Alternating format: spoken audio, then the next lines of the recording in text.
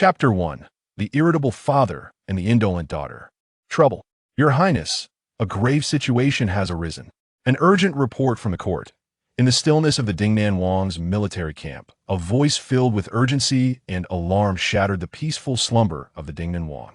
Upon hearing yet another urgent edict from the court, the Dingnan Wang cursed under his breath, lamenting the old emperor's incessant demands as if he were afflicted with madness. Issuing decrees day after day. Was he calling forth spirits? Why must these urgent reports arrive in the dead of night, robbing him of proper rest? If he could not sleep well, who would safeguard their ancestral lands? Frustrated, the Dingnan Wang leapt from his bed with a sudden decisiveness, donned an outer garment, and strode out. He glanced at the strategist and several seasoned generals who had been awaiting his arrival, and with a huff, he inquired, "What does the old emperor want this time?" "Same old matter," the generals replied, accustomed to his foul mood. They too felt exasperated. There was nothing of great consequence in the court, yet the old emperor seemed to find endless trivialities to summon urgent reports. Did he have nothing better to do? However, they found themselves in a bit of a quandary. This is the 10th urgent report from the court. The emperor wishes to summon the princes from various regions to the capital, claiming that he wants to celebrate his birthday with them. This is mere deception to placate the common folk. He is not seeking joy, but rather to diminish the power of the fiefdoms. The princes are not fools. They will not willingly present themselves to the capital as lambs to the slaughter. Yet with the emperor's birthday approaching, urgent reports have been dispatched to all major fiefs. If we do not respond, the court will surely accuse us of disrespect. The reputation of your highness is already marred by whispers of ambition. We must tread carefully. The strategist nodded in agreement, recognizing the precariousness of their situation, especially with the ongoing border conflicts. Should the court apply further pressure, it could spell disaster for their fiefdom, particularly for their lord, whose arrogance was already notorious should the notion of disrespect be thrust upon him. Given his volatile temperament, the strategist feared he might indeed rise in rebellion. It would be prudent to offer counsel. I have heard that other princes, unable to withstand the court's pressure, have either sent their heirs or favored sons to the capital to extend birthday wishes to the emperor. Perhaps your highness could follow suit and send one of our young lords? The Dingnan Wang's residence housed several young lords, yet none had been officially conferred the title of heir. It was difficult to determine which young lord held the emperor's favor, but any chosen would suffice for the court's purposes. As the strategist contemplated suitable candidates and was about to voice a suggestion, he observed that the Dingnan Wang remained resolute in his refusal to honor the old emperor's birthday. Without hesitation, he struck at the heart of the matter. Your highness, the military funds from the court have yet to be dispersed. If we continue to ignore the court's urgent reports, the military funds, money, indeed, was sorely needed. The Dingnan Wang, vexed, unleashed a torrent of invectives, but ultimately conceded to send a hostage to the court. Without a moment's hesitation, he impatiently declared, "Send the princess." "Huh." The strategist and the veteran generals were taken aback.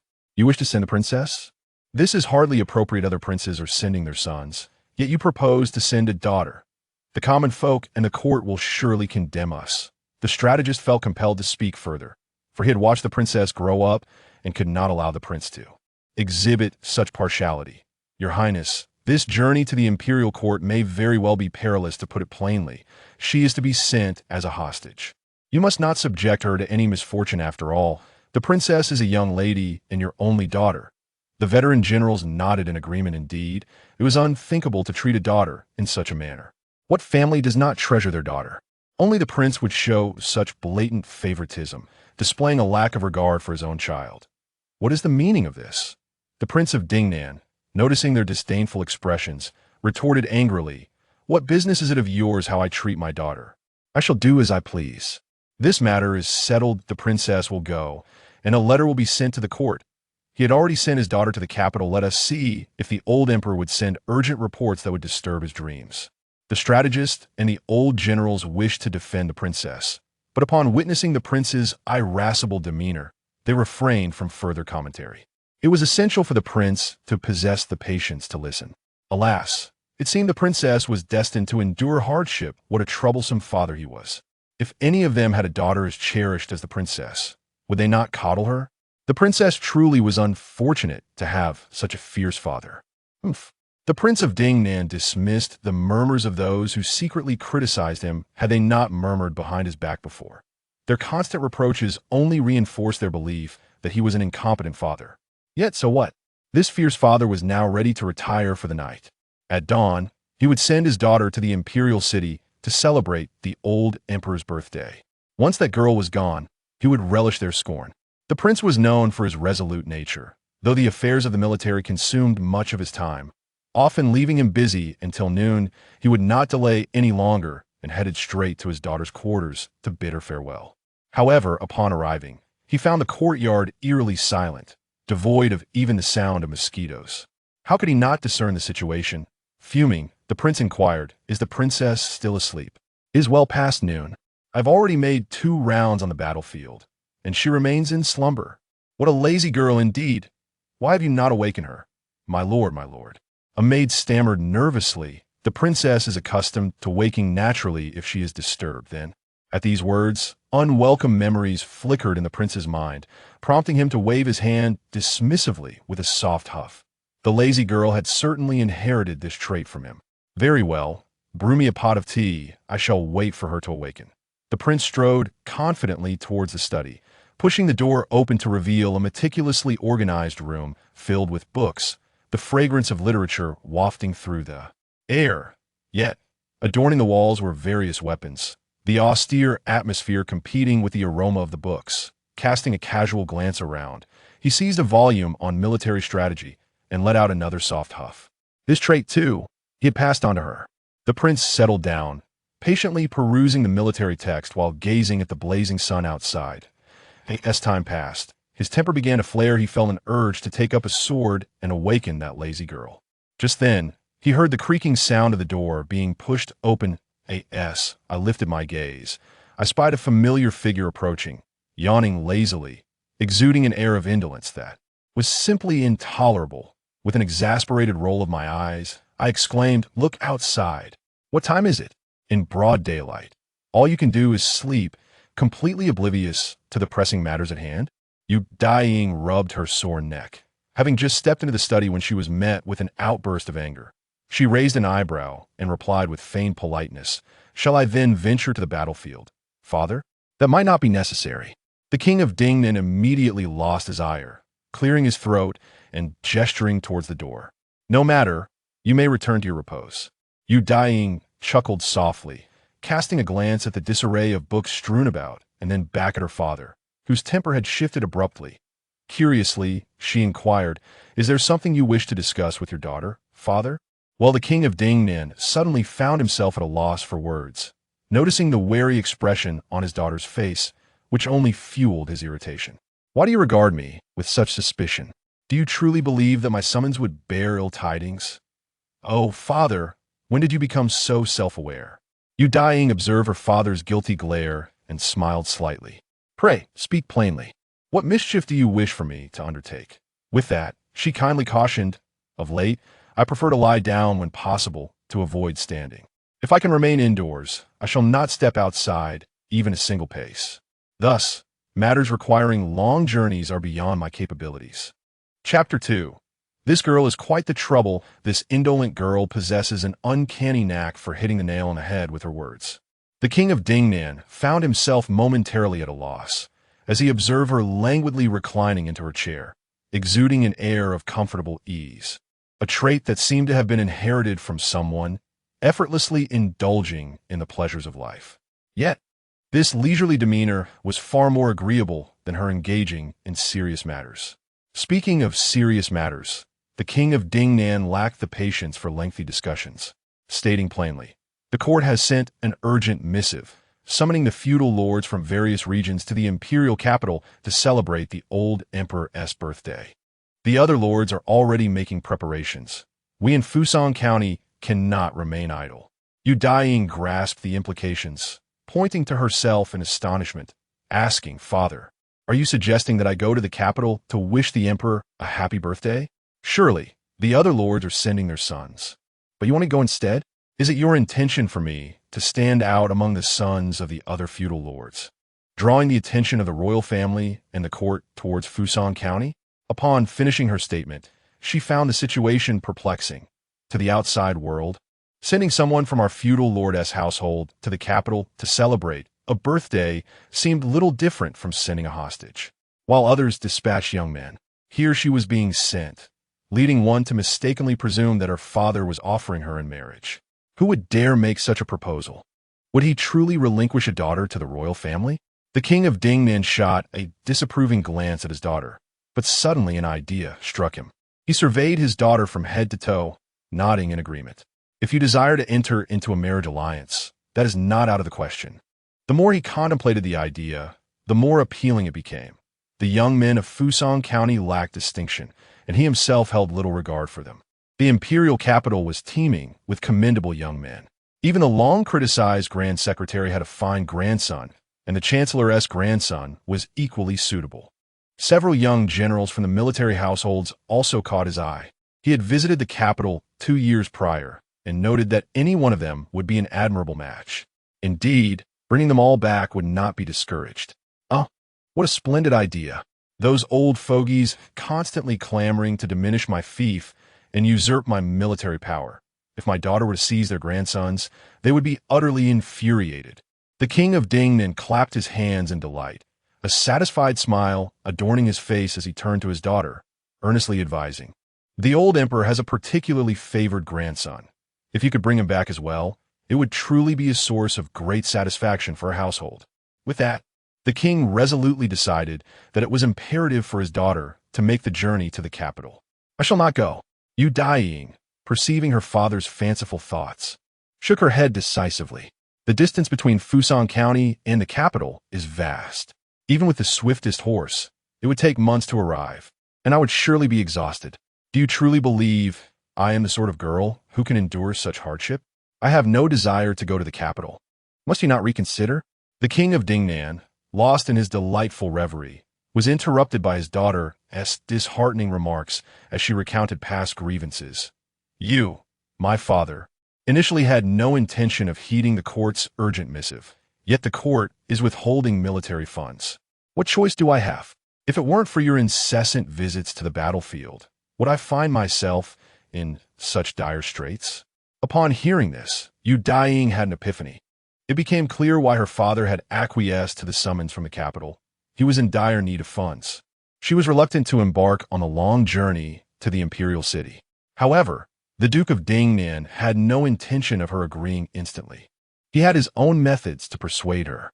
If you refuse to go, your brothers will have to take your place. Tell me, which of them could possibly go? Daiying furrowed her brows slightly, observing her father's cunning expression and feigned indifference. She listened as her father continued to persuade her. Moreover, your maternal grandparents reside in the Imperial city. You have only visited once in your youth, and they're growing older. Correspondence alone cannot alleviate their longing for you. Your visit would not only bring joy to them, but serve as a mutually beneficial arrangement. After the Duke finished speaking, he noticed her lingering hesitation and, losing patience, was about to express his annoyance when he saw her reluctantly nod in agreement. It was acceptable for her to go, yet he knew she would face some hardships, and if there were no benefits, he would be at a disadvantage. Understanding this, she sought something in return. The Duke, willing to entertain her request, inquired, "What do you desire?" Knowing her father would acquiesce, Daiying smiled and replied, "Currently, the Imperial city is sweltering. I cannot bear the heat.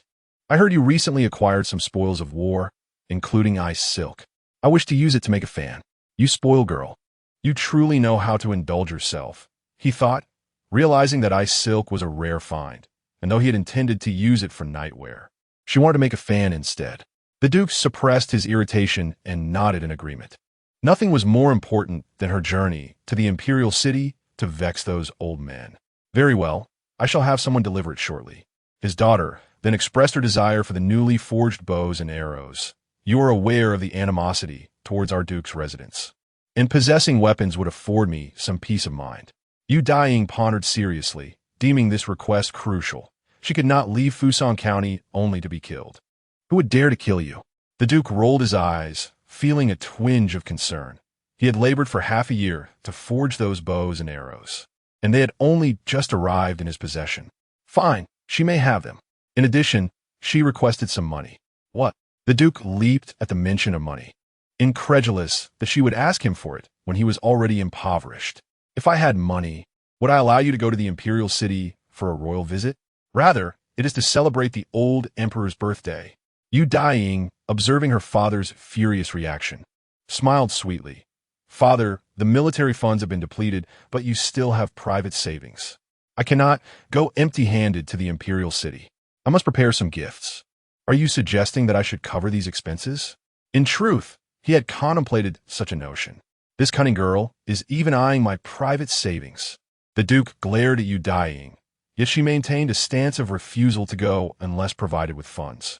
He restrained himself and, through gritted teeth, queried, "How much do you require?" 600 taels of silver. How much? The Duke's fists clenched in disbelief. You truly have the audacity to ask for such a sum. 600 taels is all of my private savings. This cunning girl was acutely aware of his financial situation. As Daiying observed her father, who was on the verge of losing his temper, she propped her chin on her hand and smiled comfortably. Her father looked rather reluctant. In truth, his daughter was not entirely keen on being so far from home either. But how audacious of that little girl to threaten him. Were it not for the fact that she was his only daughter, would he allow himself to be intimidated in such a manner? His troublesome daughter. The Duke of Dingnan was exasperated yet bored in silence. All that mattered was getting her to the Imperial City. Upon handing over the money, he demanded, "You shall depart for the capital immediately." "Very well," Daiying replied succinctly, "I shall go." Chapter 3. Who could possibly bully her? This is quite satisfactory. In the midst of his fury, the Prince of Dingnan found a slight sense of relief, something to temper his anger. Yet, observing the cleverness of this girl, he felt a twinge of unease. It was imperative to deliver her belongings promptly and send her on her way.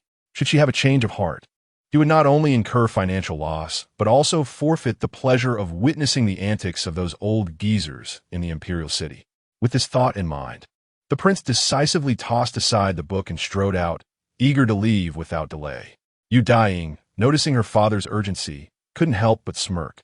However, her gaze fell upon the chaotic pile of military texts, and she felt a headache coming on. Summoning a maid to tidy up, she resolved to take a moment to rest. The journey to the Imperial City would indeed be a long one. "My lady, are you truly going to the Imperial City?" The maids, having seen that the prince was unscathed, rushed out in surprise. It seemed that there had been no altercation with their lady. In the past, the prince had never displayed such patience. Yet, upon hearing the princess's intention to travel to the Imperial City, one maid, Luo Ji, felt a pang of sympathy. How could the prince push the princess forward into potential danger? The princess had never ventured far alone, and, as a young lady, it was indeed concerning for the prince to be so unconcerned. The children of feudal lords going to the Imperial City were often sent as hostages. How could the prince bear to send his daughter in such a manner? Hostage? Daiying reclined comfortably in her wrought-tan chair, sipping from a cup of warm wine and savoring the taste. Being a hostage in the Imperial City might not be so bad after all. How could that be good? Luo Ji retorted, not understanding. Being a hostage meant being kept under control, devoid of freedom. However, their princess was not one to relish outings, even when at home. The Dingnan prince's residence was a vassal palace of the Fusang kingdom, boasting tens of thousands of soldiers in proximity to the southern barbarians. Over the years, the southern barbarian forces had failed to breach the borders of Nanlin, largely relying on the strength of the Dingnan prince's household. The princess's maternal grandfather was a distinguished scholar in the Hamlin Academy, respected by scholars across the realm. Even if the court intended to use her as a hostage, she would certainly be well treated, ensuring her a life of comfort in the Imperial City. Wasn't this a rather favorable arrangement? Luo Ji still felt uneasy. While free food and drink were appealing, being so far from home was heart-wrenching. As Daiying was about to respond, the steward arrived with several large chests. Upon opening them, she found them filled with gleaming silver coins and exquisite silk. The prospect of crafting fans from the iridescent silk was enticing, and the thought of using the bows and arrows to hunt was thrilling. The prince was indeed generous. Yet, Luo Ji feared the prince might change his mind and reclaim the gifts. She quickly remarked, "My lady, the road to the Imperial City is long. We should set off soon to avoid any unnecessary delays.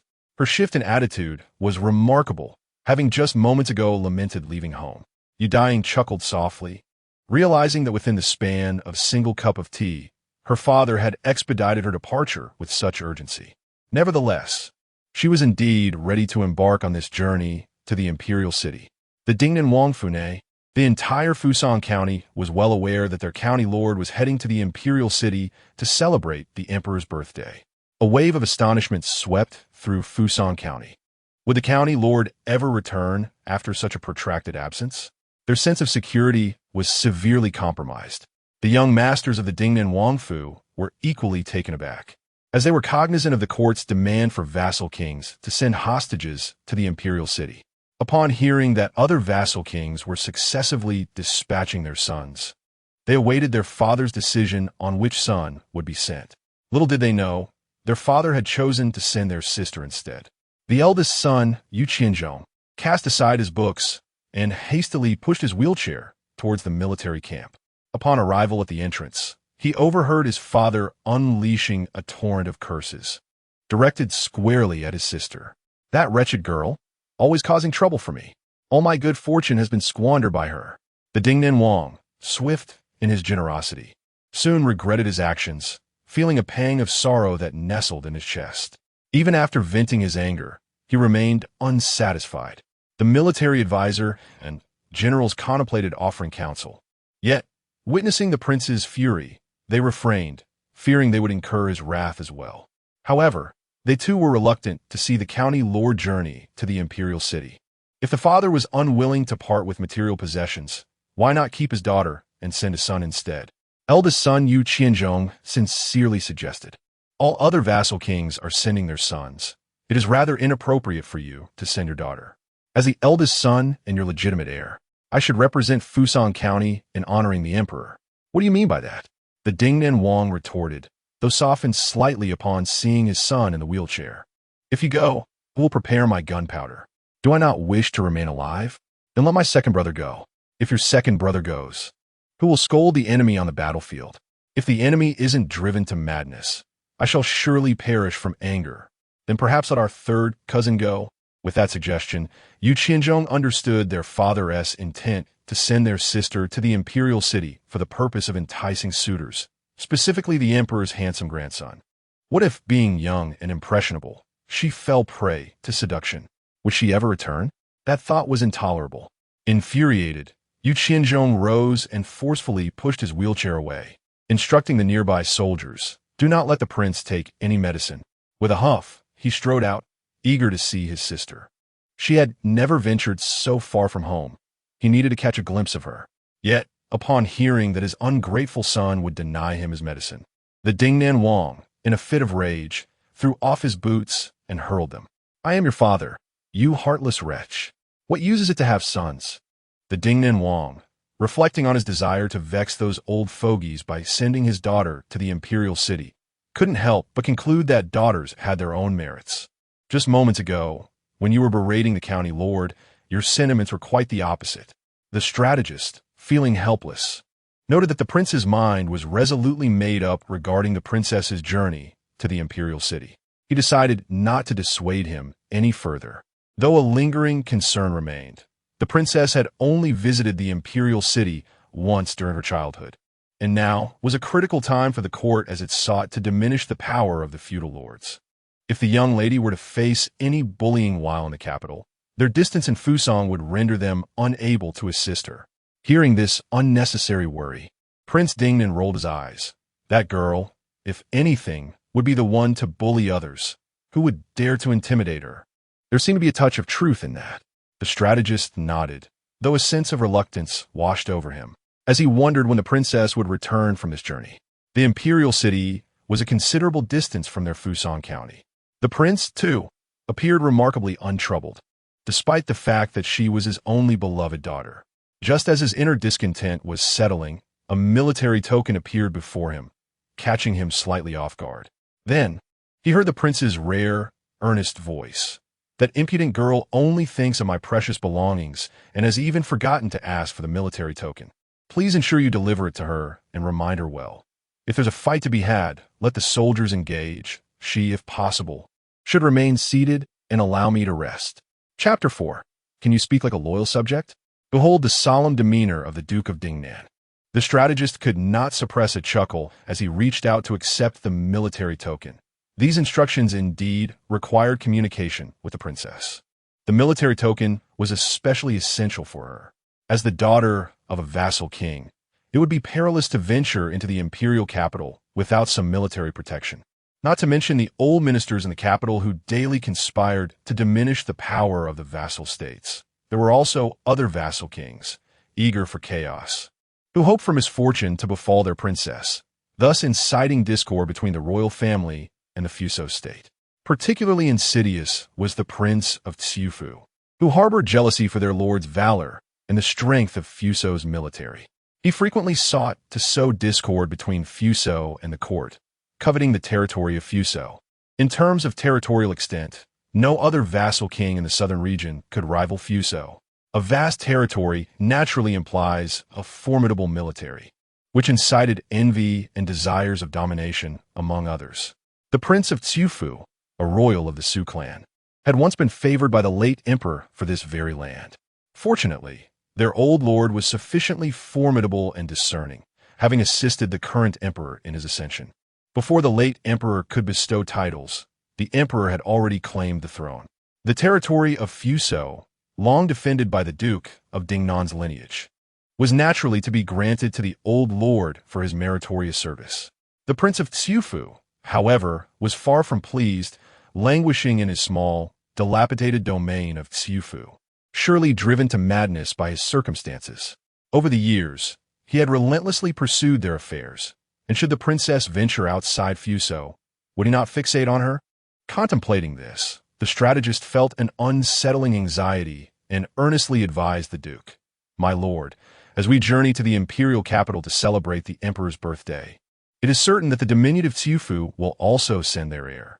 Should they encounter our princess, with this meager military force, it may prove insufficient. Might you consider bestowing another military token upon her?" Upon hearing this, the Duke of Dingnan regarded the strategist with an impassive expression and withdrew his own military token, inquiring, "Shall I then dispatch the entirety of Fuso's forces?" "Ah, that would be an excessive display of might. Those unacquainted with our intentions might assume we are plotting rebellion against the emperor," the strategist retorted, falling silent and accepting the military token. "One token would suffice. It should be adequate for the princess's needs." "Humph." The Duke of Dingnan observed his strategist's unwavering support for the young lady and snorted in irritation. Unwilling to engage in further argument, he summoned several high-ranking officials from Fuso and heads of noble families.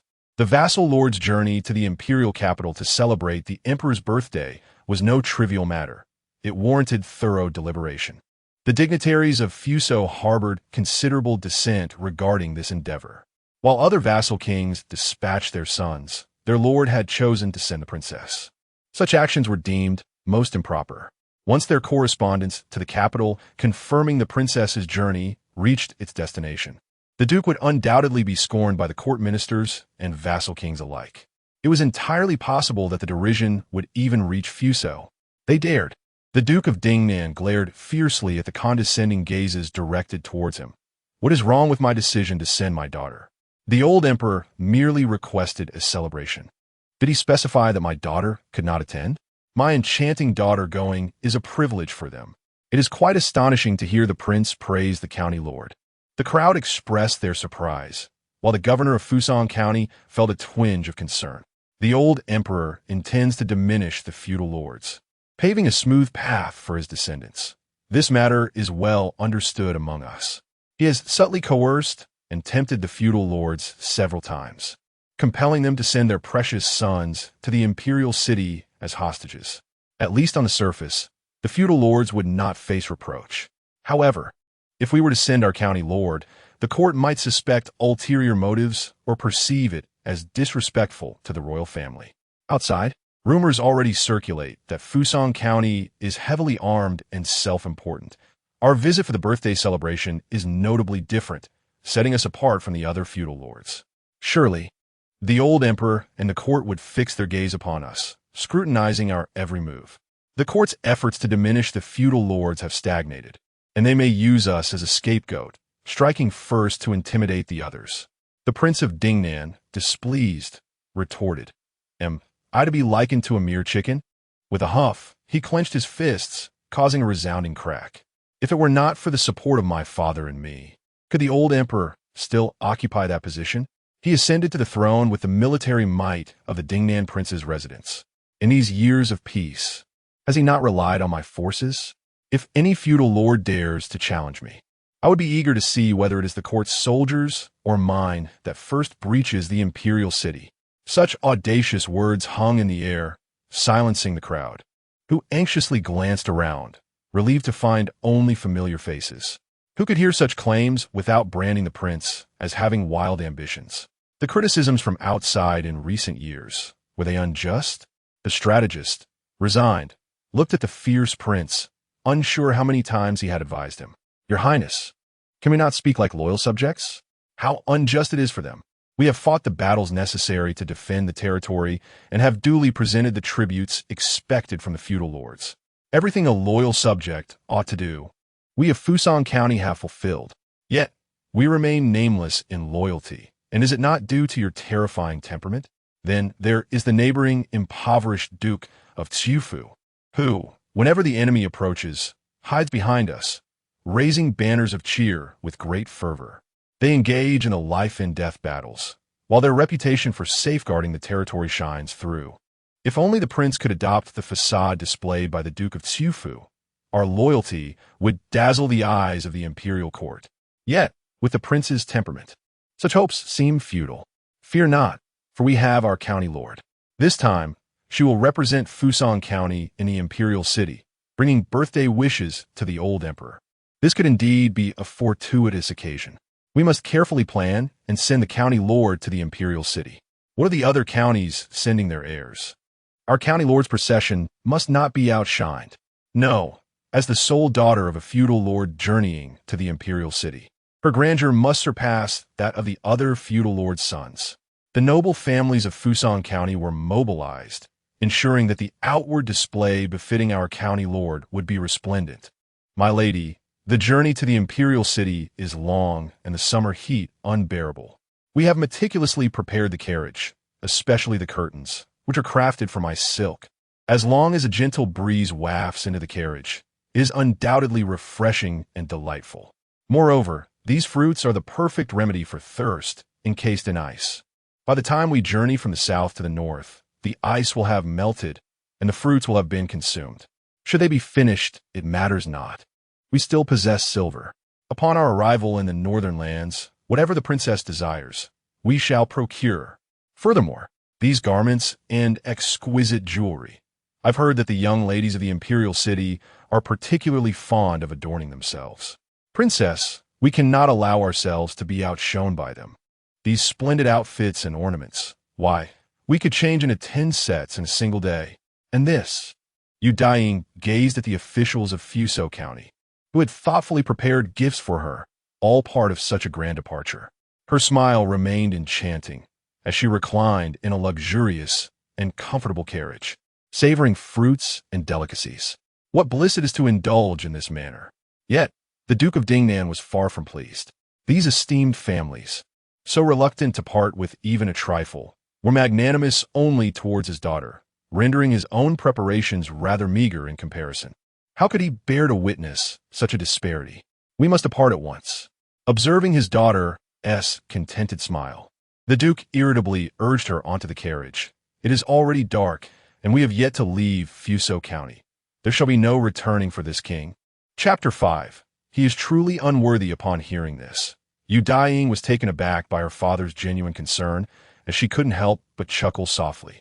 Yet, as she gazed at the carriage brimming with delicacies, a tender smile illuminated her face. Comfortably settling herself down, she issued a command, and they set off without delay. The carriage was pulled by war horses, and in an instant, it vanished from sight, creating a grand spectacle. The adults bidding farewell even shed a few tears, lamenting the princess's solitary journey to the imperial city, uncertain of when she would return. How embarrassing! The Duke of Dingnan, witnessing their tearful display, shot them a glare. Though a smile of anticipation graced his features, his daughter was heading to the Imperial city, which would surely infuriate those venerable officials. One thing was certain. Upon receiving the reply from Fusang County, the court ministers would undoubtedly fume with indignation. The military strategist, observing the Duke's self-satisfied demeanor, also felt a tinge of excitement, wondering how the officials would berate the Duke. If only he could witness the scene of the literati scolding the Duke in the Golden Lawn Hall. That would be simply delightful. This despicable and shameless Duke of Dingnan. He is utterly unrepentant. The ministers in the Imperial city, having received replies from various regional princes, were also alerted to the arrival of their sons in the capital. Yet it was that unruly, that brutish and coarse Duke of Dingnan who had dared to send his daughter instead. This urgent summons for the princes to come to the capital to celebrate the emperor's birthday was a plot they believed the Duke was all too aware of. While the other princes submissively honored the court's authority by sending their sons as hostages. The scene of their sons representing the princely houses to celebrate the emperor's birthday painted a harmonious picture. And what of the Duke of Dingnan? He sent his daughter, allowing the court to detain a young lady. How disgraceful. He was clearly doing this on purpose. While the other princes sent their sons, with so many sons to choose from, decided to send his daughter, deliberately slapping the court's face. The Duke of Dingnan blatantly disregarded the emperor's decree. His audacity knew no bounds. Indeed, the Duke's shamelessness was astonishing. He had no qualms about the collective disdain of the masses. With a host of young princes arriving to pay their respects, he allowed his daughter to mingle among the young men. What a spectacle! The Duke of Dingnan seemed utterly unconcerned for his daughter's well-being, demonstrating an unfathomable level of trust. A young lady, far from home, alone in the Imperial city, was she not afraid of being bullied? It was outrageous that such a vast Fusang County would compel a woman to represent them, journeying hundreds of miles to celebrate the emperor's birthday. What did it imply? That their sons were utterly useless. The crux of the matter was that they sent a girl, leaving them with no means to retaliate.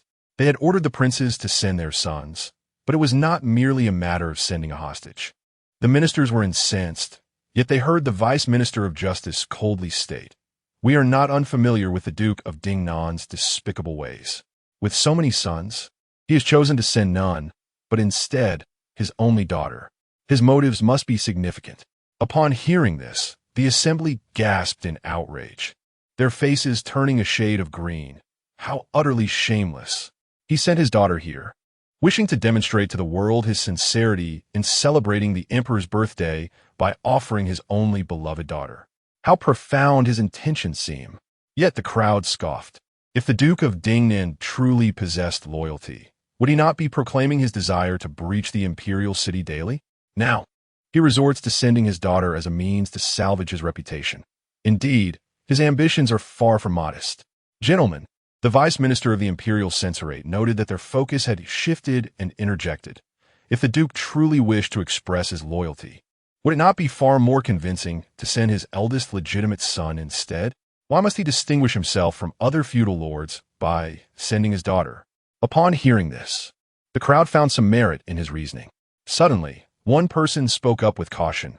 What is the Duke's true sentiment towards this daughter? Has anyone heard anything? They typically pay attention to the sons of feudal lords, who would shamelessly fixate on the daughters of noble families. They truly knew not the esteemed position this princess held in the Duke's heart. What the Lynn family? You are kin to the Duke of Dingnan. Surely you must know something about this princess from his household. The elder of the Lynn family, seeing everyone's gaze upon him, cleared his throat and, after careful consideration, spoke. The distance from Fusang County to the Imperial city is indeed considerable. Even I, her uncle, have only seen my niece once. As for the Duke's feelings towards her, if one were to inquire, they could likely glean some information, though my connection may bias my words. He then glanced at the figure attempting to hide and smiled. Instead of asking me, why not consult Lord Zhao, who has just returned from a promotion in Fusang County?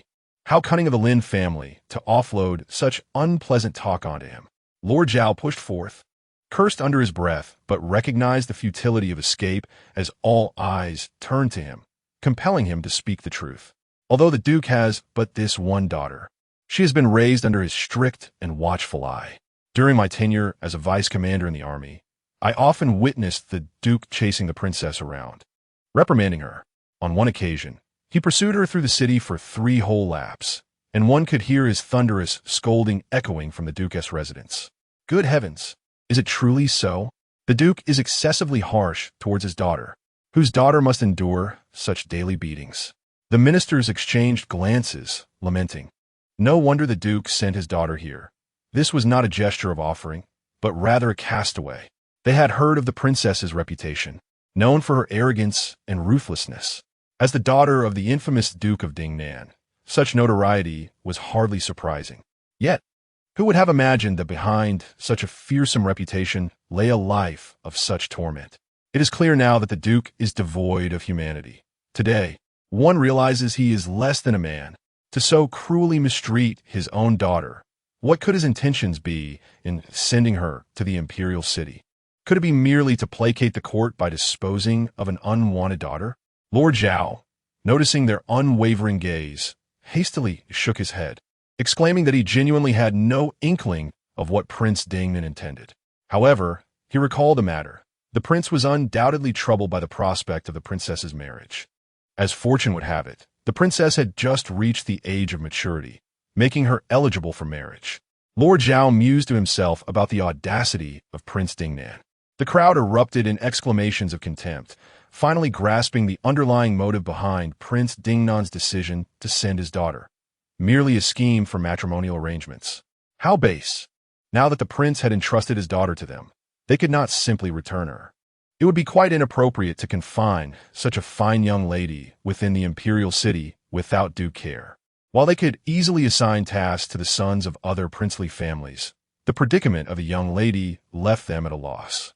It seemed most fitting to find her a husband, as marriage would naturally provide a justification for her continued presence in the Imperial city. Was this not the very cunning stratagem of Prince Dingnan? Truly, it was a scheme most insidious. While other princes sent their sons as hostages, Prince Dingnan sought a son-in-law from them, and it was they who were to find him a suitable match. What an effortless father Prince Dingnan was, neglecting the upbringing of his daughter while burdening them with the task of securing her a husband. He truly was a despicable figure. Chapter 6. Could he truly be so shameless? The ministers, incensed, erupted in vitriol within the Golden Throne Hall, while the senior officials, observing the tumultuous court, realized that the emperor would not be attending today's morning assembly. As anticipated, a eunuch approached to announce the cancellation of the morning court. Upon hearing this, the ministers bowed and departed, muttering their grievances. However, several senior officials made their way to the study. Upon entering, they were greeted by a strong odor of medicinal herbs. There lay the emperor, robed in imperial attire, diligently preparing medicine. On a nearby couch, a familiar figure lay, occasionally coughing. The frail sound tugged at their hearts. Who else could it be but the emperor's most cherished grandson? No wonder the emperor had relocated the medicine pot to the study, personally concocting the remedy. The health of the crown prince was so precarious that he could scarcely move without his medicine. It was indeed a sorrowful sight. Chancellor Gon and the others waited patiently at the side, refraining from interrupting the emperor's task. Once the crown prince had taken his medicine and turned to face them, they finally bowed in respect. "Your Majesty, Your Highness," the old official greeted. "You need not be overly formal, my dear ministers," the emperor replied. Though he was nearing 60, his voice resonated like a bell, his health seemingly superior to that of these elderly officials. The emperor took pride in this, countering the common belief that aging diminished one's capabilities. He felt more capable than ever, albeit occasionally vexed by the princes. "I have heard that the princes have sent their sons to the capital, except for the one who incessantly berates me, Prince Dingnan. Just listen to his words. His insults are so loud they reach the capital.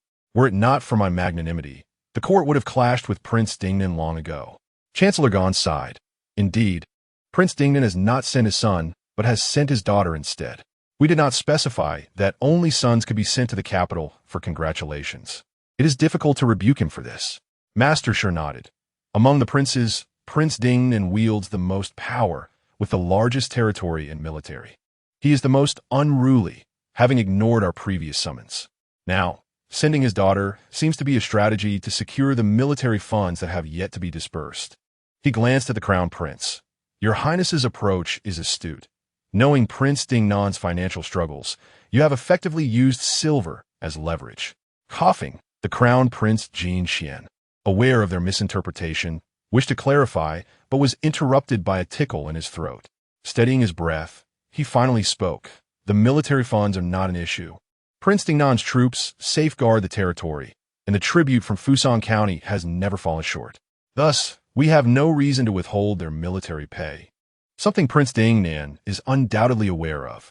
The arrival of the princes in the capital has stirred controversy regarding the potential reduction of their territories. However, even if such measures were to be taken, it would not affect Prince Dingnan's estate in the immediate future. The stability of the southern territories still relies on their formidable forces. Previously, the Duke of Dingnan was reluctant to heed our call for the princes to come to the capital, presumably believing that the reduction of princely powers had no bearing on him, and thus preferred to remain uninvolved. As I spoke, I cast a knowing glance at my grandfather. The Emperor, I surmise that the Duke of Dingnan will rebuke you, thinking it unnecessary to involve them in matters that do not concern him. Given the Duke's temperament, it is only fitting that he would scold you. Oomph. The old Emperor snorted softly. Had he been in his youth, he would have undoubtedly composed countless edicts to counter such insults. Nevertheless, as an esteemed sovereign, he chose not to stoop to the level of the irascible Duke. Observing my grandfather's muted discontent, I couldn't help but stifle a laugh and turn to the contemplative elder statesman, sharing my thoughts with them. The matter of reducing princely powers had recently become widely known, and although the court may have initially shown indifference, it now appeared compelled to take a stance. Failing to summon the princes to the Imperial city could lead to unpredictable consequences. However, the winds of this reduction did not originate from the royal household. They were stirred by the princes themselves. The Duke of Dingnan, being among the most powerful of the princes, had become a target for those seeking to exploit the situation to sow discord between his house and the court. With his fiery temper, it was inconceivable that he would tolerate such provocation. Since the other princes had sent their sons to the capital, the Duke would undoubtedly follow suit, sending a child of his own to gauge the situation and settle scores. The senior officials listened attentively to my analysis, their expressions filled with approval. However, Master Sure appeared puzzled. Even if it is a matter of settling scores, why not send a son? The reduction of princely powers will not affect the Duke directly. So why has he sent his daughter instead? Surely, he does not intend for her to seek a suitor among the courtiers? I raised an eyebrow at this, aware of the debates echoing within the Golden Hall, yet uncertain of the Duke's intentions. Whether the Duke would truly be so shameless remained ambiguous. I had little insight into the Duke's daughter, only hearing that he was rather harsh with her, often resorting to physical reprimands. Yet, if the Duke could pursue her in the military camp, she might not be a sheltered maiden after all. Perhaps she held a significant position there. Master Sure's eyes widened in realization. This is quite alarming. The Duke's daughter has inherited her father's notorious reputation for cruelty. If she indeed holds a prominent role in the military camp, her violent legacy would be formidable. Initially, one might assume she was merely a privileged girl.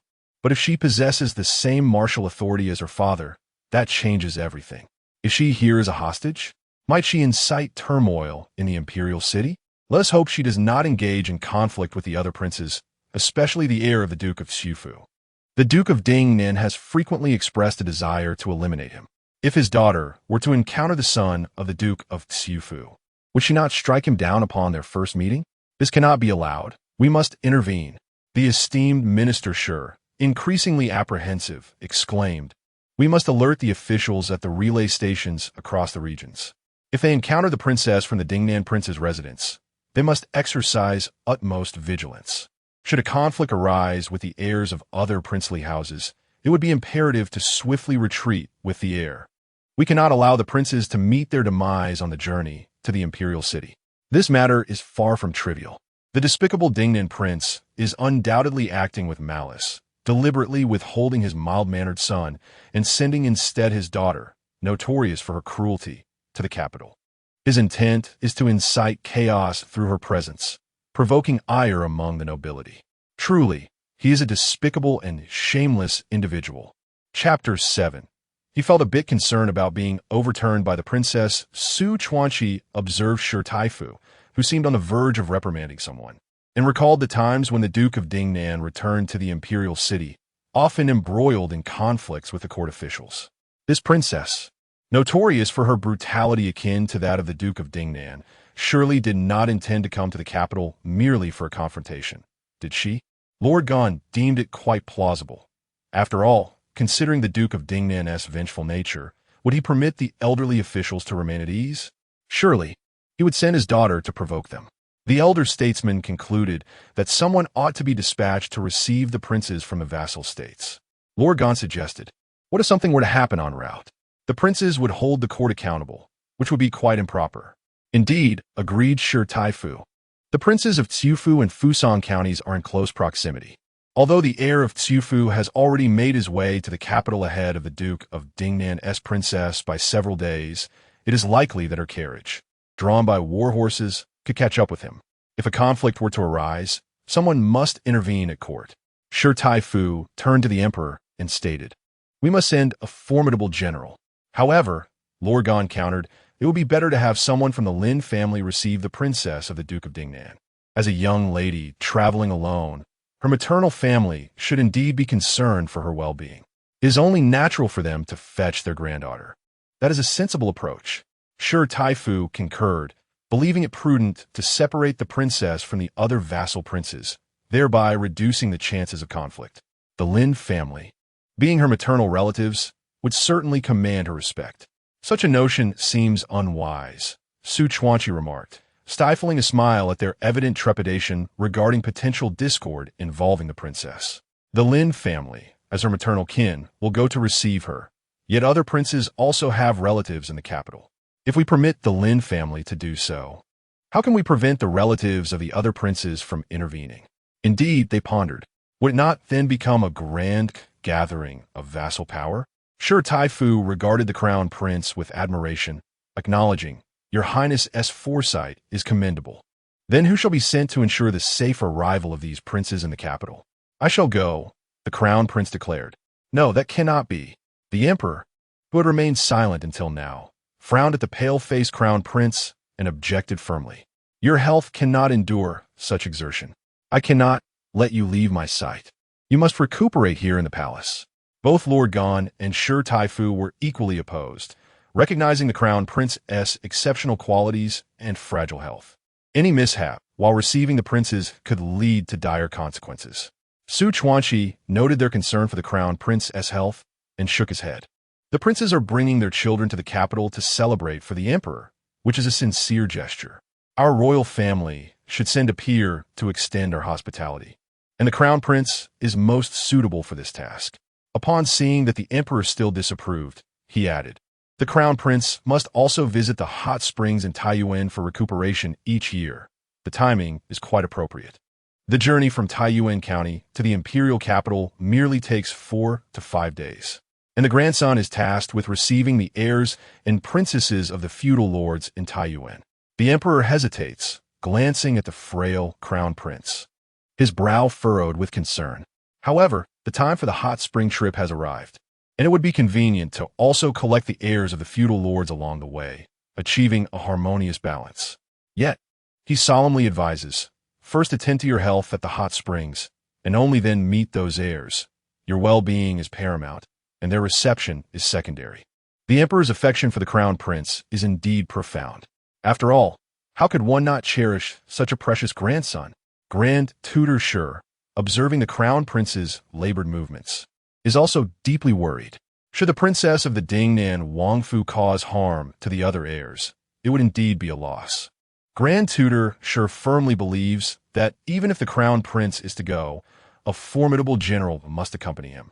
Su Chuanqi feels a mix of amusement and exasperation, yet notices that the emperor genuinely approves of sending a great general along. Perhaps it is wise, should the princess prove as fierce as the Dingnan Wang. He fears being overpowered. When the court officials learn of this, they are taken aback. The emperor, who treasures the crown prince above all, permits him to receive the heirs of the feudal lords. Though Daiying County is not far from the imperial capital, it still counts as a departure from its safety. Moreover, most of those heirs are notorious for their arrogance and misconduct. If a conflict arises, how can the delicate crown prince evade harm? The officials are perturbed.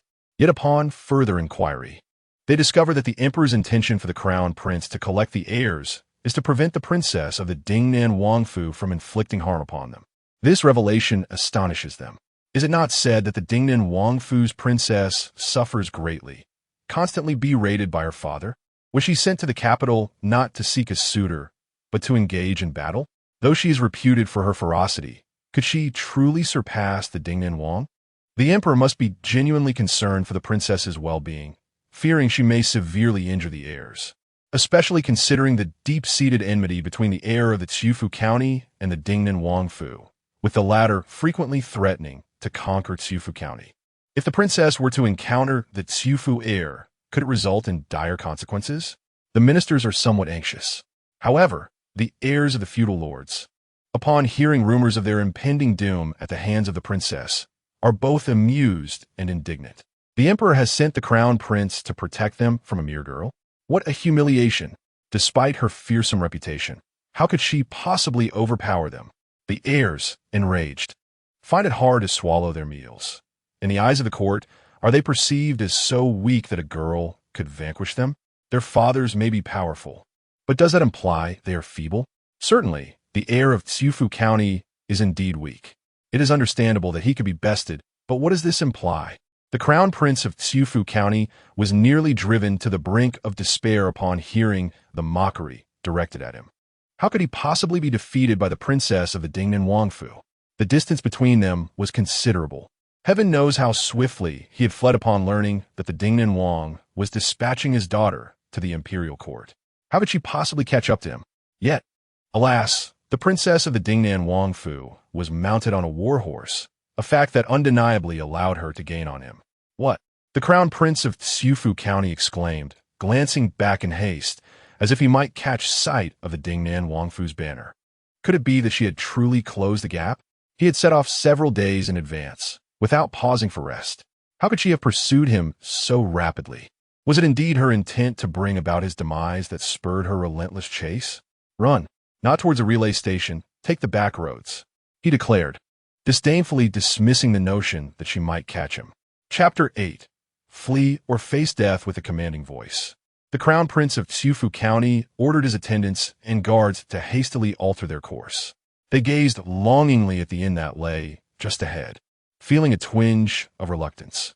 After traveling day and night, they had finally spotted the inn, with the next one being a considerable distance away in Daiying County. It was quite a trek still ahead. How could the princess of Dingnan County have pursued them so swiftly? What could they do? No matter how weary they felt, they had to run. The thought of facing death was far too daunting. The memory of the scene where the Prince of Dingnan had assaulted the Crown Prince of Qiufu was still vivid, terrifying indeed.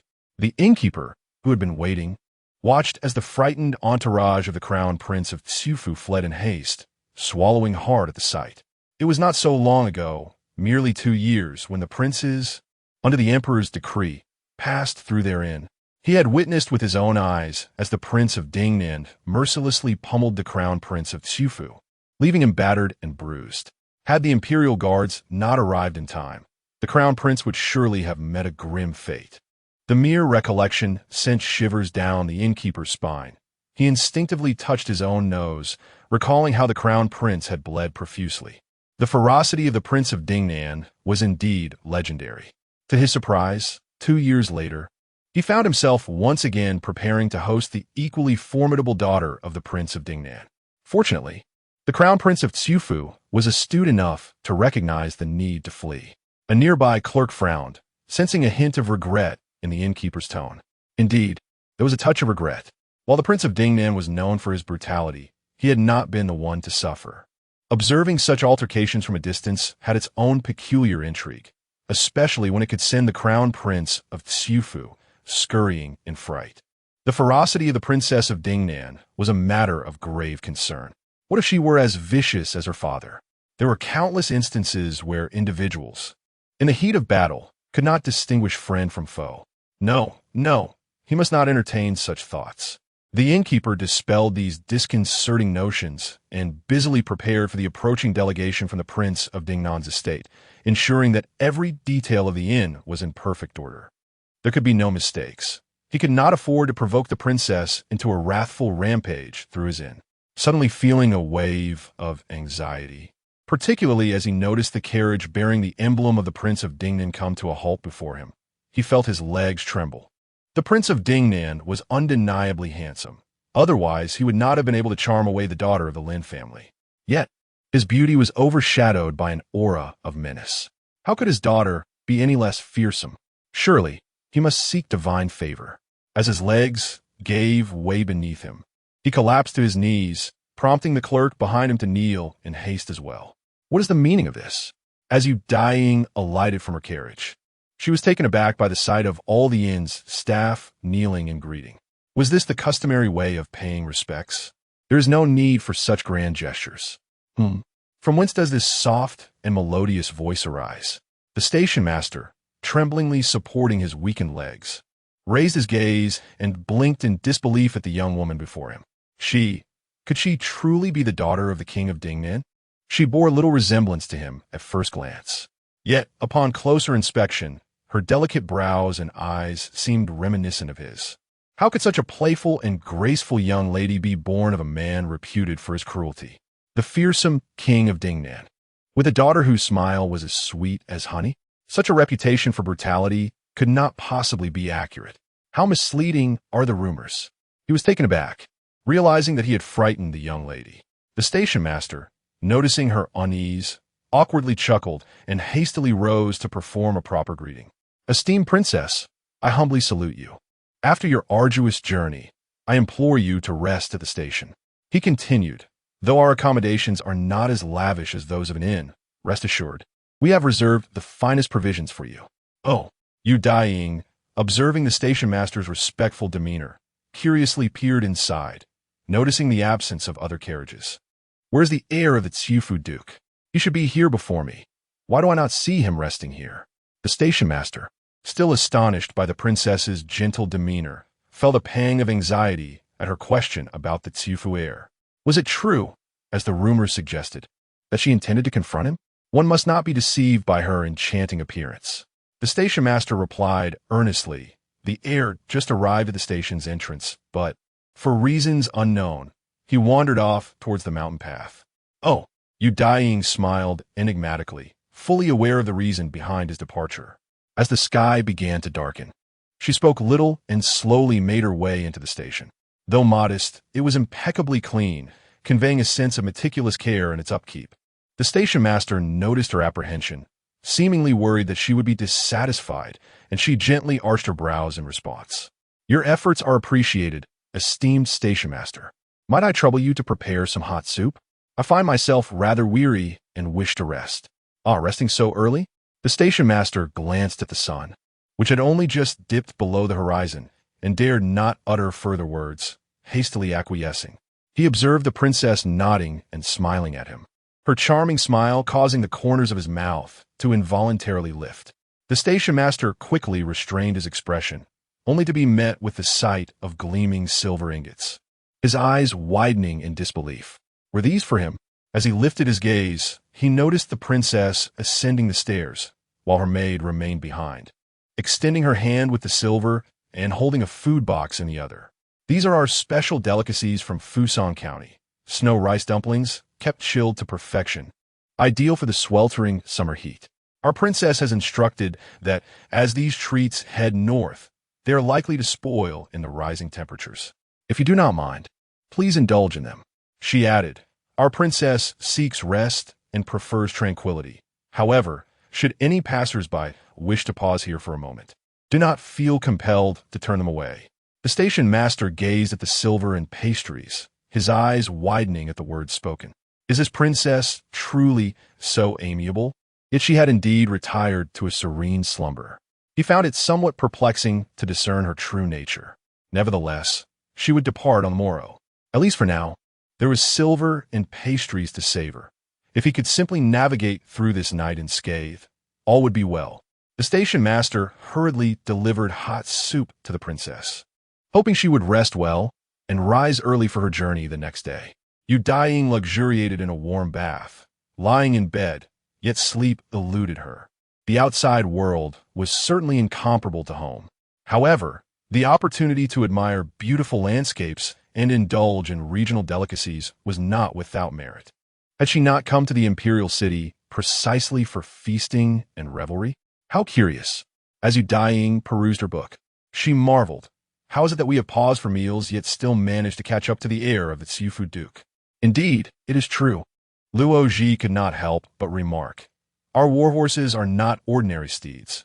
The Tsiufu Duke must have pilfered a few from us. Horses raised in Tsiufu cannot compare to those nurtured in our Fusang. With a pout, she expressed her displeasure, exclaiming that if they dare to steal their horses, they can run swiftly indeed. If they possess such audacity, they should refrain from continually seizing their Fusang possessions. Next time we encounter him, I shall break his legs. Speaking of this, Luoji was nearly driven to laughter. Princess, there are rumors circulating that you intend to eliminate the other duke's heirs. It has frightened those in the court so much that they say the emperor is dispatching the crown prince to escort us. He awaits us in Taiyuan, a necessary stop on our journey to the imperial city, where we shall inevitably cross paths with the other duke's heirs. The crown prince is truly concerned about our princess engaging in combat. Upon hearing this, Daiying could not suppress a few chuckles, looking at the book in her hands, her joy only blossoming further. The imperial city is indeed fascinating. Then she heard Luoji lament. I had anticipated that the Lynn family would send someone to receive us. Not a chance. Daiying shook her head. The court would never allow my grandfather to send anyone for us. So, if we go to the imperial city, we cannot stay at the Lynn residence? Well, Daiying blinked and smiled. We have come as hostages, not as guests visiting family in the imperial city. That is indeed true. Luoji, however, was somewhat astonished. If the people of the imperial city are already wary of our princess engaging in brawls, they must have heard of her reputation. Why would they still allow her to serve as a hostage? Chapter 9. This prince rises with the esteem of his daughter. The dignitaries of the imperial city have dispatched numerous envoys to Fuso County to inquire about the reputation of the county's princess. Yet, apart from her notorious brutality, nothing of substance has surfaced. While many speak of her savagery, none can elucidate the deeds that have earned her the infamous legacy akin to that of her father, the Prince of Dingnan. However, one undeniable truth prevails among the citizens of Fuso. The prince has indeed been rather harsh on his daughter since her youth. It is said that as soon as she learned to walk, he would chase her around in fits of fury. Who among us could be as merciless as the prince in disciplining his daughter? Certainly, the Lin family would not.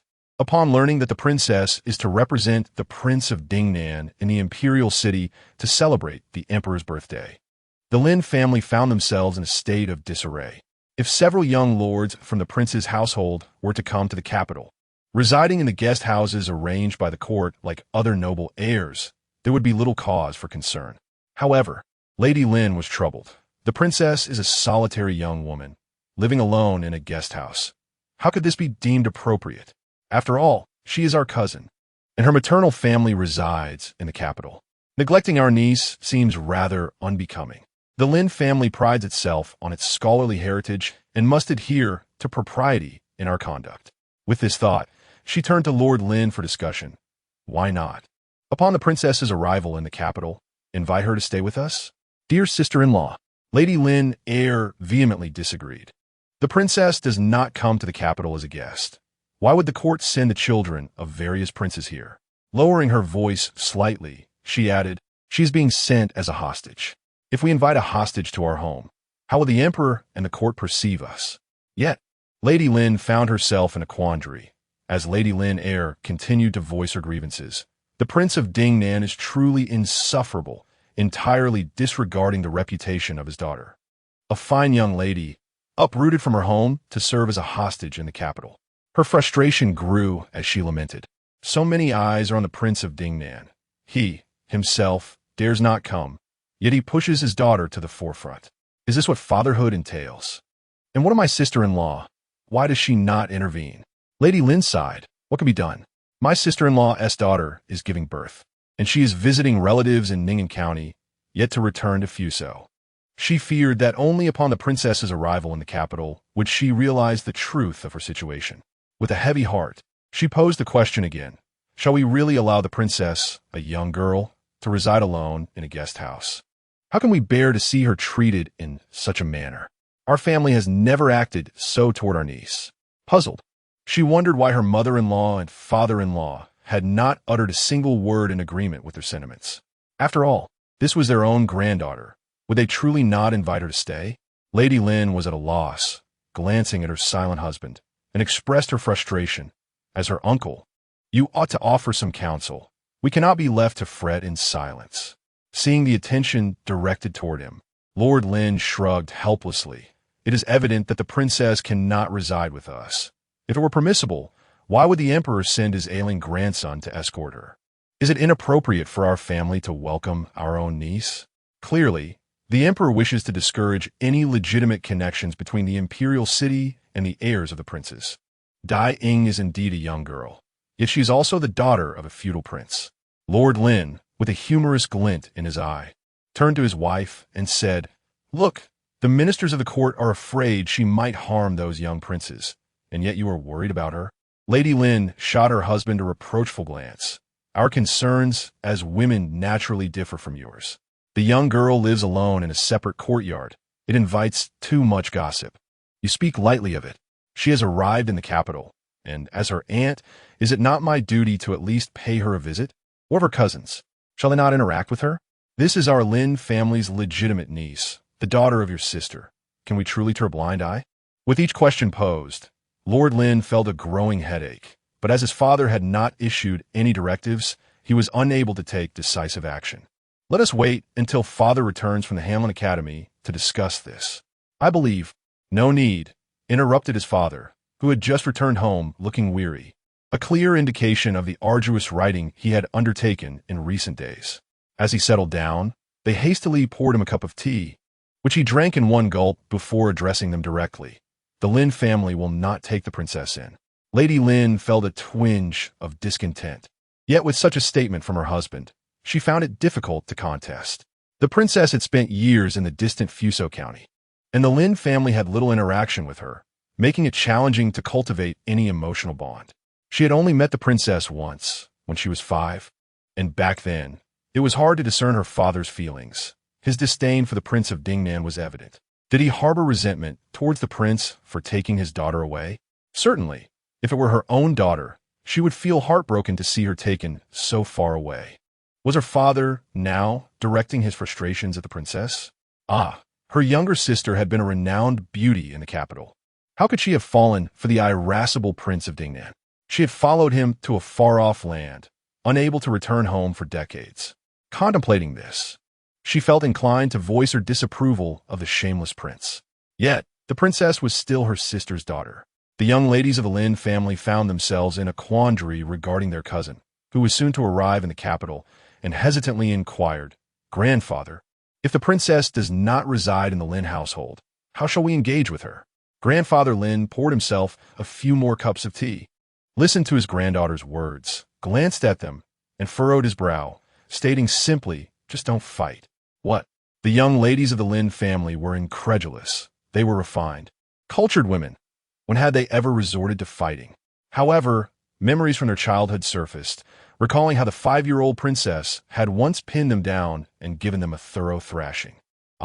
So the admonition against fighting was directed at the princess, in the capital, who did not fear the princess's propensity for brawling.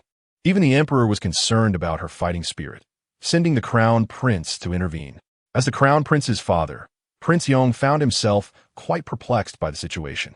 Could his son truly mediate? He seemed as fragile as a leaf in the wind. It was indeed puzzling why the emperor insisted that his son undertake the task of receiving the princes and princesses of the vassal states. Alas, there was no alternative. Among the emperor's grandsons, his son was the most capable. Prince Yong felt a sense of pride. Despite being the emperor's most disfavored son, he had managed to father a son. Among the numerous princes, his son was the wisest and most favored by the emperor. Although the crown prince had yet to be officially designated, his son already bore the title of crown prince. In the future, with his son by his side, he would not have to worry about wealth and glory. However, his son must survive until the emperor abdicated. Prince Yong was filled with trepidation. He wished to accompany his son, but was halted by the consort. "My lord, why should you join in this endeavor? The emperor has appointed the crown prince to undertake in Taiyuan. It is merely a formality." The consort chided at this time. The crown prince was meant to recuperate at the hot springs in Taiyuan, regardless of whether he was to receive the vassal princes. "You have never accompanied him before, so why worry now?" He had never dared to accompany him before. Prince Yong recalled his fearsome father-in-law residing in Taiyuan. How could he dare face his wrath? That old general had a fiery temper and would not hesitate to scold him, regardless of his royal status. Ultimately, he decided against going to Taiyuan. However, if his son encountered any unforeseen mishaps while mediating, what then? He had witnessed the ferocity of Prince Dingnan in combat, and it was nothing short of brutal. The daughter of Prince Dingnan was equally fierce. How could such a delicate child as Heir endure such a bloody scene? "My lord," the consort gently urged, helping the anxious Prince Yong to sit down. "The emperor has also dispatched a similarly fearsome and renowned general to accompany him. Surely, there will be no trouble." As she observed the prince calming down, she sighed softly. "Your Highness's health, I must confess, is indeed rather frail. It may not withstand." "But my lord, you have other sons. Why not consider other plans?" "What nonsense is this?" Prince Yong glared in response. "What does it matter if I have many sons? None possess the wisdom and favor of Heir." He then warned sternly, "I will not allow you to entertain any misguided thoughts regarding my son's worth." Chapter 10. My lady, please exercise caution. What ulterior motives does she harbor? The concubine Ji, feeling aggrieved, was met with a fierce reprimand from the Prince of Yong, whose glare could almost bring her to tears. Her voice trembled with emotion as she expressed, "I only have the best interests of our household in mind. Are you, as a father, not aware of the crown prince's condition? Just days ago, he was gravely ill, struggling to breathe, prompting the emperor to summon him to the palace for constant care. Even the emperor has been tirelessly preparing medicine day and night to safeguard his life. However, the precious medicinal resources of the palace are not infinite. Can the crown prince's health truly rely solely on these remedies? The emperor is advancing in years, and the crown prince has yet to be formally appointed. Should we not be concerned for the next generation?" With a gentle tone, concubine Ji wiped her tears and noticed the prince's fury beginning to subside. She continued to soothe him. "You are not the only prince with sons in the royal city. Do you believe the other princes lack ambition? If you fixate all your hopes on the crown prince alone, what shall become of the Yong household if misfortune befalls him? Why not prepare for the future and present your other sons to the emperor as well?"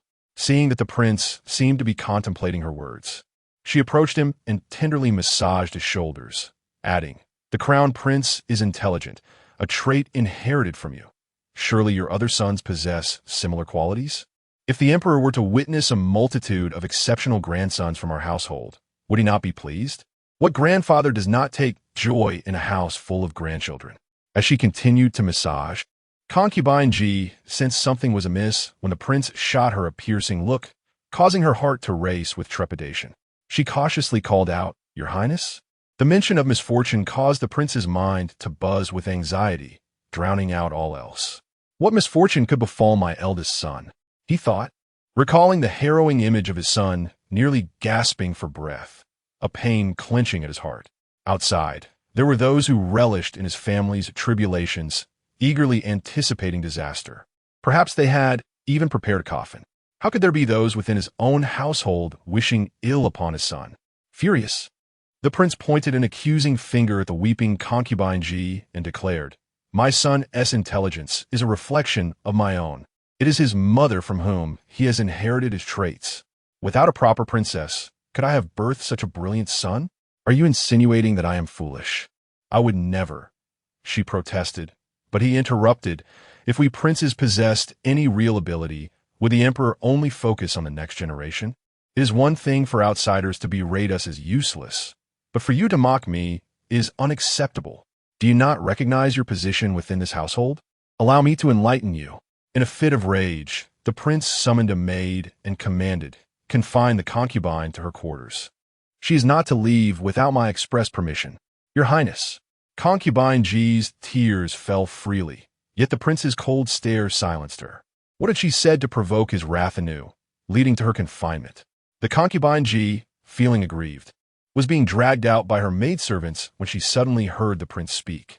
A flicker of joy ignited within her, but upon turning to glimpse the cold, forbidding expression on his face, fear gripped her, causing her legs to weaken. "If anyone in this household dares to utter a word about the crown prince facing an unfortunate incident, I shall take their head," he declared.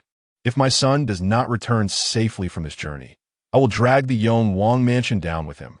The concubine G, paralyzed by terror, dared not linger any longer and crawled away in haste. The servants remained silent, fearing to express anything but hope for the crown prince's safety. Many sought solace in temples, lighting incense and praying fervently for his safe return. The other concubines and G's rivals, aware of the prince's ominous words, personally ventured to the temple to pray for the crown prince's well-being. Yet, in their hearts, they cursed the concubine G for her ill-fated words, lamenting how she had foolishly wished misfortune upon the crown prince. Did she not comprehend that their current wealth and status hinged upon the favor of the royal family? What would become of them if the crown prince met with disaster? It was infuriating. Even after being confined, she stirred up trouble again. She ought to remain in seclusion for eternity. Such misfortune! If the crown prince truly fell victim to her ill-omened words, they would tear her face to shreds. The concubine G was well aware of the deep-seated resentment harbored by the household against her. Hence she refrained from venturing outside. Remaining confined felt like the safer option. "I did not wish for an incident to befall the crown prince. I merely spoke the truth," she lamented, sorrowful. "With his frail constitution, does he require my ill-omened tongue? It is a miracle that he has survived this long. Mother, do be mindful of your words." Princess Jua looked at her confined mother, nearly at her wit's end. The thought of her mother daring to speak ill of her royal brother was enough to drive her to despair. With such a tongue, it was a wonder that she and her brother had managed to survive in the palace. How many troubles had they endured throughout their lives? Before the princess, the concubine G dared not utter a word. Were it not for her status as the sole daughter of the royal family, the princess would have had no hope of holding her title. Yet, despite being confined countless times, her mother could not restrain her tongue. She continued to dance between the prince's affections and disdain, as if her standing were not reliant upon her mother's charm. Princess Jia, exasperated, once more earnestly cautioned her mother. "The emperor has 6 sons, and father is the offspring of the least favored concubine, remaining inconspicuous. Were it not for his title as a prince and the influence of the royal consort's family, he would never have been granted a princely title. Do you not realize that your rise from a prince's concubine to your current status is due to our eldest brother? How could I possibly not know that?" The concubine G felt increasingly stifled, enduring the prince's reprimand, and now her daughter's ire as well. "Is it not true that our Yong Wang mansion boasts an exceptional crown prince? If I did not understand this, why would I seek your father to discuss such matters? I only wish for our future prosperity. Your elder brother's health is so fragile that I scarcely need to intervene. He could simply wither away on his own. If he were to perish, what relevance would it hold for us if the other princes were to elevate their sons to claim the future position of crown prince? The prince is not solely blessed with one son. My son is both scholarly and martial. Should the eldest prince meet his demise, why could he not assume that role? Furthermore, please refrain from speaking." Princess Jua felt a wave of dizziness, particularly from the phrase about not needing to resort to violence, which incensed her to the point of her vision darkening. Is it true that the Empress Dowager wishes to take action against the eldest prince? Has she grown weary of life? She cautiously turned to her mother, asking, "You haven't done anything, have you?" Increasingly anxious, Princess Jua considered that the feudal lords were coming to the Imperial city to celebrate, and her maternal grandfather had naturally dispatched her cousin. Coincidentally, the eldest prince was to receive them. Could it be that her mother's visit to the king today had something to do with her cousin? Princess Ji's urgency grew, and her words turned icy. "Mother, You must understand that the Prince of Yang's estate holds its status not solely due to father being a prince, but because of the eldest prince being the grandson of the emperor. Without the eldest prince, do you still expect a grandson of feudal lineage to gain favor in the emperor's court? The court has plans to diminish the power of the feudal lords, and it is common knowledge. Should anything happen to the eldest prince in the presence of these feudal heirs, there would be no need for other princes to instigate. My maternal grandfather's family and ours would face dire consequences. Chapter 11. Why is she still so good? The complexion of concubine G turned ashen as she gazed in astonishment at her daughter's cold expression, the ominous words of impending doom echoing in her ears. A sudden wave of anxiety washed over her. If something were to happen to the crown prince, would we not also perish? Only now do you comprehend this? Princess Jue noticed her mother's startled reaction and realized that such frightening statements were indeed effective. She continued to voice her concerns. No, this is the truth. Yet, it seems that only you in the entire Yonwang residence remain oblivious.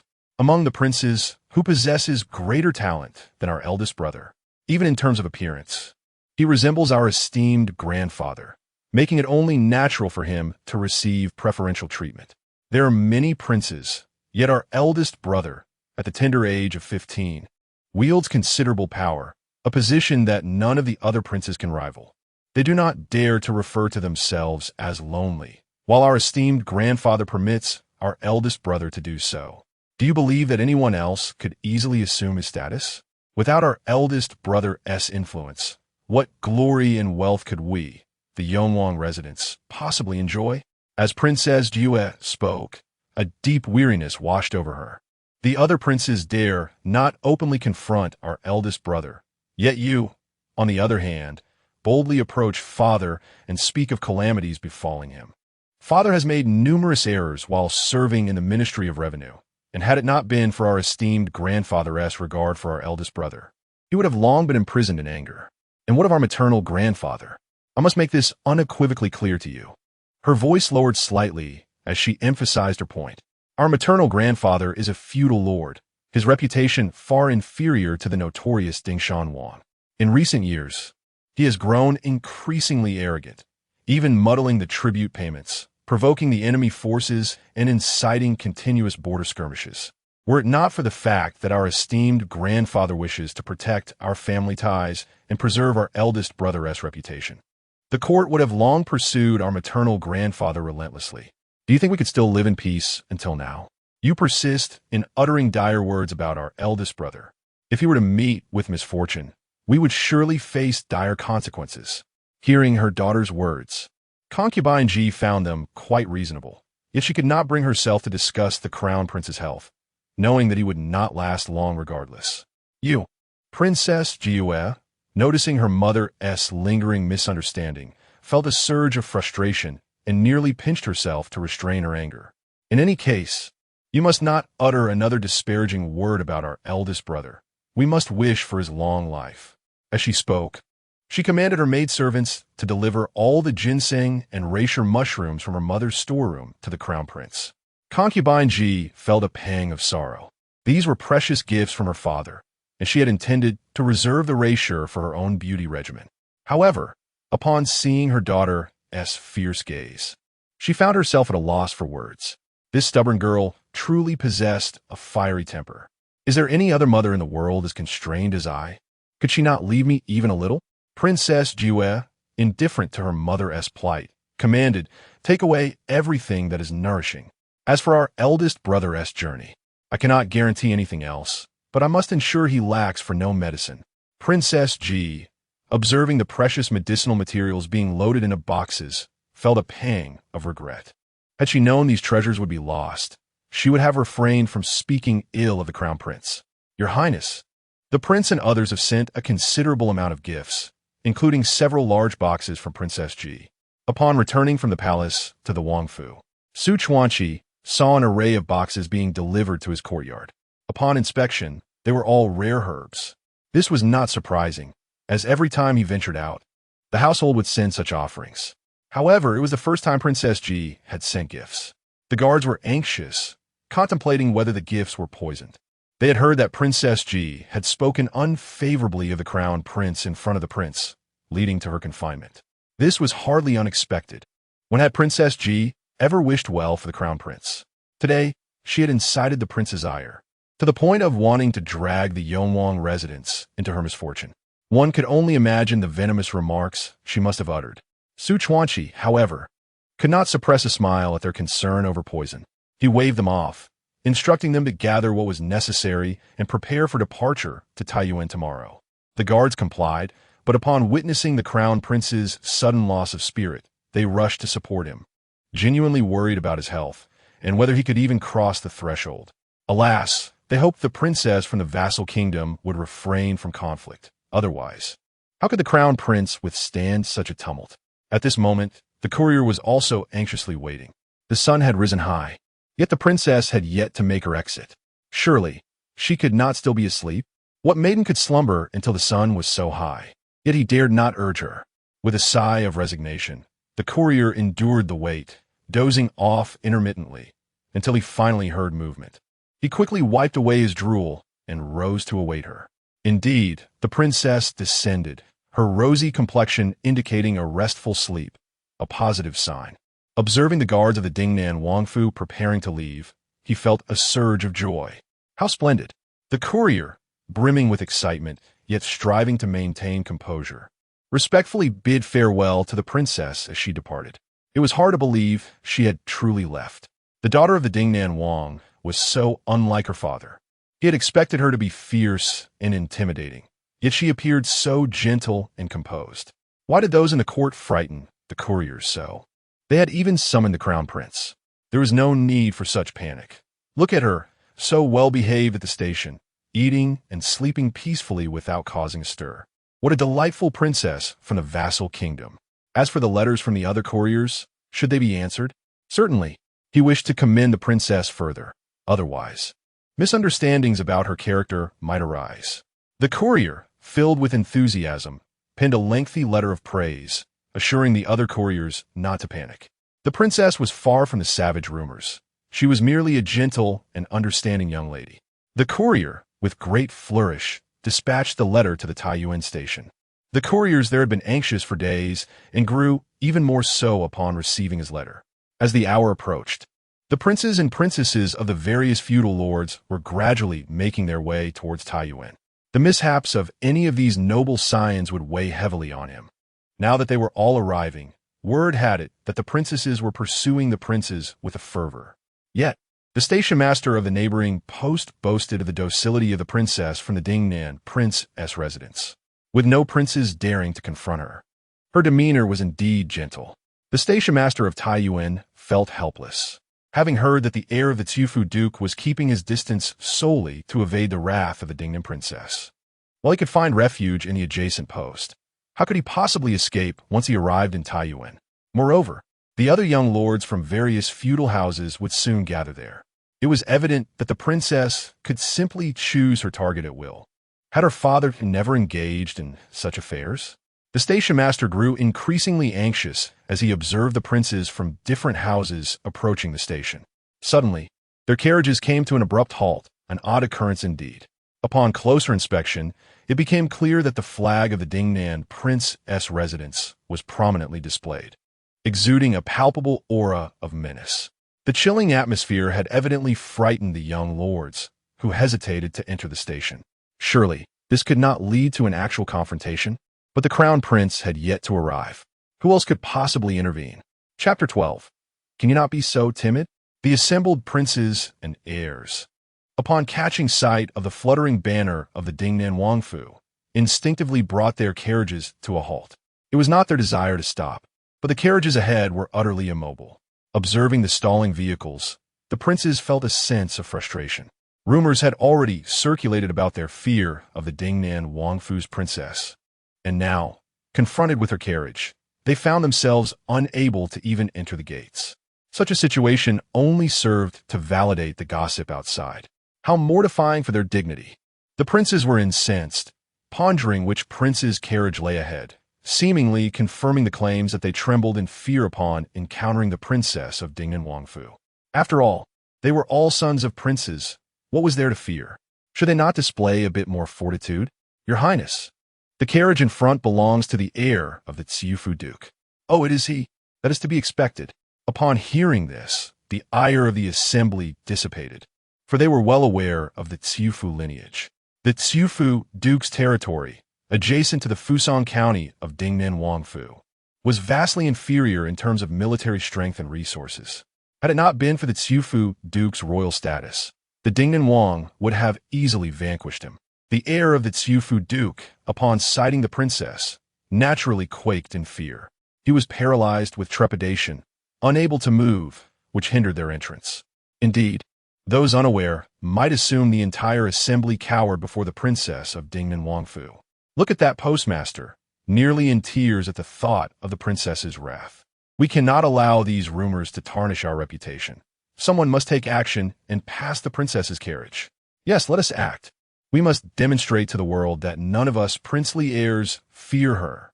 The heirs seated within their carriages were growing increasingly restless, urging one another to move. Yet still, not a single carriage budged. The vehicles behind were eager to proceed, yet the front remained obstinately stationary, driving the heirs to the brink of desperation. The princes at the front were equally anxious. On one hand, they were pressed by their peers to overtake the princess's carriage, while on the other, they were unnerved by the intimidating banner of Dingnan Wangfu. The thought of simply passing seemed to taint their honor, as if the banner would absorb their very essence. Consider the heir of the Tsiufu Duke. They had encountered him prior in Taiyuan County. The sight of his disheveled state was nothing short of pitiful. It was rumored that he would rather traverse treacherous mountain paths infested with wolves than risk an encounter with the princess. This spoke volumes of her fearsome reputation, rivaling that of her brutal father. Was she truly so easily overpowered? Perhaps we should wait until the princess has passed before we proceed. Indeed, there is no need for haste. We have already arrived in Taiyuan County, and His Royal Highness has yet to arrive. Precisely, with His Highness absent, entering prematurely serves little purpose. Then let us retreat a bit, allowing the princess to proceed first. It would be unbecoming for a group of gentlemen to contend with a single lady. Thus, the princes at the front seemed to have convinced themselves, decisively retreating, deliberately avoiding any encounter with the princess's carriage, wishing to maintain a respectful distance. As the young masters observed behind, the carriage not only failed to advance, but continued to retreat. What a vivid manifestation of their fear. How could they all be so intimidated by the county princess? The heir of Pingyi County was almost amused to the point of laughter. Had it not been for the distance of Pingyi County from the Imperial capital, would his carriage have sunk to the rear? Witnessing the vassal prince's carriage ahead, still moving backward to give way to the county princess, he felt an urge to spit at them. They loudly proclaimed their fearlessness towards the princess of the Dingnan prince's residence, yet dared not budge an inch. Truly, a useless bunch.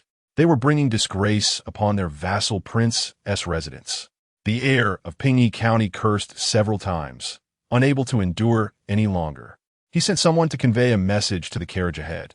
If they dared not move, then they should roll to the back, obstructing his path. The heir of Wansu Hill County, overhearing such brazen words, was filled with uncontainable rage, already vexed by the blockage of the carriages. How dare they command him to roll away? Did they think the Wansu Hill County prince's residence was easy to provoke? If they had the audacity, they should collide with him. He was eager to see who would be the one to fall. With a cold scoff, the heir of Pingyi County mocked them, believing they were akin to him, timid and filled with rage, but too afraid to act. Observing the immobile carriage ahead, he issued a command. Let them crash into it. Anyone daring to block his way should roll out of the way. Humph. The heir of Wansu Hill County sneered. Did he fear? He looked down upon Pingyi County and dared them to be arrogant before him. He was eager to see who would end up prostrate on the ground when they collided. The heir of Wansu Hill County looked back at the carriage and, truly intending to crash into it, revealed a sinister expression as he commanded his guards to draw their blades and charge forward. If someone died, it mattered not. A little bloodshed would serve to inform the Imperial court that he was not content to be a mere hostage. If they sought to diminish the Wansu Hill County's status, then they would wash the Imperial city in blood. Bang! Ah! What? Where did that scream come from? The heir of Wansu Hill County looked on in perplexity as he heard a cry before his men had even struck. What was happening? They had not even collided yet. Where did that sound of a fierce crash come from? Both sides were puzzled and displeased, realizing someone had jumped ahead of them, now preventing any confrontation from occurring. Who could it be? Suddenly, someone exclaimed, "Is that the heir of Tsiufu County?" The unexpected shout startled everyone, and as they looked up, they saw chaos ahead. No, the horses had not been overturned. Rather, the carriage had been split in two, shattered.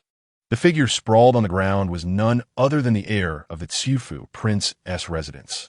Upon closer inspection, the carriage that had obstructed the heir of Tsiufu County was indeed that of the county princess from Dingnan Prince's residence. It became abundantly clear. It was that princess who had crashed into the carriage of the heir of Tsiufu County. She truly intended to pursue him. The carriage lay in ruins. How audacious! After all, the heir of Tsiufu County was a member of the Imperial family, nearly at the feet of the emperor, and yet she dared to engage in a brawl. Fortunately, they had not crashed into her, allowing her passage. The young lords who had previously encountered her now sought to yield further, retreating even more. Observe how they all retreat to a safe distance, seeking refuge behind the cart. The heir of Pingyi County, vexed by their lack of resolve, wonders why they are so frightened merely by collision with the cart. He finds himself at the rear. Should they continue to withdraw? Where else could he possibly go? Should he return to his fief? The heir of Wanshio County, instead of displaying anger, chuckles at the spectacle, eager to witness the demeanor of the princess from the Dingnan Prince's residence. It is merely a case of bullying the weakest heir of Tsiufu County. Yet look at how they all tremble in fear. Should they dare to retreat further, he contemplates drawing his sword. Just as he considers this action, the sound of synchronized hoofbeats, resounding like a drum, approaches to encircle them. The heir of Wanshio furrows his brow and looks up, only to see soldiers bearing the royal banner. The arrival of the Imperial troops signifies that the esteemed grandson of the emperor has made his timely entrance. They nearly face the princess in a clash of arms. Chapter 13. Your Highness, why are you still being unreasonable? The royal guards, hastily arriving, noticed that only one carriage had overturned, and the only injured party was the heir of the Tsiufu Duke. They all breathed a sigh of relief. Observing the sons of various princes, each exuding an imposing aura, it seemed that mere moments ago there was a hint of murderous intent. Thankfully, they arrived just in time to prevent a conflict among the young nobles. Kach, Sushanji lightly kilirit hertrot. Glancing at the carriages crowded outside the relay station, her gaze fell upon the overturned carriage at the forefront, adjacent to the carriage of the Duke of Dingnan. Had the princess truly engaged the heir of the Tsiufu Duke in combat? The tense atmosphere had been palpable, and had she arrived a moment later, the young nobles might have indeed clashed. Your Highness, the relay station steward was on the verge of tears, relieved that the prince had arrived. Otherwise, he feared the station would be left in ruins. Heaven knows what he had just experienced. Just moments ago, he was contemplating how to prevent the confrontation among the young nobles, and in the blink of an eye, the carriage of the Tsiufu Duke had been dismantled. He had predicted that this princess was capable of fighting. Fortunately, he had not heeded the words of that old fool next door, who claimed she was merely a docile young lady. Yet, how could she still be just a young lady? The steward's internal musings were interrupted as a young woman emerged from the carriage of the Duke of Dingnan. Delicate in stature and possessing a playful beauty, she radiated an aura of warmth and a hint of languor. Her eyes glistened with tears, as if she had just awakened from slumber. To anyone's eyes, she resembled the daughter of a scholarly family. Could she truly be the daughter of the Duke of Dingnan, renowned for his fierce and tyrannical nature? Had he lost his senses and succumbed to an illusion? The steward widened his eyes and glanced down at the heir of the Tsiufu Duke, who was still on the ground, lamenting. He realized he must never judge a person by their appearance, nor be beguiled by her outward charm. After all, she had nearly dealt a fatal blow to the heir of the Tsiufu Duke. The people of the Duke of Dingnan were about to cry out in protest. They had merely nudged the carriage of the Tsiufu Duke's heir, hoping to reclaim the horse that had been stolen by the Tsiufu Duke. Speaking of which, they were still incensed. Previously, when the enemy had attacked, the Tsiufu Duke had hidden behind their soldiers, cheering them on. He had not lifted a finger in battle, relying solely on his voice, and when victory was achieved, he had brazenly seized their warhorse. Now that the horses had collided, how could they not reclaim what was theirs? They had only tugged a few times. Who knew the carriage of the Tsufu Duke would be so fragile? It fell apart, and yet they were blamed? They had even voiced their grievances regarding the heir's cries that had awakened their princess. Thankfully, she had slept soundly throughout the journey. Had she been disturbed from her slumber, they would have truly found themselves in a quarrel, given their fierce demeanor. The royal guards instinctively positioned themselves to protect their prince. Yet they observed him striding towards the direction of the Duke of Dingnan's princess. They hurried to follow, unable to trust that their prince would approach her alone. The other prince's heirs watched as the esteemed crown prince staggered forward, each step causing him to gasp for breath. Occasionally, he swayed dangerously, as if he might faint at any moment. Their concern for his frail constitution was palpable. They feared he might collapse before reaching the princess. None dared to approach, instinctively stepping aside, for should the crown prince fall amidst them, it would spell significant trouble. The royal family was already troubled by the absence of an opportunity to curtail the power of the vassal states. If the crown prince were to perish before their eyes, it would unwittingly grant the royal family that very chance. The heirs of the vassal princes felt an urge to assist him, their anxiety palpable. Even the guards of the Dingnan prince's residence appeared anxious. "Princess, it seems the crown prince is approaching us, but he is struggling with each step. Surely, he won't collapse before he reaches us?" One could see the pallor of his face, which was indeed alarming. Daiying halted her yawn and raised her gaze. She beheld the young nobleman advancing with labored breaths, draped in a scarlet robe, his tall and elegant figure only accentuating the pallid hue of his complexion. The warm sunlight illuminated him, yet all it revealed was his exhaustion. Was this truly the crown prince, favored most by the emperor? At this moment, he appeared gravely ill. The sight of him frightened the other heirs. They were all inclined to rush forth and carry him away, fearing he might faint before them. Daiying was somewhat astonished. Given his condition, why had the emperor sent him to fetch them? Oh, right, perhaps it was to prevent her from engaging in a brawl. But in such a weakened state, she could easily push him over with a gentle nudge, couldn't she? Suddenly, "Crown Prince!" she exclaimed in alarm, causing the hearts of those present to race. Even the fierce warriors of the Dingnan prince's residence stood frozen in astonishment. Daiying, who had never been easily startled, found herself momentarily at a loss for words, unable to respond. Yet the warmth pressing against her compelled her to accept the reality that the crown prince had collapsed into her embrace. Daiying gazed at the crown prince leaning against her, her thoughts clouded. Just moments ago, he had struggled to stand before her, and now, without warning, he had fallen into her arms. Had she not possessed a steady demeanor, they both might have tumbled to the ground. Was he deliberately aiming to fall upon her? As she reached out instinctively to push him away, she noticed his body teetering precariously. Without thinking, she wrapped her arms around his waist, watching as his tall frame leaned against her once more. Was he unconscious? Or had he succumbed entirely? Had he truly made it to her side only to falter? The heirs of the vassal princes were taken aback, astonished by the sudden fainting of the crown prince. Fortunately, he had not collapsed in front of them, but rather in the presence of the princess. Thus, it was a matter that did not concern them. Whatever fate befell the crown prince was solely the affair of the Dingnan prince's residence. Yet, the guards of the Dingnan prince's residence were on the verge of protesting their innocence. Why must they bear the blame? First, it was the heir of the Tsufu prince. And now, even the crown prince, who had fainted, seemed to implicate them. The royal family was indeed adept at evading responsibility. Our prince had yet to utter a single word. The royal guards would not acknowledge such claims. How could they possibly resort to deceit? Surely, they are aware of His Highness's condition. They observed clearly that the young princess did not act in any way. It was indeed the prince himself who collapsed. The princess merely offered a helping hand. The royal guards possess a sense of duty as well. After all, having already embraced him, extending further assistance seemed only natural. "Might we first assist His Highness to your carriage for rest? We have medicine on hand, and once he consumes it, he shall regain consciousness." The guards of the Dingnan prince's residence were most reluctant. However, It appeared improper for the imperial grandson to be unconscious in the arms of their princess.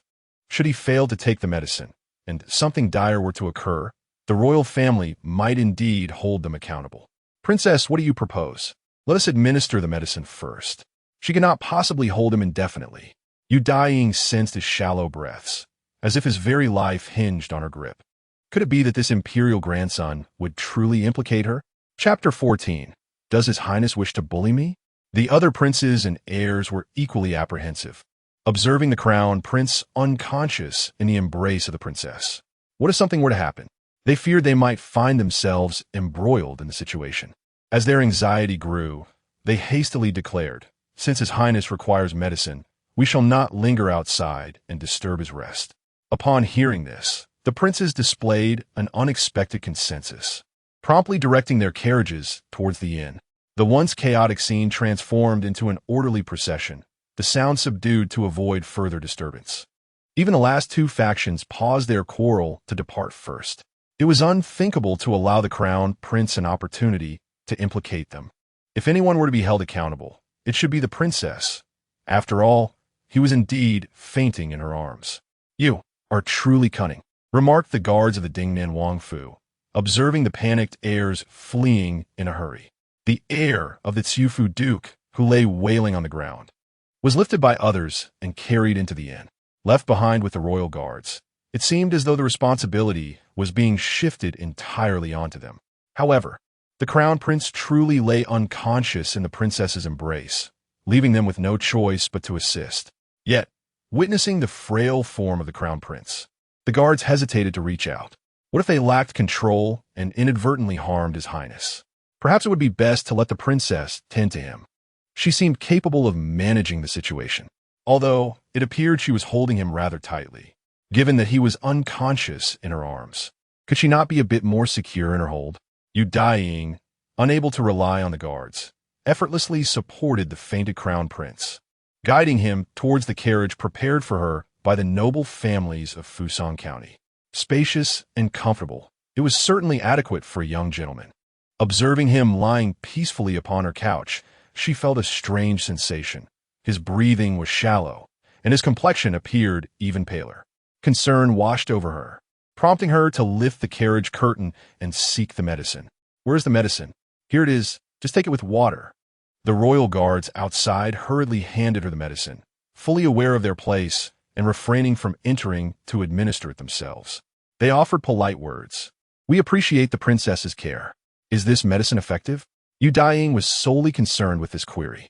Noticing their affirmative nods, she efficiently accepted the medicine, which contained a single pill. The scent of the medicine revealed several rare ingredients, primarily used for prolonging life. Its potency was undeniable, and surely it would yield results. Indeed, it did. He awakened. Coughing softly, Su Chuanqi grimaced in discomfort, clearing his throat as he sensed peculiar gazes directed at him. Lifting his eyes, he beheld a smiling young lady beside him. Recognizing her identity, he attempted to rise in greeting but found himself too weak, ultimately conceding, "I have been remiss." Though his voice was frail, it carried a warmth. Daiying raised an eyebrow, noticing the crown prince's sincere apology. After a brief silence, she inquired with genuine concern. His Highness's remarks on impropriety pertain either to the moment of being alone with a lady-in-waiting or to his intentional approach towards her, collapsing into her embrace. Su Chuanqi observed the woman before him, her demeanor gentle, and upon closer inspection, she bore striking resemblance to the irascible Duke of Dingnan. In contrast to the Duke's tempestuous nature, she appeared all the more playful. Her brows and eyes radiated a remarkable gentleness, and her voice, surprisingly sweet, belied the fierce reputation associated with her lineage. As Su Chuanqi noticed her patiently awaiting his response, he sensed his strength returning and gradually rose from the couch. He clasped his hands in apology once more, confessing, "Indeed, it was my intention to faint into the presence of the esteemed princess." To his astonishment, he had unwittingly admitted to this. She had been right. It was as if he had deliberately targeted her bosom to fall into. Daiying, observing the crown prince apologizing to her, felt a flicker of guilt cross her otherwise serene and pale visage. Did he truly believe that collapsing into her arms was an affront? If His Highness felt such remorse, why then did he choose to fall into her embrace so deliberately? Ah, the princess is unaware. I assumed you would not push me away but would instead hold me tightly, he remarked, intrigued. Suchuanki Saith, feeling a twinge of discomfort in his waist, suggesting that the princess's grasp had indeed been rather firm. Firm? Why did he emphasize that word? Daiying found herself reflecting, glancing at the frail crown prince with a hint of suspicion towards her own hands.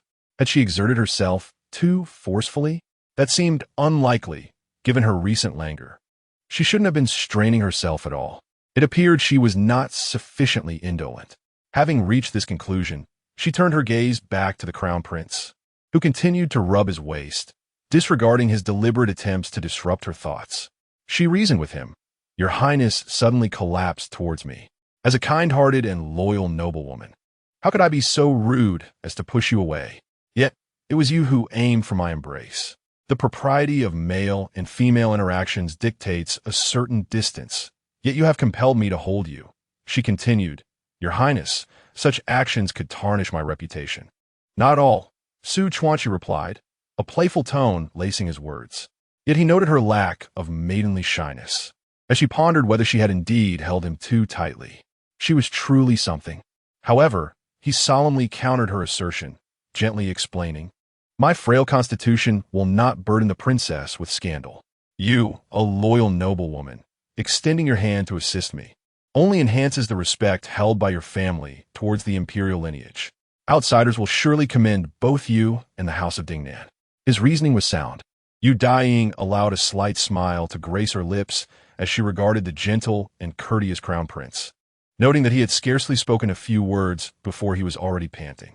Offering him a cup of tea seemed prudent, as it would provide him the strength to articulate his thoughts more clearly. While his words bore merit, it was curious that upon their first meeting, he had chosen to collapse solely into her arms, despite the multitude of noble sons present, both representing the feudal lords to celebrate the emperor's birthday. Your Highness seems to be solely picking on my daughter. Cough, cough, cough. Su Chanchi took the tea, yet before she could sip it, she coughed several times. Steadying her breath while listening to the grievances being aired, she nodded earnestly. Indeed, I have acted excessively. Has he just admitted this? Daiying cast a peculiar glance at the frail imperial grandson who was struggling to drink. Observing him take a sip, she worriedly noted his labored breathing, fearing he might choke. Yet, he lifted his gaze to meet hers, appearing somewhat helpless. I do not truly wish to bully the princess.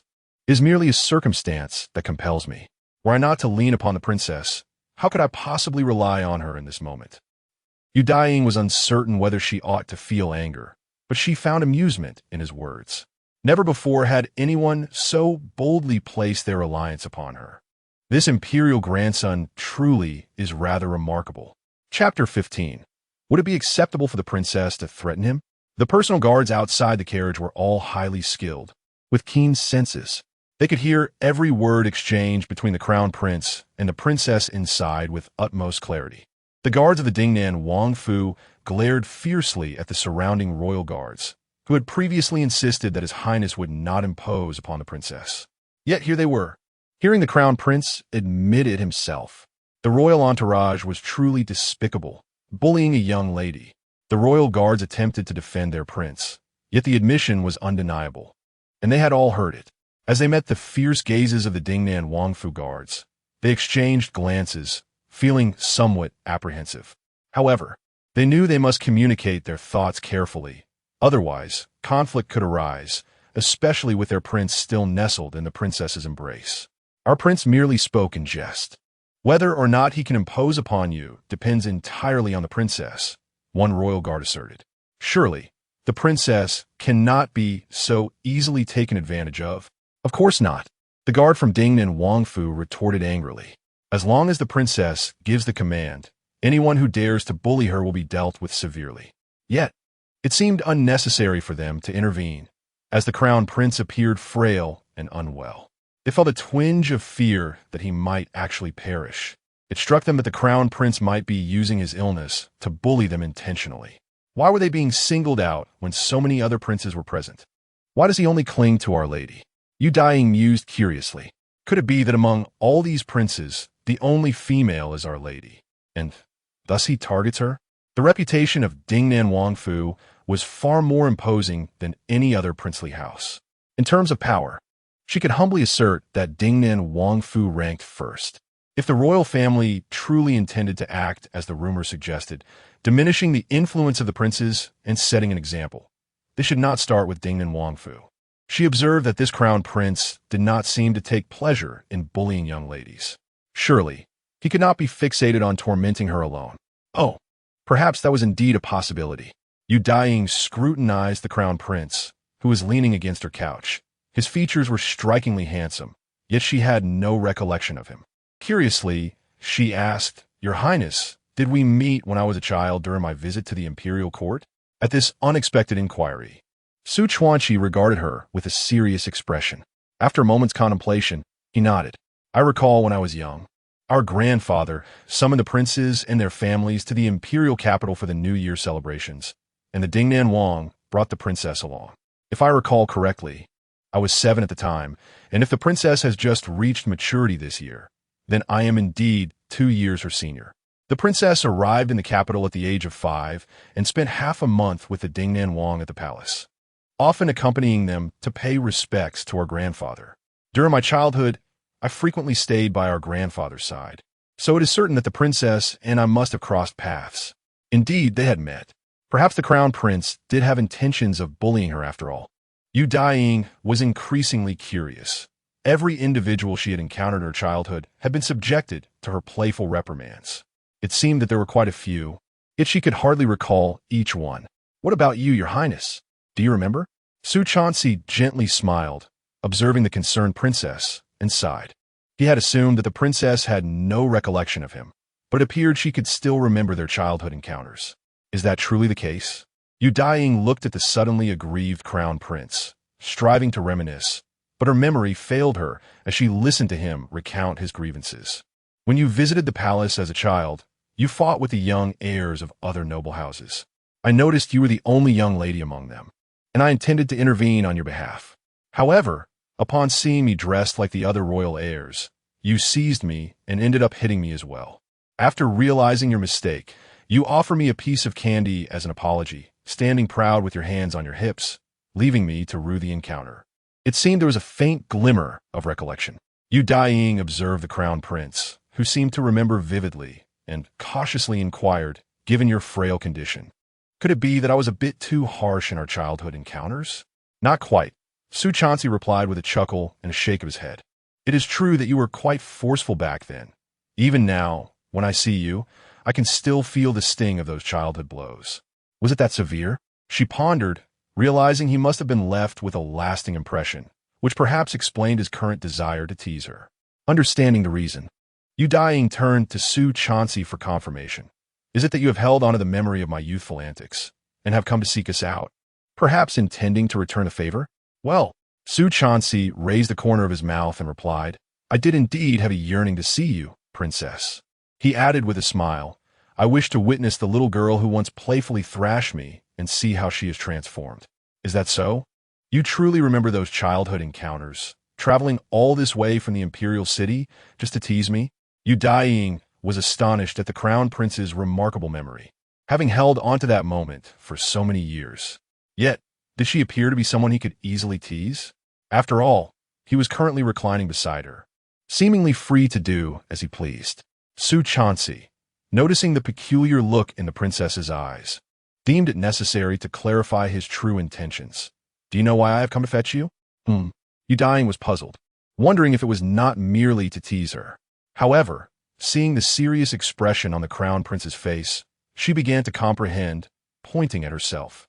"Is it because the court officials fear me, leading them to call upon you for assistance?" "Precisely. Is that so? But can such a delicate prince truly be of assistance?" He still wished to bully her, yet he could hardly withstand the weight of a single finger from her. As Daiying was beginning to doubt, her sleeve was suddenly tugged, and upon looking down, she found the crown prince grasping her attire. What was this?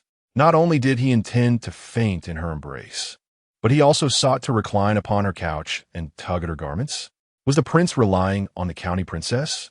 Su Chuanqi, with utmost seriousness, explained as he held onto her sleeve. Since I have come to mediate, as long as I can hold onto the princess, this quarrel shall surely be averted, and I can safely enter the capital with you. Indeed, he had managed to grasp her. Daiying chuckled softly, lazily leaning against the edge of the couch. Her gaze fixed upon the crown prince, who possessed no strength to resist, as she casually flicked her sleeve. Your Highness, can you truly hold on? Princess Su Chuanqi, with one feeble hand pressed against his forehead and the other still clutching her sleeve, replied earnestly, if you were to exert a little more force, it would not merely dislodge my hand, but could also take my life along with it. I feel as though I may faint again, and if I do, it is likely that I shall find eternal repose in the princess's embrace. Daiying, observing the crown prince's pallid complexion that truly suggested he might faint, was startled and soon grasped the situation, inquiring with astonishment, is your highness threatening a subject? Indeed, Su Chuanqi spoke, his voice weak and breathy. Once we return safely to the Imperial city, I shall make amends with great formality. At that time, however you wish to threaten me, I shall comply.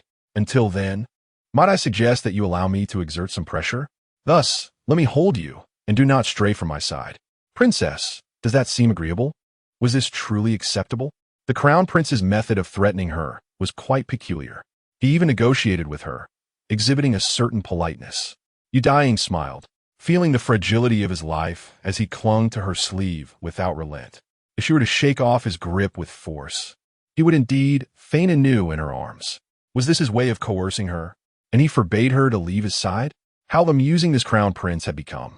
She had come to the Imperial city in search of intrigue, and it seemed she had indeed made the right choice. Chapter 16. Could the princess lessen her force? Su Chuanqi observed the princess's smiling eyes, seemingly unperturbed by his coercive remarks. Rather, she appeared amused. He could not help but curve his lips slightly, as if he had begun to discern a fragment of her character. Suddenly, a childhood memory of the princess surfaced, specifically during her first birthday celebration, when the Duke of Dingnan sought to bestow upon his daughter the title of princess in the imperial court. It was an expected honor.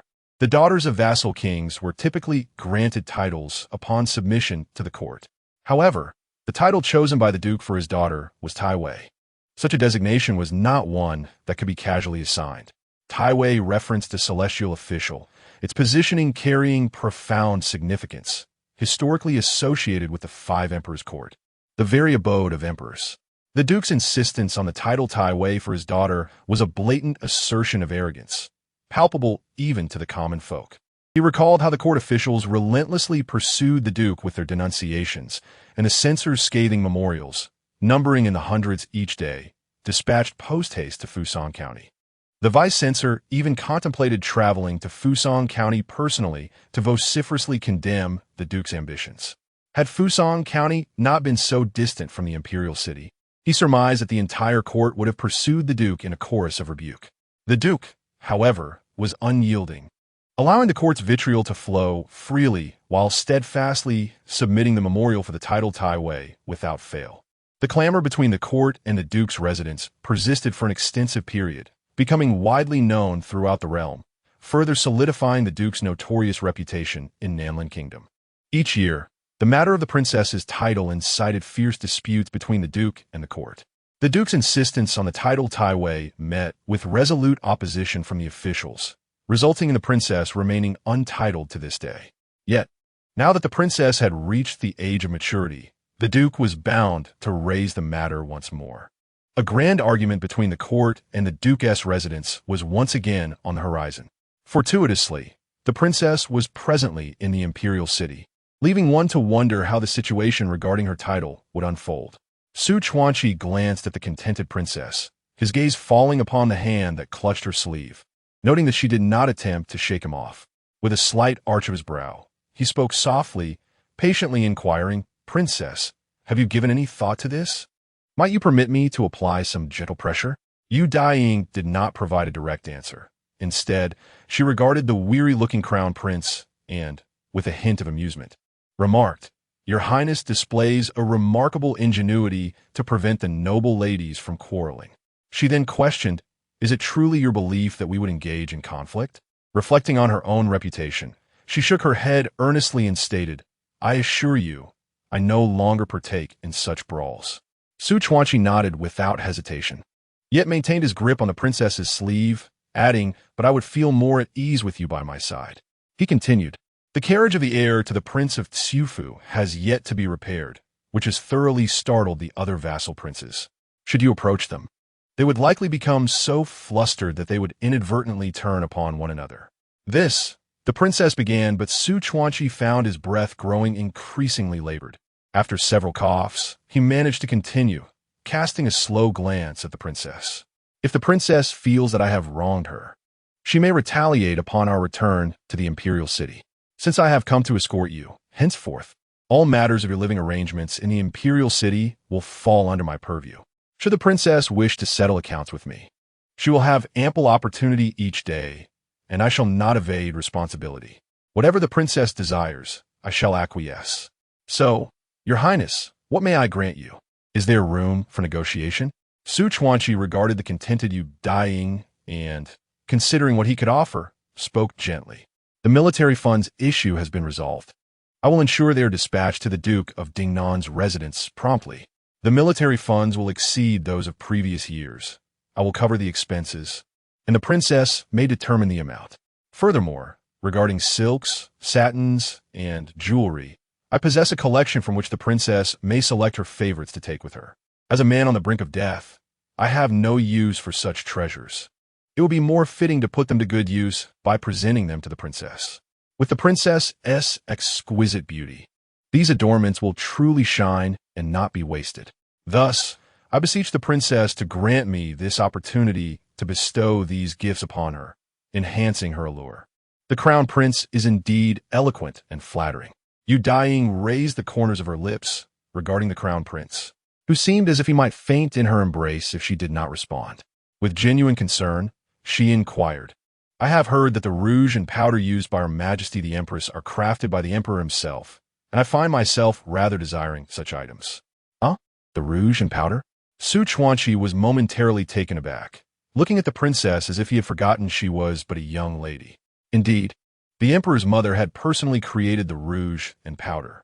Even the Empress herself had persistently sought them from the Empress Dowager, but had never succeeded. It was said that the ladies of the Imperial city envied the Empress Dowager's cosmetics. Had the princess, residing far in her fief, also heard of the Empress Dowager's famed rouge? However, if His Highness could procure some of the Empress Dowager's cosmetics for me, I would gladly accept. Hearing such straightforward words, Su Chuanqi found it difficult to decipher the princess's thoughts. He had expected her to be more concerned about military funds and finances. To his surprise, she merely desired the cosmetics. Very well.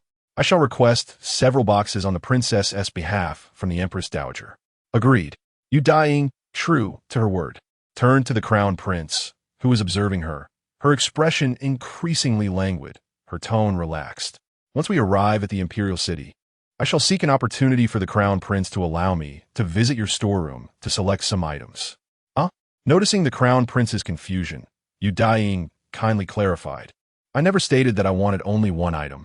The military funds, silks, and jewelry were all mentioned as gifts from His Highness. Upon hearing this, Su Chuanqi noticed she did not wish to release the grip on her sleeve. She extended her other sleeve towards him, inviting him to hold on to it. He couldn't help but chuckle. Since he had made the offer, he must honor it. As for her, as long as there were no quarrels, that would suffice. However, cough, cough, cough, Daiying observed that His Royal Highness, the Crown Prince, had just consented to her request when he began to cough. His face devoid of color, and he even coughed up blood. She furrowed her brows slightly and said, Your Highness, I have already acquiesced. You cannot succumb to eternal slumber in my embrace. Can you? Cough, cough. I. Su Chuanqi continued to cough incessantly, his breath becoming labored. Suddenly, he felt a hand on his back and looked up to see the princess patting him gently, summoning the little strength he had left. He grasped her sleeve and shook his head helplessly, saying, This body of mine cannot withstand your vigor. You must be gentler. Could she truly pat him to death? Daiying gazed at the crown prince, who appeared almost on the brink of unconsciousness, and realized, indeed, she might have the strength to strike him down with a single blow. Chapter 17. Could it be that he is driven by carnal desires? The princes who had hastily retreated into the post station now displayed a keen interest in the fate of the royal grandson. They discreetly observed the outside, noting the absence of a clash between the Imperial guards and those of the Duke of Dingnan. Indeed, the royal grandson was still nestled in the embrace of the princess. Remarkably, the royal grandson seemed to possess a resilience against adversity. Previously, they had heard of his grave illness, but today they beheld his frailty, truly resembling one on the brink of death. The son of the Duke of Dingnan stood by the window, gazing at the carriage of the Duke of Dingnan, noticing no signs of movement within. Was it possible that the royal grandson and the princess were engaged in pleasant conversation? Recalling the royal grandson's labored breaths, he found it peculiar. In the royal court, how could such a frail figure garner the emperor's exclusive favor? The emperor had 6 sons and, at the very least, 12 grandsons, yet he chose to shower affection solely upon the royal grandson. With his delicate constitution, could he truly inherit the emperor's throne? Astonishingly, the emperor was nurturing him with great care. The son of the Duke of Pingyi, listening intently, turned to the perplexed son of the Duke of Dingnan. Given their proximity, the two dukes occasionally visited one another. As fellow princes, they were naturally well acquainted. He shook his head in response, his words somewhat brusque. In our dukedom, a figure so frail would have long been deemed a lost cause, with no prospect of favor. An outsider's royal lineage, lacking in strength, would soon lose their throne and territory to others, especially when it comes to the imperial seat. He too was baffled. The royal grandson appeared as if he could perish at any moment, yet was surrounded by the emperor's golden armored guards. Even a general commanding great forces would be compelled to provide close protection. This clearly indicated the veracity of the rumors regarding the emperor's unique affection for the royal grandson. It was indeed true that the emperor held a fondness for him. Thus, they were reluctant to let the royal grandson become overly reliant on them. However, the son of the Duke of Dingnan fixed his gaze upon the carriage outside, his brows furrowing in contemplation. Just moments ago, when the sons of various dukes were present, the royal grandson had chosen to approach the princess. Strangely, he had not fainted at any other time, yet succumbed in the arms of the princess. It appeared deliberate, almost as if the royal grandson had intended it. The son of the Duke of Pingyi raised an eyebrow at the oddity of this statement and turned to the pensive son of the Duke of Dingnan, exclaiming in surprise, "Are you suggesting that the royal grandson seeks to take advantage of the princess? We are young lords. The prince cannot embrace us, so he resorts to the princess? What are you saying?" The son of the Duke of Dingnan was momentarily taken aback, pointing incredulously at the carriage of the Duke of Dingnan. "Do you view that princess as merely a young lady, one who could be taken advantage of? There is some merit to that." The son of the Duke of Pingyi cleared his throat awkwardly, pondering more deeply. After a prolonged silence, he spoke with greater assurance. "The royal grandson has deliberately attached himself to the Duke of Dingnan. If he were to encounter real trouble, the Duke of Dingnan would undoubtedly find it unavoidable. Could it be that the court intends to weaken the dukedoms, with the Duke of Dingnan as the first target?" The crown prince of Dingnan County leaned against the window, his gaze fixated on the carriage of the Duke of Dingnan, scrutinizing it before shaking his head in disbelief. It was unlikely that the Duke of Dingnan, whose arrogance knew no bounds, would dare to trample upon the imperial city, all the while audaciously seeking to associate the title of the county princess with the divine name of the emperor. Such blatant disrespect would surely provoke the emperor's ire. Had he truly wished to discipline the duke, the court would have already confronted the duke's household. Yet, here we are, witnessing the duke's continued hubris. His ambitious schemes were the subject of public discourse. Yet a vassal prince so distant from the capital would not openly declare his rebellious intentions, allowing the court and populace to seize upon the opportunity to denounce him. Over the years, the court had remained vigilant over the Duke of Dingnan, dispatching numerous officials to Fusang County, all of whom returned unscathed and even promoted. If the Duke harbored disloyal intentions, the evidence would have long been presented in court. The Crown Prince of Pingyi, however, held a differing opinion. though I am reluctant to concede. The Duke of Dingnan undoubtedly stands as the foremost among the vassal princes in terms of power.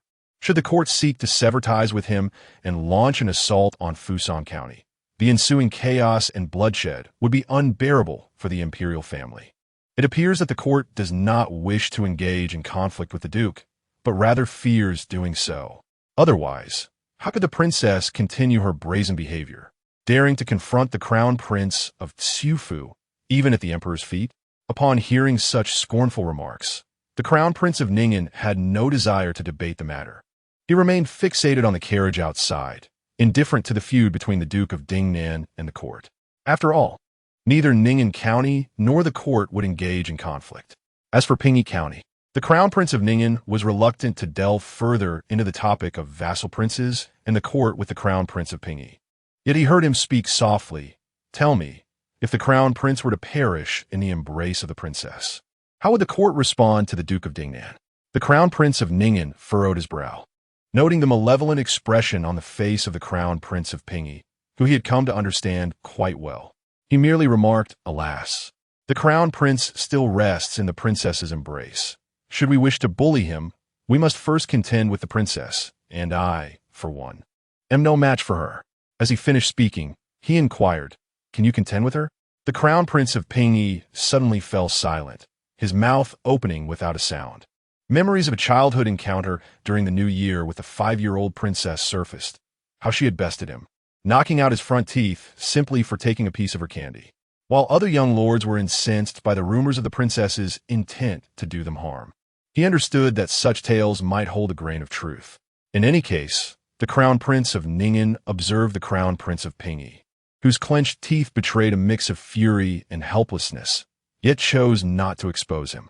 Instead, he shifted the conversation, saying, "What I mean is, perhaps the crown prince is feigning unconsciousness in the princess's arms to ensure that she has no opportunity to eliminate us." The crown prince of Pingyi, uninterested in continuing the discussion, found it absurd that the other had drawn such conclusions simply from watching the princess's carriage from the window. He had no time for such idle chatter. The heir of the Ningnan duke observed with a dismissive snort as he turned away, continuing to stand by the window, fixated on the princess's carriage. He could not discern the nature of their conversation. Why had he not witnessed the princess engage in any altercation?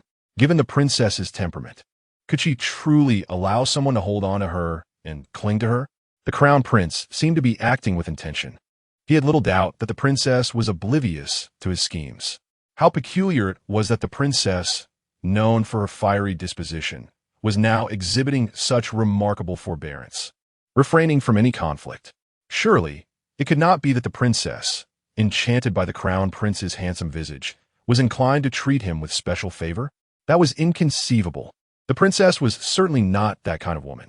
The heir of the Ningnan duke believed he had some understanding of the princess, having been on the receiving end of her wrath on numerous occasions. As for the crown prince, was it conceivable he would lean into the princess's embrace, seeking to cling to her?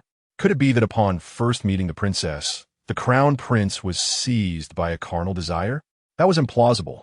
The heir of the Ningnan duke shook his head once more. Considering the crown prince's physique, any such attraction would surely be unfounded. Chapter 18. He actually wishes to marry the princess, is that not so? None of the other prince's heirs believe that the crown prince is enamored with the beauty of the princess to the extent of fainting in her embrace. Which rational young gentleman would desire to hold her in such a manner? His Highness the Crown Prince merely suffers from a malady of the body, not a derangement of the mind. In my humble opinion, His Highness is sacrificing himself for a noble cause, clinging to the princess with his life to prevent her from inflicting harm upon us. Alas, I never imagined that we held such significance in the crown prince's heart. Truly, he is a benevolent soul. Most present accepted this notion, while a few others refrained from contradicting it. The crown prince's arrival was undoubtedly to mediate, having restrained the princess, thus ensuring that no altercations would ensue. Had he arrived a moment sooner, perhaps the heir, the Duke of Xiufu, would not have been so grievously assaulted by the princess that his carriage was rendered in shambles. The Duke of Xiufu's heir, upon noticing their sudden looks of sympathy, weakly attempted to clarify, "The princess did not strike me." Indeed, she had not. Her intentions were merely to reclaim the warhorse that had been taken by his father.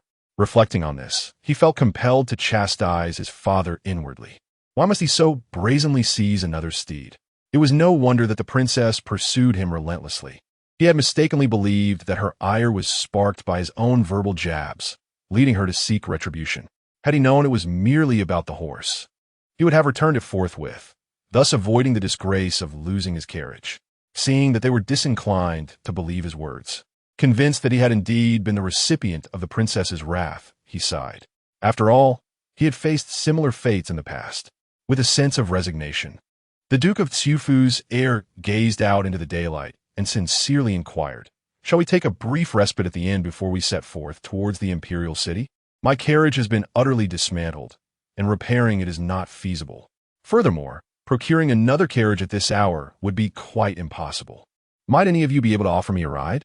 The others hesitated, eyeing the disheveled Duke of Xiufu's heir with reluctance, not wishing to become embroiled in his troubles. "Young master, the enmity between your Xiufu Duke and the princess's Fusan County is well known, is it not? As a member of the royal family, the princess dared to dismantle your carriage right at the foot of the Imperial city. Should we accompany you? Our own carriage would likely meet a similar fate. Indeed, that is but one aspect.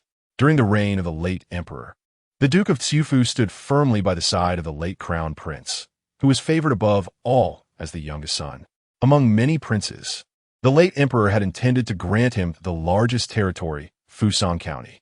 Alas, before the late emperor could bestow the title, the princess's grandfather, with military support, usurped the throne from the Imperial city. The faction supporting the late crown prince suffered greatly, with many meeting their demise or facing exile. For the Duke of Xiufu, merely retaining his position in his fief as a duke is an extraordinary stroke of fortune. With the current court's intentions to curtail the powers of the nobility, the Duke of Xiufu may very well find himself the first target. Could they be so audacious as to openly side with the Prince of Xiufu at this moment? Who could possibly represent the princely house in the Imperial city for a birthday celebration without some wit? I certainly can. Who? The crowd turned their gaze towards the source of the voice, where a young gentleman dressed in plain attire approached the heir of the Prince of Xiufu with a light chuckle, prompting a wave of curiosity. This individual is the third son of Hongnong. Upon hearing the melodious tone, the crowd gasped in surprise, realizing it was indeed the third son of Hongnong. No wonder his garb stood out among them. Though modestly dressed, he exuded an exceptional cleanliness and an unexpectedly refined demeanor. It is hardly surprising. The lineage of Hongnong has always embraced a legacy of agriculture and scholarship, shunning the allure of wealth and luxury in favor of literary pursuits and farming. It is said that the Prince of Hongnong personally tends to the fields daily, and even the local populace, during their leisure in the fields, can be seen with a book in hand. While cultivating the land, they might even compose poetry or music. Randomly selecting a 3-year-old child from the countryside would yield a prodigy of eloquence, let alone the sons of the illustrious families in Hongnong, who are all exceptionally gifted. Many of the civil officials in the court hail from Hongnong, including the current Chancellor Gon and the Vice Minister of Justice, both of whom have their roots in Hongnong. Although Hongnong may appear less affluent and militarily equipped than other regions, it should not be underestimated. It is rumored that the third son is the most cherished offspring of the Prince of Hongnong, which is only fitting, as who else could represent the princely house in the Imperial city, if not one favored? Oh, except for that unfortunate princess who is constantly berated by the Prince of Dingnan. Speaking of the princess, someone could not resist asking with a smile. Given that Hongnong is close to Xiufu, it naturally also borders Fusang. I have heard that the Prince of Hongnong frequently visits Fusang and has sought the hand of the princess for his third son. Is this true or false? What? Upon hearing this, the others perked up, surrounding the third son with astonished inquiries. Is it true? Aye. Indeed, the heir of the Prince of Xiufu. Upon hearing this, no longer worried about which carriage he would take later, his eyes sparkling with excitement as he regarded the well-meaning third son with admiration, he assured them, I have personally witnessed the Prince of Hongnong, time and again, loading a grand cart full of books to propose marriage to the princess at the Prince of Dingnan's residence. However, he's always been sent back with a kick, and the third son has also been rebuffed by the princess. They must possess remarkable perseverance. The Prince of Hongnong, after being dismissed by the Prince of Dingnan, returns the very next day to insist on his proposal. This has undoubtedly vexed the Prince of Dingnan to no end.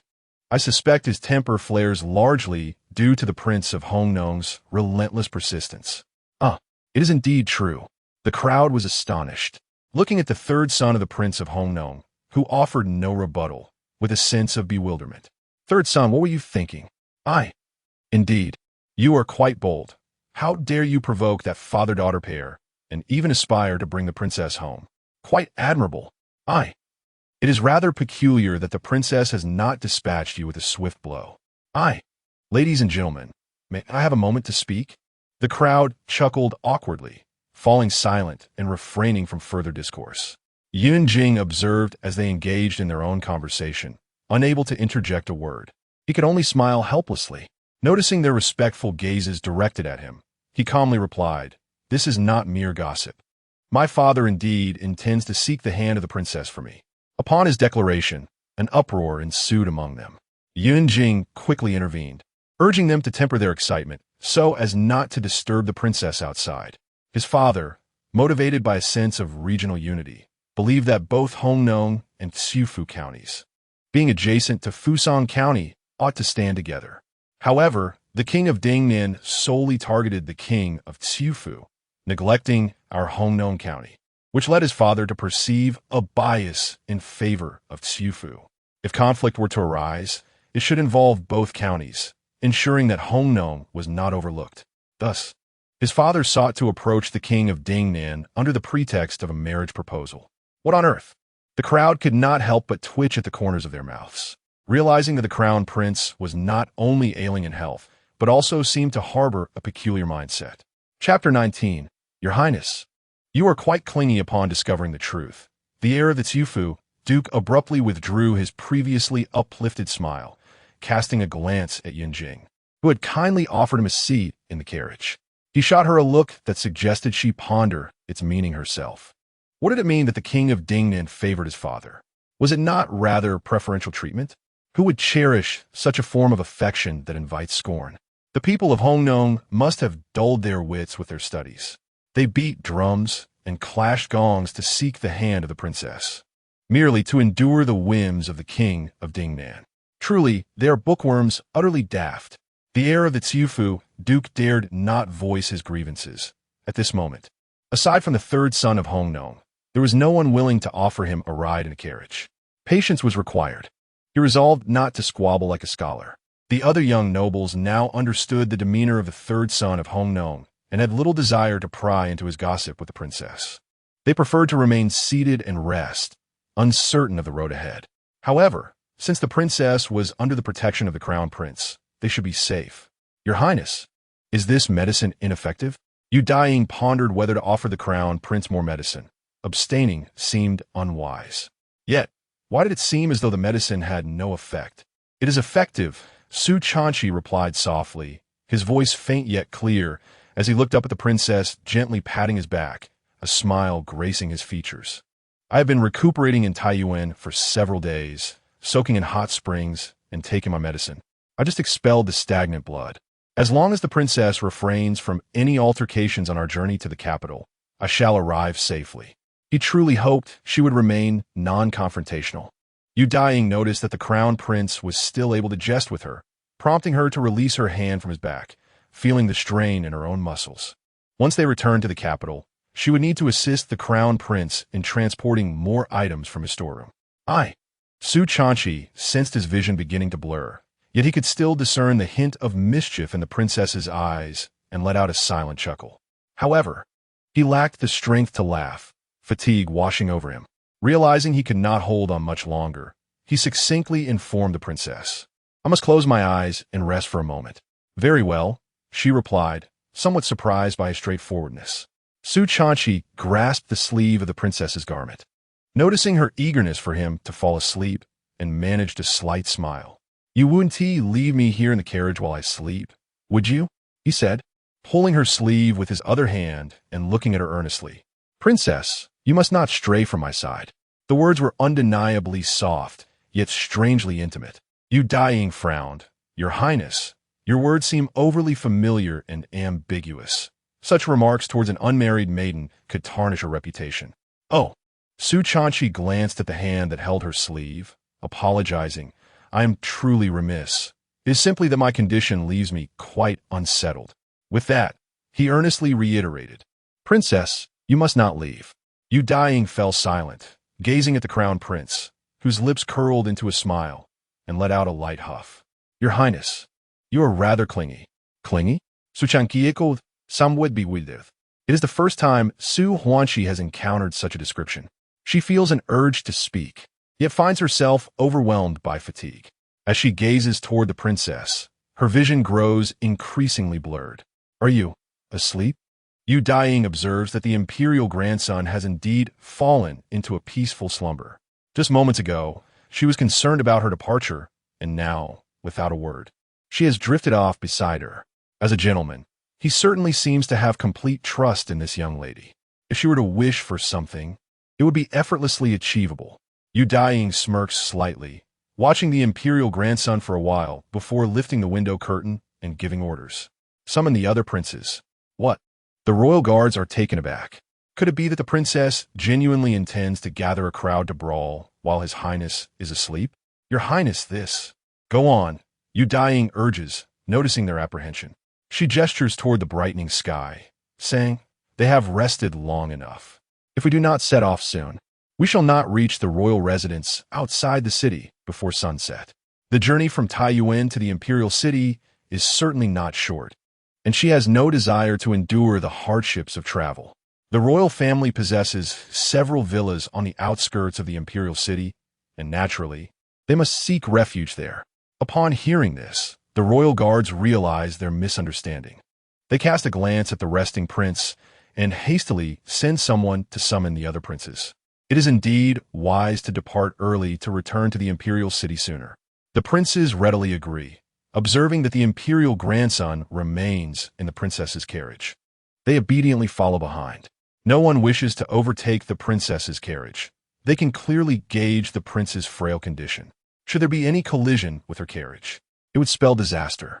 They even intend to instruct the driver to maintain a safe distance from the princess's carriage. If anything were to happen to the imperial grandson, the blame would rest solely on her shoulders. Each prince harbors his own plans, yet the carriage steadily makes its way to the imperial city. The ministers in the imperial city, having not seen the imperial grandson return with them, find it difficult to rest easy, feeling as though each day drags on like a year. Daily, they dispatch individuals to inquire, and several horses have perished in the process. Even the emperor has summoned the royal guards to ask questions countless times. The senior officials are also attentive, and, upon learning that the princess has indeed struck the Tsiufu prince, feel a sense of relief. However, they soon hear that the imperial grandson has fainted in the embrace of the princess and is traveling to the imperial city in the same carriage. Master Sure expresses his concern, saying, the imperial grandson is truly earnest in his intentions. One must admit, it is a clever strategy. By keeping the princess close, a conflict naturally cannot arise. Observe how peaceful the journey has been. Yet, Lord Gon finds it peculiar, remarking, though the princess is indeed a young lady, having fainted in her arms is hardly the conduct of a gentleman. When did His Highness resort to such unscrupulous tactics?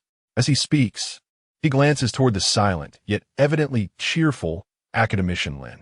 With a hint of speculation, he muses, the princess is your granddaughter, and His Highness is your student, academician Lynn. Surely this method is, something I've taught. Old Master Lynn graciously acknowledges the implication, observing their astonished expressions while stroking his beard and smiling contentedly. The old man, motivated solely by the welfare of the court, believed it was imperative that the princes and heirs arrive safely in the capital. His Highness must also ensure his own safe passage. The young lady is the old man's granddaughter. He is fully aware of any machinations to ensnare her. Upon hearing this, the esteemed grand tutor fell silent, gazing with curiosity at the seemingly pleased Scholar Lynn. Is the young lady truly your own granddaughter? Why do you favor His Highness over her? He inquired. Alas, the young lady's situation is rather unfortunate. At home, she endures her father's scoldings. And upon arriving in the imperial city, she faces her grandfather's scheming. I find it hard to be harsh with her. However, the elderly gentleman chuckled warmly, asserting that the girl's temperament was not easily manipulated. Surely, His Highness's apology gift would please her greatly. This was a method that served both parties well. His granddaughter and his student were both considered. Excellent indeed. Furthermore, how could he, as her grandfather, not be aware of her ability to defend herself? With the crown prince at her side, she could also gain the benefit of the prince's conciliatory gift. Was that not a splendid turn of events? Who says he does not favor his own granddaughter? Chapter 20. Prince, listen.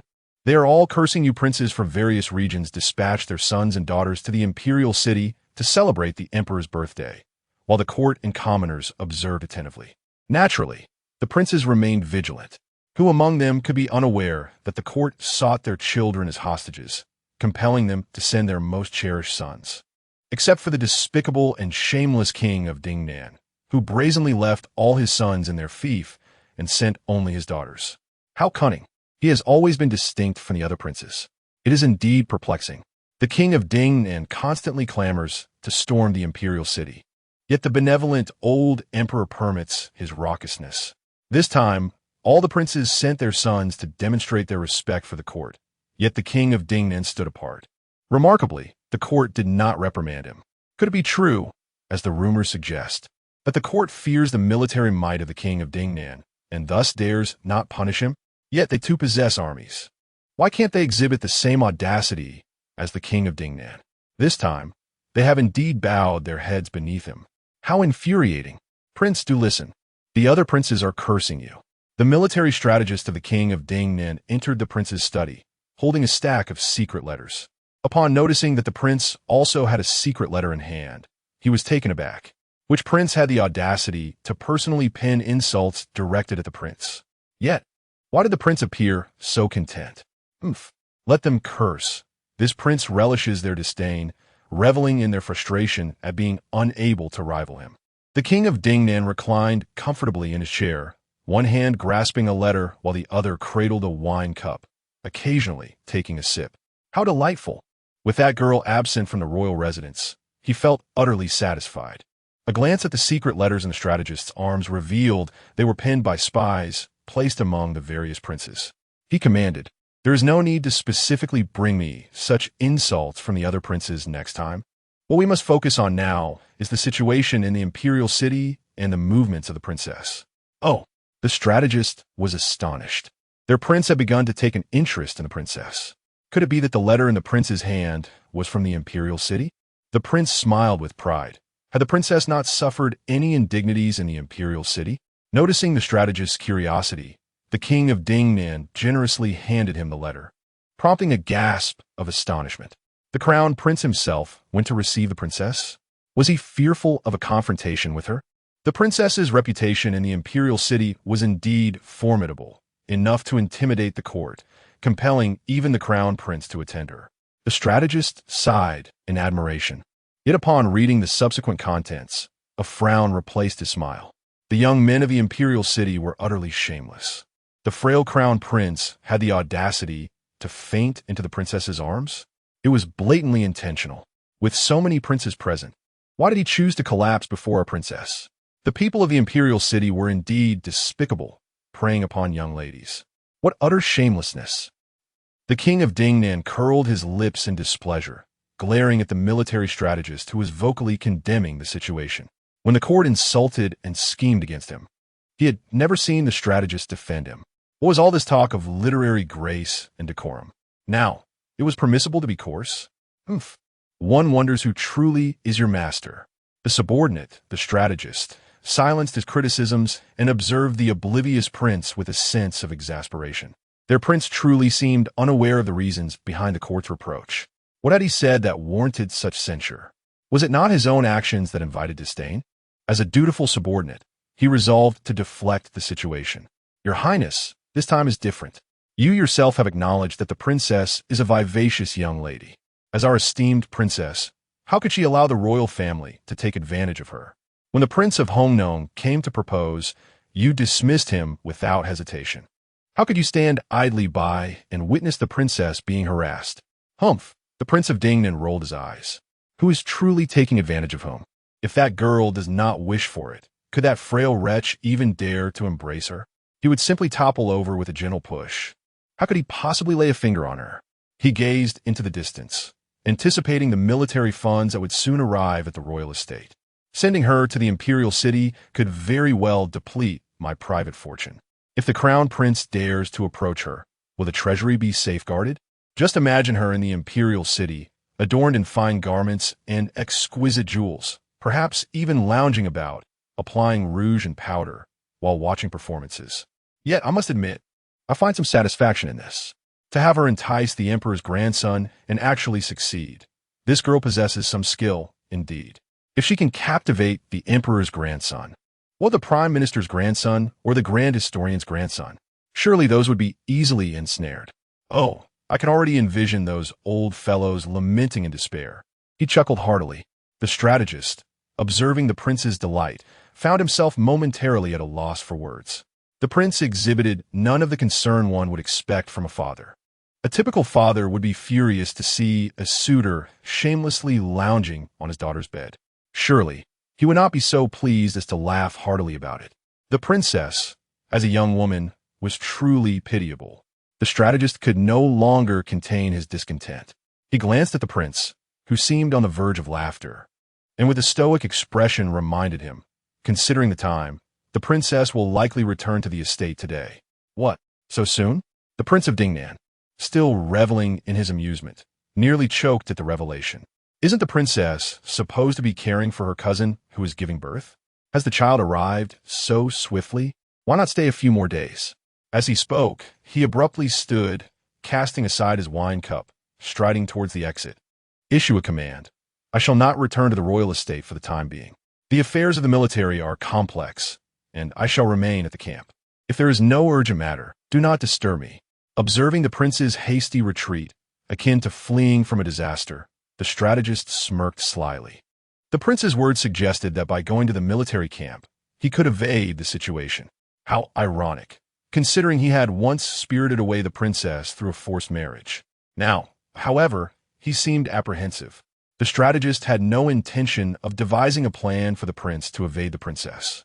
His thoughts were solely with the princess in the distant imperial city. The elderly officials in the court were all malevolent, particularly the princess's maternal grandfather, who harbored the most treacherous intentions. His Highness, the Crown Prince, is indeed his student. It is likely that this old fellow devised the idea for him to be near their noble princess. Even before reaching the imperial city, these elderly ministers have already seized the opportunity to bully the princess. Once they arrive in the imperial city, can the princess remain passive? What a pity that he should have accompanied the princess to the capital. The strategist, filled with regret, chased after the swiftly departing Duke of Dingnan, helplessly rubbing his forehead. The prince is always scheming and threatening rebellion. How could he possibly leave the prince's side? It would be unacceptable for the princess to return only to find the residence in ruins. He must safeguard the estate for her. In the future, this mansion will belong to their princess. Calculating the time, the princess is in no hurry to return, as she is likely already in the imperial city. The capital shall be quite lively. Chapter 21. The princess cannot be bullied like this. The citizens of the imperial city gazed in awe at the grand procession of carriages, each more splendid than the last. For those unaccustomed to such opulence, it was a spectacle that left them momentarily speechless. How could this display surpass even the previous arrivals of the princes? One could understand a father's desire to present a grand spectacle for his son, but for a daughter, the emphasis was even greater. Behold the carriages of the Duke of Dingnan, crafted from precious woods, with window curtains made from exquisite silk that shone like gold. What lady could boast of possessing silk handkerchiefs of such quality? Yet, the princess's carriage was adorned with curtains of the same fine silk. It was truly a scene of grandeur. Was it not said that the Duke of Dingnan was known for his harshness towards the princess? How could he possibly spare such lavish arrangements for her?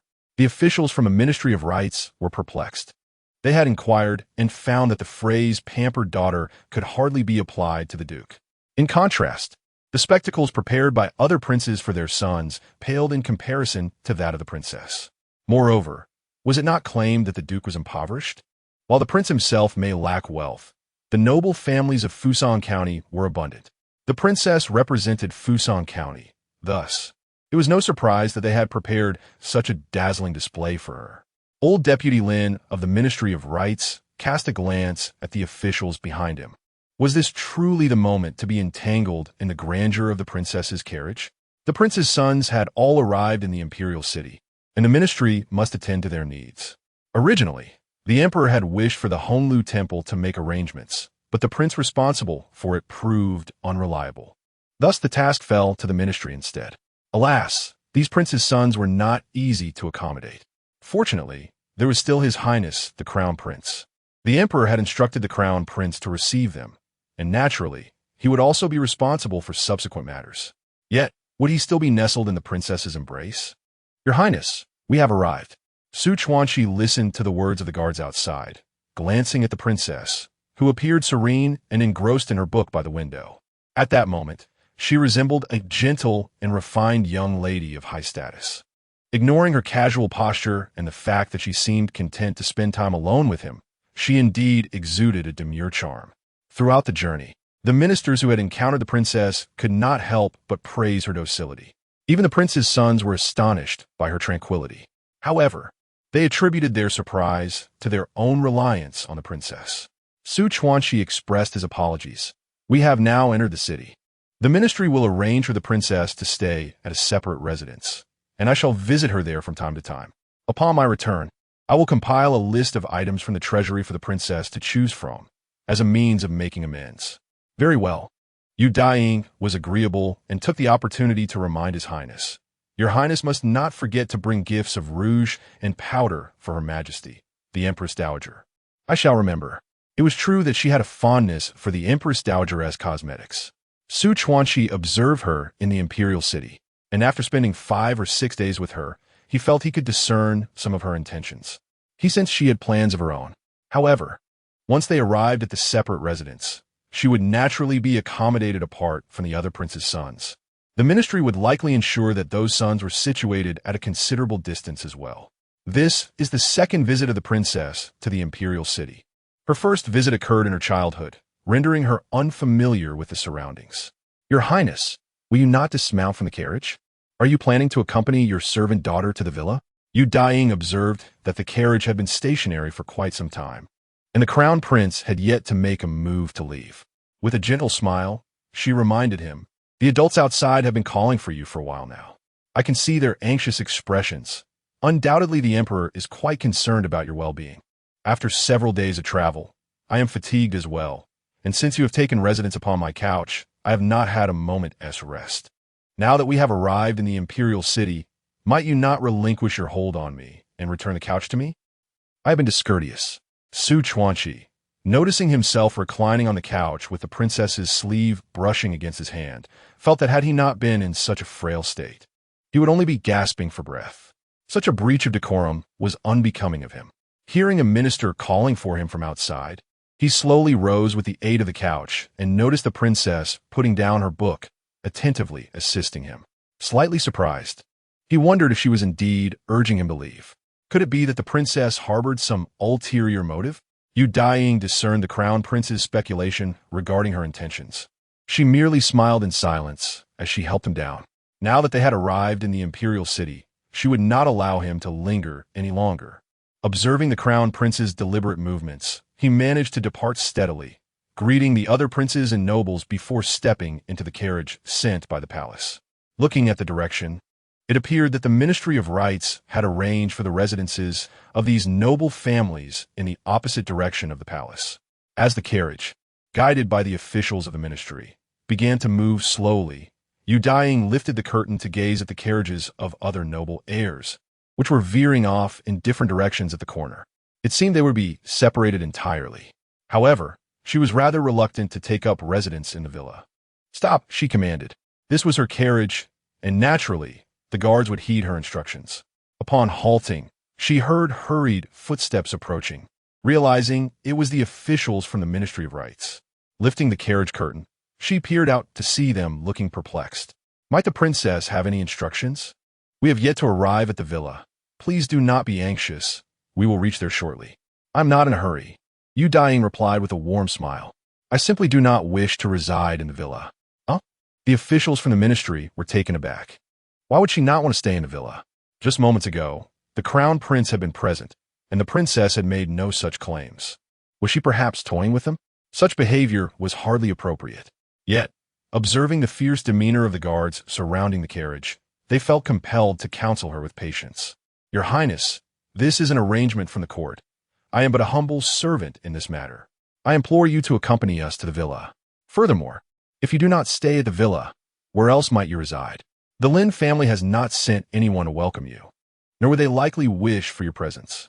Now that I have arrived in the Imperial city, I shall naturally reside in my own home.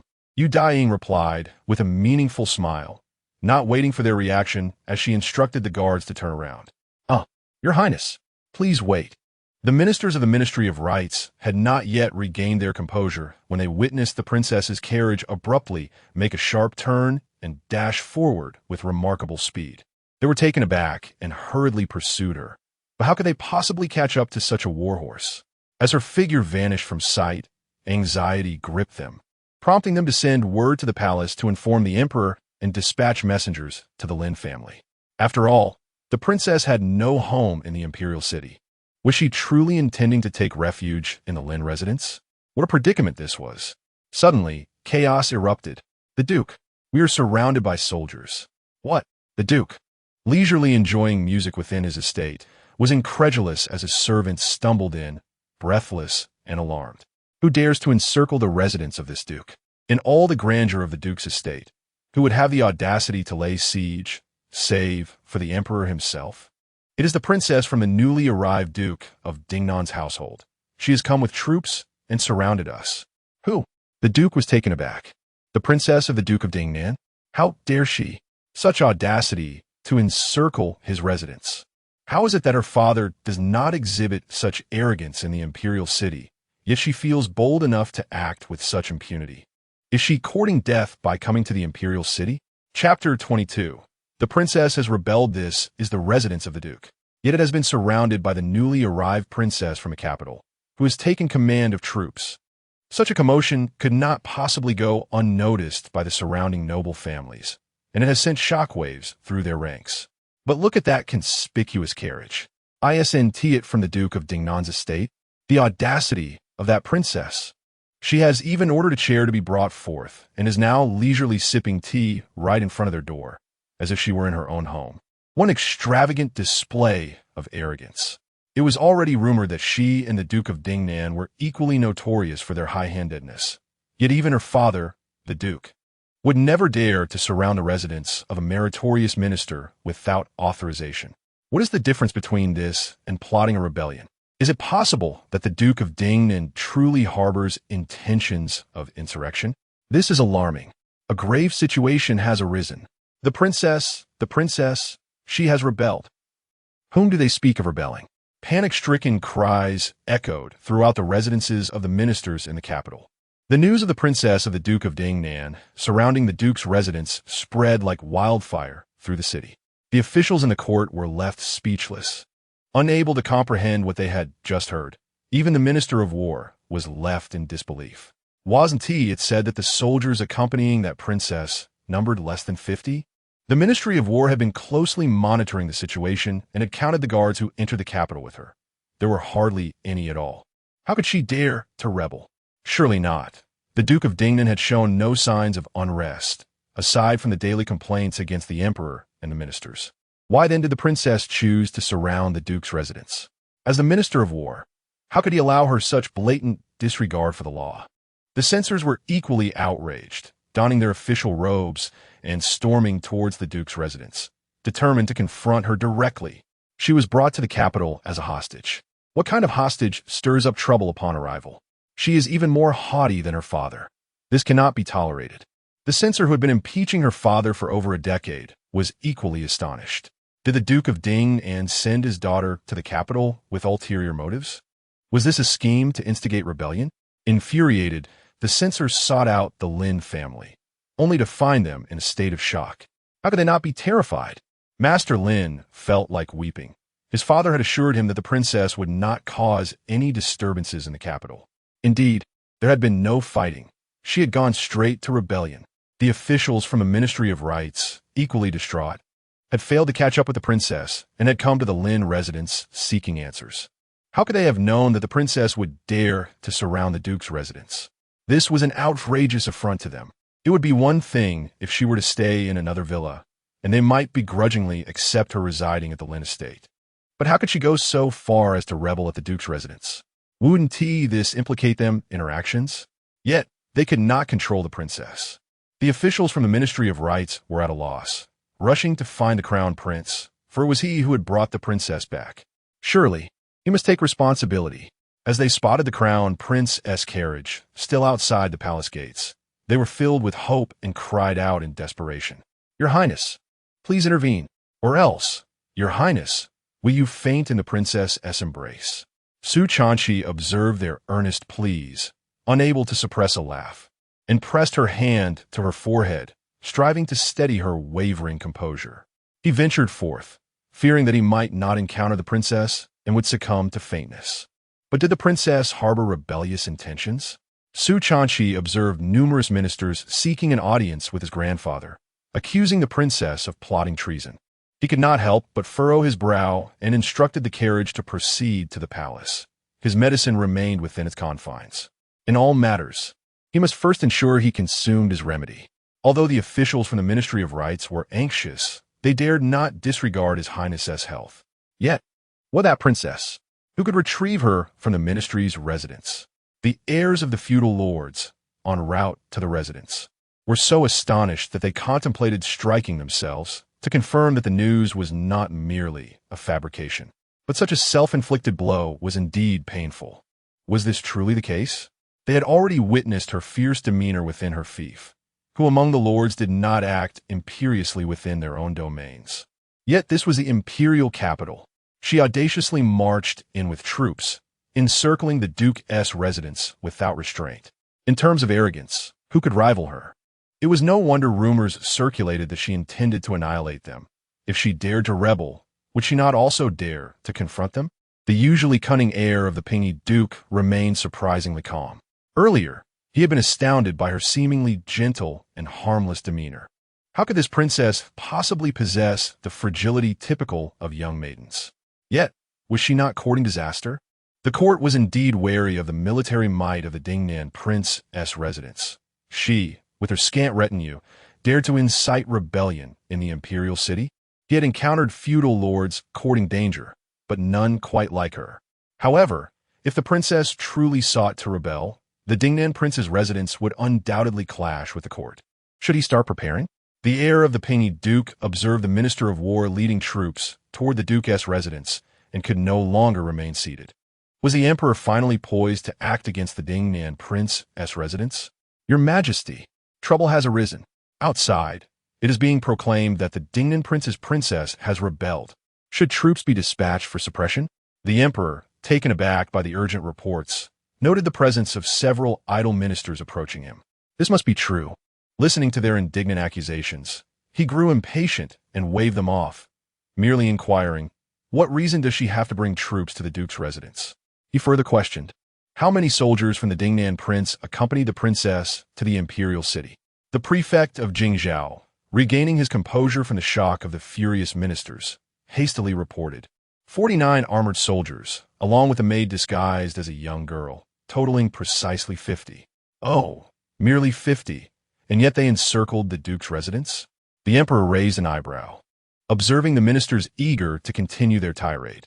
He leaned back against the dragon throne to avoid being splattered by their spittle and lightly huffed. "The Duke's guard surpassed 50. You deem the princess's actions rebellious? Then my imperial capital is rather too easy to rebel against." The Emperor regarded their discontent with a frown. "You are all ministers of the court. How can a mere commotion frighten you so? Listen to the uproar outside. Everyone is shouting rebellion, as if to ensure that no one is left out of the insurrection." The expressions of the assembly shifted, yet they found it perplexing that the Emperor uttered not a single reproach towards the princess. Why does His Majesty consistently exhibit leniency towards the Duke of Dingnan's residence? Is it solely due to the support rendered by the late Duke in securing the throne for him? Historically, military generals who have aided in the ascension to power have seldom enjoyed a favorable fate. Moreover, the Duke of Dingnan is known for his incessant proclamations of rebellion, while the princess has now amassed troops around the Duke's residence. The court has effectively branded her actions as treasonous, and such a designation is indeed justified. If not, why does news of her rebellion spread throughout the imperial city at the mere mention of her movements? Yet, the emperor clearly appears reluctant to take action. Even if the princess does not genuinely intend to rebel, her encirclement of the Duke's residence is a blatant disregard for royal authority, warranting severe punishment. Her recent arrival in the imperial city has already caused such a commotion, while other princes and heirs remain compliant. None exhibit the same audacity as she. Should we permit her to continue her antics? What remains of the dignity of our court? Esteemed officials, the dignity of the court still endures. Su Chuanqi, supported by attendants, entered the imperial study and, upon hearing the officials' counsel to impose strict penalties on the princess, gradually approached them and remarked, "The princess has indeed brought soldiers from the Duke of Dingnan's residence to the Duke's estate, yet within the vast imperial city. Surrounded by numerous noble families, her focus on the Duke's residence may suggest some underlying connection. Perhaps we should observe her intentions. It is possible that others are merely frightening themselves, and the Duke's residence may not object to her presence at all." Chapter 23. Pack your things and leave. What nonsense is this, Your Highness? You have ordered the princess to lead troops to besiege us. Do you think the Duke's household will be pleased? They believe this is an opportunity for the Duke's household to confront the princess. Fortunately, the Minister of War sent soldiers to intervene just in time. "My dear princess, you must not create a disturbance in the imperial city." "I have not caused any trouble," replied Daiying, comfortably reclining in her chair, observing the furious Duke emerging with his guards, then glancing at the Minister of War standing between them. "How can you claim I am causing a ruckus? This is not a disturbance." The Minister of War nearly rolled his eyes. After all, they had surrounded the Duke's residence. The censors approaching were vocally chastising the princess. Had he not been a martial general, swift enough to arrive first, it would not merely be a confrontation. The princess could have been overwhelmed by their verbal onslaught. The Minister of War sighed in resignation, observing the nonchalant princess. "My lady, one cannot speak such nonsense with open eyes, can one? Just look at this commotion. Why have you come to their residence, if not to create disturbance? It is imperative to avoid any talk of rebellion. If this can be resolved through jest, it would be ideal. The Duke of Dingnan already harbors disdain for the court, and should the princess make her presence known in the imperial city, it would only serve to cast a shadow of insurrection upon her. He fears the Duke of Dingnan's volatile temper might provoke genuine rebellion. The other prince's heirs are also present in the imperial city, and they are far more inclined to incite chaos than the Duke of Dingnan. As a Minister of War, can he allow these princes to stir unrest? Naturally, peace is preferable." The Minister of War hurriedly attempted to dissuade the princess, whispering, "Let us speak calmly. Has the Duke's household wronged you in any way? If you voice your grievances, I shall stand by you, but please withdraw these soldiers. It is quite intimidating. Minister of War, your words reveal your bias towards this impudent girl. She comes to my residence to create a scene, and yet it is deemed the Duke's fault?" Before the minister could finish, a furious roar startled him, as the Duke glared at him with indignation. Confused, he pondered how the Duke could hear his whisper when he was not even close. Daiying cast a knowing glance at the perplexed Minister of War and kindly reminded him, "The whispers of martial generals differ greatly from the subdued tones of civil officials." "Ah," the Minister of War chuckled, realizing his voice had been too boisterous, failing to soothe the princess and instead inciting the Duke's wrath. With no alternative, he approached and implored, "Why do you quibble with a mere girl?" "A mere girl?" The Duke was infuriated, pointing at Daiying, who was leisurely sipping tea, the aroma wafting into his nostrils. "Just look at her. She bears no semblance of a demure young lady, brazenly causing a ruckus in my household, stepping all over the dignity of the Duke's residence. If I do not teach her a lesson, She will soon forget that the sovereign of the imperial city is the emperor, not the Duke of Dingnan. Duke, tread carefully. The Minister of War was in a state of distress, feeling as though he might cover his mouth in dismay. What he uttered bore no distinction from accusing the Prince of Southern Command of treason. His visit was certainly not intended to incite rebellion among the princesses. As he noticed the Duke of the State preparing to take action, he hastily stepped forward to intervene, only to be taken aback by the soft, melodic laughter that ensued. Upon looking up, he discovered the princess was in high spirits, her complexion paling. Indeed, she was a master of provoking trouble, daring to challenge the Duke even at such a critical juncture.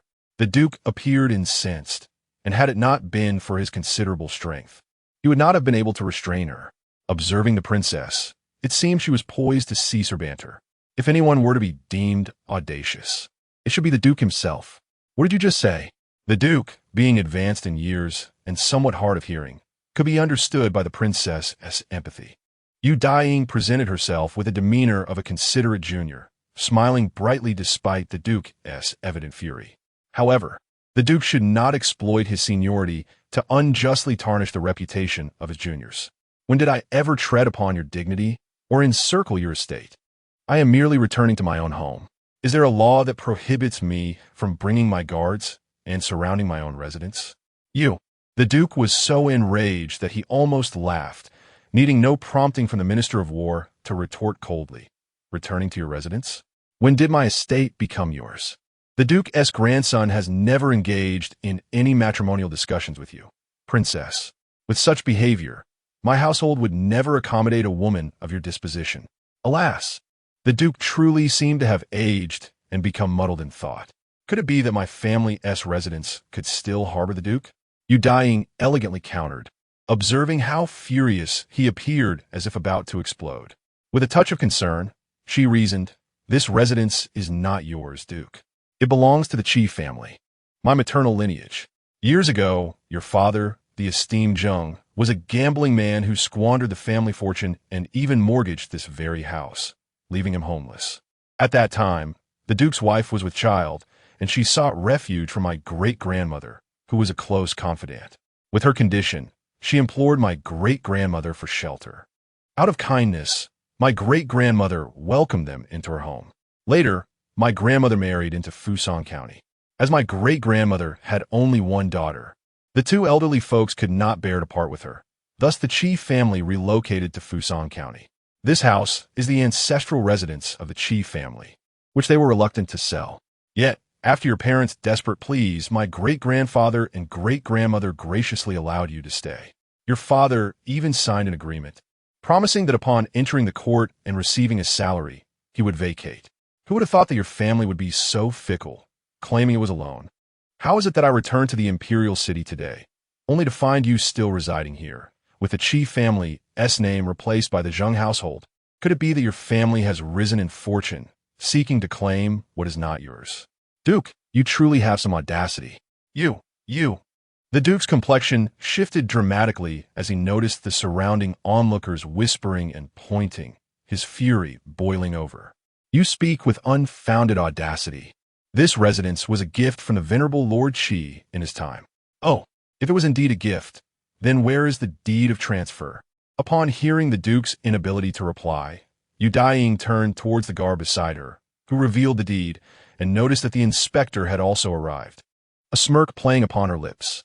The chief family, having retained a lineage in the Imperial city, left my grandmother as the sole heir.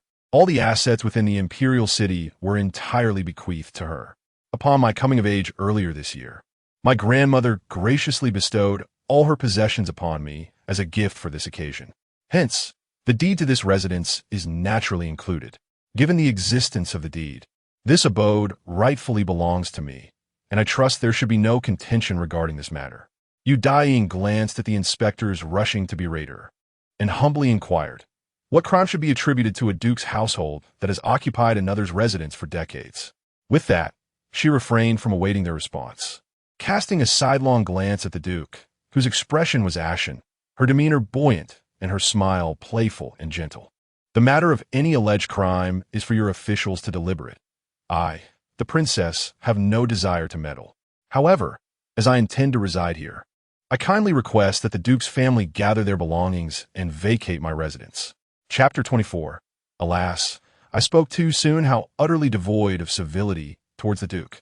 However, after occupying another's residence for decades, and even replacing the nameplate with their own, it is indeed shameless. The Minister of War no longer wished to involve the Duke, for he believed that even the most brazen of facades would not embolden the Duke to engage in a quarrel with the princess. Observe how sweetly the princess smiles. She hardly appears to be one who would engage in conflict.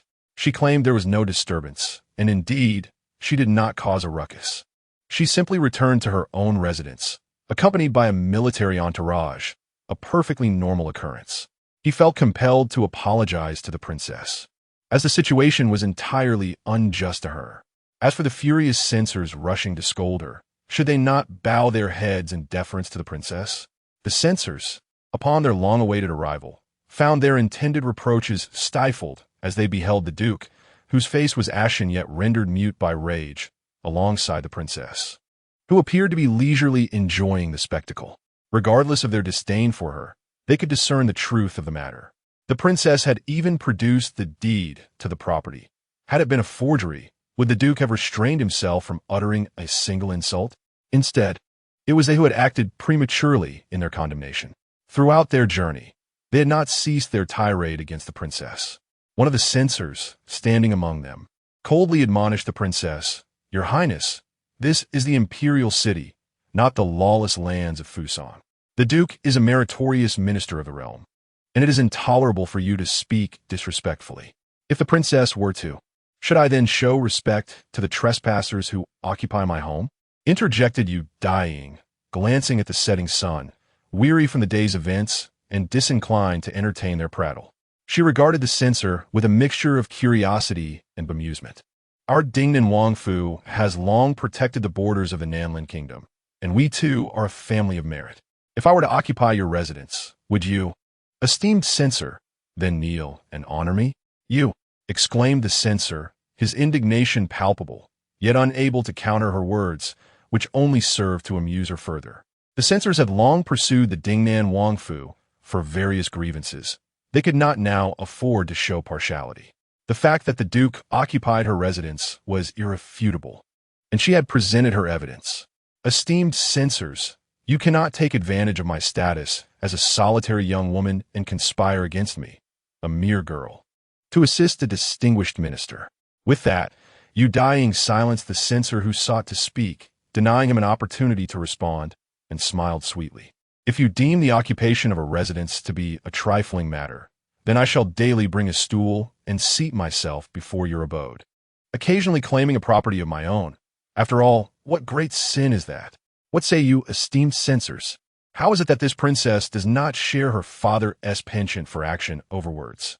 They pondered, for had she resorted to physical confrontation, they would have had grounds for retort. Instead, she remained seated, wielding her words with precision. The censors were deeply dissatisfied, particularly with the one who had just spoken, for his inability to issue a proper indictment, thus providing the princess with a means to criticize them. They could only watch as the public observed the mockery of their censor's office. Even more infuriating was the Duke. They believed the princess to be arrogant and overbearing, surrounding the Duke's residence to stand up for him. Little did they expect that the Duke, lacking in shame, resided in a house that was unlawfully occupied. Could they truly blame the princess for taking action and demanding that they vacate? The censor, observing their formal attire and the gathering crowd, realized that they could not allow the dignity of their office to be tarnished. Moreover, they could not permit the princess to arrive in the capital and trample upon the faces of the court ministers. If the princess were to force the Duke from his residence, it would only embolden her audacity. How could she continue to abide by the constraints of the court as a potential bride? The censor gazed at the smiling princess, refusing to be swayed by her charming countenance, and spoke with impartiality. "Your Highness, this residence may indeed belong to the chief family, but that matter dates back to the Duke's father's generation. The elder Mr. Zheng and his wife have long since passed away. The Duke may be unaware of the relationship between the two families, not knowing whether this house was merely borrowed or gifted by the late Mr. Qi. It is understandable that the princess, holding the deed, wishes to reclaim the property. But it would be more prudent for both families to sit down and discuss the matter amicably, rather than creating a spectacle for others to witness. Your Highness has mentioned that your great-grandmother and Mrs. Zheng were close friends, and it is likely that neither would wish for such discord over a house. After all, the Duke has resided here for over a decade without any objections from the chief family. Perhaps the Duke's claim of a gift is not without foundation. Your Highness, let us proceed inside and discuss this matter further. Suddenly, a peal of laughter interrupted the censor's earnest words. Startled, he looked up to see the princess nearly in stitches, her expression turning sour.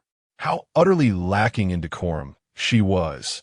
Daiying was on the verge of tears from laughter, amused by the censor's serious demeanor. After all, she had come merely to enjoy the spectacle. The commotion at the censor's office was far more entertaining than that at the Duke's residence.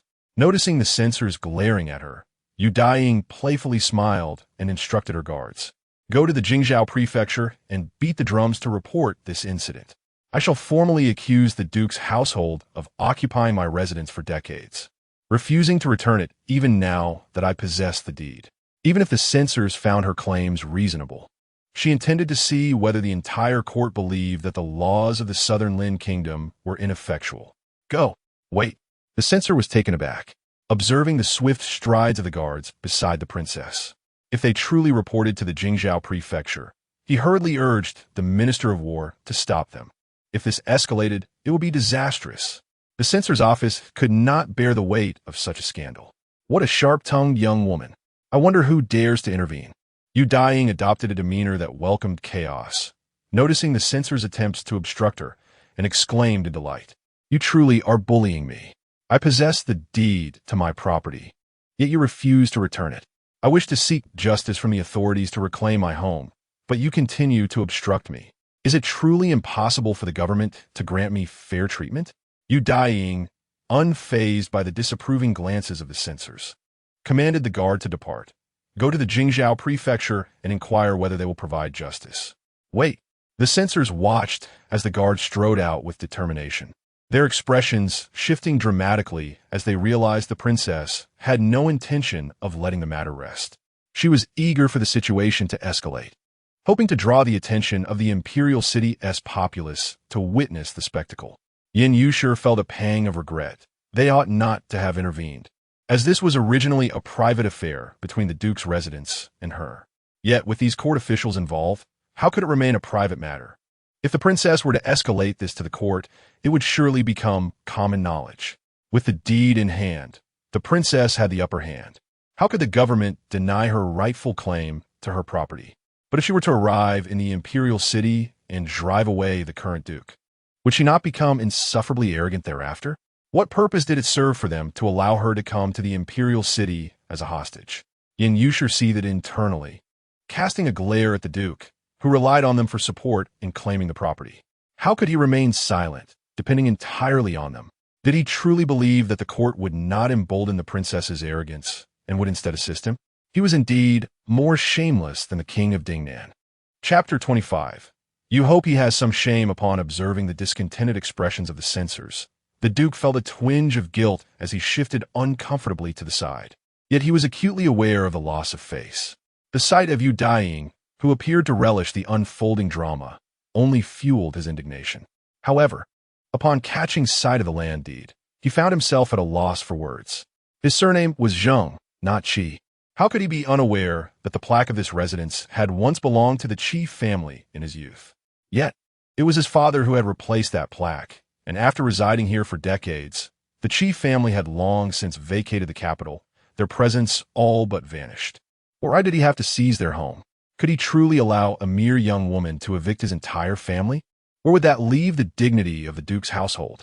Noticing the princess's intent to lodge a complaint, and with the censors blocking her path, the Duke snorted disdainfully and promptly sent someone to the residence of Prince Qing.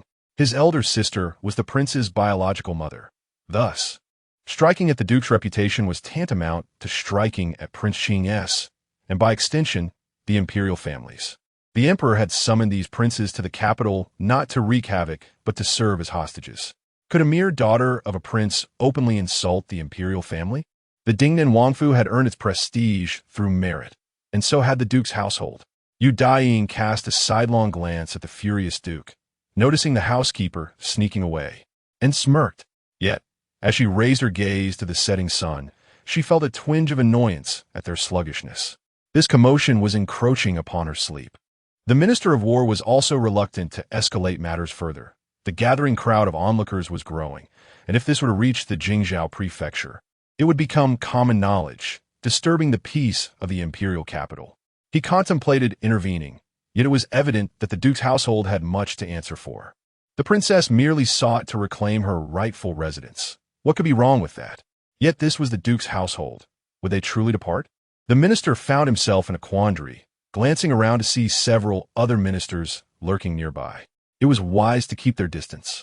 The officials from the Ministry of Rights, arriving in haste, observed the princess not revolting against the duke, but instead demanding his departure. They quickly comprehended that this was a matter in which the Ministry of Rights could not involve themselves. The censors were racing to admonish the princess, but now it seemed they were unable to leave. The family of the prince, residing in the capital, fell under the purview of the Ministry of Rights. If the princess did not reclaim her residence, could she possibly acquiesce to the arrangements made by the ministry? The officials sighed in resignation, secretly cursing the duke's household. Had they not occupied the princess's residence, she might have already moved into another estate. Would they still be pursuing her throughout the capital? However, without resolving this matter, they could not simply return home. The officials of the Ministry of Rights sighed wearily and dispatched someone to the Lynn residence, urging them to intervene. What was this? The venerable Lord Lynn, whose home had been besieged by court officials multiple times in a single day, felt both helpless and amused. Was it not entirely reasonable for his niece to reclaim her rightful property, supported by the deed? Did they come to him believing that the Lynn family should stand idle and assist the princess in reclaiming her home? It was fortunate that the princess had not mounted a rebellion. She was merely seeking to retrieve her residence, and yet they felt the need to involve the Lynn family as mediators. It was as if the Lynn family had the power to restrain the princess in this affair. Shouldn't the fault lie with the duke's residence? I have never heard of a meritorious minister seizing another's home. To avoid disgrace, even the censorate can turn a blind eye. Lord Lynn is reluctant to show them any favor. Previously, he even suspected the princess of rebellion, remaining silent. Yet, the princess is rightfully surrounding her own residence. How could he refrain from adding fuel to the fire? You should advise the duke to maintain some dignity and refrain from causing a stir throughout the city by occupying a young lady's home. At present, the young lady finds herself homeless in the Imperial city, and he still dares not return the borrowed residence. The censorate is peculiar as well. They usually relish in denouncing errant court officials, yet today they seem to show partiality. When will I also seize a residence? And perhaps the censorate will show me some favoritism? After all, who isn't a meritorious minister in their own right? The ministers who had come to mediate could only sigh in frustration as they witnessed the Lynn family stoking the flames rather than assisting. Could it be that the matter between the princess and the duke's residence truly escalates to the authorities? Alas, even if it were to reach that point, it would be the prefect of Jingzhou who suffers first. The prefect, still within the palace, found no headache in the matter, but rather felt a chuckle bubbling forth. With such a commotion outside, they naturally understood why the princess sought to besiege the duke's residence. He mused. The princess had brought only a handful of people. How could this be termed rebellion? In truth, she merely wished to reclaim her own home. Yet these ministers were so frightened that they rushed to the palace to lodge complaints. Thankfully, he refrained from speaking out, or else he might have found himself in a rather embarrassing predicament. The prefect cast a glance at the ministers who had just clamored for the princess's severe punishment, observing their grim countenances, and inwardly chuckled with delight. Who exactly is being audacious here, having occupied another's residence for decades, while the princess arrives with the deed? And the censorate aids in concealing the matter? Do they believe the Jingzhou prefecture disregards the law? He promptly stood forth and addressed the emperor. The situation is now clear. The princess besieged the duke's residence because he unlawfully seized her home. As the prefect of Jingzhou, I shall return to my jurisdiction and adjudicate this case. Upon hearing this, the other ministers, noting the prefect's evident delight, could hardly be oblivious to his character. On one side, there stands a princess with just cause who refuses to settle. On the other, a tenacious royal family in the duke's residence. The duke's nephew is none other than Prince Ching. If the princess drives them away, would that not be a slap in the face to the prince? Under ordinary circumstances, who would dare to meddle in such affairs? Yet, the prefect of Jingzhou is one who relishes the spectacle. The duke's nephew is Prince Ching, while the prefect's nephew is none other than His Highness the Crown Prince. He certainly harbors no fear of the duke's royal connections. If it comes to a verdict, how could he possibly show favor to the duke? He would likely be eager for the princess to expel the duke's family entirely. Observing his urgency to assist the princess in driving them away, he hastily remarked, "Your Majesty, while it is true that the princess possesses the deed and her actions are justified, the duke's residence, since it is indeed justified, it is only appropriate." Su Chanshi, having taken her medicine, felt her breath steady and noticed the impatient prefect of Jingzhou, who was signaling her with his eyes. With a resigned smile, I listened as the ministers continued to speak, raising my hand to halt their words. It is indeed a fact that the duke's residence owes its prestige to the contributions of the princess, since the princess has brought her case before the Jingzhou prefecture. If the court turns a blind eye, would that not imply that the princess's assertion that our laws are ineffective holds true?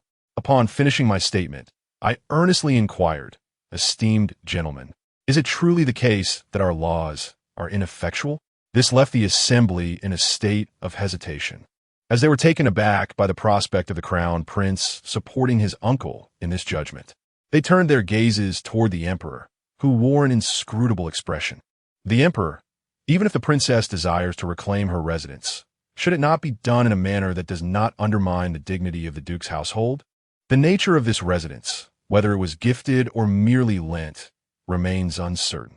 However, the princess's actions have become widely known, turning her into a subject of ridicule among the common folk. In my opinion, the princess seems to be pursuing this matter with intention, clearly. Esteemed gentlemen, Su Shanqi paused to catch his breath. Should the censorate share similar sentiments, the princess would undoubtedly find great amusement in it. No wonder she seeks to escalate the matter to the Jingzhou prefecture, believing that her amusement is still insufficient. Observing these ministers striving to pin a charge upon the princess, I interrupted again. The Qi family, once a prominent clan, has long since returned to their ancestral home, establishing a school and refraining from courtly affairs.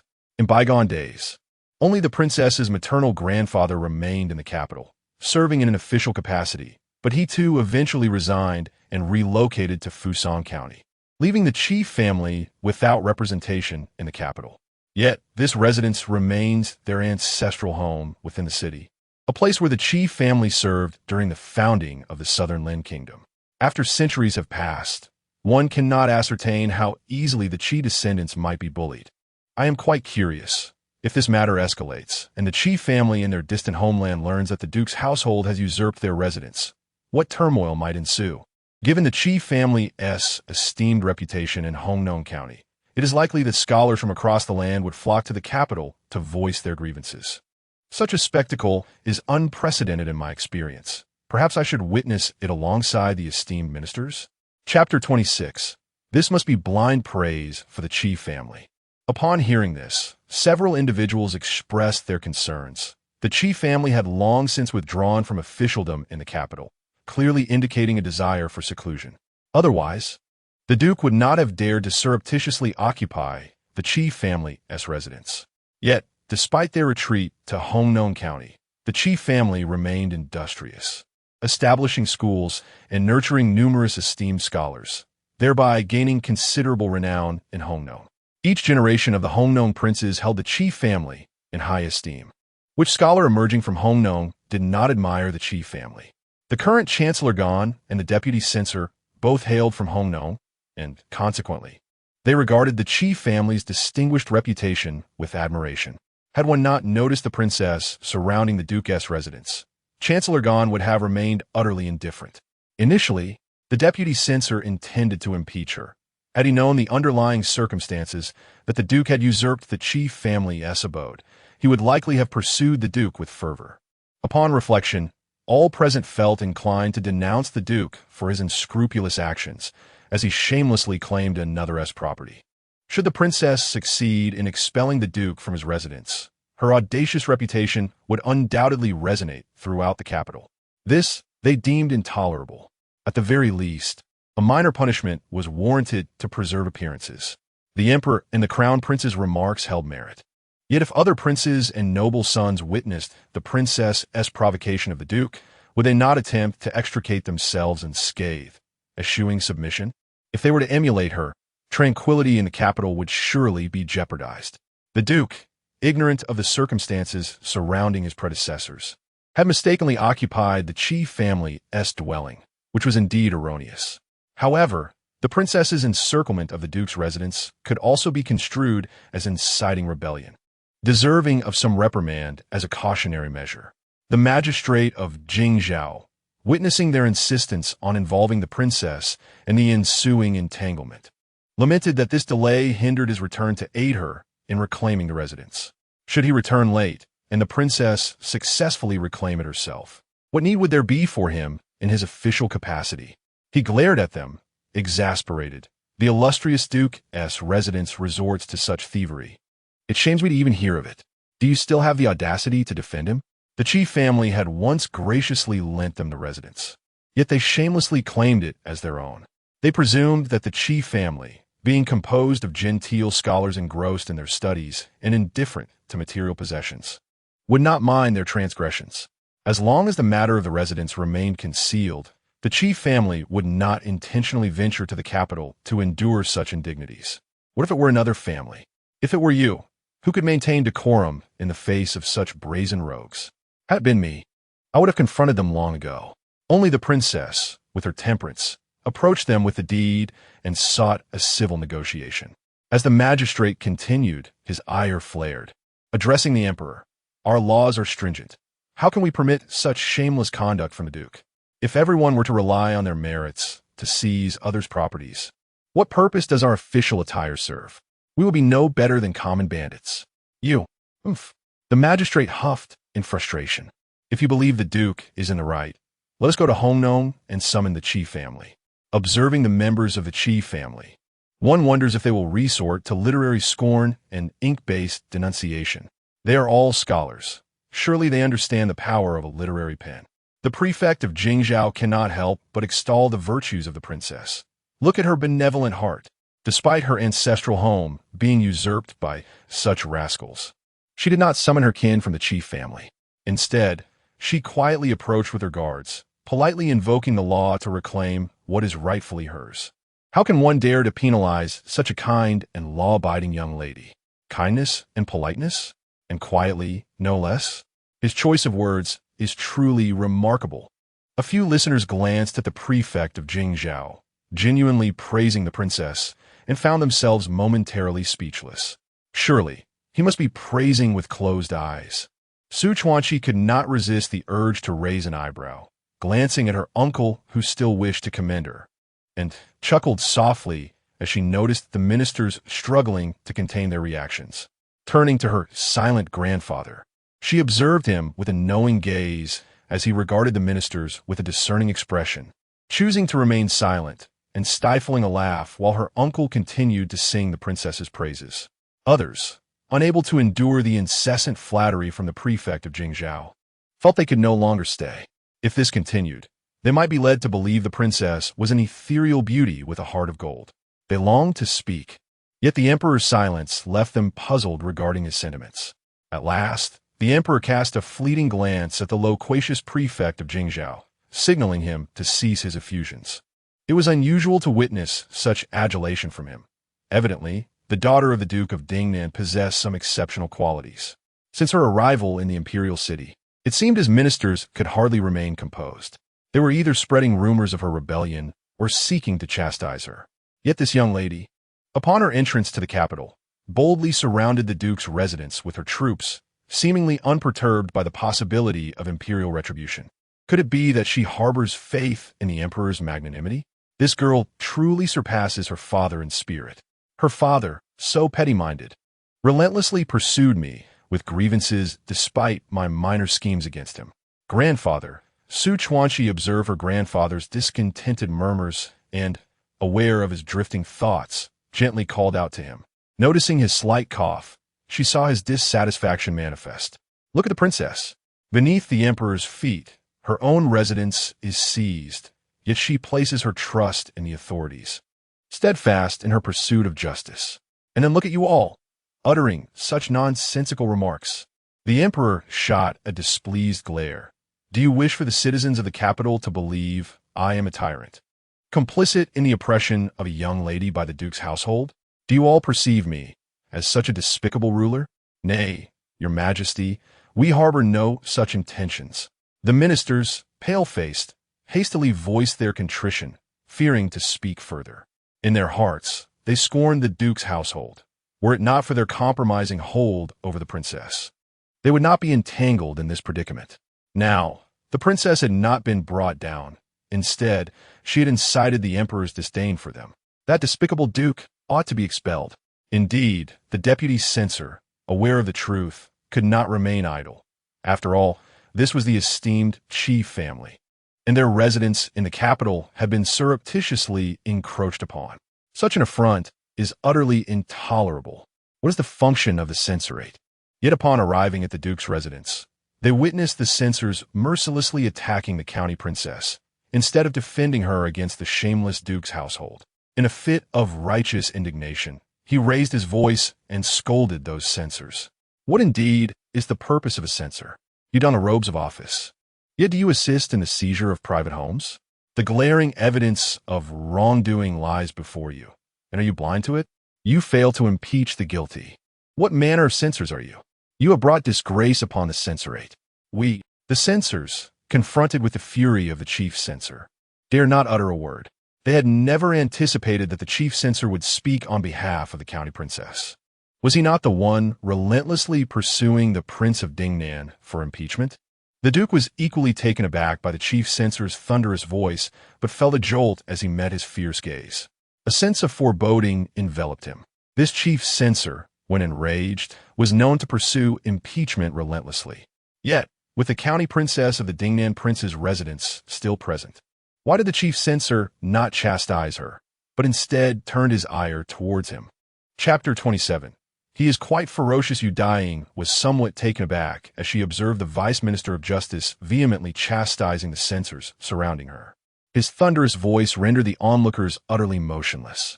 Even a minister of war, fearing for his own safety, discreetly retreated behind her. Did he truly believe that by hiding, he could escape the vice minister's ire? The Duke of Dingnan's residence had frequently been subjected to the vice minister's scathing rebukes. When she first saw him approach with such fury, she instinctively thought he had come to scold her. To her astonishment, however, he was directing his wrath towards the censors. Was this perhaps the vice minister's inaugural display of support for the Duke of Dingnan's household? Wait, had she spoken too soon? Observing the vice minister of justice, who seemed to tire of berating the censors, she noticed him stride purposefully towards the duke's residence. The duke, clearly frightened, appeared to wish to retreat indoors.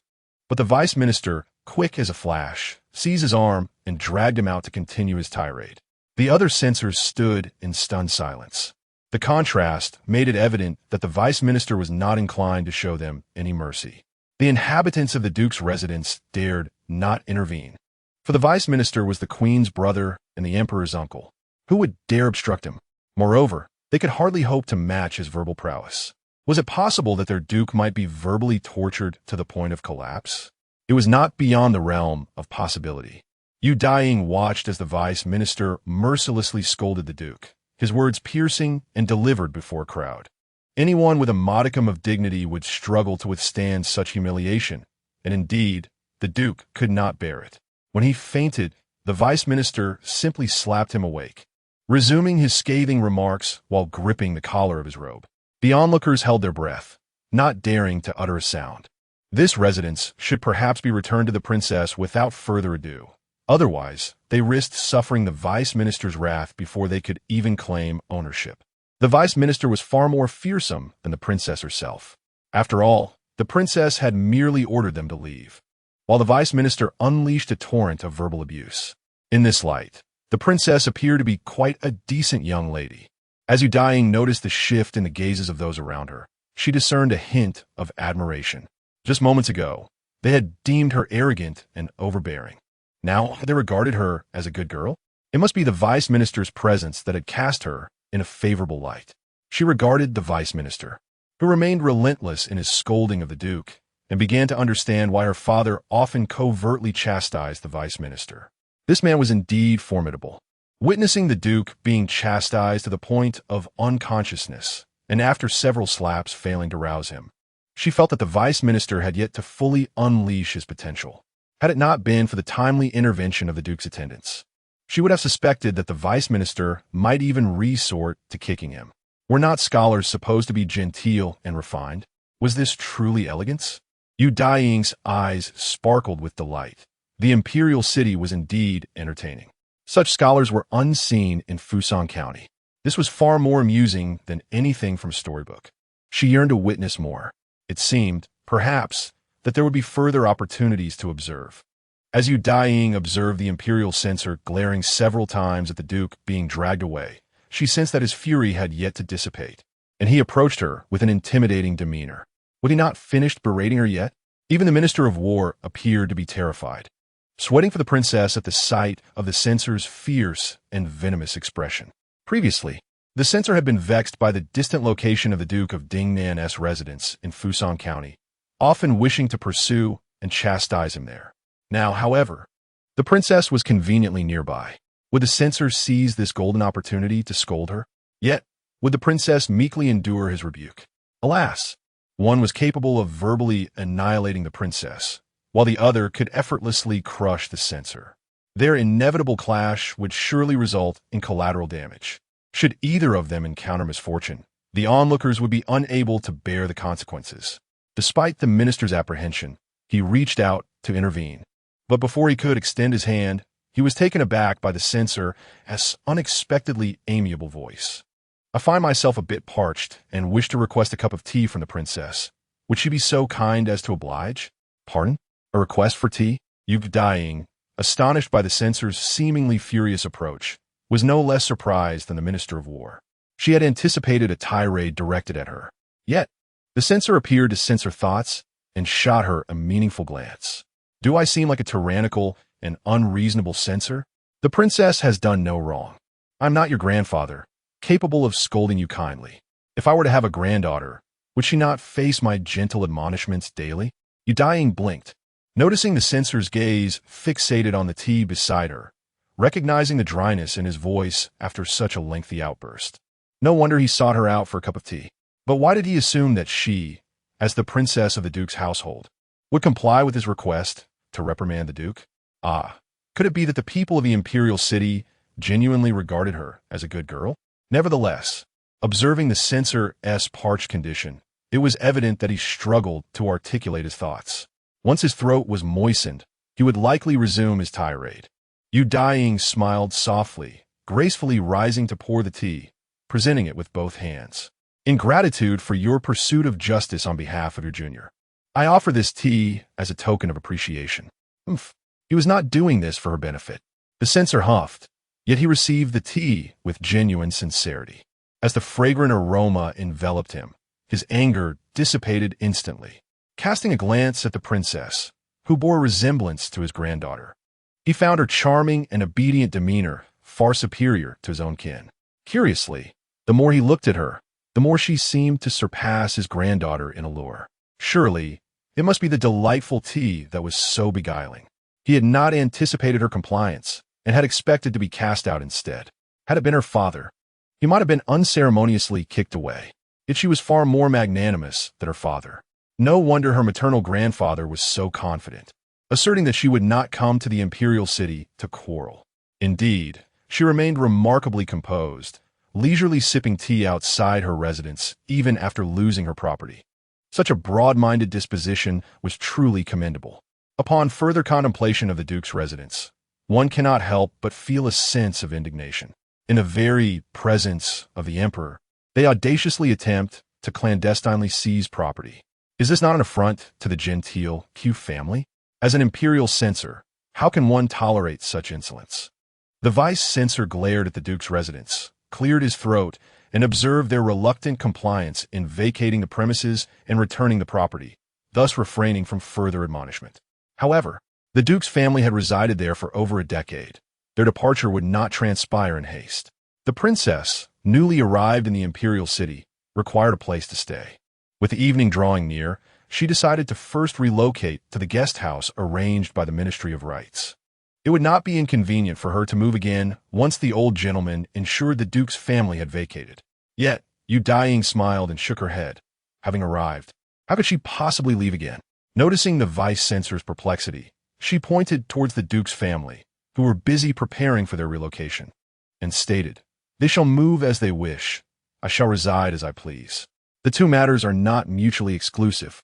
Within those walls dwelled solely members of the Duke's family. She would simply take up residence among them, unperturbed by the potential for discord. The vice-censor, observing her cheerful demeanor, found himself a touch concerned for the Duke's family. Chapter 28. How strange it is that they still praise her. Is she truly going to reside here? The Minister of War expressed his astonishment, deeming there was no need for such haste. The Duke's household had lost all face today. She has moved in directly and seems entirely unperturbed by the inconvenience. After all, the Duke's family has yet to vacate the premises, having lived here for decades. How can this new mistress coexist with them for several days? A family of this size cannot simply relocate at a moment's notice. Now that she has taken residence, does the estate even have accommodations prepared for her? Yet, observing the princess's carefree demeanor, one would think she harbors no concerns regarding this matter. Indeed, this is her abode. The Duke's family has been ordered to pack and leave. Why should she fret over finding a place to stay? However, the maids and attendants are all from the Duke's household, who will tend to her daily needs after she moves in. Her guards are capable in battle. Yet when it comes to domestic care, a single maid seems insufficient. Lost in thought, the princess appeared to have made prior arrangements as she glanced toward the officials who were lingering in the shadows. Were those the gentlemen from the Ministry of Rights? Daiying observed the officials who had been hiding away, startled when she called for them, yet they approached respectfully to pay their respects.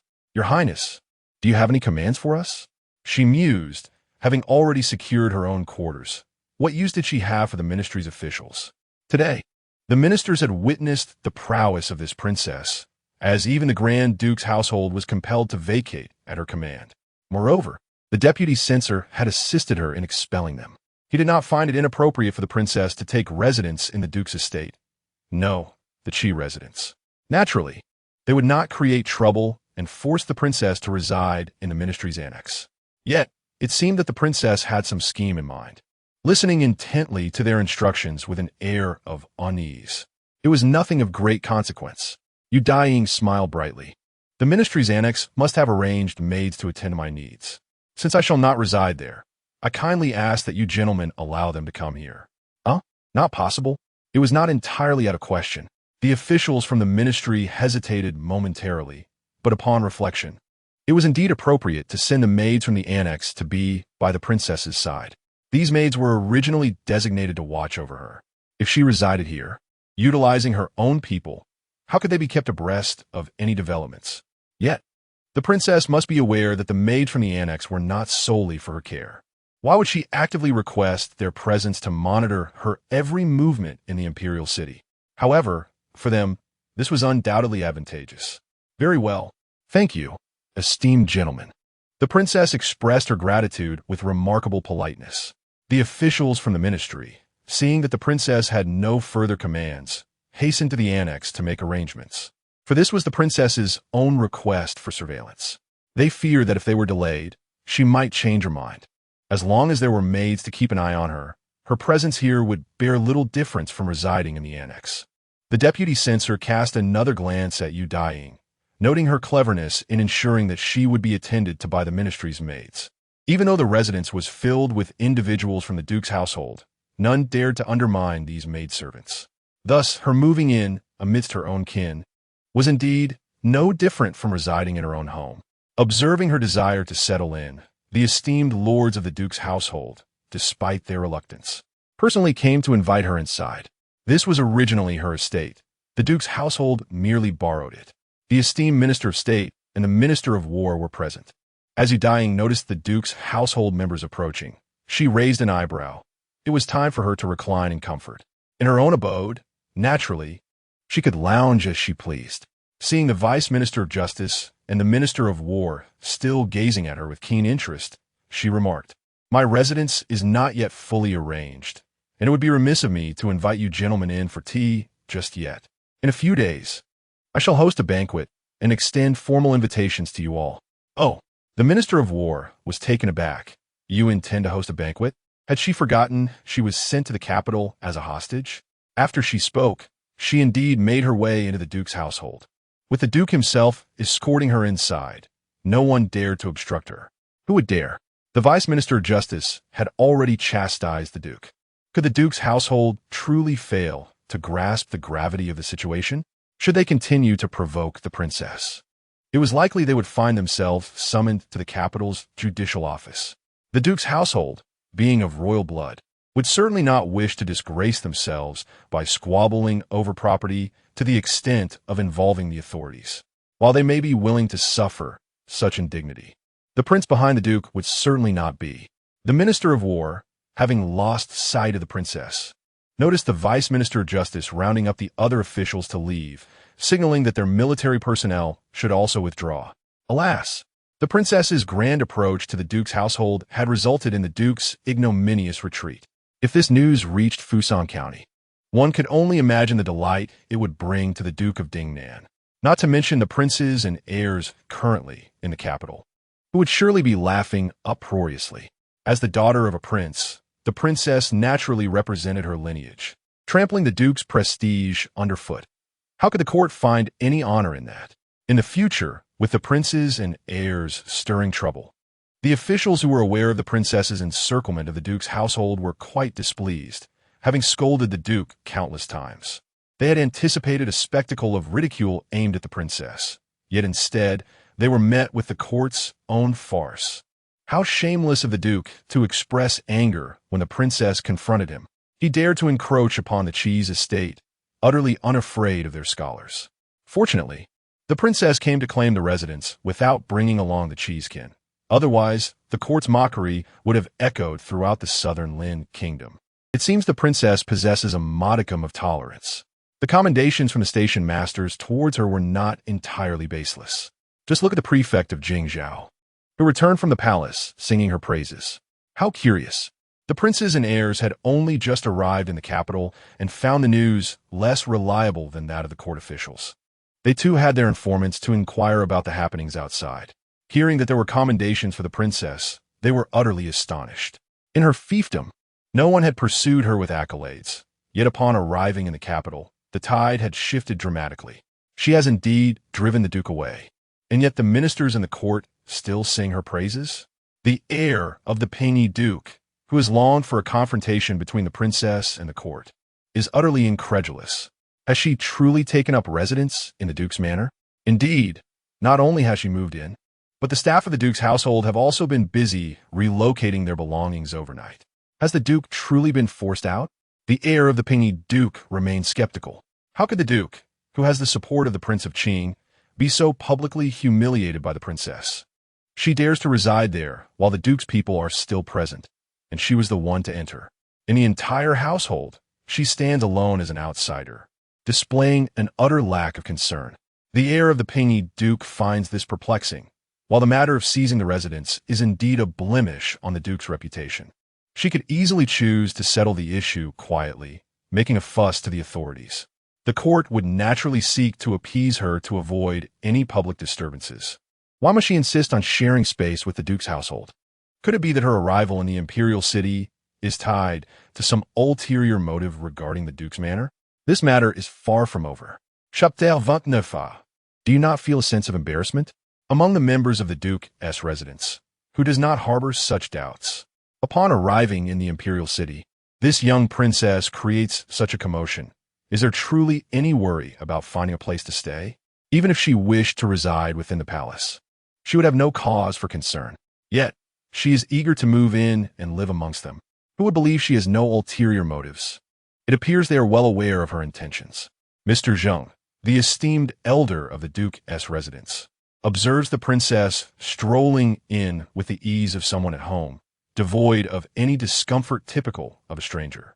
Despite the unfamiliarity of the surroundings, he seems unconcerned that the estate is entirely populated by his kin. However, a mere glance from her, filled with a cheerful demeanor, renders him somewhat uneasy, and the others dare not utter a word. Mr. Zheng feels a sense of frustration as he witnesses her assume the role of the mistress of the house. Yet he finds no outlet for his grievances. This residence indeed belongs to the chief family, and as it now also belongs to her, he must endure her presence, especially with the clamor outside. She meanders about, seemingly unsure of her destination. He has no desire to accompany her in aimless wandering and patiently suggests, "It is likely this is your first visit to the estate, and with nightfall approaching, we are in the midst of relocating.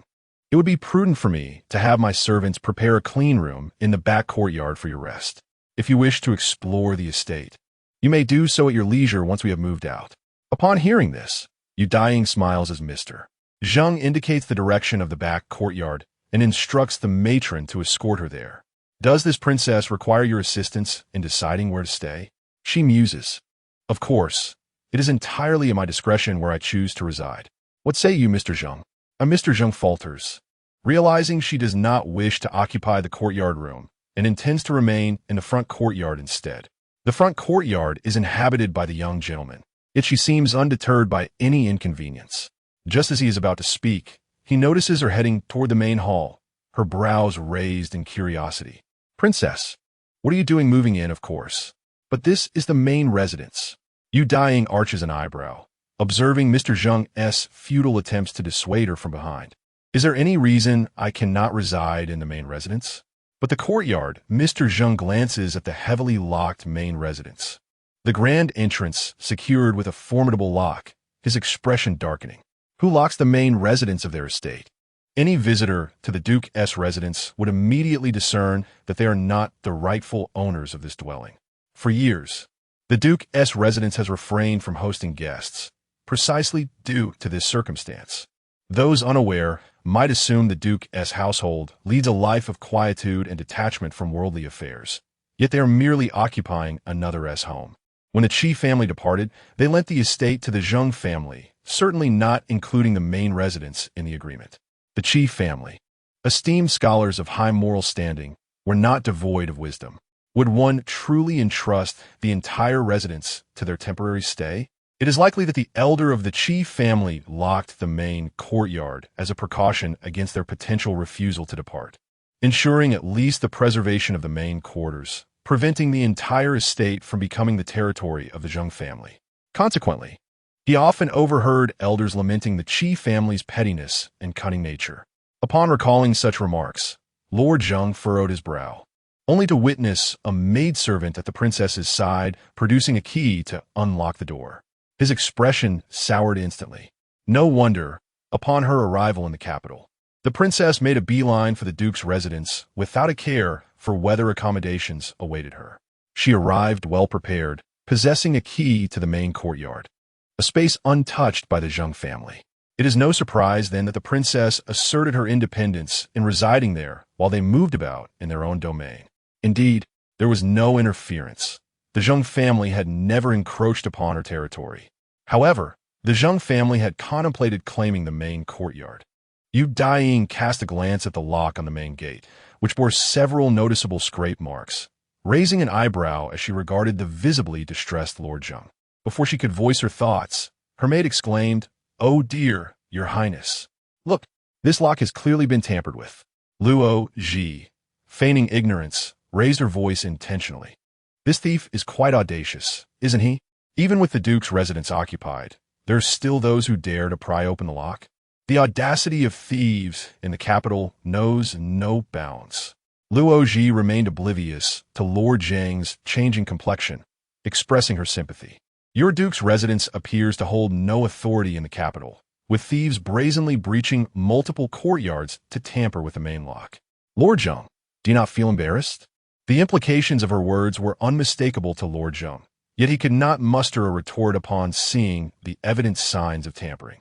This lock, as long as he could remember, had been attempted to be forced open countless times, yet remained steadfast. The Qi family's lock is remarkably sturdy. As Lord Zheng's exasperated thoughts settled, the door to the main courtyard creaked open. Gazing upon the previously unseen vistas of the main courtyard, he felt a prick of discomfort. The maid accompanying the princess seemed to deliberately approach him, her voice dripping with sarcasm. That thief, fixated on the Qi family's lock, is in for a stroke of misfortune. Our Qi family's lock is impervious to even the most skilled hands. Any thief who harbors designs upon it is destined to perish in futility. Otherwise, why would the Qi family ever fret about thieves setting their sights on this estate? What of thieves? The Qi family is devoted to scholarship and the pursuit of moral excellence, possessing neither the time nor inclination to stoop to the level of despicable rogues. Luo Ji huffed a few times, hands on her hips, declaring, "But I am not one of those virtuous seekers. Should I encounter such a thief, I would brandish a broom and chase him away." Observing Lord Zheng's increasingly grim countenance, she noted that he had no intention of departing, seemingly intent on following the princess into the courtyard. Luo Ji pointed to the courtyard that had remained untouched for decades and remarked, "It's not good that no thieves have entered. Look at all the dust that has accumulated." The maid suggested taking a broom to tidy up, but added, "Master Zheng, you should focus on moving first. If you get covered in dust, it won't be pleasant." After saying this, she deliberately added, "Please be meticulous while moving from the Duke's residence. We have an inventory of all the items that originally belonged to this house. If anything goes missing, we wouldn't know which thief to seek for restitution." Hearing her insinuations, Master Zheng, irritated, flicked his sleeve and contemplated leaving. But upon noticing the dust-laden courtyard and recalling his father's advice, he frowned and said, "Given the considerable accumulation of dust in this courtyard, it is essential to clean it thoroughly before anyone can reside here. There are quite a few servants in the manor.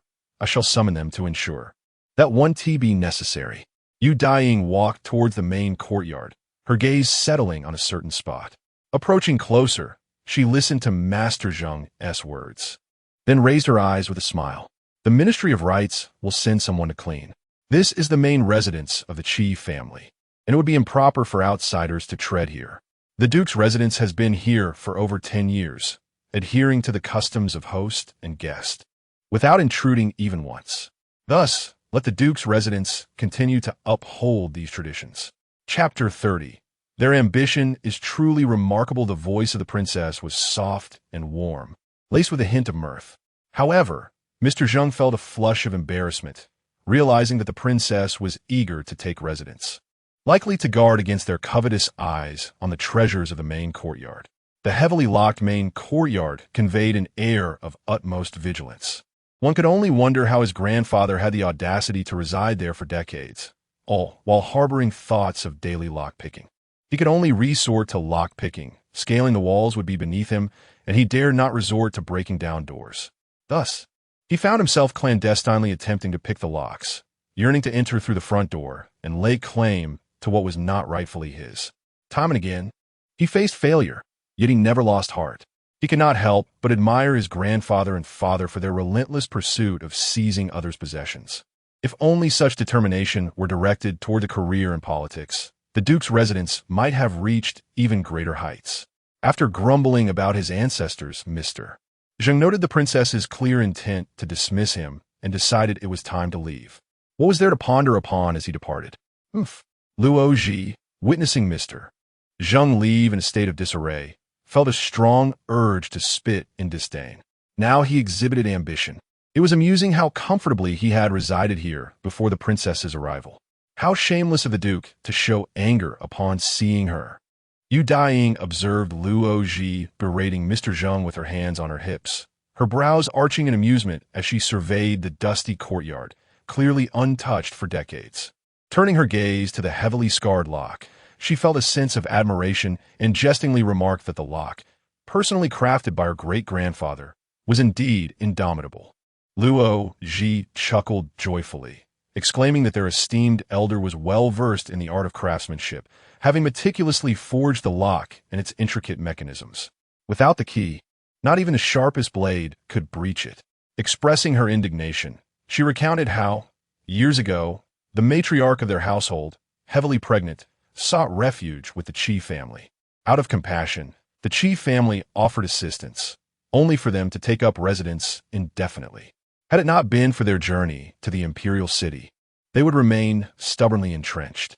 Luoji huffed, recalling that when the princess came of age earlier in the year, the old princess had bestowed her entire estate upon her. They had been overwhelmed by the sheer volume of land deeds, and had it not been for their impending visit to the Imperial city, they might never have unearthed the deeds pertaining to their properties there. Unbeknownst to them, the Duke's household had taken it upon themselves to occupy the Qi family's residence in the capital. Inquiring with the old princess's attendant, they learned the reason the Duke's household had managed to reside in the Qi estate. It was a covert usurpation. They deemed the Qi family too distant from the capital, composed solely of noble-minded scholars who would not stoop to quarrel over mere property. It was indeed perplexing. Luo Ji questioned, "Princess, this residence is undoubtedly opulent. Yet given the Duke's status, acquiring a respectable property in the capital should pose little challenge. Why insist on occupying a locked abode? Have they truly replaced the plaque, treating it as their own? Surely, they cannot be unperturbed by the prospect of the Qi family suddenly arriving in the capital." Yu Daiying visited the Qi residence for the first time, a house belonging to her grandmother's family. Her grandmother married into the Fusang County at the tender age of 15. At that time, the Qi family relocated entirely, ensuring that their possessions in the Imperial city were well arranged.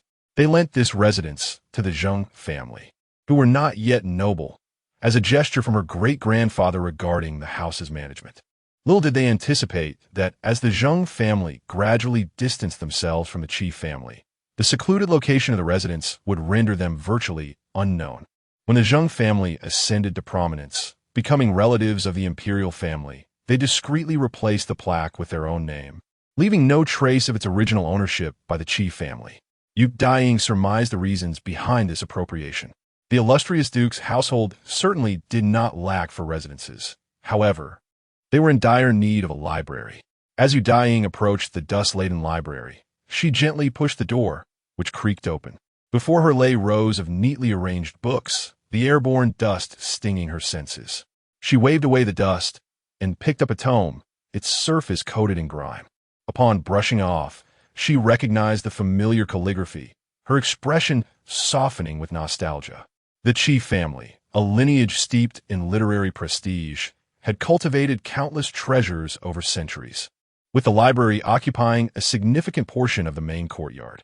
The tomes within were the heartfelt creations of generations of Qi descendants, and it was these very works that brought renown to the family scholars.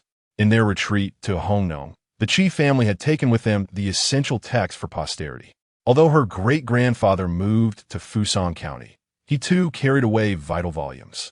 Yet, such a vast library could not be entirely cleared out after just 2 relocations. Listening closely, she discerned that many books still remained. The Qi family's literary treasures were indeed priceless. The Zheng family, originally merchants, had no means to pursue scholarly examinations or official positions. They could only gain influence through financial contributions, which eventually led to their rise. Although the elder Zheng gained favor with the late emperor, his descendants could not maintain their status. It was the Duke who aided the then usurping emperor in recruiting soldiers, thereby securing their noble status. However, merchants struggled to establish themselves in the court, as they could not compete with established families. To attain official ranks, knowledge was paramount, necessitating a scholarly foundation. Seeing such a grand collection of books, the Zheng family yearned to possess it, aspiring for their descendants to shed the merchant identity and become a distinguished literary clan. With a gasp, Luoji turned to the princess in astonishment, exclaiming, "They covet the Qi residence solely for the opportunity to study, seeking to pry open the locks and steal these books. They would rather be labeled shameless thieves than miss the chance for education. How ambitious the Duke's household is! Who would steal merely for the sake of learning? Look at those locks. They bear countless marks of forced entry. Their determination for education is truly remarkable. Daiying listened to Laji's exclamations, gazing at the dusty book in her hands, and recalled the family letter sent to her by the elder of the Qi clan. Upon her inquiry regarding the affairs of the Qi family estate, the Qi family recounted the events of that year in their entirety. It was then that the esteemed Mr. Zheng sought refuge with the Qi family, and the maternal great-grandfather, aware of his extravagant gambling that had squandered his fortune, was not inclined to show compassion. However, out of respect for the relationship with Madame Zheng and the maternal great-grandmother, he consented to their shelter, albeit with the condition that Mr. Zheng must diligently pursue his studies and strive for scholarly success, thereby securing a stable future for his family. The maternal great-grandfather personally instructed him in his studies, for the Qi family was renowned for its literary heritage, possessing an abundance of books. With the Qi family's assistance and Mr. Zheng's earnest dedication, the maternal great-grandfather felt a sense of satisfaction. Observing Mr. Zheng's transformation, when the family eventually relocated, the estate stood vacant, and he was willing to permit the Zheng family to stay temporarily.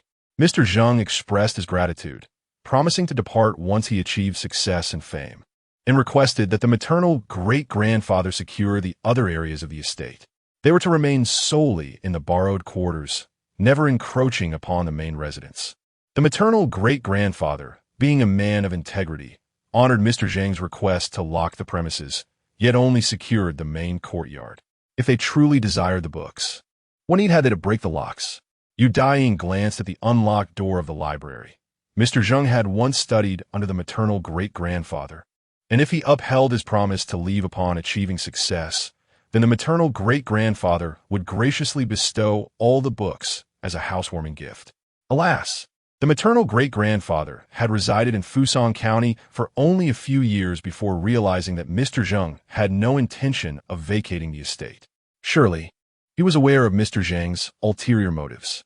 The books, originally intended to be given away, were not something the maternal great-grandfather could forsake while he was engaged in writing, traveling all the way to the Imperial city to contend for the estate. However, she was different. Daiying set down her book, a joyful smile gracing her lips. This princess delights in merriment. If they do not wish to host a housewarming banquet, then I shall take it upon myself to do so. I wonder how many people from the Imperial city will come to present me with housewarming gifts. Chapter 31. How frightening amidst the bustling activities of the Duke's residence. It seemed as though everyone could hear the joyous laughter of the princess. Yet looking at them, despite being of royal blood, they found themselves cast out in disgrace. How could they endure such humiliation in the Imperial city? They yearned to leave swiftly, lest outsiders revel in the misfortunes of the Duke's household. Yet, an unsettling anxiety lingered. The princess's desire for the estate was common knowledge. Her insistence on their departure made it appear as if the matter would simply conclude. Lord Zheng, in this moment, felt a mix of shame and indignation, but primarily concern. He recalled a time in his childhood when the residence still belonged to the Qi family. He had witnessed his grandfather replace the Qi family's plaque with their own. Back then, he could not fathom why his grandfather, undeterred by the Qi family's potential retaliation, would occupy their home. Yet, decades had passed without a word from the Qi family. Just as his grandfather had predicted, their residence had merely been a temporary shelter. Little did they anticipate that it would not be the Qi family seeking them out, but rather the princess of the Dingnan Wangfu. This was the Dingnan Wangfu, a fact they had been oblivious to until now, and they were acutely aware that they had usurped the Qi family's estate. Would the hot-tempered Dingnan Wang show them mercy? The princess was still present in the Imperial city. Witnessing her antics today, one could not help but feel that she was not to be trifled with. With a furrowed brow, Lord Zheng expressed his worries. Their patriarch had fallen ill from being reprimanded by the vice minister. The princess resided under the same roof, which felt perilous. Her eagerness to move in might suggest nefarious intentions. Perhaps she planned to quietly eliminate them one night. "Oh!" exclaimed Madame Zheng in terror, contemplating the merciless nature of the Dingnan Wang. She could not bear to stay another moment, and quickly suggested, "We can move our belongings gradually, but let us depart first." Is there not a villa in the southern part of the city? Why not spend the night there? Indeed. Lord Zheng agreed fervently. It would be wise to leave under the cover of night, unnoticed, to spare ourselves further ridicule during the day. Enough of this panic. Lord Zheng, filled with frustration, admonished them as he observed their fearful demeanor. Do you wish to add to the Duke's humiliation? Sneaking away at night. What a disgraceful sight. Moving during daylight is hardly any better. Madame Zheng, however, was resolute in her desire to vacate the premises. She had no intention of sharing quarters with the princess. Uncertain of her nightly intentions, better to endure embarrassment than to risk their lives. Under the Emperor's gaze, would she dare to incite bloodshed? Though Lord Zheng seethed with anger, he found his wife countering his words. Under the Emperor's scrutiny, she has encircled the Duke's residence with soldiers, creating quite the uproar, drawing the laughter of the citizens.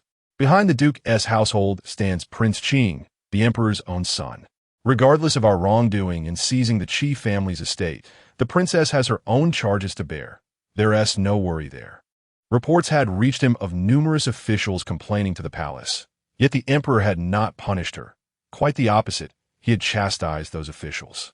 I fear, he concluded, that should a massacre occur tonight, as long as she has a justifiable cause, the Emperor is unlikely to side with us. Upon hearing this, Lady Zheng hurriedly grasped Lady Zheng's hand and exclaimed, Eldest sister, we seem to be on the same wavelength. Shall we not gather the ladies of the household and make an early departure? The more they spoke, the more frantic she became. Consider this. Our noble household is related to the Imperial family and holds some prestige. Yet, our standing in the court is rather insignificant. If the Emperor truly intends to diminish the fiefdoms, the princess can unleash havoc upon us without consequence. The blame for rebellion can readily be placed upon her. Would it not be both justifiable and effortless for the court to compel the southern prince's residents to submit? Upon hearing his wife's analysis, Mr. Zheng paled, suddenly enlightened. No wonder the Emperor has not punished her and allows her to trample upon the dignity of the royal kin. What is being proclaimed outside is that the princess is rebelling, yet she merely seeks to reclaim her own residence. How can this be construed as rebellion? The Emperor's refusal to admit her allows her to plot against us under the cover of night. How could the princess be implicated in rebellion? Good heavens, this is terrifying. Eldest brother, we must hasten to take our father and depart before night falls. Mr. Zheng, observing their earnest discourse, found himself unsettled, noticing how his younger brother's family was eager to flee. He halted them, saying, What is the rush? She has but a handful of guards. Can she truly eradicate us all? Eldest brother, how can you be so certain she lacks in guards? Mr. Zheng retorted, feeling the grip of his elder brother. Would she dare to approach the imperial city without some soldiers? As the daughter of a feudal lord, the southern prince's estate is not in short supply of warriors. Who knows what her tyrannical father has bestowed upon her in terms of military tokens? The southern prince revels in chaos. He would delight in seeing his daughter create a spectacle in the imperial city, a farce for the court to behold. Surely, he would not hesitate to equip her with a multitude of tokens to let her wash away the court officials' households in blood. The more Mr. Zheng contemplated, the more his heart raced with trepidation. He hastily peered outside, noticing the leaves rustling incessantly. It's over. Those are surely the princess's hidden guards. It is merely the wind, Mr. Zheng retorted, exasperated as he saw his brother kneeling in fear. He cast him aside in frustration and shouted, Why are you all so frightened? We must send someone to ascertain what the princess is doing. Is she sharpening her blades, plotting to assassinate us? Well, the princess. Is she gathering her hidden guards, deliberating on how to annihilate our family? When the servant returned from his reconnaissance, trembling and stuttering, he shook his head. I did not see any hidden guards, only those armored attendants, along with a few more maidens sent by the Ministry of Rights. They're busy tidying up the house and kitchen, which is still smoking as if they are preparing a meal. Oh, no one is sharpening weapons? And no, it seems not. What is the princess engaged in? She has instructed the guards to bring the couch from the carriage to the courtyard, adorned with fruits, while she reclines on the couch, enjoying the moonlight and drinking wine. What? Zhang Erlewai could hardly believe his ears as he listened to the servant continue speaking. The maid by her side was still seated, playing the zither, while another maid, summoned by the Ministry of Rites, danced gracefully. The courtyard was indeed quite lively. She truly knew how to indulge in life's pleasures. Zheng Erlewei sighed, reflecting on how they were here, plagued by anxiety, while she reveled in her own joy. The house had not been tidied, yet she had simply set up a couch in the courtyard, reclining under the moonlight with a cup of wine.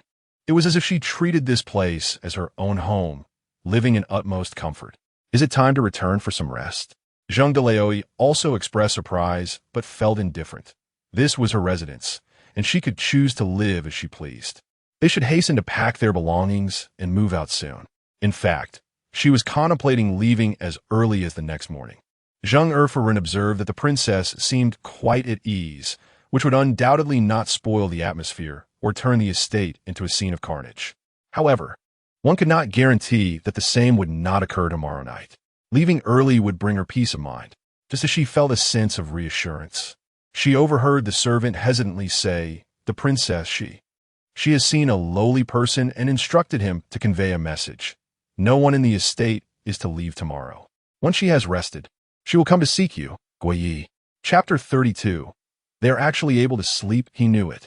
Upon hearing the words he longed for, Lord Zheng felt a sense of relief wash over him, dispelling the fright he had just experienced.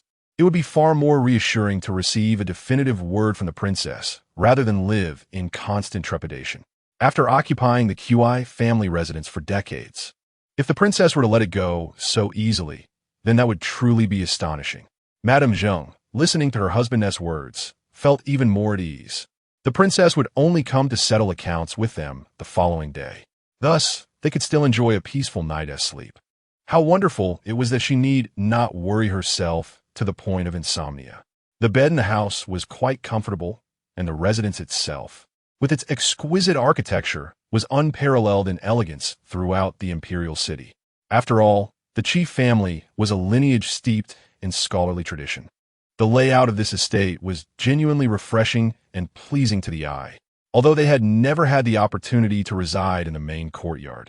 Even if it were unlocked, it was still the domain of the master, not related to their branch of the family. It would only be fitting for the princess to hold them accountable for residing in someone else's home without any claim to it. Madame Zheng contemplated returning to assess their assets. After all, one's life could not be bartered for forgiveness, but wealth could certainly be. Perhaps the princess merely desired their riches? That would be quite fortunate indeed. Having some family fortune would certainly bring her peace of mind. Lord Zheng observed their sudden tranquility and chose not to comment, allowing them to return to their restful slumber. Since the princess would address them on the morrow, they would await her judgment then. With the Ministry of Justice having already lodged complaints against them, the upcoming morning court session would not be a pleasant affair for the Duke's household.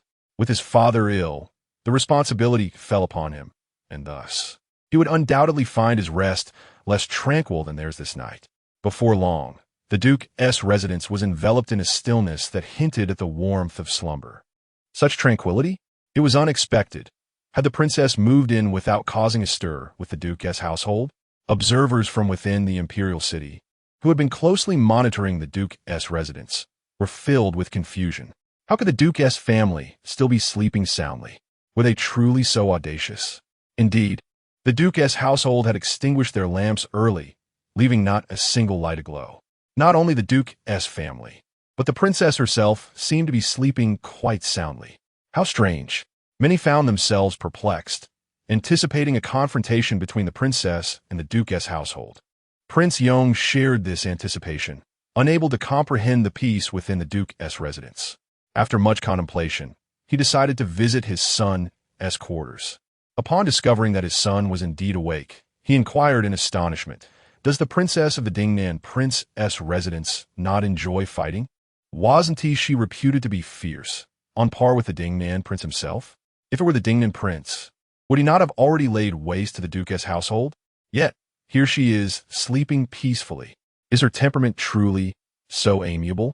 Your uncle has sung her praises, and I had thought it mere flattery, but it seems he spoke the truth. She truly is quite an admirable young lady." Suchan hesitated, glancing at her father, who extolled the virtues of the princess, unable to suppress a laugh. How had her father drawn the conclusion that the princess's non-combative nature indicated she was a good girl? That was hardly the case. The Prince of Yong firmly asserts, "I have yet to meet the county princess, but I have encountered her father." With a fearsome countenance, he resorts to violence at the slightest provocation, and he has scarcely been to the Imperial city a handful of times. The number of brawls he has engaged in must surely exceed 200. Yet, look at his daughter, renowned for her ferocity, who arrives in the Imperial city without engaging the heirs of the feudal lords. When the Duke's estate seized her residence, she calmly cohabited under the same roof, allowing them to rest peacefully. Were I to confront such a rogue, I would unleash my fists and feet. In this light, she appears to possess a rather amiable temperament. Ah, it seems there is some merit to this observation. Su Chuanqi chuckled softly, noticing that her father, much like her uncle, sought to commend the princess. Yet he also appeared somewhat regretful. The Prince of Yong lamented, "I had wished to witness the Duke's estate's misfortunes. If the royal prince were to clash with the Duke's estate, your uncle, Prince Qing, would undoubtedly intervene. After all, the Duke is his uncle as well. Should he involve himself, would not your imperial grandfather scold him mercilessly? Would it not bring me joy? Alas, what a pity that the princess refrains from engaging in any conflict."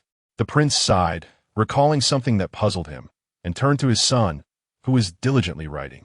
"The Duke's estate, being of noble lineage, undoubtedly has your uncle Prince Qing backing them, and they would not lack for a residence. Who could have anticipated that their dwelling would be the usurped property of the chief family?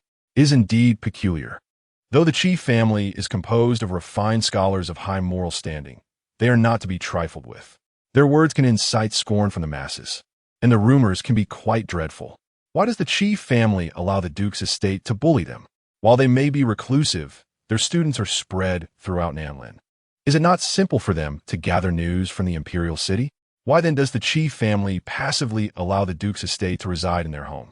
As Su Chuanqi listened to his father's perplexities, he noted his father's inquisitive gaze, eager for an explanation. He understood why his father had sought him out late at night. Driven by curiosity, Su Chuanqi presented an article from his writing desk to his father, stating, this was penned by the Duke's esteemed elder, a treatise on governance from years past. "Do have a look. Does it not echo the chief family's principles?" The Prince of Yong accepted the document, flipping through its pages, and exclaimed, "Indeed it does." He continued, visibly astonished. The Duke's elder was notorious in his youth for his reckless extravagance, yet he could compose such strategies. "The esteem in which your imperial grandfather holds him is truly remarkable." As the prince spoke, a realization dawned upon him. Could it be that old Master Zheng studied under the late patriarch of the chief family? This treatise could not have been composed without some scholarly influence from the chief family. Yes, Su Chuanqi speculated, gazing at his father. "I believe old Master Qi once took in the destitute and lost old Master Zheng, hoping he might achieve success and establish a stable life. The chief family values knowledge.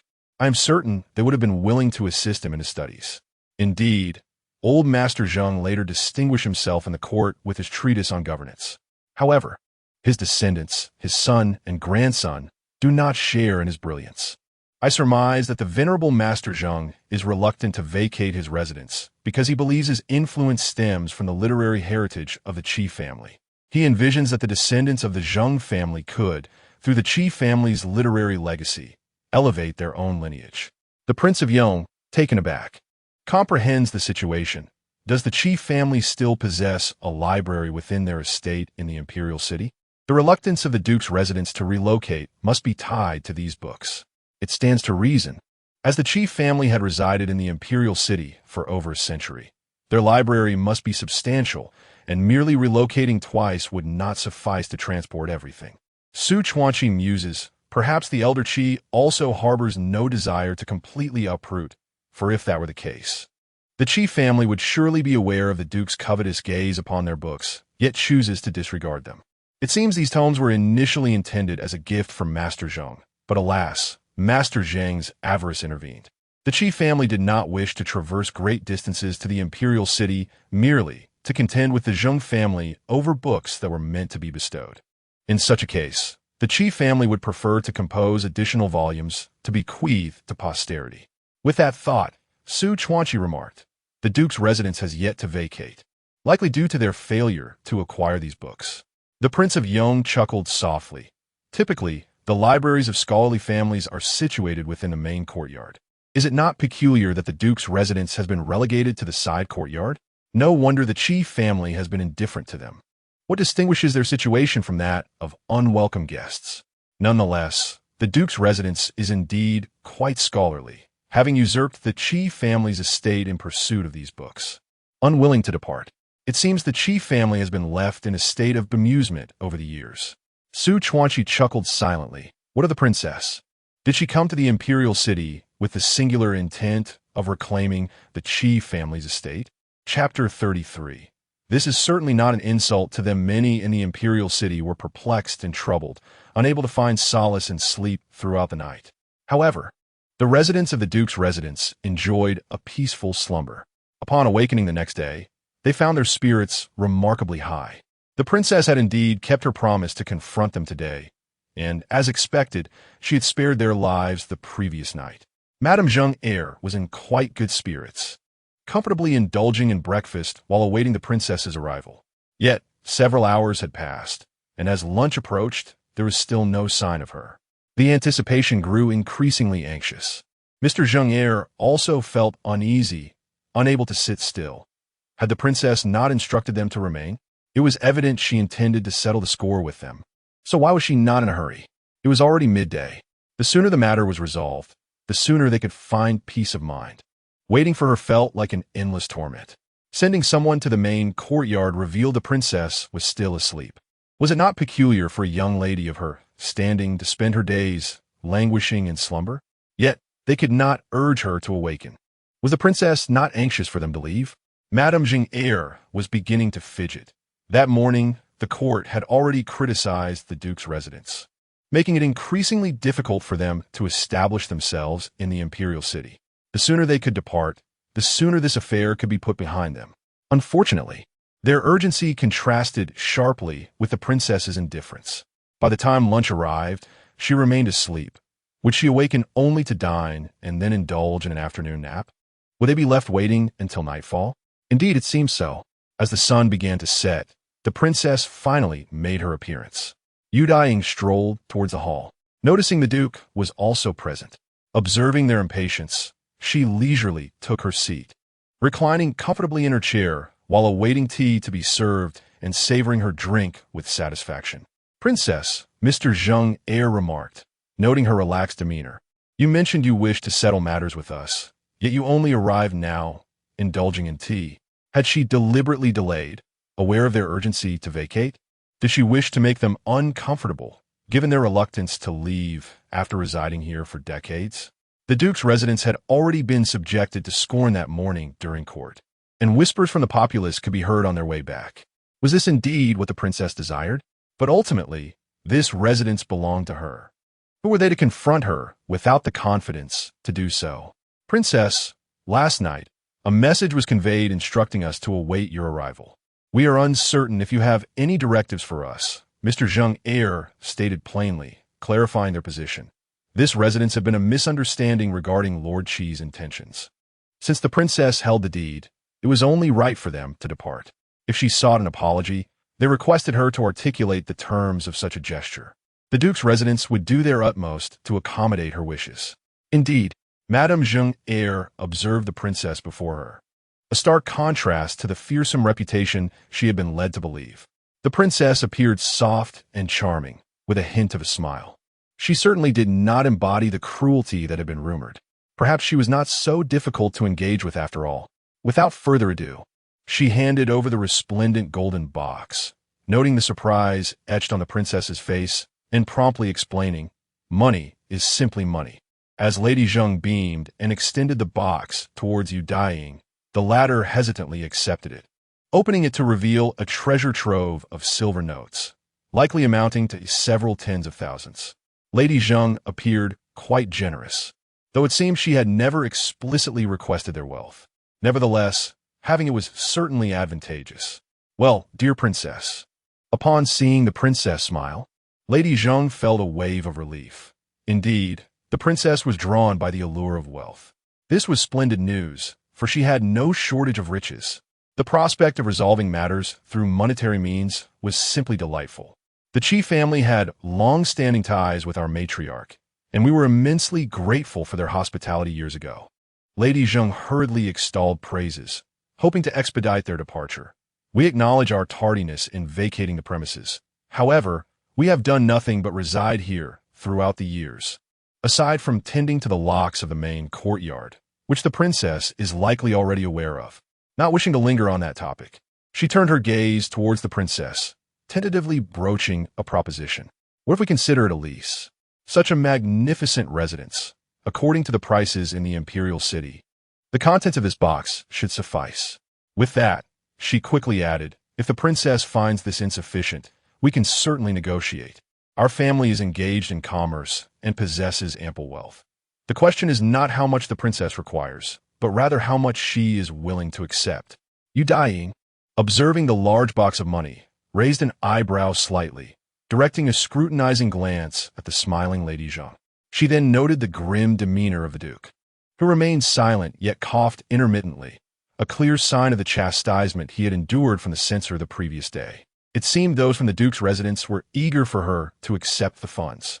Thus, she decided to acquiesce. It was evident they all breathed a sigh of relief.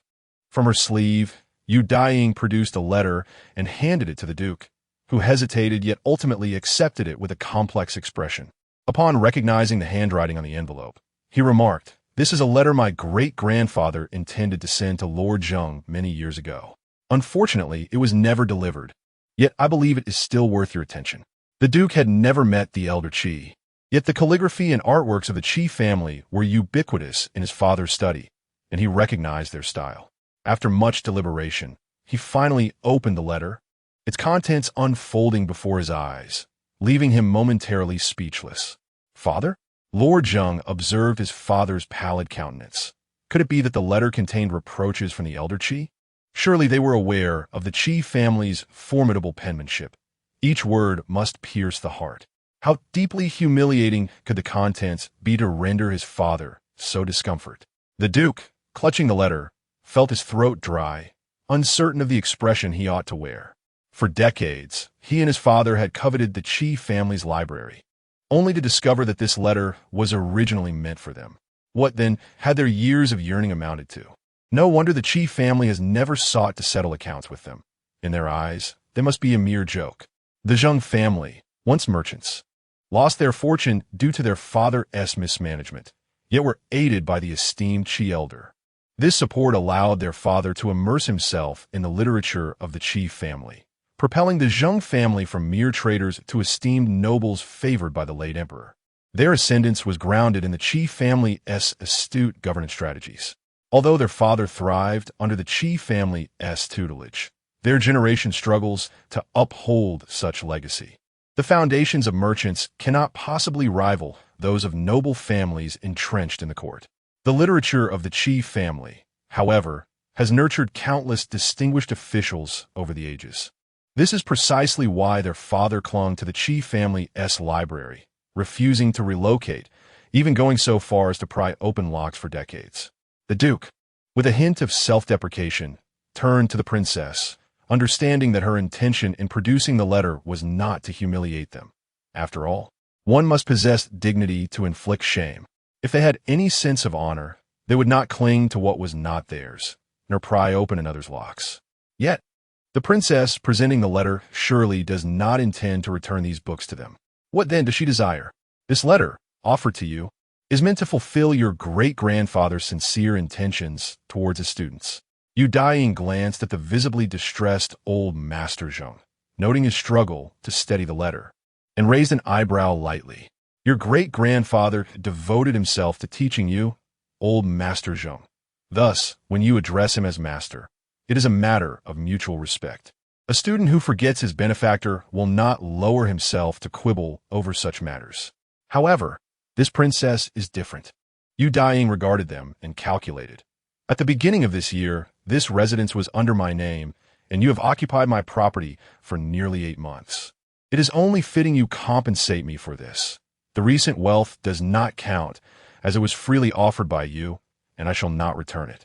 As she spoke, seeing their lack of objection, she continued with satisfaction.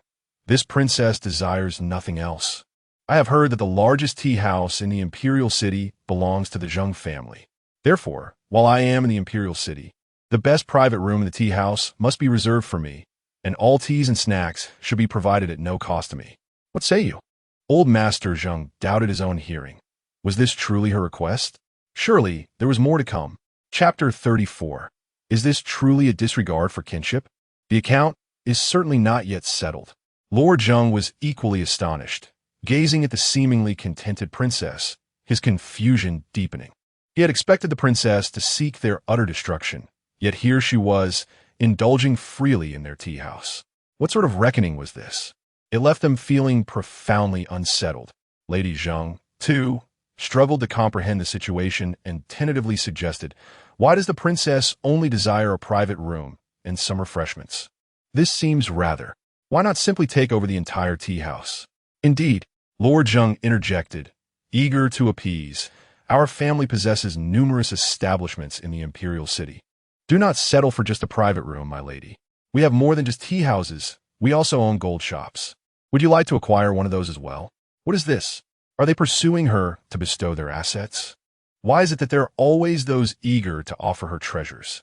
Daiying regarded the Zheng family members, who were so keen to bestow their tea houses and gold shops upon her, with a hint of surprise.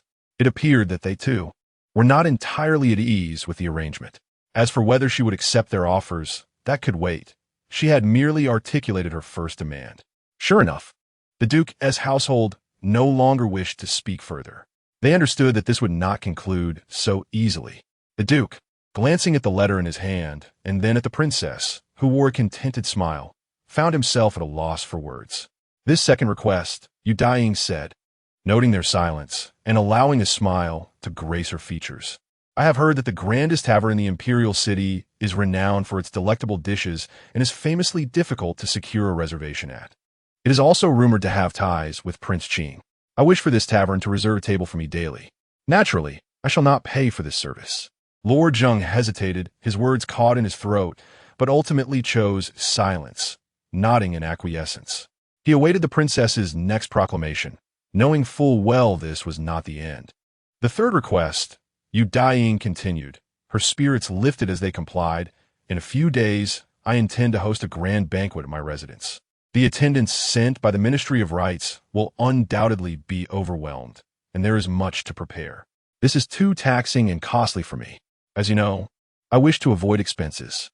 I require the Duke's household to provide all necessary items and personnel for the banquet. In essence, you shall prepare the feast, but your presence will not be required." Lord Zheng and his companions found themselves momentarily speechless, observing the princess's demeanor, which suggested a desire for leisure rather than labor. It seemed they were beginning to understand her intentions. She did not wish to obliterate them, but rather to revel in the privileges afforded by the Duke's wealth and influence within the Imperial city. Lady Zheng, catching on, quickly volunteered, "Allow me to handle the banquet preparations. I assure you, with sufficient funds, I can create a celebration that will delight the princess. What do you think, my lady?" "Very well," Daiying replied, smiling at the enthusiastic Lady Zheng.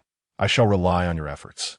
"Of course, Madame Zheng," upon witnessing the princess's unexpectedly amiable demeanor, smiled even more warmly. However, as she observed the princess rising to depart, she was taken aback and called out, "Your Highness, are you leaving so soon? Is our conversation already concluded? Surely, you intend to leave some matters for tomorrow?" Daiying, pointing towards the setting sun, sighed. "This princess is weary and shall retire for the evening. Any matters can be discussed tomorrow." Madame Zheng found herself at a loss for words. Had the princess truly been awake for merely an hour? Was she already preparing to sleep again? What of them? Would they be unable to depart? With a troubled expression, Madame Zheng hesitated to call out to the princess, only to hear her suddenly turn back to offer a reminder, "When you move at night, be sure to make as little noise as possible." "Oh, so we are permitted to leave?" Madame Zheng exclaimed with delight. They could quietly make their exit under the cover of darkness? What were they waiting for? What if the princess changed her mind? Let's depart at once. The people of the Duke's residence wished to lose no time, and they resolved to leave even in the dim light. when Daiying awoke the following day. She found the place impeccably empty, and she couldn't help but chuckle. They had indeed acted swiftly. According to the guards, the moving had continued until the early hours of the morning, conducted with utmost care to avoid disturbing the princess.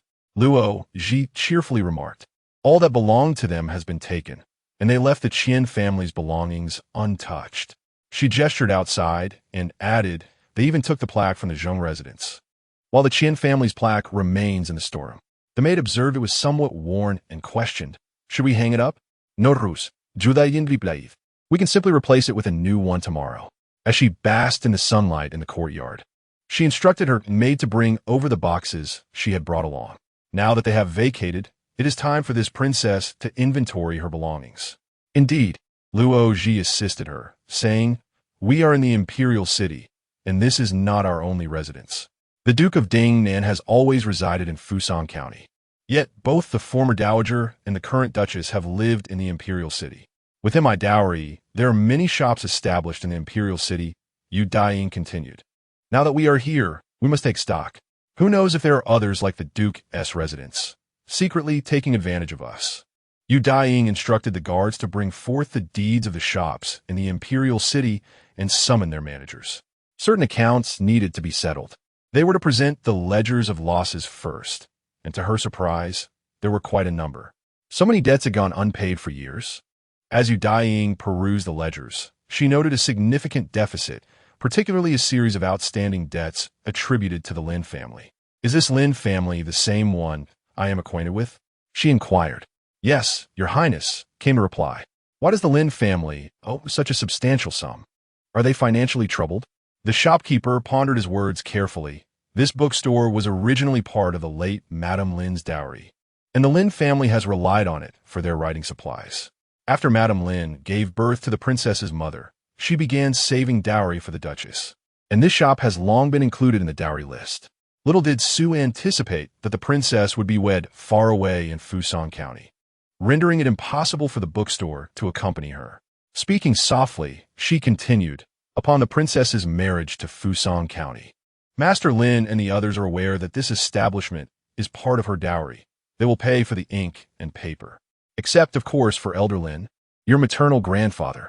Daiying, glancing at the ledger in her hands, turned to the manager and inquired, "It appears that my grandfather has not settled the debts since my mother married into the royal family. It has been over 20 years. Have you never approached the Lin family for repayment? Is he aware that this bookstore is part of my mother's dowry?" "Indeed, he is aware, but—" The manager was somewhat perplexed by the princess's intent. "After all, Elder Lin is the princess's father. It would not be appropriate for us to demand payment." "What do you mean by that?" A smile danced in Daiying's eyes as she raised the ledger. "Opening a shop is fundamentally about generating profit. How can one allow debts to linger without pursuing repayment?" With a smirk deepening on her lips, she added, "Tomorrow morning, you shall wait outside the palace to intercept my grandfather. Once he emerges after court, demand the money from him." The manager stammered in disbelief. "Ah, is that appropriate? After all, he is your grandfather." "Indeed, a grandfather must repay his debts." "Ah, well." The manager glanced at the beaming princess, bewildered. She did not appear to be in want of money. Why then seek repayment from the Lynn estate? Would this not sever familial ties? Chapter 35. Can she not respect her elders? The innkeeper was deeply troubled. If the princess truly went to the palace to confront the venerable Lord Lin for repayment, it would undoubtedly stir gossip within the royal city. The affairs of the duke's residence had already brought considerable notoriety to their princess in the capital. She had scarcely been in the city for 3 days. With the court's watchful eyes upon her, pursuing debts to her maternal grandfather would surely lead to accusations of ingratitude. Yet, observing the princess's earnest demeanor, it was evident that she was resolute in reclaiming what was owed. Alas, what could he do? As an innkeeper, could he disregard the words of his employer? It was merely a matter of collecting a debt. He would undertake the task himself. He was indeed making quite the spectacle, waiting outside the palace to confront the departing Lord Lin, brandishing the princess's banner and loudly demanding repayment. Such a commotion startled the officials exiting the court. To discover that the princess had come to seek debts from her grandfather was truly unprecedented. The princess of the Dingnan Wangfu was relentless. She had arrived with soldiers to besiege the duke's residence, and now she was not sparing even her own grandfather. Such behavior was undeniably harsh, and perhaps even unfilial. Yet, the sight of the innkeeper lifting the ledger, filled with pages of outstanding debts, left them astonished. Indeed, substantial debts were owed. However, even if debts existed, they were to her own grandfather, and the nation of Lynn placed great emphasis on filial piety. Moreover, who dares to pursue debts so brazenly, especially to the palace gates? She was truly fearless, showing no mercy whatsoever. Lord Lynn's expression resembled that of someone who had just received several stinging slaps. His face was flushed. How could it not be?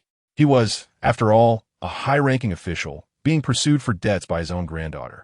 Anyone in his position would feel the sting of embarrassment. As for Lord Lynn, Master Sure, observing the beleaguered Lord Lynn, noted how he seemed ready to cover his face and flee homeward, suppressing laughter. At last, he understood why Lord Lynn had not supported his own granddaughter. How could he? No, she required the support of others. It was remarkable that she did not confront him directly. Just look at how she had humiliated her grandfather in front of their peers. What a loss of dignity. For scholars, reputation is of utmost importance. With Lord Lynn's thin, aged visage, would he have the audacity to face the court the following day? If the emperor were to learn of this, he would surely mock him for an extended period. As he chuckled, the emperor remarked, "Lord Lynn, is it true that the princess has pursued her debts all the way to my palace gates?" In response, the officials who had just exited the court confirmed, "Indeed, your majesty, we all witnessed it." Lord Lynn covered his face and hastily returned home. The eunuchs, noticing the emperor's amusement, eagerly added. The innkeeper, demanding repayment, followed closely behind, banging drums and calling out for payment at every step. The citizens of the capital are now aware that Lord Lynn has debts unpaid. This old fellow truly has his day. The emperor clapped his hands in hearty laughter, unabashedly reveling in his schadenfreude. While he often presented himself as a cunning Confucian scholar, adept at ensnaring me in various plots, it seemed he too had moments of disgrace. As his laughter subsided, a tinge of regret surfaced. The princess was demanding her debts, but had yet to confront him directly. How he longed to witness that old fellow's mortification as he fled in shame. "Grandfather," Su Chuanqi observed with a smile on his face, "it is quite unbecoming for the esteemed academician Lin, a prominent minister of the court, to be in debt. Such behavior tarnishes the dignity of the court. As a ruler who cherishes his subjects, how could you not assist the vulnerable princess in obtaining justice? Perhaps you should issue a decree commanding academician Lin to repay his debts promptly." "Oh, is this to stoke the flames further?" The emperor's smile widened, clearly pleased with the suggestion. Writing a decree to urge repayment would allow him to partake in the amusement at the old man's expense. "Indeed, look, my eldest grandson has arrived, preparing the decree, grinding the ink, and handing me the brush." With a hearty laugh, he received the brush and, with a flourish, added a few more lines to his decree. This was a rare opportunity for some scathing criticism. "Excellent. Let it be dispatched to the Lynn residence at once. When proclaiming the decree, ensure your voice is loud enough for all outside to hear." "As you command," the eunuch replied, acutely aware of the emperor's somewhat unsettling glee. He understood that for his proclamation to have the desired effect, he must shout with utmost vigor. After quenching his thirst with several bowls of tea, he set off towards the Lynn residence, calling out with great volume. Surely, the commotion would alert the entire city to the emperor's mockery of academician Lynn. The court officials, upon hearing of the emperor's deliberate jest, could hardly contain their laughter. Hilarity ensued among them, especially when they arrived at the Lynn residence to witness the gloomy countenance of the elder Lynn, who was ensconced on his couch. The laughter of General Shang grew unabated. "My dear brother-in-law, how the tables have turned for you today." Academician Lynn cast a glance at the opportunistic General Shang, choosing to ignore him. He was already preoccupied with his own troubles. Old age does not permit one to laugh too heartily. One risks becoming rigid in expression, General Shang remarked, still managing to add salt to the wound. "Pray tell, at your age, how do you dare owe your own granddaughter money? Are you in such financial straits?" Has my sister pilfered your private funds? If you require assistance, I still possess enough to cover your expenses at the bookstore. That very bookstore had once belonged to the Shang family before his sister had added it to her dowry upon marriage. He had thoughtfully contributed to its establishment, believing that the Lynn family, being of scholarly repute, would benefit from the addition of several bookstores. Little did he anticipate that this very establishment would become the source of his brother-in-law's embarrassment. Truly, his foresight was remarkable. How could one possess such wisdom? It is indeed the kind-hearted princess, such a filial descendant, who is a testament to his remarkable intellect. Now that the princess has arrived in the Imperial city, should I not pay her a visit? A young girl like her, upon entering the Imperial city, has already taken residence in the Duke's manor. Her maternal grandfather is still in debt. How unfortunate for her. As her uncle, I must advocate for her justice. General Shang, with a knowing smile, turned to the troubled old gentleman Lynn, inquiring, "Has the Emperor pressed you for repayment yet? Have you settled your debts?" Old Master Lynn, reluctant to respond, pondered how he could possibly owe money if he had the means to pay. Everyone seems eager to take advantage of this poor, frail scholar. General Shang appears to relish the opportunity to ridicule him, and he couldn't help but feel discontented. Surely, all the ministers in the court are secretly mocking him, aren't they? Let them laugh. If he avoids court, he will not have to face them. Out of sight, out of mind. Yet, why does his heart feel so heavy? That little girl must be doing this on purpose. She surely delights in his embarrassment. Old Master Lynn, thinking of his granddaughter in the Imperial city, clutched his heart, feeling a pang of pain. That impudent child, unaware of the respect owed to the elderly. At his age, how could she bear to let him suffer such humiliation? Oh, how vexing this is. Will he ever find solace in the days to come? Chapter 36. The princess will surely create a ruckus. The Lynn family is considering welding their doors shut. After all, the princess has only been in the capital for a few days, and the threshold of their esteemed household is on the verge of being trampled. Just days ago, they were besieged by complaints, and now, it seems, everyone has come merely to mock them. Even the emperor has joined in the revelry. Is it truly appropriate for a decree to become a source of ridicule? The edict was specifically crafted to assist the princess in collecting her debts. Without the emperor's backing, would these ministers dare to come to the Lynn residence to gawk at their misfortune? The first visitor was, regrettably, a relative. Lord Lynn himself is deeply vexed and is tempted to seek solace from his maternal family. Does he truly have an uncle so fond of kicking someone when they're down, while neglecting his military duties? He chooses instead to revel in the spectacle of his father's embarrassment. As for his father, why, in a household that is not lacking in wealth, would he incur debts? Lord Lynn feels utterly humiliated. What respectable official would allow debts to pursue him all the way to the palace gates? Now, the common folk are also privy to their disgrace. The Lynn family, once celebrated as a scholarly lineage, has become the subject of jest. He laments, further wishing to reproach his father. What kind of parent monopolizes their daughter's dowry shop? Why must he select only the most expensive brushes, ink, paper, and inkstones? And for over 20 years at that? How could a father of a scholarly family act in such a manner? Ever since discovering that the bookshop was his sister's dowry, he has diligently paid for the writing supplies he has taken. His father, as a senior, is even less honorable than he. It drives me to fury. Lord Lynn can hear the raucous sounds of drums and gongs outside, announcing the debt collection, and he feels his head buzzing with frustration. Even sipping tea threatens to choke him. Madame Lynn, observing her husband's agitation and the ministers arriving to witness his father's disgrace, reflects on her bedridden spouse and sighs. Should we not settle the debts first? The emperor has issued a decree urging us to repay what we owe. Not so fast. Lord Lynn wishes to cast aside his scholarly restraint and unleash a torrent of scorn upon his father to vent his exasperation. However, he ultimately restrains himself. Do you think the emperor issued the edict merely to assist us? That eunuch's voice nearly cracked from shouting. He simply wishes to witness our humiliation. Once we repay the debts, what will there be left for him to observe? Let them continue their clamor. The princess surely revels in the commotion. As he speaks, Lord Lynn mutters softly, that young girl truly knows how to relish a spectacle. This uproar has reached our very doorstep. Nonetheless, as an elder, he resolves to take the high road, to remain magnanimous, lest he find himself further incensed in the future. Reciting several scholarly passages in his mind, he seeks tranquility and turns to his wife with a light-hearted jest. You were once so concerned for that girl, believing her to be alone and vulnerable in the capital. Do you still think that as she serves as a hostage, others will take advantage of her?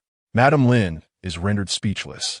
Realizing the true reason for the princess's presence in the capital, it is they who should be worried, not her parents. Yet, she cannot comprehend why the princess would choose to make her father's debts a matter of public knowledge. If one truly desires money, they need only communicate their request to the residents.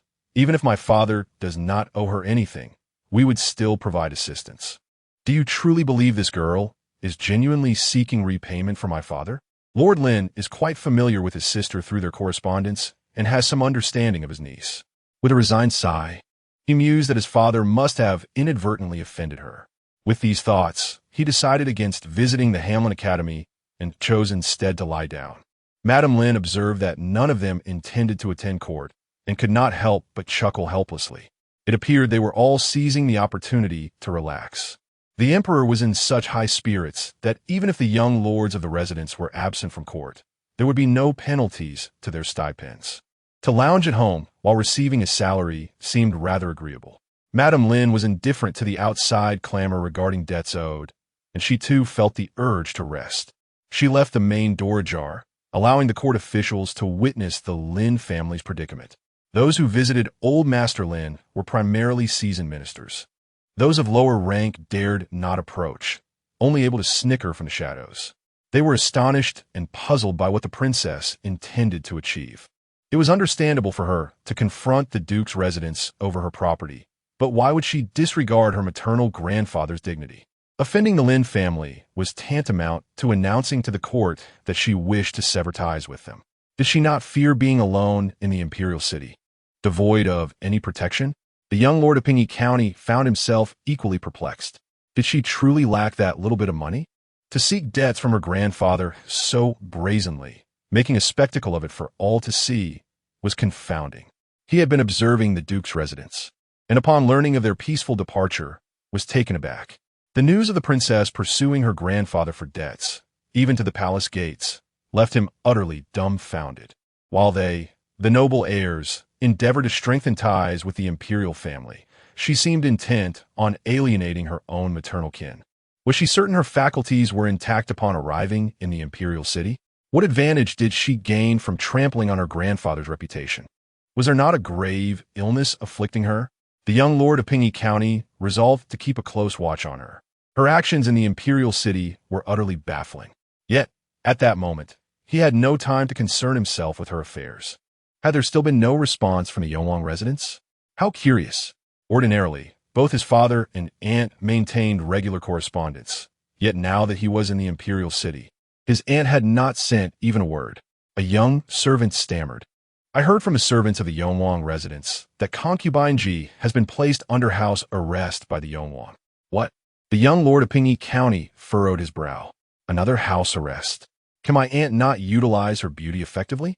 How can it be that she finds herself confined every few days? My father did not appoint her as a side consort only for her to languish in confinement. Angered by her lack of agency, G.E., the young lord, decided he could no longer rely on his aunt for the time being. Their princely house had more than just the Yonwang residence as an ally. He sent word to the Daiying Marquise, indicating that they, the noble heirs, had arrived in the imperial city and would await the emperor's summons after they had settled in. Uncertain of what arrangements the court had in store for them, he resolved to be prepared in advance.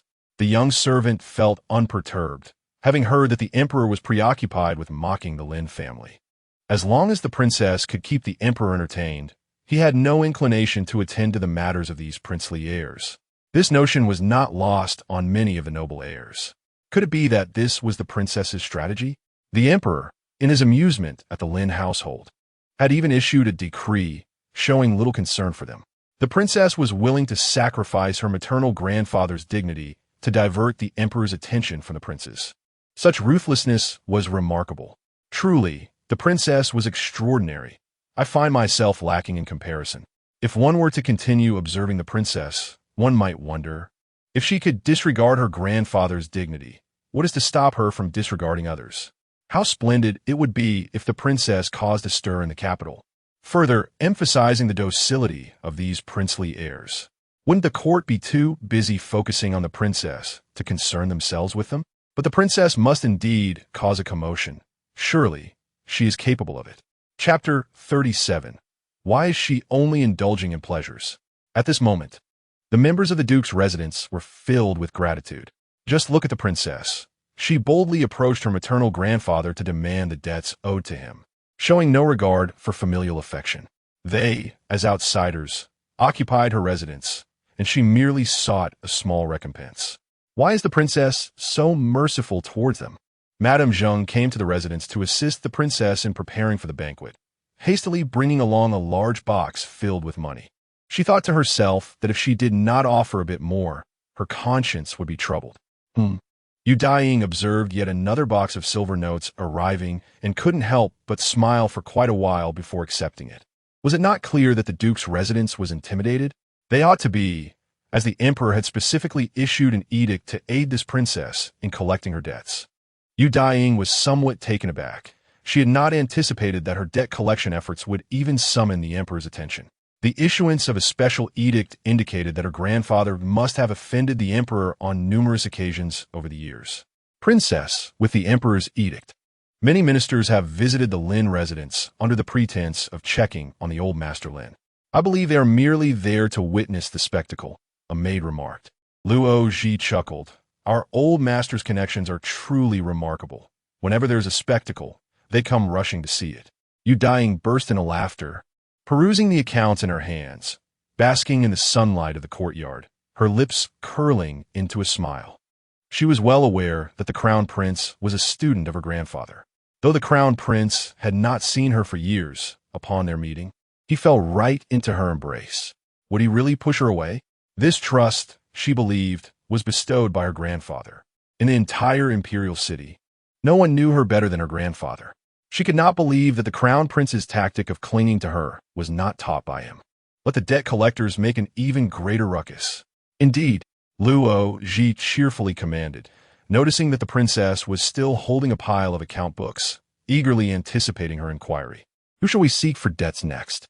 There's no rush, Daiying replied leisurely. I came to the imperial city for enjoyment, not to spend my days collecting debts. I'm not a mere moneylender. As she spoke, she raised her gaze to check the approaching dinner hour, slowly rising with a graceful smile. We shall not dine at the residence tonight. Let us go to the Grand Tavern instead.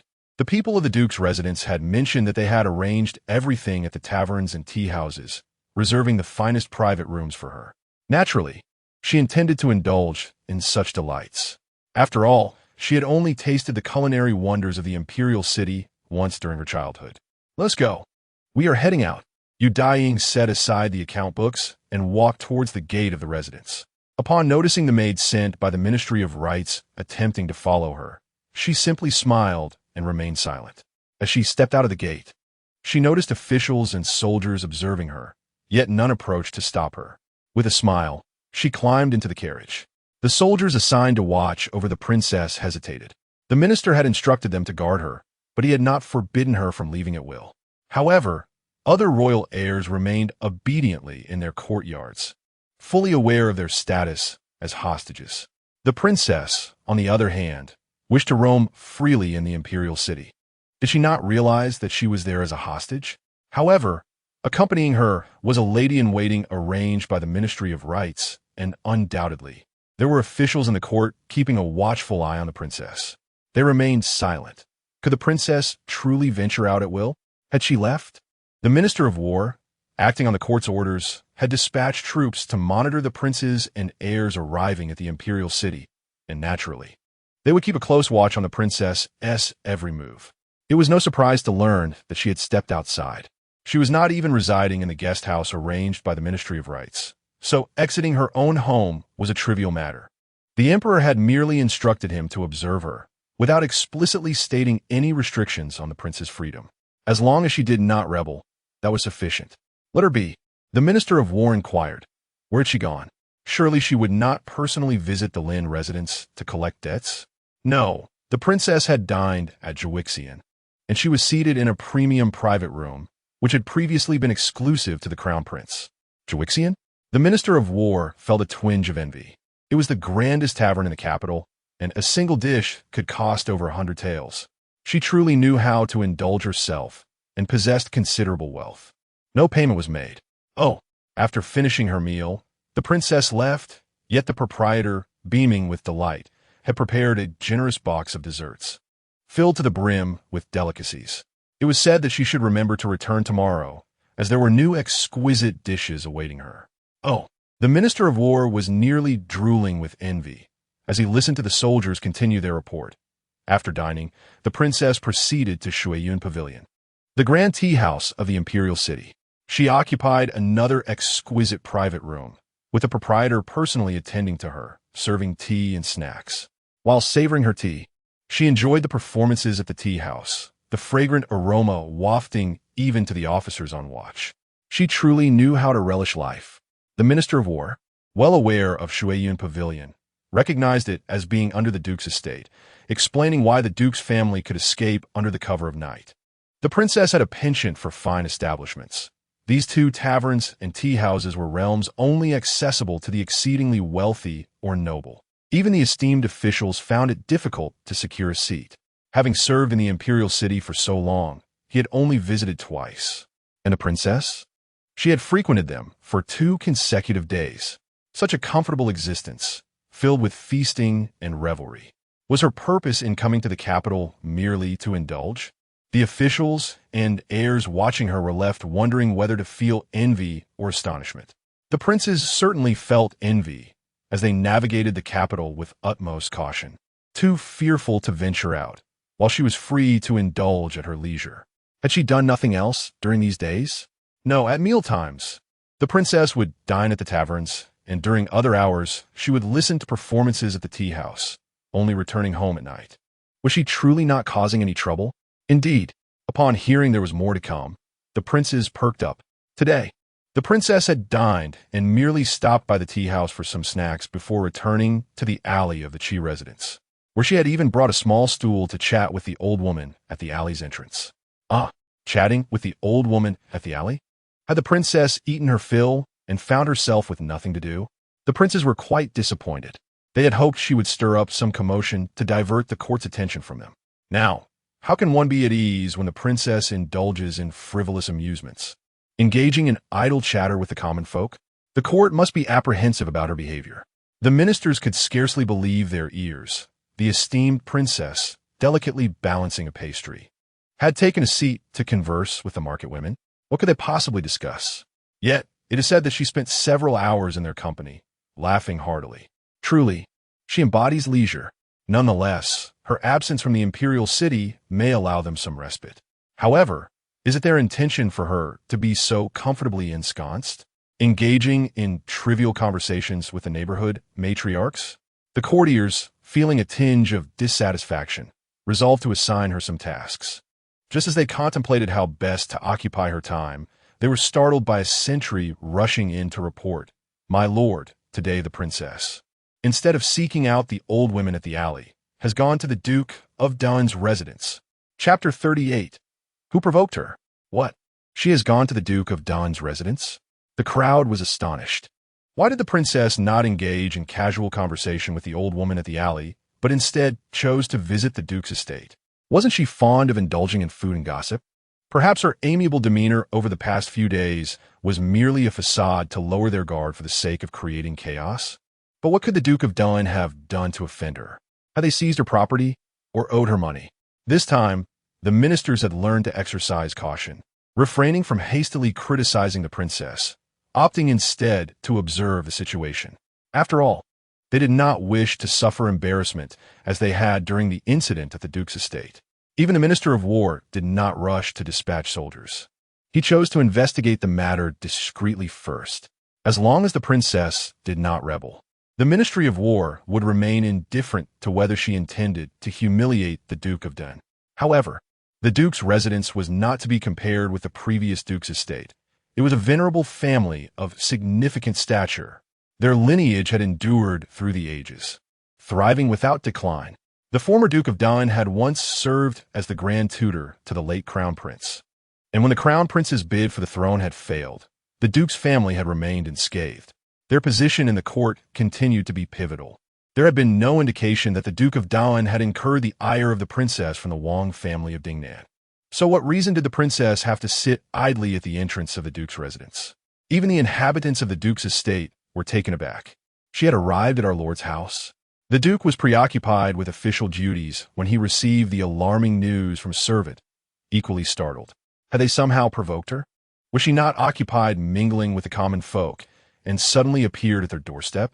The Duke, restraining his anger, sought clarification. Had she come with guards surrounding the estate? Or was she demanding repayment with drums and gongs? No, the princess simply brought a small stool, accompanied by her maid, and sat at the entrance, doing nothing at all. What?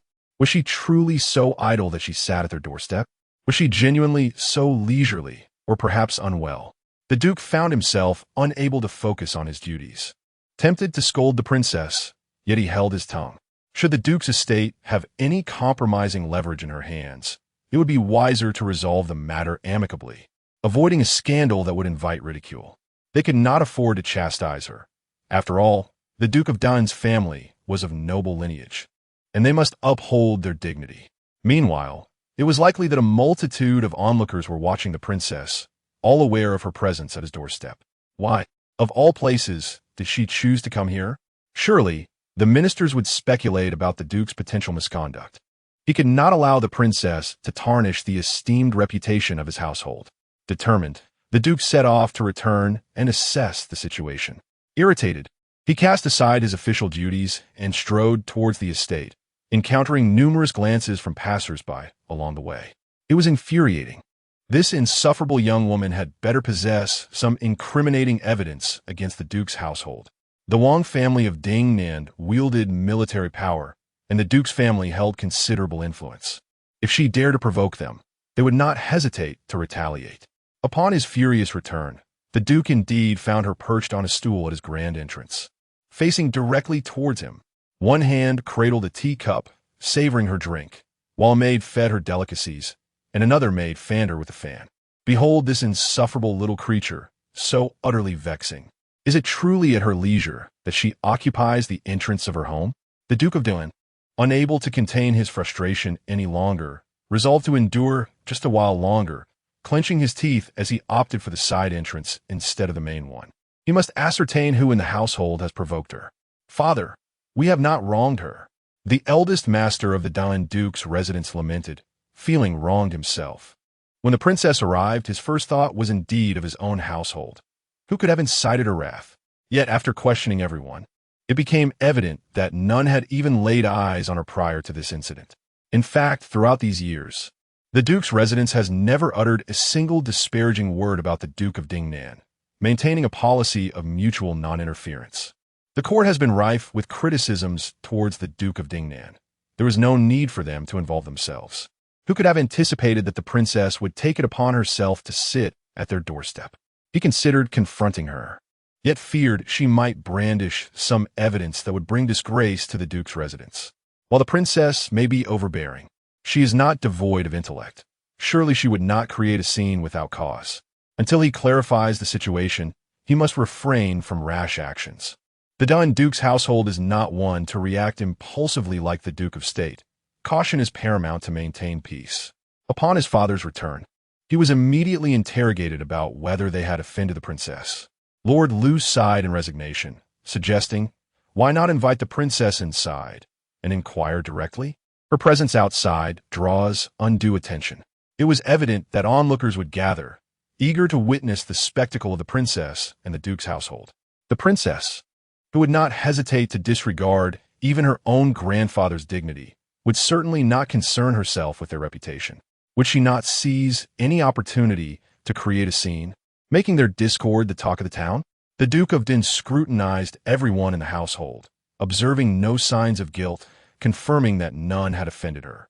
He muttered in anger, what makes her think she will come here and engage in a civil discourse? If she truly wished to enter, she would knock and visit us formally. Given the Duke's stature, Could we truly refuse her entry? This is clearly a ploy to instigate trouble. That audacious girl dares to challenge the Duke's household. Yet, if they were to confront her, it would tarnish their reputation. As a dignified Duke, can he really lower himself to quarrel with a mere girl? He must maintain his composure. The Duke, unwilling to endure any longer, commanded, "Do not allow her to sit at the entrance. One of you younger ones, go and speak with her politely and persuade her to leave." The younger family members exchanged glances, none willing to take on the task. When the princess had caused a ruckus at the Duke of State's residence, numerous censors had been present, and none could match her in argument. Even the Minister of War had resorted to coaxing her gently. They could neither scold her nor dare to strike her. What could they possibly achieve? Enough. The Duke of Daiying glared at them. "I cannot rely on any of you. Each one of you lacks ambition. Look at the princess, bold enough to sit openly at another's doorstep. And yet, you cannot even approach your own threshold. Do you possess not a shred of the spirit befitting noble offspring?" Listening to the furious roars of the Lord, the younger generation dared not utter a word. Feeling quite aggrieved, it was the princess who caused the commotion. Why did grandfather not scold her, but instead unleashed his wrath upon them? It would be better for father or the daughter-in-law to intervene. Lady Lu, observing how the old man had chastised the children until their faces were flushed, stepped forward and said, "The princess is a young lady, and it is only fitting for a daughter-in-law to pay her a visit as a gesture of courtesy." Just days ago, many esteemed officials in the capital were lauding the princess. Surely, she possesses some redeeming qualities. While it is said that she is cruel and merciless, we have yet to see her engage in any brawls within the royal city. Thus, if she were to step outside, it would not be a quarrel with the princess. Rather, a polite inquiry. Surely, the princess would not strike her, would she? Chapter 39. How can she be so polite seated on a small stool? Daiying radiated warmth and cheerfulness as she observed the young servant of the Den Marquis, who timidly peeked out to check if she was still there. Upon confirming her presence, he quickly withdrew his head. She had been sitting there for quite some time, and the only one who seemed to move about was the young servant, unlike the numerous pairs of eyes that scrutinized her from surroundings. It felt as though several groups of people had come and gone, with the exception of the Minister of War, who remained hidden behind a tree, watching her intently. With a slight arch of her brow, Daiying chose not to acknowledge them, instead focusing her gaze on the individuals within the Den Marquis. Suddenly, she noticed a figure emerging, dressed in a manner that suggested she was one of the noble ladies of the household. Lady Lu stepped out gracefully, and upon seeing a young girl seated at the entrance, her heart softened. This girl, younger than her own daughter and exuding joy, appeared remarkably well-mannered. Yet, if she were truly the paragon of propriety, how could she be found lounging at someone else's doorstep?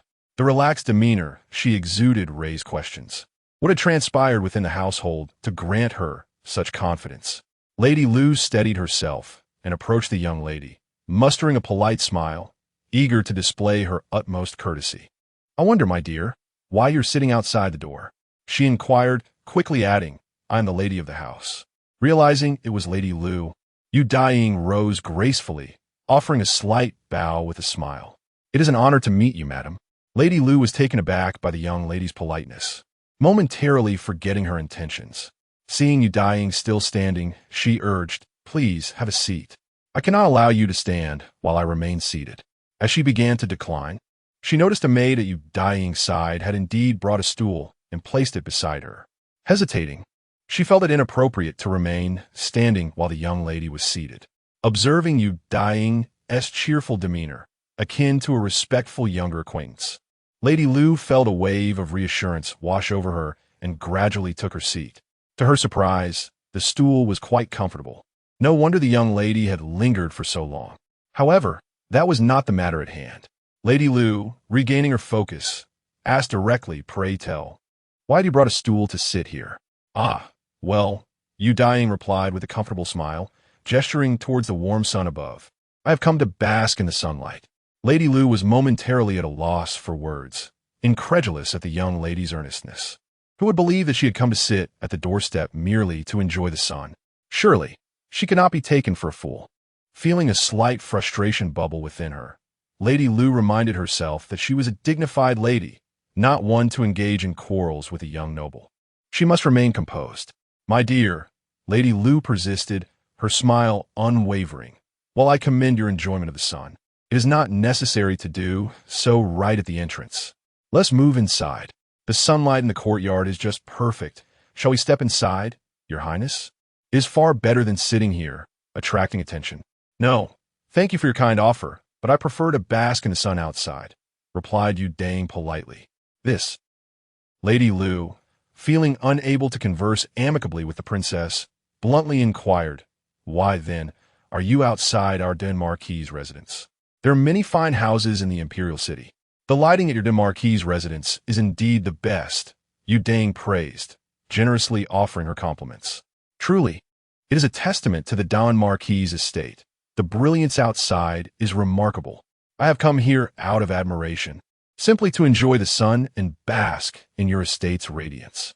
Lady Lu, skeptical of her words, sensed something amiss and, with a directness, clarified. Our Marquis' residence has never offended you. This house was a gift from our ancestors, and thanks to their protection, our wealth has endured through the years. We have neither taken your residence, nor owe you any debts. What reason will we have to trouble you? Ah, is that not permitted? Yu Daiying furrowed her brow, exclaiming, Is there a law in the Imperial city that forbids one from moving a stool to bask in the sunlight outside the residence of a meritorious minister? I am not obstructing your path. How can the den Marquis' estate be so overbearing as to deny me the sun? You. She had yet to finish her thoughts. Lady Lu, momentarily taken aback by her audacity, noticed the princess's innocent demeanor and realized she would not be dissuaded. Suppressing her anger, she attempted to soften her tone. If the princess wishes to sunbathe, then so be it. With that, she wasted no time in retreating into the residence, feeling that even a brief exchange with the princess could shorten her lifespan. The household staff observed the irate Lady Lu return and listened as she recounted the princess's words. For a while, no one dared to speak. The den Marquis was left contemplating whether to be enraged or amused. Very well, if she insists on lingering outside, let her be. We shall see how long she can bask in the sun. They mused. As the sun began to set, they heard a servant report that the princess had indeed moved her stool to leave. She really left? The den Marquis found it hard to believe that the princess had come merely to bask in the sun. Yet, the young servant continued hesitantly. The princess mentioned she would return tomorrow. What? She intends to come again? The den Marquis could not contain his frustration, exclaiming, That impudent girl. Does she think the Marquis' residence is a mere playground, where she can come and go as she pleases? Well, if the princess arrives tomorrow, shall we drive her away? Drive her away? Did you not hear her accusations of our tyranny? If she wishes to come, let her. The sun will not harm her. As it turned out, the very next day, she did return to bask in the sun once more. The den Marquis, seething with anger, wanted to confront her, but was restrained by reason. After all, the Marquis' estate had done nothing wrong. He doubted that they had offended her, yet she continued to cause a stir at their doorstep. Remarkably, the princess had managed to bask in the sun for 3 consecutive days. Thankfully, however, today there was no sun to be found. Duke Dan gazed at the torrential rain outside, feeling a slight alleviation of the frustration that had been weighing upon her heart. Surely, the girl could not possibly come out to bask in the sun now. Yet, she soon heard the hurried report from a servant. My lady, she is sitting at the door with an umbrella. What? That wretched girl. Undeterred by wind and rain, Duke Dan observed the flashing lightning and booming thunder in the sky, realizing the girl was not even afraid of being struck down. How could she claim to come out for sunshine now? The princess declared that the scenery outside their residence amidst the rain was delightful, and she had come to admire the rain-soaked view. Is she out of her mind? Duke Dan contemplated going outside to give her a kick back. Utterly perplexed, in such heavy rain, this mad girl could sit at her doorstep with an umbrella. Did she truly have such an affinity for the entrance of her home? No, there must be some ulterior motive. The Duke's residence surely harbored some secret that had fallen into the hands of this eccentric girl. Chapter 40. How they could be scolded, so what a significant matter this must be. The Minister of War has accompanied the situation and endured several days under the scorching sun. Had he not sought refuge in the shade of a tree, would he not have perished under the relentless rays? Observing the torrential downpour and the thunderous roars outside, one would assume the princess would remain at home, sheltered from the rain, and would not venture to sit at the gates of the Duke of Dan's residence. Yet, to everyone's astonishment, she has taken an umbrella and a stool to sit there. Her determination is truly remarkable. What grievance could the Duke of Dan's household have caused her? It must be a grave offense indeed, for even the thunder and rain cannot deter the princess from visiting.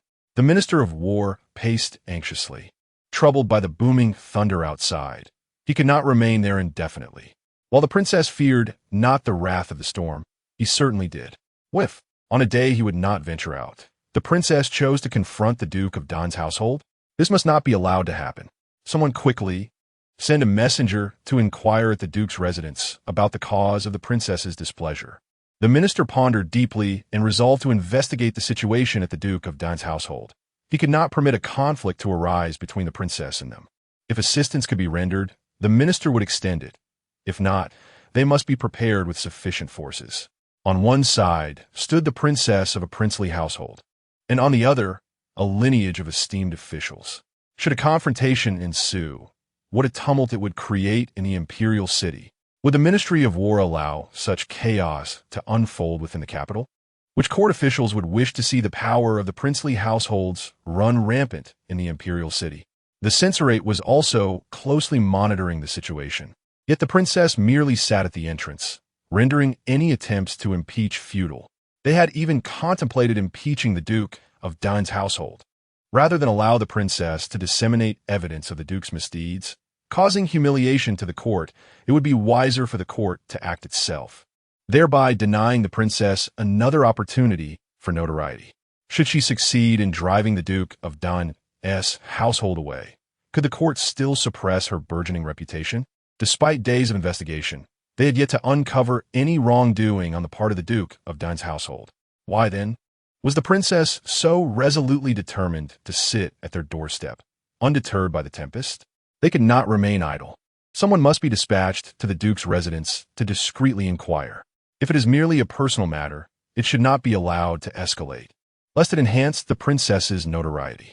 They also sought to occupy the princess with other pursuits, as it was the Duke of Dan's household disrupting their plans. It was astonishing how the princess had been drawn to sit at their gate.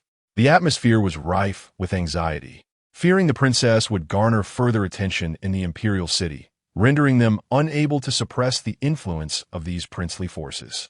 Look at how the court had been preoccupied during recent audiences, their minds burdened by thoughts of the princess sitting at the entrance. What distraction it caused! Would the emperor not reprimand them for their divided focus? If given the chance to scold them, the emperor would undoubtedly relish the opportunity. Were it not for the multitude of memorials to review, the emperor might well seize the day to berate them without cease. Should the princess continue her vigil, they would inevitably endure the emperor's ire for an extended duration. Is the princess still seated at the Duke of Dan's doorstep? To the emperor, the answer is affirmative. Oh, as the emperor perused the memorials, a smile crept upon his lips, and his spirits soared. If she remains there tomorrow, would he not have yet another occasion to chastise these ministers? As he spoke, he glanced at his eldest grandson, who was taking medicine. Do you think I should issue another imperial decree? Should it demand the return of funds or the estate? Grandfather, Suchanki Chekil. Observing the grandfather's gleeful expression, the Duke of Dan's residence should not owe any debts to the princess, nor have they usurped her property. If that were the case, the princess would have already made a scene, demanding her rights right at their doorstep. What do you think? The emperor inquired. His interest piqued as he set aside the documents and turned to his reclining grandson. Do you know why the Duke of Dan has drawn the princess's ire? It shouldn't be the case. I have yet to find an opportunity to reprimand the Duke, yet the princess has found one. The Duke is known for their cautious dealings and has never had any conflict with the Prince of Dingnan. However, the princess's sudden focus on the Duke leaves even me, the emperor, perplexed regarding her intentions. Perhaps I should summon her to the palace for an inquiry. If she seeks to shame the Duke, I should be involved, for I have endured this frustration for many years. I can chastise the former crown prince, yet not them. It's terribly vexing. Grandfather. Su Chanchi pondered over the days spent with the princess. While he could not claim to know her intimately, he had gleaned some understanding of her thoughts. Seeing his grandfather's distress over the inability to admonish the Duke, he gently offered a suggestion. Rather than summon the princess, why not relay a message to the Duke's residence? I believe many officials will be approaching them at this moment. The entire court is aware that the princess has come to the capital as a hostage. Thus, she ought to remain quiet and under the court's control. Yet here she is, causing a stir at their doorstep, provoking public speculation. The Duke's residence, being a prestigious family, must not allow the princess to exploit their reputation, drawing suspicion upon them. If this reaches other fiefdoms, it could incite trouble. After all, the former crown prince perished under the siege of the Prince of Dingnan's forces, and the old Duke of Dun was his tutor. If the princess confronts the Duke, unearthing the former crown prince's grievances, it could destabilize the court. The grandfather must be concerned, and the Duke should alleviate his worries. Oh, so one can indeed chastise the Duke of Dun in this manner? The emperor was quite pleased with this insight, growing even more cheerful at the cleverness of his grandson. He promptly summoned a eunuch, instructing that this matter should be handled discreetly, without fanfare. The eunuch nodded, understanding that he was to whisper directly in the Duke's ear. Following the emperor's command, he proceeded accordingly. However, regardless of the Duke's expression, whether pale or furious, the situation was clear. So they're all coming for our household, are they? This mad girl causes a ruckus at our doorstep, and it becomes our fault, as if we invited her. The Duke was seething with anger, watching as one after another came to the residence to demand accountability. Even the emperor himself. How could he not come? The emperor had long wished to admonish them over the former crown prince. Now that an opportunity had presented itself, he would seize it to unleash his frustrations. Years ago, the late crown prince met his demise due to the military forces of the Duke of Dingnan, ultimately taking his own life. That was a distant past. The whole residence once supported the late crown prince, but what of the present? The tides of power have shifted, and can that deceased girl still harbor such sentiments and seek them out? If anything, it should be they who hold the Duke of Dingnan accountable. Were it not for the intervention of the princess's grandfather, who brazenly employed military power to support the emperor's rebellion, it would have been the late crown prince ascending the throne. The Duke of Dun should rightfully claim credit for his contributions. How can the Duke of Dingnan still possess such arrogance? If the late crown prince were to ascend, the first to fall would undoubtedly be the entire household of the Duke of Dingnan. Father, Lord Lu of the Duke of Dun, noticing his father's troubled thoughts ensnared in the grievances of the late crown prince, anxiously called out, "It is imperative to devise a means to send the princess away from our doorstep. We cannot allow her to continue this uproar." When the late crown prince was defeated, those loyal to him faced execution or exile, yet the Duke of Dun remained unscathed. Thus, we must ensure that the princess does not instigate matters that could tarnish our reputation. I have allowed my anger to cloud my judgment. The Duke of Dun steadied his pained heart. Their family's survival to this day has been a result of cautious conduct. He must remain composed. Yet, with the impending arrival of the princess during the torrential rain, he commanded, "Send another female relative. By any means, bring this girl before me." He was eager to uncover the leverage she might possess. Chapter 41. The princesses concerned the ladies of the Dun Marquisate wore expressions of deep concern, lamenting the summons to seek out the princess once more. With so many young gentlemen serving in the court, wielding power, why were they relegated to dispatching the frail female relatives? Madame Lu was resolute in her refusal to meet the princess, feigning illness and retreating to her bed. Madame Lu San, her belly swollen with impending childbirth, protested that she could not possibly venture out into the rain. She had no intention of facing the princess. They were all daughters of princes. She was well aware of the princess's ferocity. To approach her could spell disaster. Observing that none of the women in the inner quarters wished to budge, Lord Lu, in exasperation, had no choice but to send his daughter forth. "Why must it be me?" the young Lady Lu exclaimed, stomping her foot in frustration. Soon to be wed, she fretted that a single slap from the princess could mar her beauty, rendering her unfit to be a lovely bride. Despite her reluctance, her father insisted, and thus she was thrust into the task. Lu Xiao, feeling aggrieved, fought back tears as she gazed at the torrents of rain outside. Weeping would do little to drown out the sound of the downpour. Noticing a girl seated outside her family's gate, she hesitated, uncertain whether to approach. After much deliberation, she ultimately turned back toward the estate. The thought of confronting the princess filled her with trepidation. She preferred to prepare adequately first. They say one should never strike a smiling face. If she approached with a smile and offerings, surely the princess would not ruin her countenance. As Lu Xiao timidly approached, she beheld the princess seated comfortably on a small stool, two maidens holding a large umbrella overhead. Not a drop of rain touched her garments, and the sweet aroma of warm fruit wine wafted through the air. The princess sipped her drink to warm herself while perusing a book. With wine and literature at her disposal, she appeared quite at ease. Observing her demeanor, she hardly resembled a fearsome figure. Yet, what kind of young lady would sit at another's door in the midst of such a storm? One must not be deceived by the princess's gentle appearance. Completing her mission was her priority. Her father had instructed that even if she could not bring the princess back to their estate, she ought to inquire the reason for the visit. "Your servant has come to see you, princess. In such heavy rain, might it be better for you to accompany me back to my residence?" Hearing a voice, Daiying lifted her gaze to see a girl approaching. Struggling to maintain a smile, recognizing the confusion on her face, she promptly introduced herself. "I am the eldest daughter of the main branch of the Lu family, named Jiao, and I am a year older than you, princess." Daiying, hearing the tremor in her voice, smiled gently, rising to return the greeting. "Ah, it is Sister Lu. Why not come closer to speak?" "Wait, did the princess just call me sister?" Lu Xiao was taken aback, doubting her senses, wondering if the thunder had rendered her ears incapable of discerning reality. Yet, the princess's gentle smile lingered, echoing in her ears the affectionate term. The softness of that voice was more pleasing than that of her own younger sisters. "Sister Lu?" Seeing her still standing in shock, Daiying called out again, noticing the wind stirring the umbrella she held, causing rainwater to soak her skirts. With a slight furrow of her brow, she pointed to her large umbrella, inviting her to come inside. The rain was pouring heavily outside, and Sister Lu decided to enter. Otherwise, her clothes would be drenched. I had heard that the heavy rains in the Imperial city during this season brought with them a biting chill, and catching a cold would be quite unfortunate.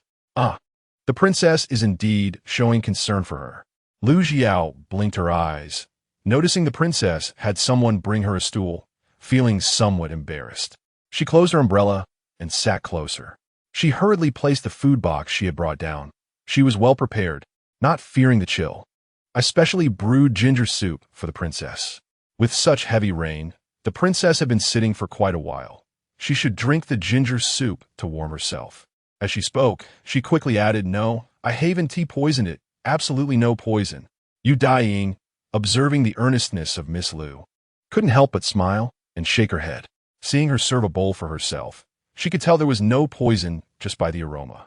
Watching her test the soup first, she took the bowl, tasted a sip, and felt the warmth of the ginger soup settle in her stomach, bringing a comforting warmth.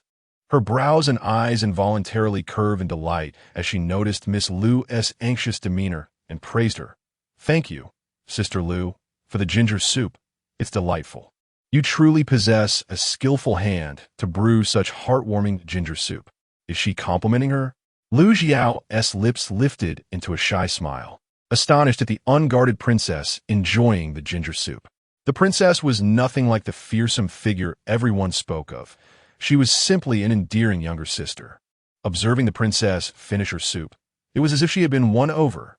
Seizing the moment, Lu Xiao eagerly suggested, "Why doesn't the princess come with me to my residence? I can also make pastries. Let us go inside, and I'll prepare osmanthus cakes for you." "No, thank you." Daiying shook her head, glancing at Lu Xiao, who was tugging at her sleeve, yet she did not push her away. She simply declined. "I came outside to enjoy the rain scenery. If I go in, I'll be able to appreciate it." "Thank you for the invitation, Sister Lu, but I shall not enter today." "Then perhaps tomorrow?" Lu Xiao exclaimed in surprise. Could she really persuade the princess to come in? Daiying chuckled softly, refraining from outright refusal.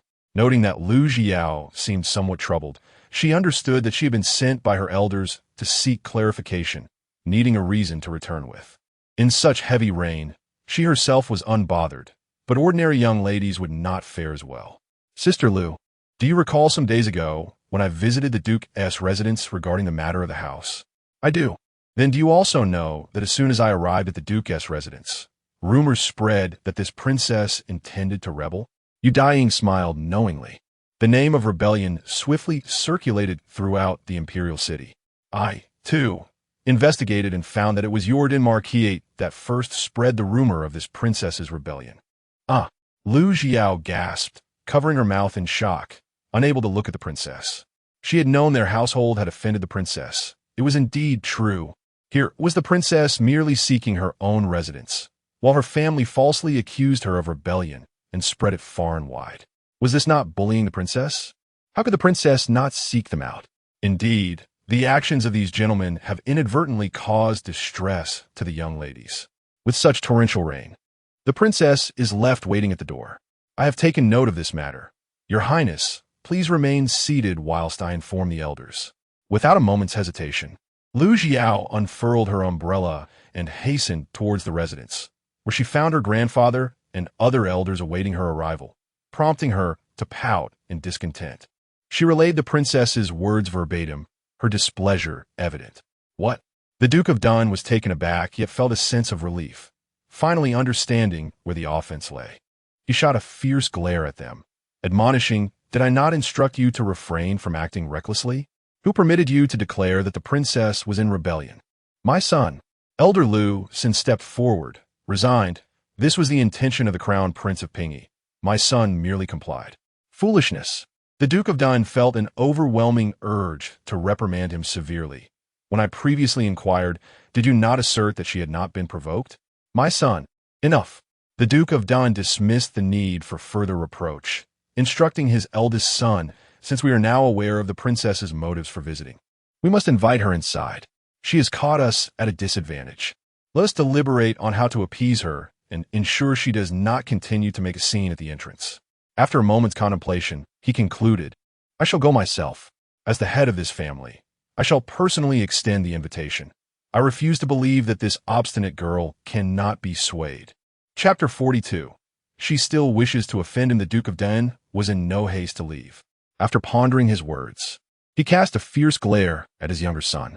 Were it not for his reckless antics that had offended that insufferable girl, he would not have deigned to solicit her presence. The very thought of a dignified duke having to engage in cordial negotiations with a mere child was quite unsettling. Yet, he was well aware of her formidable nature. Look at her. She sat resolutely at the entrance, undeterred by the tempest, intent on settling the score. This audacious girl, if she was truly displeased, could she not simply come in? Instead, she chose to sit outside, drawing attention and inciting inquiries from the emperor's court. She was surely doing this on purpose. Enough was enough. Her maternal grandfather owed her some money, and she made a grand spectacle of it for all to see. They had wrongfully accused her of rebellion, and yet they expected her to remain passive. Suppressing his boiling anger, the Duke steadied himself, flicked his sleeves, and strode towards the gate, where he immediately spotted the young lady seated beneath a large umbrella. Despite the raging storm, she appeared remarkably composed, sipping wine while engrossed in a book. What young lady possessed such audacity and poise? Your Highness. Indeed, another visitor had arrived. Daiying set her book aside and lifted her gaze toward the gate, where an elderly man, holding an umbrella and wearing a stern expression, approached her. A glance at the jade pendant hanging from his waist, inscribed with the words Duke of Dun, caused her brow to arch slightly. Rising slowly, she bowed. Junior pays her respects to the Duke. This insufferable girl, how does she still retain a semblance of a refined lady? Why such formality? Is she not here to cause a ruckus? The Duke had prepared his opening remarks, yet she preempted him, leaving him somewhat displeased. Noticing that she required no encouragement to stand, he understood her etiquette was rather lacking. He did not expect her to be overly courteous. He spoke plainly, Your Highness, I am already aware of your purpose for visiting the estate. Indeed, we have acted improperly. Perhaps you would accompany me inside, and we may discuss how to make amends. Very well. Was that an acceptance? The Duke was taken aback as he beheld the smiling princess, nodding in agreement. a sense of suspicion creeping in. He had meticulously crafted his discourse, yet she was willing to enter without him even beginning his spiel. Could there be a hidden agenda? Nevertheless, it was certainly better to have her inside than sitting at the gate. He tentatively added, "Once inside, you must refrain from sitting at the entrance again." Very well. Huh. Again with the agreement? Why was she so agreeable? The Duke's brow furrowed as he observed the princess, who was signaling her maid to gather her stool, her demeanor exuding delight at the prospect of entering with him. She even smiled at him, a rather endearing expression, as if she were a considerate junior. Wait, had no one informed him that the princess possessed such a gentle disposition? Why then had the two who initially sought her out been unable to persuade her? Truly a group of inept individuals. Duke. Daiying noticed that the Duke, who had previously worn a grim countenance, now regarded her with a distinctly amiable gaze. With a subtle smirk at the corners of her mouth, she softly conferred with the Marquis. "I may enter, but I must first discuss a matter with you." "Please speak." "Your Highness." It was evident that she was not easily persuaded. The Marquis of Dun instantly withdrew his amiable demeanor, snorting a few times before conceding, glad that she wished to enter. After all, it was the Marquis himself who had invited her in, so should she inadvertently offend him later, he must not hold it against her. Very well. What offense could there possibly be? She has lingered at his doorstep for days. If she were to offend, she would have done so long ago. The Marquis had anticipated her to utter some sharp and cutting remarks, yet she spoke softly, requesting that he overlook her rudeness. Such politeness, one might think. However, upon closer inspection, it was clear that she was not entirely devoid of decorum, as she took the time to notify him in advance. "Has the Marquis granted permission?" "Humph. Then let the princess enter." "I am grateful for your invitation, my lord." Daiying nodded lightly, her eyes sparkling with delight as she stepped boldly into the now open doors of the Marquis of Dun's residence. Since she had been permitted entry, and given that she had not seen the matriarch she had spoken of, she certainly would not leave. "Wait, if you're going in, why are you running? Must she not exhibit some semblance of a lady?" The Marquis watched as the princess rushed into the estate, momentarily taken aback. This impudent girl had previously refused his invitations multiple times, yet upon his personal arrival, she dashed inside. The audacious girl running quite swiftly. The Marquis soon lost sight of Daiying, biting back a curse under his breath, though his mood remained rather buoyant. Observing her maidservants having neatly stowed away the large umbrella, and with no small stools left at the entrance, he felt even more relieved. He hastened inside, instructing a servant to secure the gate, ensuring that this impudent girl would not have another chance to sit at the entrance. The people of the Marquis of Dun's household remained anxiously tense, fearful that the Marquis's personal invitation would fail to sway the princess. What a disgrace that would be! The Marquis was particularly sensitive to matters of face. Yet, to their surprise, they witnessed a young lady cheerfully striding towards the interior. That light-footed gait could belong to none other than the princess herself. The onlookers were delighted. Indeed, the Marquis had successfully invited her inside. Old Master Lu regarded the Marquis with admiration as he followed his father into the residence, commending him for his prowess. It had taken less than a cup of tea for the Marquis to draw the princess in with just a few words. After all, the Lu family had produced several esteemed imperial tutors throughout generations. Surely, with their eloquence and political acumen, they could attract a young lady's attention. Oof. The Marquis, observing the dumbfounded expressions of his household, cast them an irritated glare. They were utterly useless. Look at the princess, comfortable in another's home, effortlessly finding a place to sit. Then look at them, all stiff and awkward, as if they were strangers. Whose estate was this, after all? The esteemed princess. Lord Lu observed his father struggling to contain his anger and promptly assumed the demeanor befitting their status, addressing the princess to discuss the matter at hand. The princess had come to the Duke's residence seeking accommodation, and it was evident that we had failed to grasp the situation and had inadequately managed the conduct of those within the household. This has tarnished the princess's reputation, and on behalf of the Dun Marquis, I extend my sincerest apologies. May I inquire how the princess wishes to receive this apology? As for this matter, Daiying glanced around the main hall of the Dun Marquis, noting that even the most casually placed ornament held considerable value. Truly, It is a testament to the nobility of such a prominent family, and this residence is indeed worthy of its ancestral heritage.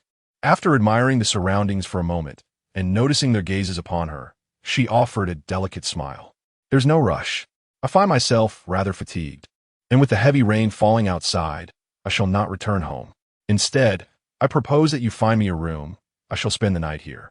What? Here? To sleep? The assembly was left speechless, bewildered by her request. How could she possibly wish to stay in their residence after only a few exchanged words? It was utterly inconceivable for a respectable young lady to suggest such a thing upon her first visit. Chapter 43. The princess is on the brink of laughter indeed. Her mind seems quite unhinged. The Duke of Dun was so taken aback by Daiying's words that he nearly lost his balance and fell.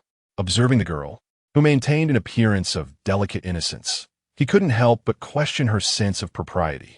Daiying noticed their bewildered stares, sighed in resignation, and gracefully rose to leave. If I am not permitted to stay here, it is no matter. I shall simply sit by the door. Wait, you cannot leave. Sit down. The Duke of Dun, stifling his fury, hastily grasped her arm, determined to prevent her from departing. He endured the rising tide of anger within him and gritted his teeth, finally saying, "Stay. You may reside here. My duke's residence is vast and has ample rooms for you. What harm is there in allowing her to stay? After all, they frequently hosted guests. Surely, the guest rooms of their estate could accommodate one troublesome girl. Bring forth the finest and largest guest room and escort the princess there. We shall extend our hospitality properly. Let us see what further objections she may have." "Ah, the guest room?" Daiying hesitated, glancing at the duke's changing complexion. With a charming smile, she said politely, "I would prefer to stay in the main courtyard. I always reside in the main courtyard at home. I cannot sleep if I do not occupy the best quarters." How audacious! She wishes to stay in the main courtyard? Should he vacate it for her?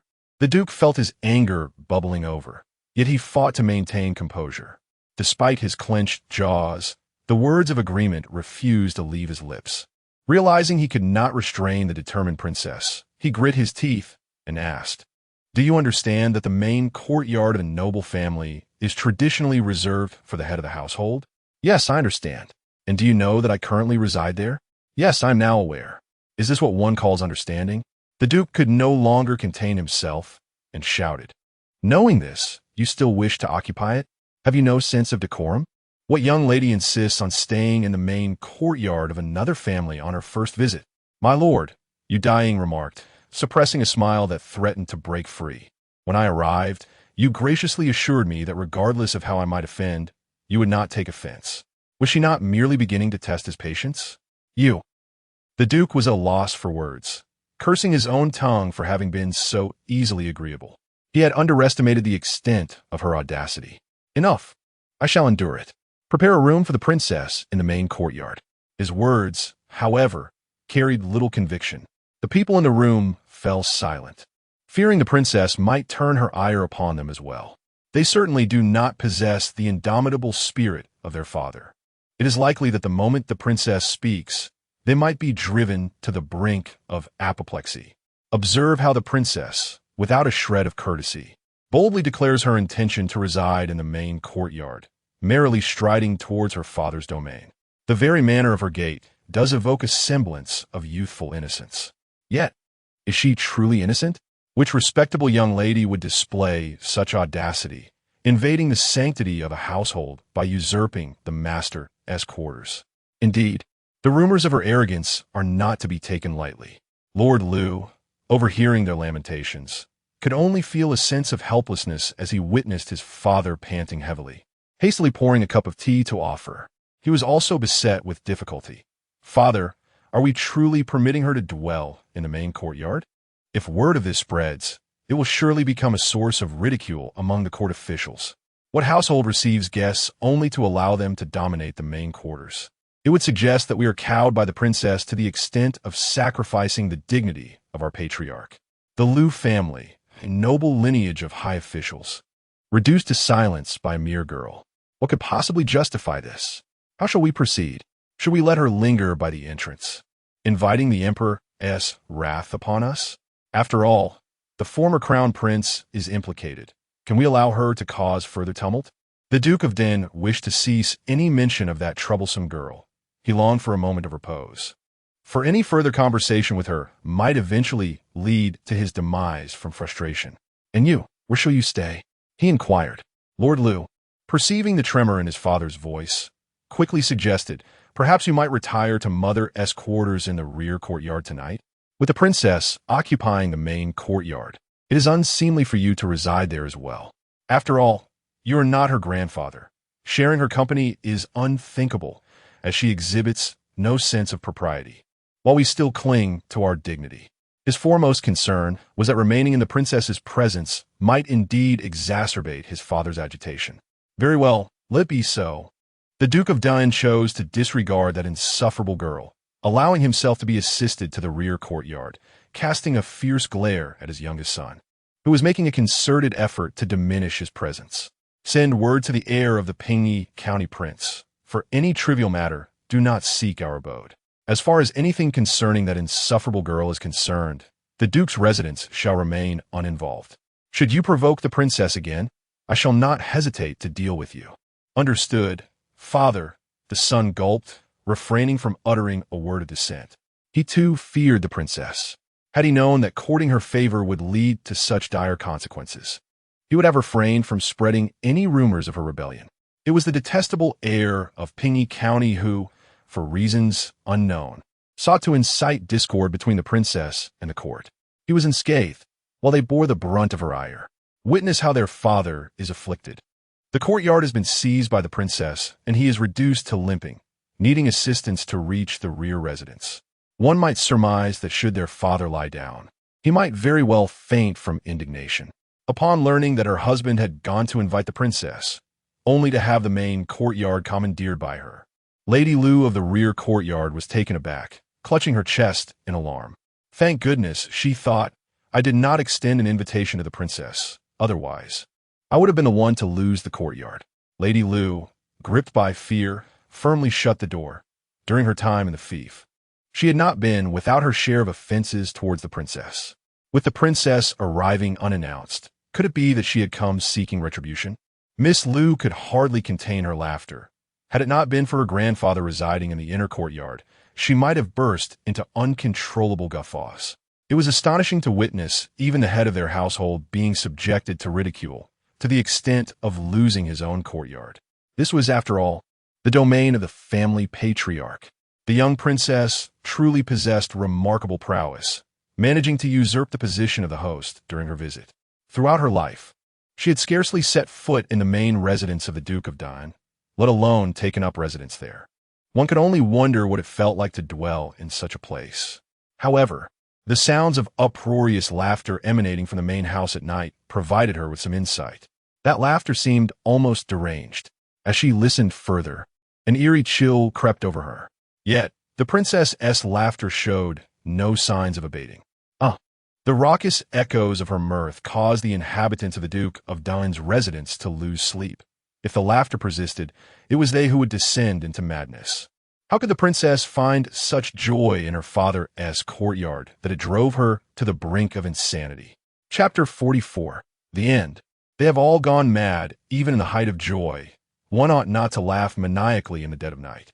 Listen, the princess continues to cackle uproariously. How can they possibly find slumber amidst such raucous mirth? The others are convinced that if the princess persists in her laughter, not only will she laugh herself to the point of breathlessness, but the inhabitants of the neighboring estate will surely awaken as well. Indeed, their neighbors have come knocking at the door to inquire about the commotion. Must the princess not exhibit a modicum of decorum? That insufferable girl. Wait, this is dire. The Duke of Daiying, deep in slumber, is abruptly roused by the frenzied laughter of Daiying, his ire boiling over as he contemplates a scathing rebuke.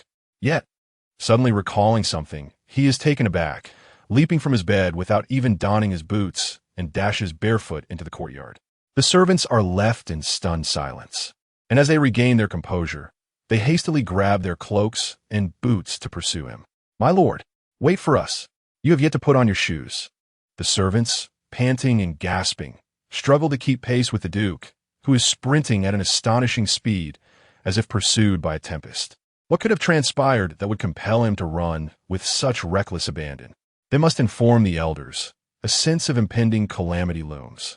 Lord Liu, upon hearing the frantic reports from the young servants, is taken aback, hastily dressing himself before heading to the main courtyard. There, he is met with the astonishing sight of his father racing barefoot, leaving him momentarily speechless and unsure of how to respond. The raucous laughter of the princess echoes in his ears. The Duke of Dun, breathless and exhausted, feels as though he has expended every ounce of strength in his body to reach his own courtyard. There lies that impertinent girl, laughing so hard that she is nearly pounding the ground with her fists. Upon seeing him approach, she collapses in laughter. You. No more. No more laughing. Ah ha ha ha ha. That wretched girl only laughs more uproariously. It is evident that her nocturnal hilarity stems from some mischief. She has planted herself defiantly at his doorstep, shamelessly intent on staying, and this must be the cause of her mirth. She is utterly brazen. As a junior. No. Ah ha ha ha. You Daiying, nearly rolling on the ground with laughter, gazes at the Duke of Dun, who is huffing and puffing from his mad dash, and feels she might just burst from laughter. Yet, as her eyes wander to the walls adorned with paintings, they inadvertently rest upon the Duke's bare feet, prompting another fit of laughter. What the old lady said is indeed true. The Imperial city is simply delightful. She has made the right choice in coming here. You, what are you staring at? Indecent. The Duke of Dun, noticing that the impudent girl is laughing while fixating on his bare feet, feels his face flush crimson. He glares fiercely, tugging at his garments in a futile attempt to cover his exposed feet. Yet, the girl only grows more brazen, her laughter escalating to the point of exasperation. You, cease your laughter at once. My lord, the younger generation. You Daiying wiped away her tears of laughter, witnessing the Duke of Dun nearly fainting from shame and anger. She stifled her laughter with great effort, attempting to converse with the Duke. Yet her gaze remained entranced by the paintings within the room. The Duke, flustered and humiliated, tugged at her to lead her outside. At last, Lord Liu grasped the situation and hurried over, only to find his father, in a fit of embarrassment, dragging the giggling princess along the ground, leaving him momentarily speechless. Unsure whether to assist his father in pulling the princess or to remain astounded by the paintings in the room, he found himself overwhelmed. Oh heavens! What has he stumbled upon? A room adorned with foot paintings? Could this truly belong to his father? Instinctively, Lord Liu glanced at his father's bare feet, then back at the multitude of barefoot images that filled the room, his expression one of utter disbelief. Why would his father create so many paintings of his own feet? They were plastered all over the walls. Every conceivable angle was represented. It appeared that his father indulged in this nightly pastime. In the solitude of the night, in hidden corners, his father reveled in admiring his own feet, and even went so far as to immortalize them on canvas? How absurdly infatuated could one be with their own feet? The laughter erupted again. How could this madness continue? The inhabitants of the Duke of Dun's residence, unable to sleep, were drawn to the resounding laughter echoing through the halls, which even included their esteemed lord. What could possibly be happening?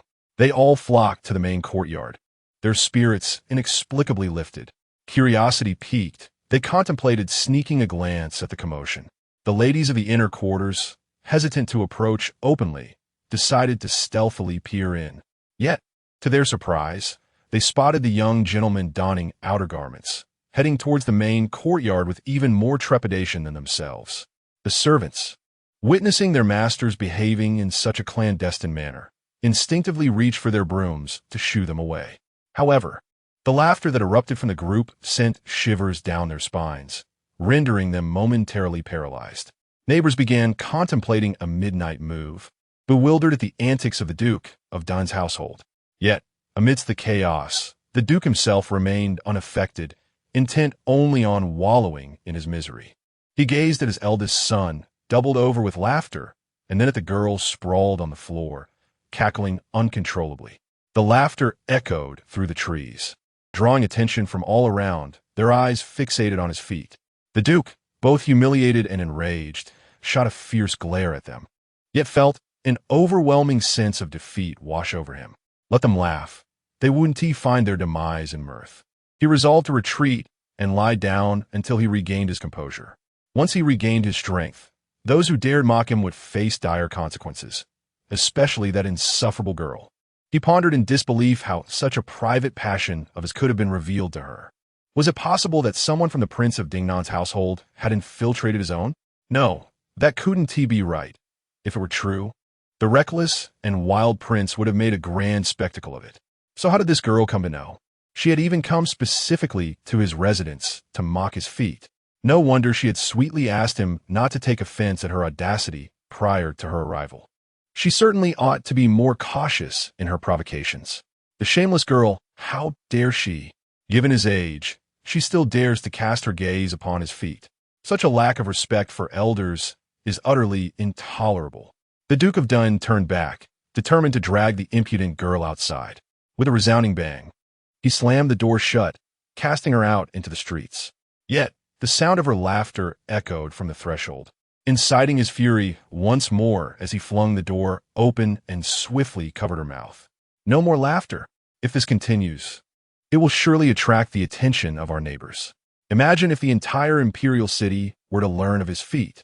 Enraged, the Duke pulled the girl back inside, declaring that if she wished to laugh, it must be within these walls. Once she had indulged her mirth sufficiently, he would release her. He could not allow her the opportunity to laugh freely outside. If the court were to catch wind of this, it would be disastrous.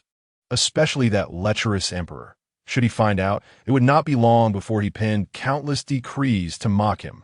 Chapter 45. If you laugh.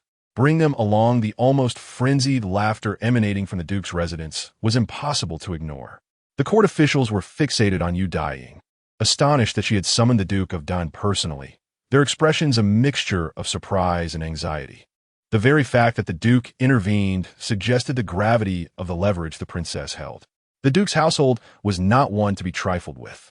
Could it be that the princess was coercing them? Would she truly engage in a fierce confrontation upon entering the Duke's residence? If a scuffle were to break out between the royal house of Dingnan and the Duke's household, it could very well shake the foundations of the Imperial city. How could the court remain passive in such a scenario? The Minister of War braved the torrential downpour and thunder, personally stationed with soldiers outside the residence, prepared to intervene at the slightest sign of disturbance. Yet, as he awaited, he was taken aback by the maniacal laughter of the princess, a sound that sent a chill through him. How could she laugh with such bloodthirsty madness, unless she were stepping over the corpses of the Duke's household? The Ministry of War could not allow the princess to wreak havoc within the Imperial city, just as the minister was about to charge in with his soldiers.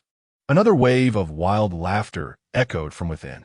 Before he could react, the Duke's residence erupted with laughter even more deranged than the princess's. The minister was left bewildered.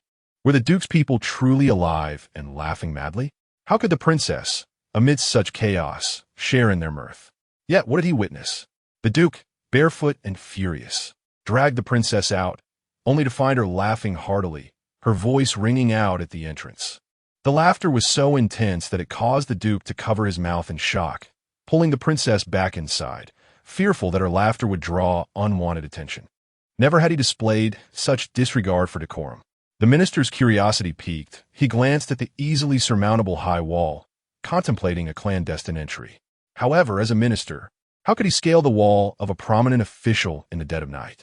If the censorate were to discover this, he would surely face impeachment. Yet, what did he see next?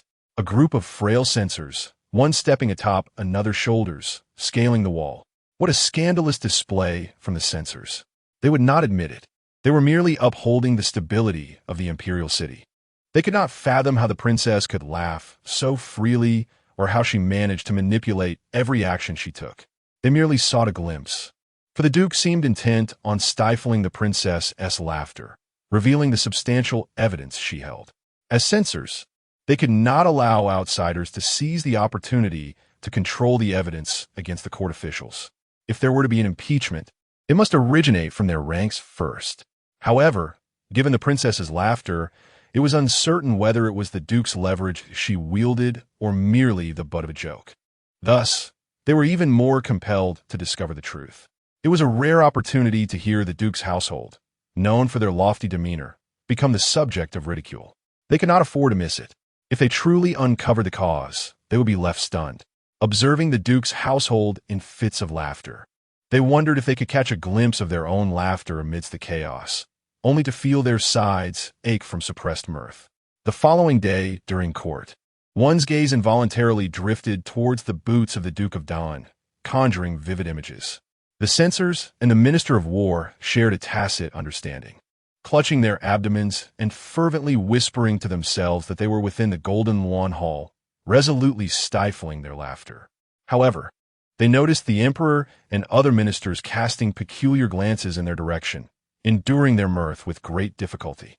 Once court was adjourned, several could no longer contain themselves and began to pound the walls in uproarious laughter. Ah, ah, ah, ah.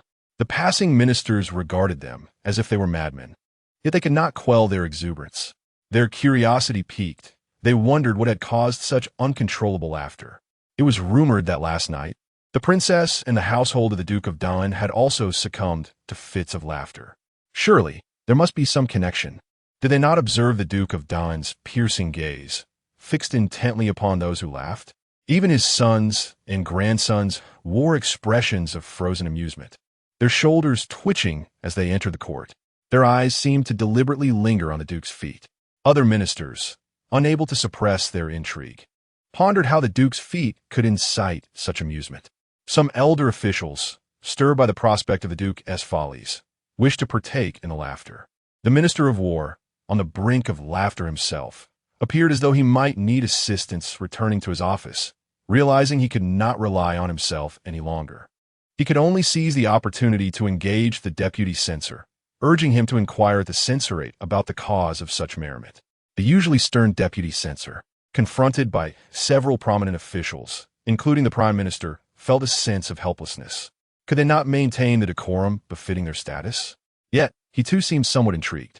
The deputy censor summoned the censors who had lost their composure, instructing them to observe the princess and the Duke's household, questioning how they could find such mirth even in the Golden Lawn Hall. Even when the Emperor chastised them, they struggled to suppress their laughter. "Sir Deputy," the censors began, recalling the events of the previous night at the Duke's residence, laughter spilling forth uncontrollably. They noticed the deputy censor staring at them, struggling to contain his own amusement, and saw him rendered speechless. It was unclear whether he was astonished at their behavior as censors, climbing walls to witness the Duke's household's joviality, or if he was taken aback by the Duke's apparent fondness for his own feet. Regardless, the following day in court, all the officials fixated their gazes on the Duke of Daiying's feet. The deputy censor's shoulders, too, moved in sync with the laughter of the Duke's progeny. Upon closer listening, one could almost discern the suppressed laughter of the senior officials. When even the Prime Minister joined in the mirth, the others felt less inclined to restrain themselves, and upon leaving court, they all pounded the walls in laughter. Observing the ministers reveling in joy, the Emperor felt quite displeased. He sought to uncover the reason behind their laughter. How could there be jest at the expense of the Duke of Daiying without his inclusion? The courtier found himself in a quandary. "Your Majesty, whom should we inquire of? Which minister would wish for the Emperor to partake in their merriment?" Those who could evoke envy in the Emperor with their laughter would surely relish the opportunity. Realizing this, the Emperor's displeasure deepened. Am I to witness their raucous laughter in the Golden Lawn Hall day after day? As he spoke, noticing the absence of his eldest grandson, he curiously inquired, "Where's the Crown Prince? Why have I not seen him today?" The Emperor responded, "Your Highness must be seeking the county princess." The eunuch reported, "The prince instructed early this morning that he would not be coming to the palace today, as he had matters to attend to with the county princess. He should have gone to her residence by now." "Oh, could it be that he is inquiring about the jest involving the Duke of Daiying?" The Emperor's mood soured. "How is it that my eldest grandson finds amusement for himself, yet excludes me from the merriment? However, has that girl returned from the Duke of Daiying's residence? Did she truly laugh herself into a frenzy there, only for the Duke to release her at such an hour?" This morning, the county princess returned, and it is said that the Duke covered her mouth while forcefully ushering her into the carriage. Several large chests were placed at the back of the carriage. personally prepared by the Duke. Oh, the Duke, both muffling her laughter and silencing her, seeks to prevent the county princess from bursting forth in mirth. My curiosity grows. As an emperor, how can I remain ignorant of the jest known to all other court officials? Summon the county princess to the palace at once. These princely heirs have been in the imperial city for quite some time without being received. There is no haste. Let us first meet with the county princess. Chapter 46. He has a remarkable talent for self-soothing. It is not only the emperor who wishes to see the princess. The members of the Lynn family are equally eager to comprehend why the court ministers are in such fits of laughter at the expense of the Duke of Dingnan. They have not attended court for several days, remaining at home to keep the elderly Master Lynn company as he languishes in gloom. They will not venture out until the external ridicule regarding their family's debt subsides. To their astonishment, that day arrives sooner than expected. They are quite taken aback. It is a rarity to witness the Lynn family's misfortunes, and they had anticipated that the emperor and the ministers would come to mock them for quite some time. Yet, it seems that no one is bothered by their plight anymore. Upon further inquiry, they discover that the princess has taken it upon herself to confront the Duke of Dingnan. No wonder their own troubles have been overlooked. After all, it is the Duke of Dingnan's household that has become the object of interest. They, too, wish to share in the laughter at the Duke's expense, hoping to regain some of the dignity they previously lost. Old Master Lynn instantly regains his vigor and hurriedly sets off to seek the princess, quite pleased with the turn of events. That wretched girl has come to the imperial city, and he, as her doting grandfather, has certainly not been enjoying himself. Nor will anyone else. No matter how dire the situation, can he truly suffer more than an outsider? That troublesome girl is not entirely indifferent to her kin. She still shows allegiance to her grandfather. It allows him the opportunity to revel in the misfortune of his long-standing rival, the Duke of Daiying. Could it be that this troublesome girl is aware of his disdain for the Duke and, in an effort to restore his lost pride, has deliberately sought out the Duke? How considerate of her weight! Why is he praising the princess? Master Lynn observes his father's lips curling into an unwarranted smile and is at a loss for words. Just days ago, his father had scolded the princess for her lack of respect towards the elderly, and now he speaks of her with such admiration. His father certainly knows how to soothe his own heart. He does not believe that his niece would mock the Duke merely to placate his father. Nonetheless, he finds himself wanting to join in the laughter at the Duke's expense. Their two families have long held mutual disdain. However, after decades of political rivalry, they have been unable to find any incriminating evidence against the Duke. Now, the princess has been in the imperial city for only a few days, yet she has the audacity to confront him directly, causing the Duke's residence to become the butt of the court's jokes. It is said that the princess had the Duke covering his mouth, shoving him into a carriage filled with large chests. What could the princess possibly desire that is not gold, silver, or jewels?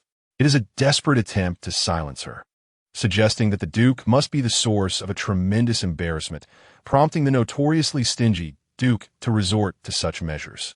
The princes and heirs of the vassal states are equally curious. What joy it would bring them to mock the court ministers, except for the sullen and displeased Prince Dingnan, who, upon visiting the Duke's residence, finds the princess nonchalantly seated at the entrance. This has transformed the Duke's household into a laughingstock for the entire court, infuriating the Duke to the extent that he disassociates himself from the prince. That insufferable girl, could it be deliberate? This heir has exerted tremendous effort to cultivate alliances through marriage in the imperial city, and she has effectively disrupted all his endeavors. As a result, he finds himself back at square one, and that is the Duke of Dingnan's household.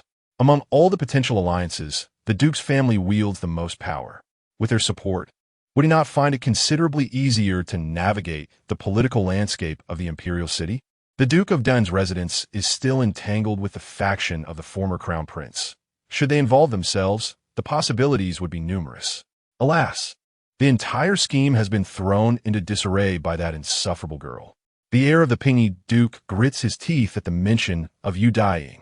In terms of strength, the Pingy Duke's house, to outsiders, indeed appears inferior to the Dingnan Duke's residence. Yet, if they aspire to rank as the second most powerful among the princely houses, who would dare contest that? The court's blade, aimed at diminishing the power of the princes, will naturally be directed towards the painted duke's house.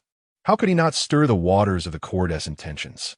Yet that insufferable girl, upon arriving in the imperial city, seems intent only on causing disturbances here and there, entirely disregarding the interests of the Dingnan duke's residence, fixated solely on revelry. Is her purpose in the capital merely for amusement? This wretched girl, if she seeks entertainment, why drag me into it? He feels utterly exasperated, contemplating the current predicament. He must abandon the Duke of Dun's residence and seek alliances with other relatives. However, the thought of the Duke of Dun still causes a pang in his heart. They are a family of eminent officials. Their standing in the court is deeply entrenched. Even the emperor, despite his ire towards the Duke of Dun for having previously supported the former crown prince, cannot touch them. Failing to forge an alliance with them would indeed be a significant loss. It is all due to that detestable girl. That girl, seemingly intent on making a mockery of the Duke of Dun's house. Is it truly just for the sake of amusement? The other heirs of princely houses are indifferent to this matter. How long have they been confined in their secluded abodes? The ministers of the court are ridiculing the Duke of Dun. Of course, they wish to witness the spectacle. Even the heir of the Tsiufu Duke, despite his fear of Daiying, discreetly sends his guards to seek out the princess with jewels in hand. Others, whose relations with the princess are not overly strained, also wish to glean some information. They are well aware that the princess's arrival in the imperial city would surely lead to uproar. Look, even the Duke of Dun's house dares to cause a scene. How splendid it is that the emperor only summoned the princess, neglecting them entirely. Should their people arrive too late, and the princess be summoned into the palace first, how will they join her in mocking the Duke of Dun's house? The heirs of the princely houses hastily urge their guards to find the princess. Fortunately, they manage to arrive just before the emperor, though they cannot outpace the crown prince. The princess has returned? His Highness? Daiying cheerfully strides through the doorway, hearing the guards report that the crown prince has arrived, which takes her slightly by surprise. As she saunters into the main hall, she indeed finds the crown prince comfortably reclining in a chair, a table laid out with tea and snacks, all of which she enjoys. Daiying glances at the rather helpless guards, who seem to sigh in resignation. They do not wish to be overly accommodating. However, given the frail condition of the crown prince, they can feel the wind might knock him over standing at the door. If he were to faint at their threshold, what a predicament that would be. They must properly invite His Highness in, providing him with fine tea and delightful treats. Princess. Su Chanshi casts a glance at the distressed guards, slightly bending his brows, noticing the princess's excellent mood, and disregarding his uninvited presence. He obediently bows to her. She appears to be a well-educated young lady of high standing. The more understanding and agreeable she becomes, the more difficult it is for him to fathom her intentions. He also senses a hint of danger. She merely smiled and gestured for the princess to rise, candidly expressing her intention. The unexpected visit was to present the princess with a gift. Upon entering, Daiying noticed the box beside the crown prince, which was evidently filled with cosmetics tailored for young ladies. The delicate fragrance wafting from it confirmed its contents as indeed being rouge and powder. She found herself quite eager to possess it. However, the crown prince's visit was far from a mere gesture of gifting her some cosmetics. With a beaming smile, Daiying reached out to accept the box, the enchanting aroma enveloping her senses. She exclaimed in delight, praising it as a true treasure crafted by the emperor for the empress, undoubtedly a rare gem among many. Su Chanshi observed her radiant smile, recognizing her genuine fondness for her grandmother's cosmetics. Yet he detected a hint of cunning glimmering in her eyes. Had she surmised his ulterior motive for seeking her out? When the princess beamed her smile in his direction, Su Chanshi suddenly clutched his chest, feigning weakness as he coughed softly a few times. Alas, he had braved the torrential rain to deliver the princess her cherished cosmetics. The biting cold wind was truly chilling. He felt a dizzying sensation, fearing that should he utter a few more words, he might genuinely faint in the presence of the princess. Yet, being the dutiful daughter of a noble house, she would surely not allow him to succumb to illness. Surely, if he were to make a humble request, the princess would undoubtedly acquiesce to his plea. Was he becoming accustomed to such tricks? Daiying regarded the crown prince, who was still feigning a delicate cough, the corners of her lips curling in amusement as she held a playful glint in her eyes. "Oh, might I inquire, your highness, what is it that you seek from my humble self?" Chapter 47. The solitary thoughts of the grand princess. Why does the princess's voice sound so melodious, carrying a hint of youthful charm? It is rather perilous to listen to. Su Chanchi observed his own disposition, easily swayed by the princess's whims. Even if danger loomed, a brief faintness would suffice to remedy it. Noticing the princess's smile growing ever more delightful, he cleared his throat softly, lifted his teacup, and sipped a few times to compose himself before speaking. It was not a difficult matter at hand, merely a humble request from him. Daiying remained silent, clearly indicating her intention to listen attentively. As the crown prince continued, might the princess be aware that both within and beyond the imperial city, there is much rejoicing over the matter of the Duke of Dun? Even in the Golden Lawn Hall, the ministers are fixated upon the Duke, their mirth barely contained. Su Chanchi, perceiving that Daiying was not taken aback, recognized her understanding. He noticed the princess awaited his continuation and gestured for her to draw a little closer. After a moment's hesitation, she moved her chair nearer, the fragrance of her rouge wafting toward him. He could not help but feel a light stir in his heart, his voice infused with a gentle pleasure. Seeing the ministers laugh to the point of wanting to pound the wall, he felt a twinge of envy. Hearing that the princess was enjoying herself at the Duke of Dun's residence further fueled his desire to share in this joy alongside her. Perhaps, next time, when the princess converses with the elderly lady at the alley's entrance, she could extend an invitation to him to join in the merriment. Daiying, momentarily lost in thought, gazed at the expectant crown prince, her lips moving as if to speak, but instead, her words transformed into playful banter. She initially assumed that he had drawn her closer to share some clandestine secret. Yet, it turned out he merely wished to converse with her about the elderly lady at the alley's entrance. Was this truly a topic worthy of one of such noble stature as the crown prince? The emperor's frivolity was evident. She had witnessed it when she sought reparation from the Lynn family, and the emperor had issued a decree specifically for her. Now, listening to the crown prince's words, she mused whether the emperor's decree might have been inspired by the crown prince himself. Furthermore, she had heard whispers that, while she sat at the Duke of Dun's doorstep, a eunuch had stealthily entered through a side door to converse with the Duke. The Duke, unable to remain seated, had personally come to invite her in. It seemed likely that the eunuch's words echoed the crown prince's sentiments. In this light, it appeared the crown prince was quite adept at stoking the flames of enthusiasm. "Princess, what are your thoughts?" Su Chanchi observed the princess scrutinizing him, neither refusing nor acquiescing, allowing her the space to appraise him thoroughly. He too studied her, a playful smile suddenly gracing his lips.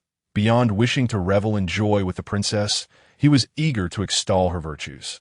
Praise for a minister's daughter? Daiying discerned that the crown prince genuinely sought to commend her. Did he believe that a few flattering words would bring her joy enough to yield a favorable response? During her time in Fuso County, apart from her father, everyone had lauded her. She had grown accustomed to such praise. However, the crown prince's accolades were worth hearing. Previously, he had heard of the princess's renowned reputation, yet he only knew of her martial prowess. As Su Chanchi watched the princess eagerly await his commendation, he could not suppress a chuckle and began to genuinely praise her. In recent days, the affairs of the Marquis have allowed me to witness the intelligence of the princess. Among the numerous noble families in the Imperial city, the princess merely desires to move a stool and take her seat at the entrance of the Marquis. I surmise that she aims to obstruct the Marquisate's influence and involve herself in the ongoing disputes concerning the princely titles. The Marquis, being both prestigious and influential, holds ties with the former crown prince's faction. Should any prince wish to stir up trouble regarding the dissolution of titles, they would undoubtedly seek the Marquis as an indispensable ally. The matter of title dissolution has already caused significant uproar, leading to unwarranted misfortunes for the Dingnan prince's residence.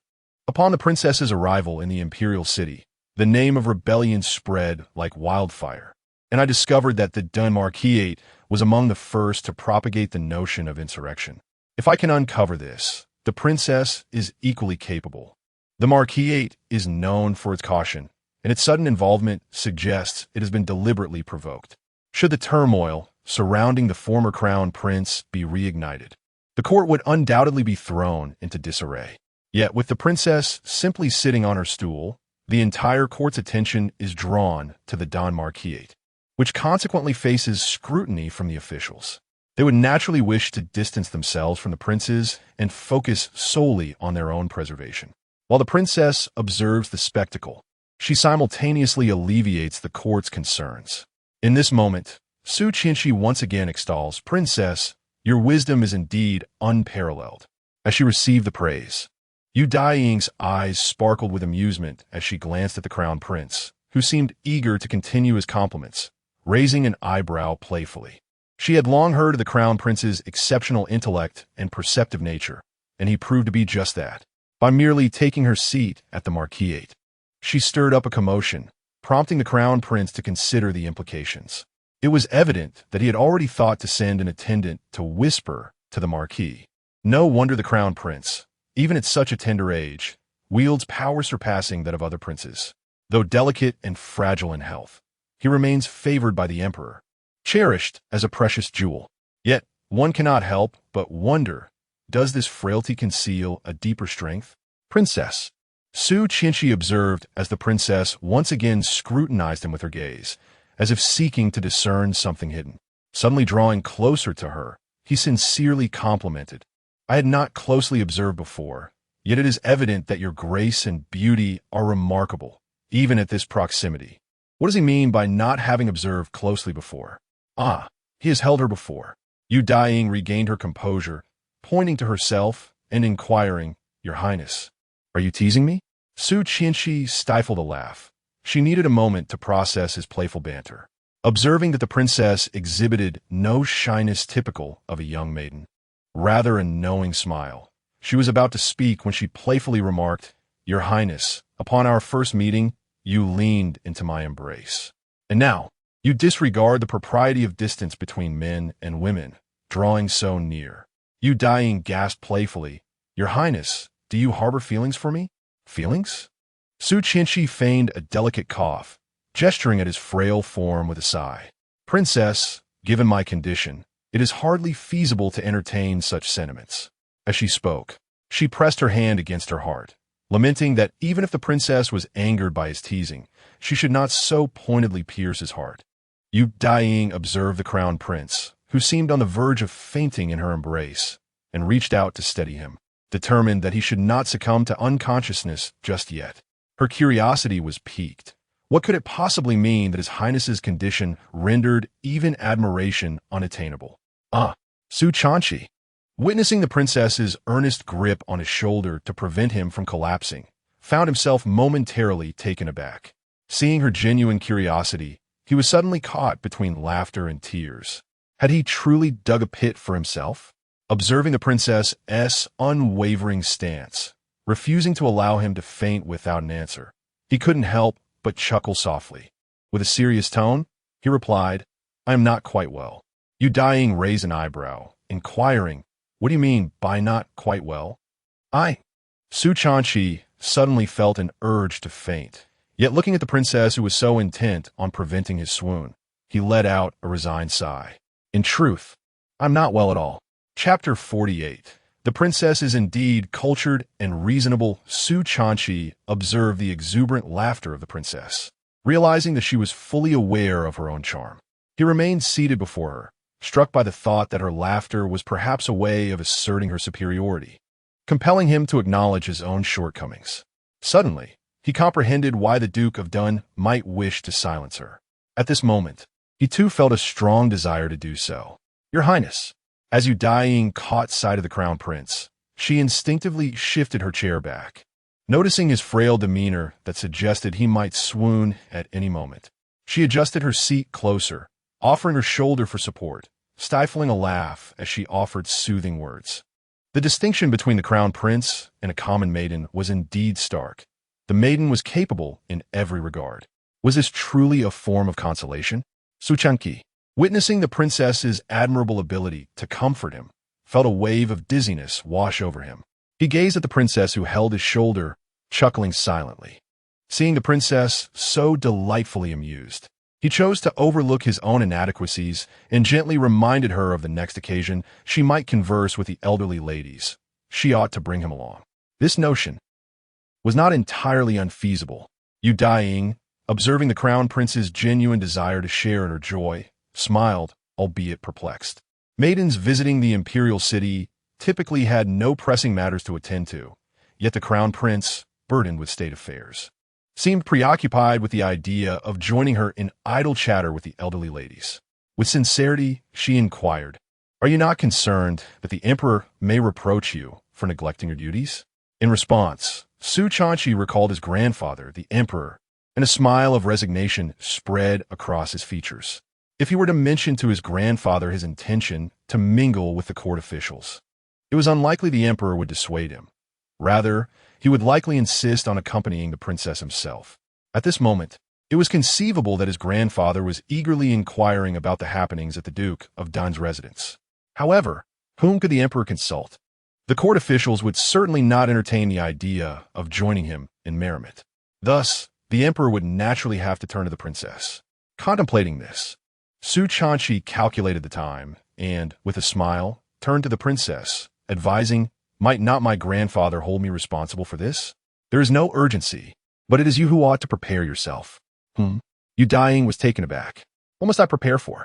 To meet grandfather? To meet the emperor? How suddenly was she to be summoned by the emperor? Daiying was astonished. As a princess of a vassal state, she could not enter the palace without the emperor's edict. Was the emperor truly wishing to summon her? They, the vassal princes, had yet to pay their respects to the emperor since their arrival in the capital. Was it possible the emperor had only just remembered to summon them?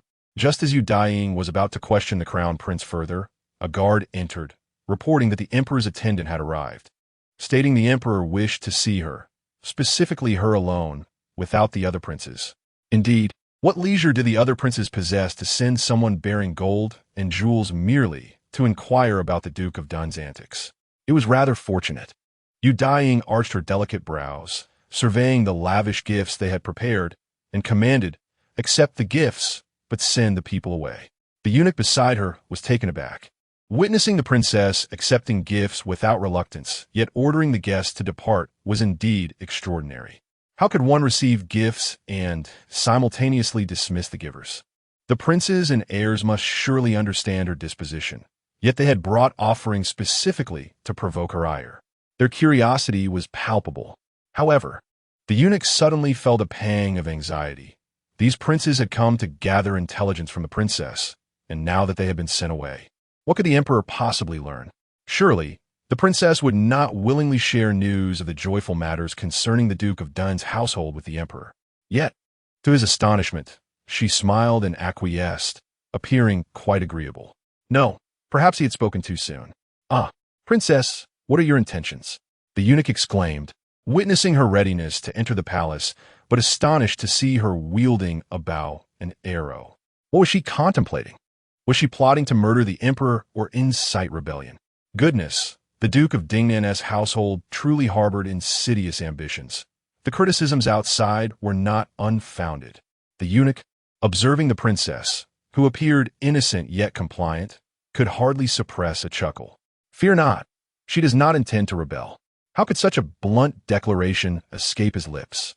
Eunuch Ding patted his chest, eyeing the princess warily as she held the bow and arrow, resembling a delicate maiden cradling her cosmetics. His apprehension lingered, but seeing her highness's demeanor somewhat reassured him. However, what manner of lady enters the palace to meet the emperor armed? He could almost detect the scent of blood emanating from the bow. How many lives must it have claimed? It was truly alarming. Even if the princess harbored no rebellious intentions, she could not be allowed to bring weaponry into the palace. Summoning his courage, Eunuch Ding felt compelled to remind her, "Weapons are not permitted in the palace." "Rest assured," Daiying replied with a smile, "this is not my weapon. It is a gift for the emperor." As she spoke, she extended the bow and arrow towards the eunuch. "The emperor has summoned us to the capital to celebrate his birthday. It would be remiss of me to arrive empty-handed for my first audience. Thus, I must present a fitting tribute. After all, I am the daughter of a loyal minister, and etiquette cannot be overlooked. A loyal minister's daughter? How self-praising the princess was. Eunuch Ding, though skeptical, hesitated as she offered the bow to him, unsure whether to accept it. Yet, he could not allow her to retain it. For the emperor's safety, he must be resolute.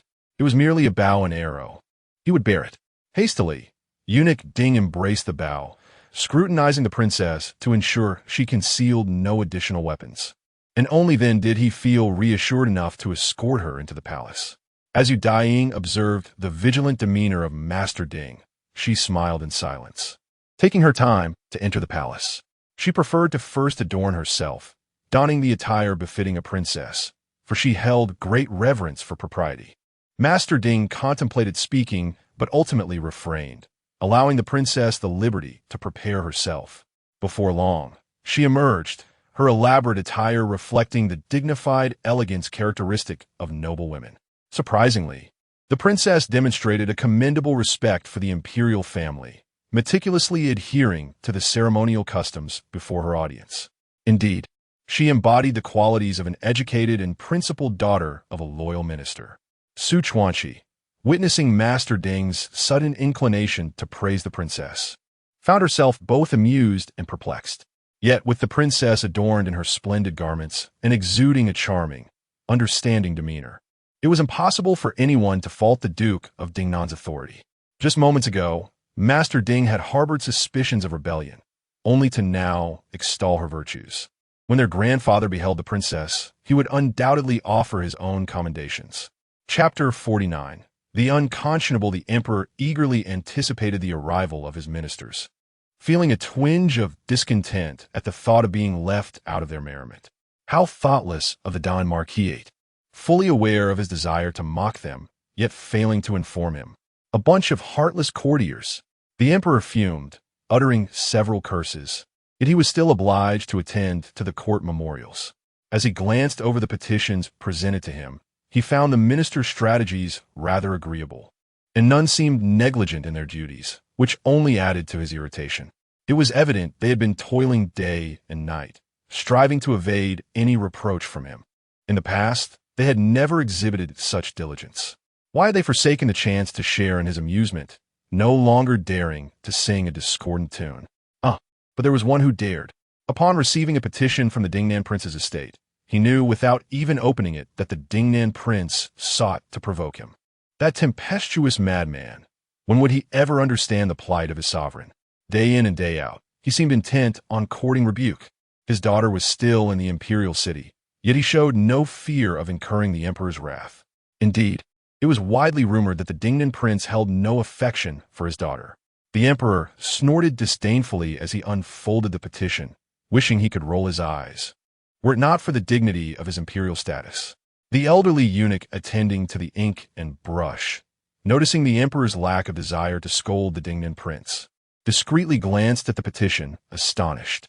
How persistently the Dingnan prince clung to his demand after more than a decade, insisting that the emperor bestow the title of Tai Wei upon his daughter. Such a title was one that even princesses dared not covet. No, even the princes would not presume to claim it. The Dingnan prince was indeed audacious. Yet, if it were true that he did not dote on the county princess, why was he so adamant about granting her such a prestigious title? This title, even if the emperor were inclined, would not find favor with the ministers.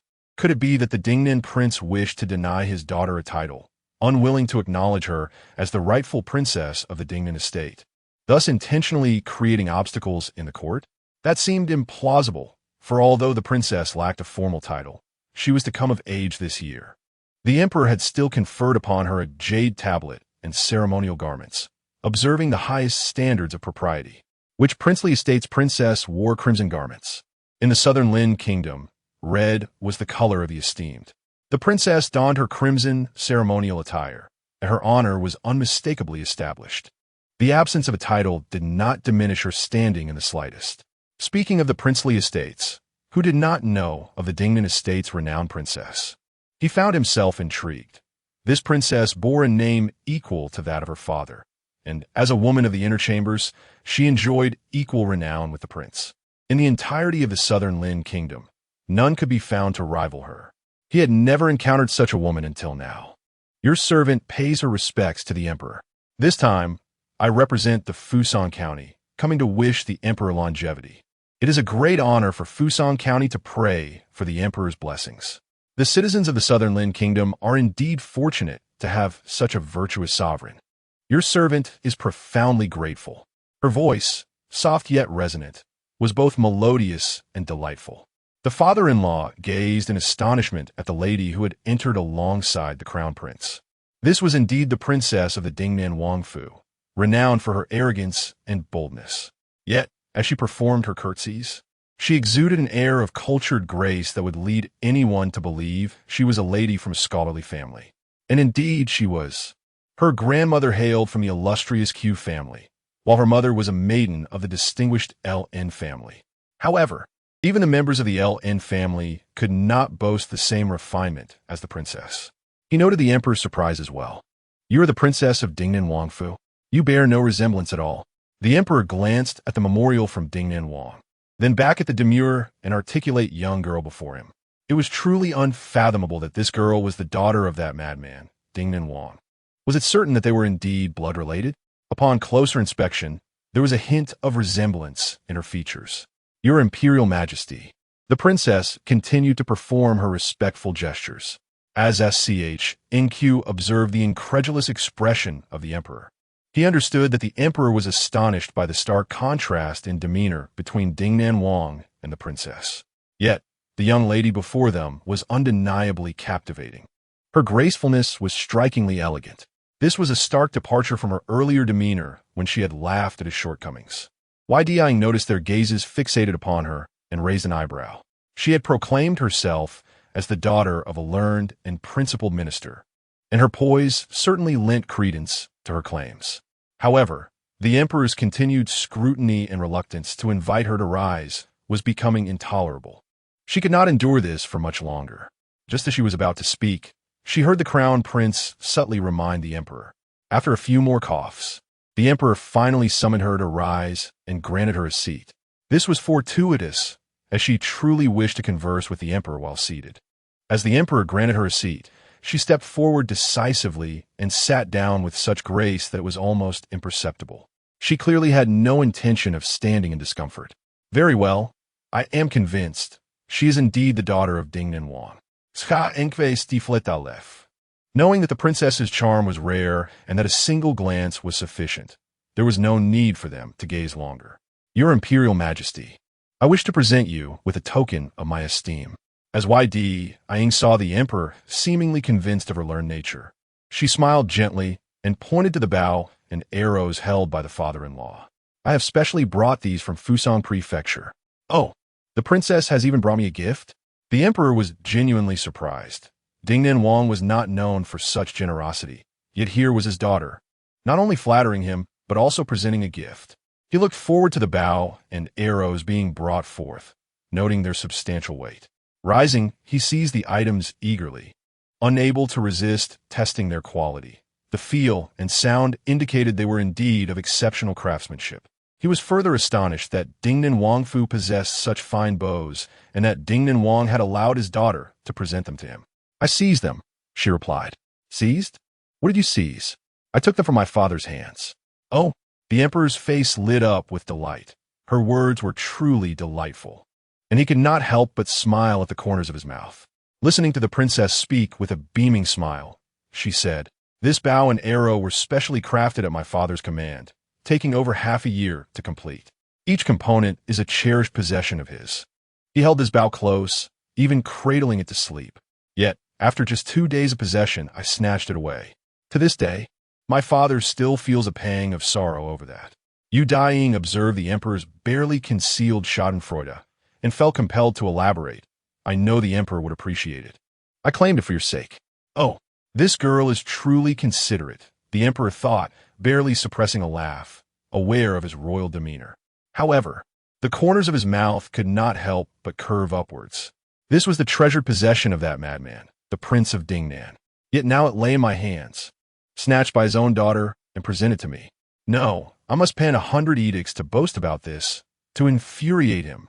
Chapter 50. The Princess's Timidity. Do not startle her indeed. The king may become quite irate. Daiying observed the emperor, whose delight was palpable, and a gentle smile graced her lips, her eyes radiating a serene joy. In years past, the emperor had bombarded the Dingnan prince's residence with countless imperial edicts, all chastising her father. However, in recent years, the emperor seemed disinclined to scold her father any longer. Could this be permissible? Her father had eagerly summoned her to the imperial city, almost shoving her into the carriage. Perhaps he was now reclining in her wrought-tan chair, sipping her exquisite wine, contentedly lamenting her absence from the princely residence. As a dutiful daughter, could she fulfill her father's wishes? Certainly not.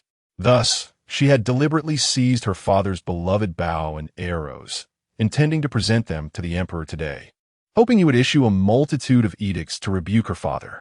What a splendid sight that would be! Your Majesty, the princess.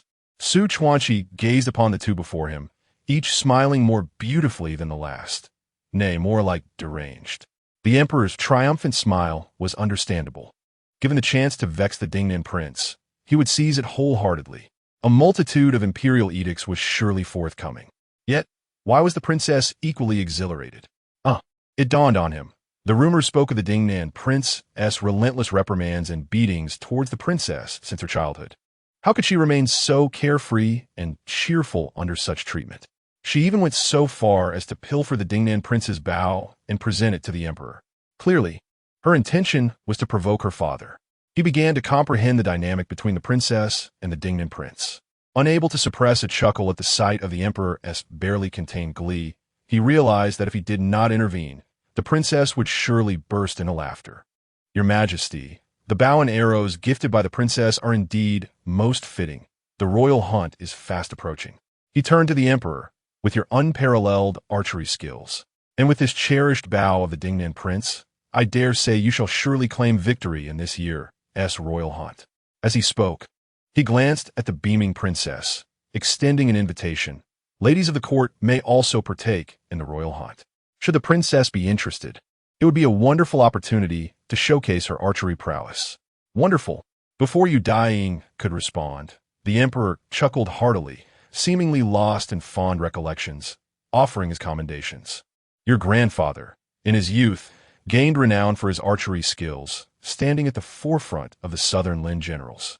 Now, in his twilight years, I have yet to witness any aged general who can rival your grandfather. Indeed, he remains the foremost general of southern Lynn.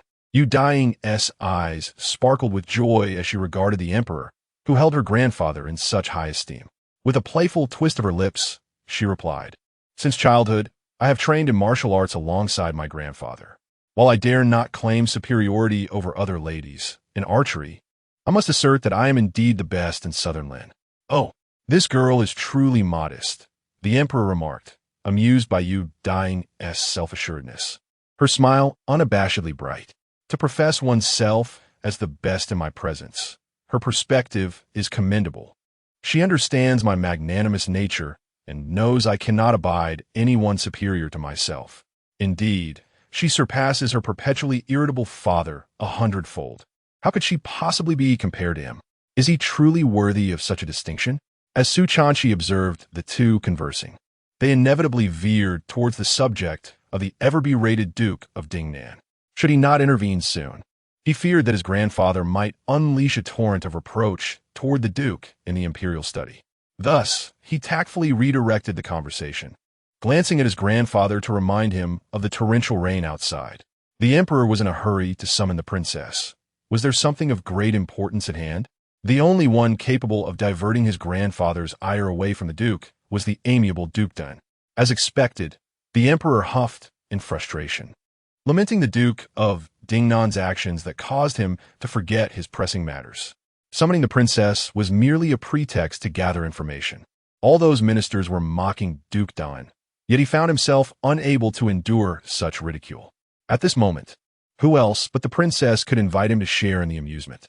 Daiying was taken aback, realizing that the emperor's eagerness to summon her was akin to the idle prince's seeking to jest at Duke Daiying's expense. The emperor truly was rather unorthodox. Noticing the emperor's anticipation for her response, she blinked, caught in a quandary. The Duke had personally invited her to his residence and allowed her to stay in the main courtyard, which surely indicated a desire for her to partake in the merriment. Upon departing from Duke Dingnan's estate, he had even gifted her a treasure trove of gold and jewels. As one who honored her promises, she felt a deep sense of obligation.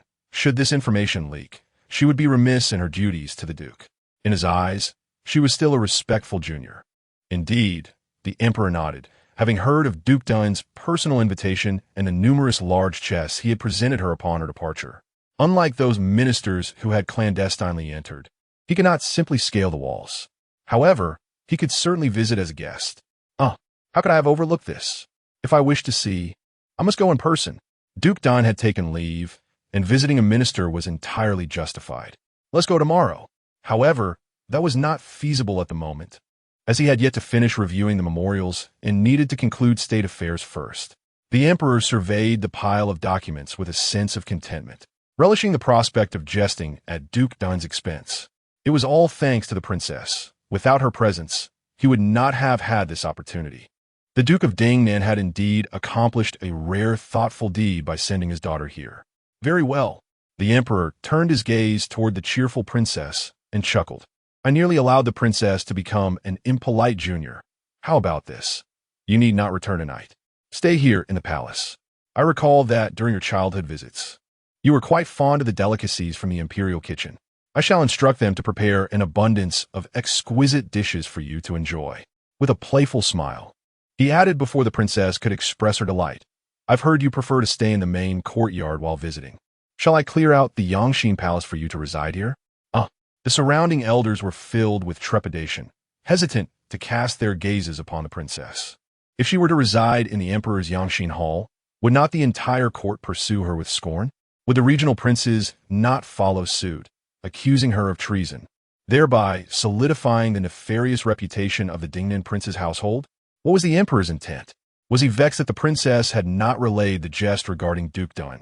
Or was he subtly probing her loyalty to the Dingnan prince's lineage? Heaven forbid that in his quest for loyalty, he inadvertently frightens the princess to death. Who would dare dwell within the Imperial Yangxin Hall, save for the crown prince? The elderly ancestor, with a sense of helplessness, observed the rather irreverent demeanor of his grandfather, who seemed intent on jesting with the princess, and sighed. Your Highness, the princess possesses a timid disposition. Do not frighten her so. Timid, you say? Just as Daiying was about to retort, the crown prince interjected on her behalf, declaring her timidness. Indeed, she is. With that, Daiying rose, bowing respectfully to the Emperor, her voice laced with trepidation. Your Majesty, I am but a dutiful daughter of a loyal minister, strictly adhering to the rights and regulations. Residing in the Yangxin Hall is beyond my courage. Might it be more fitting for me to stay with Her Majesty, the Empress?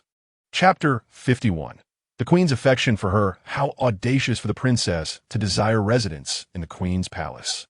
The eunuch trembled with trepidation. Is the princess truly so bold? Even the Queen's own relatives do not dare to request accommodation in her palace. It is the chamber of sovereign, a sanctum that only the Queen herself may grace, regardless of the elevated status of other noble women. The princess claims to be well-educated and reasonable. Yet which prudent young lady would dare to proclaim a wish to cohabit with the Queen?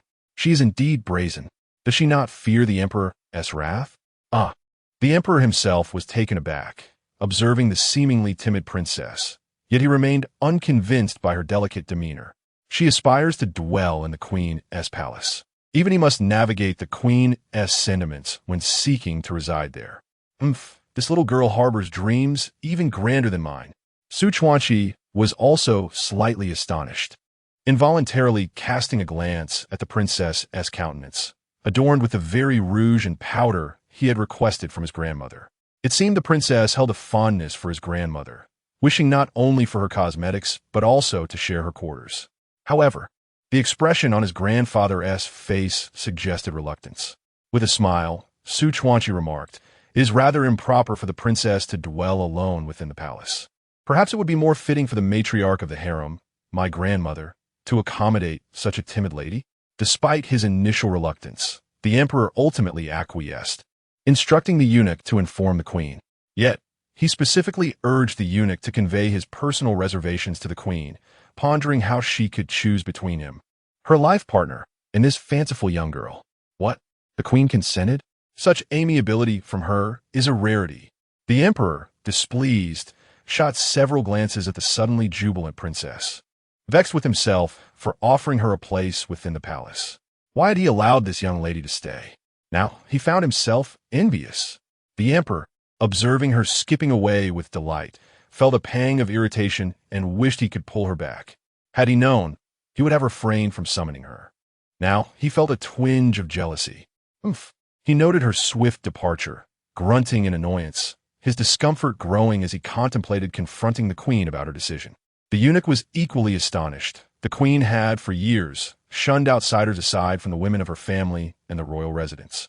Why would she now wish to meet the princess and permit her to reside in the palace?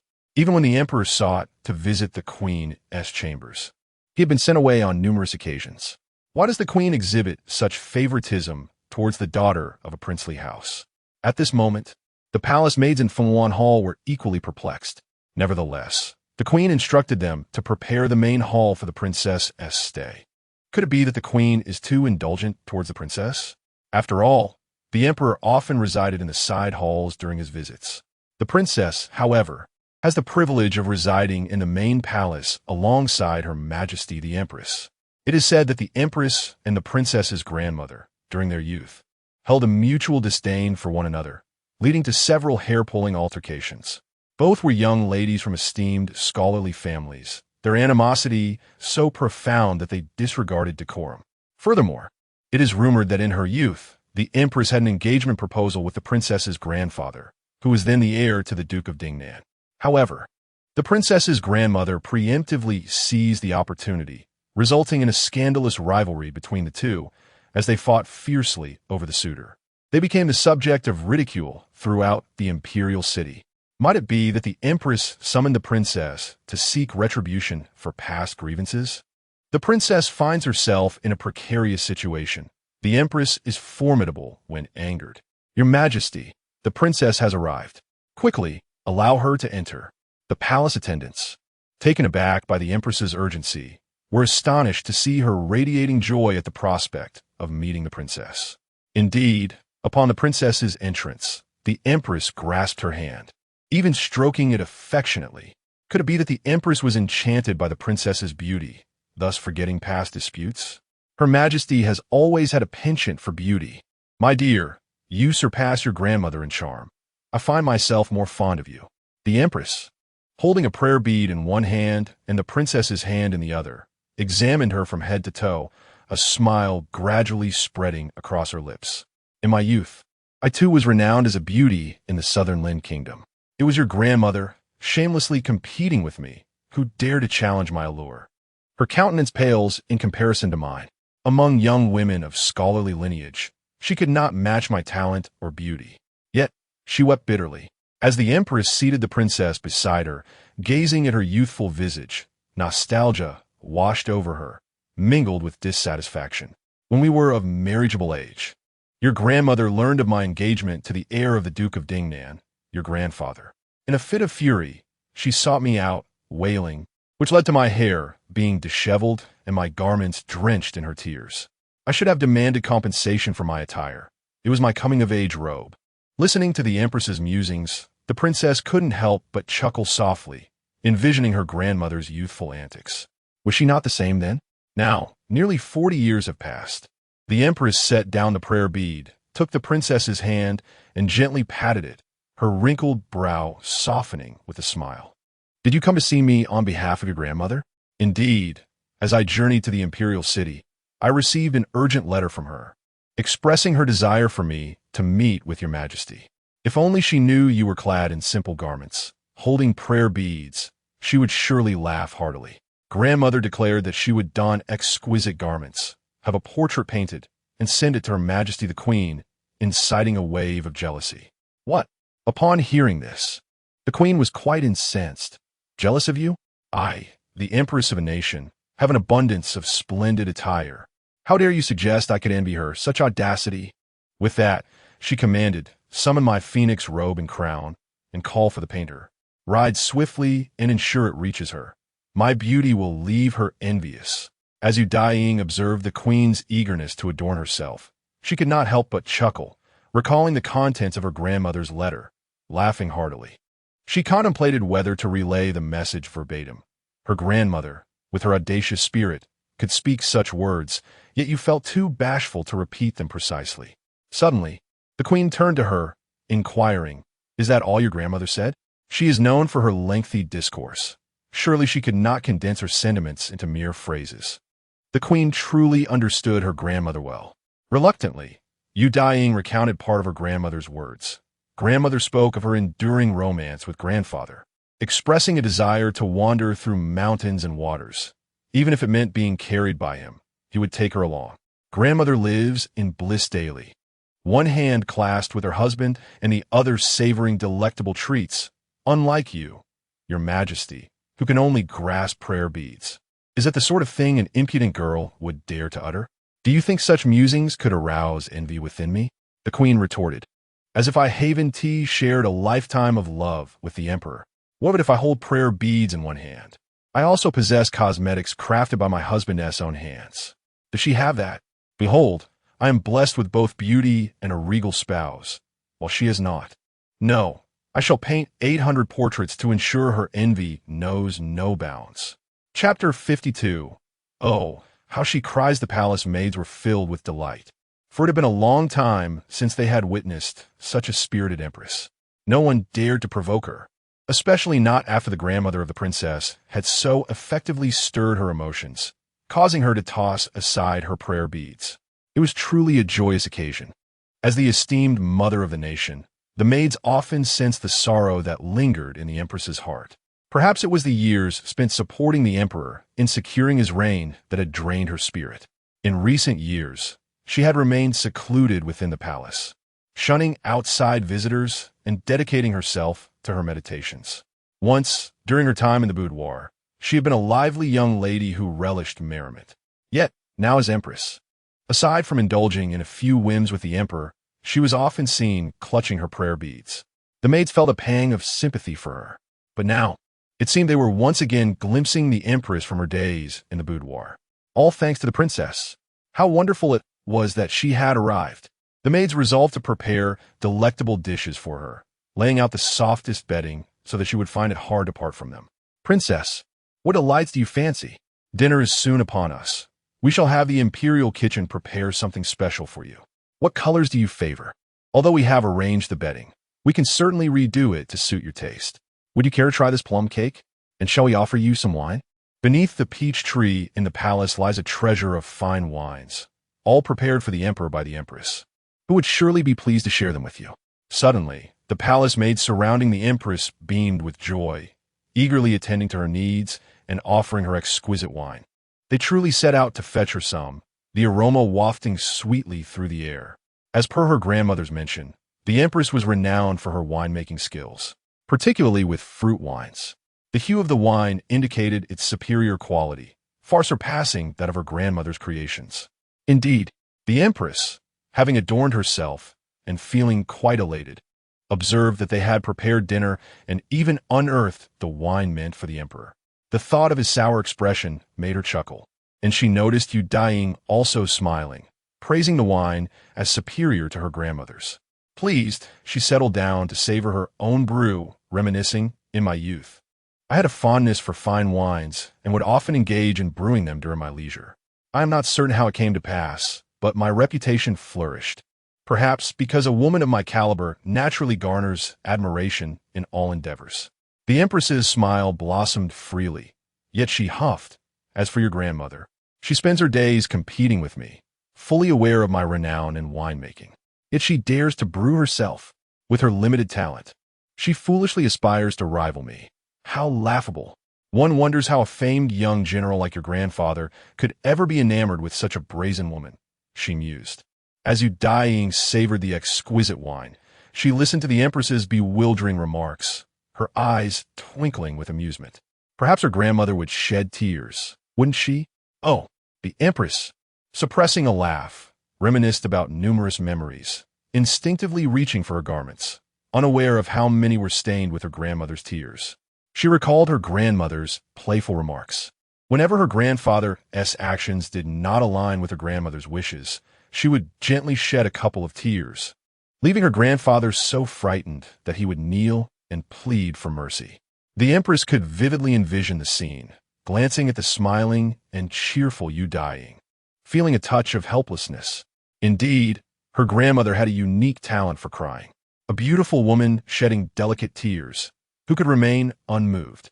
Even a youthful general, valiant on the battlefield, would succumb to the allure of a single tear from a fair maiden.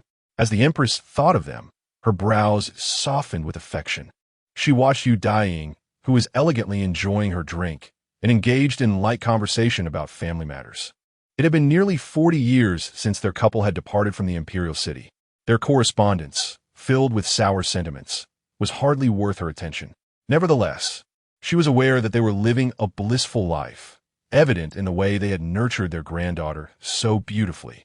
In this regard, both she and the Emperor felt a pang of envy, as they did not possess a granddaughter as endearing. Meanwhile, a nearby matron, witnessing the Empress's animated conversation with the princess, could not help but shed a few tears. The Empress was quite the chatterbox, her words flowing endlessly.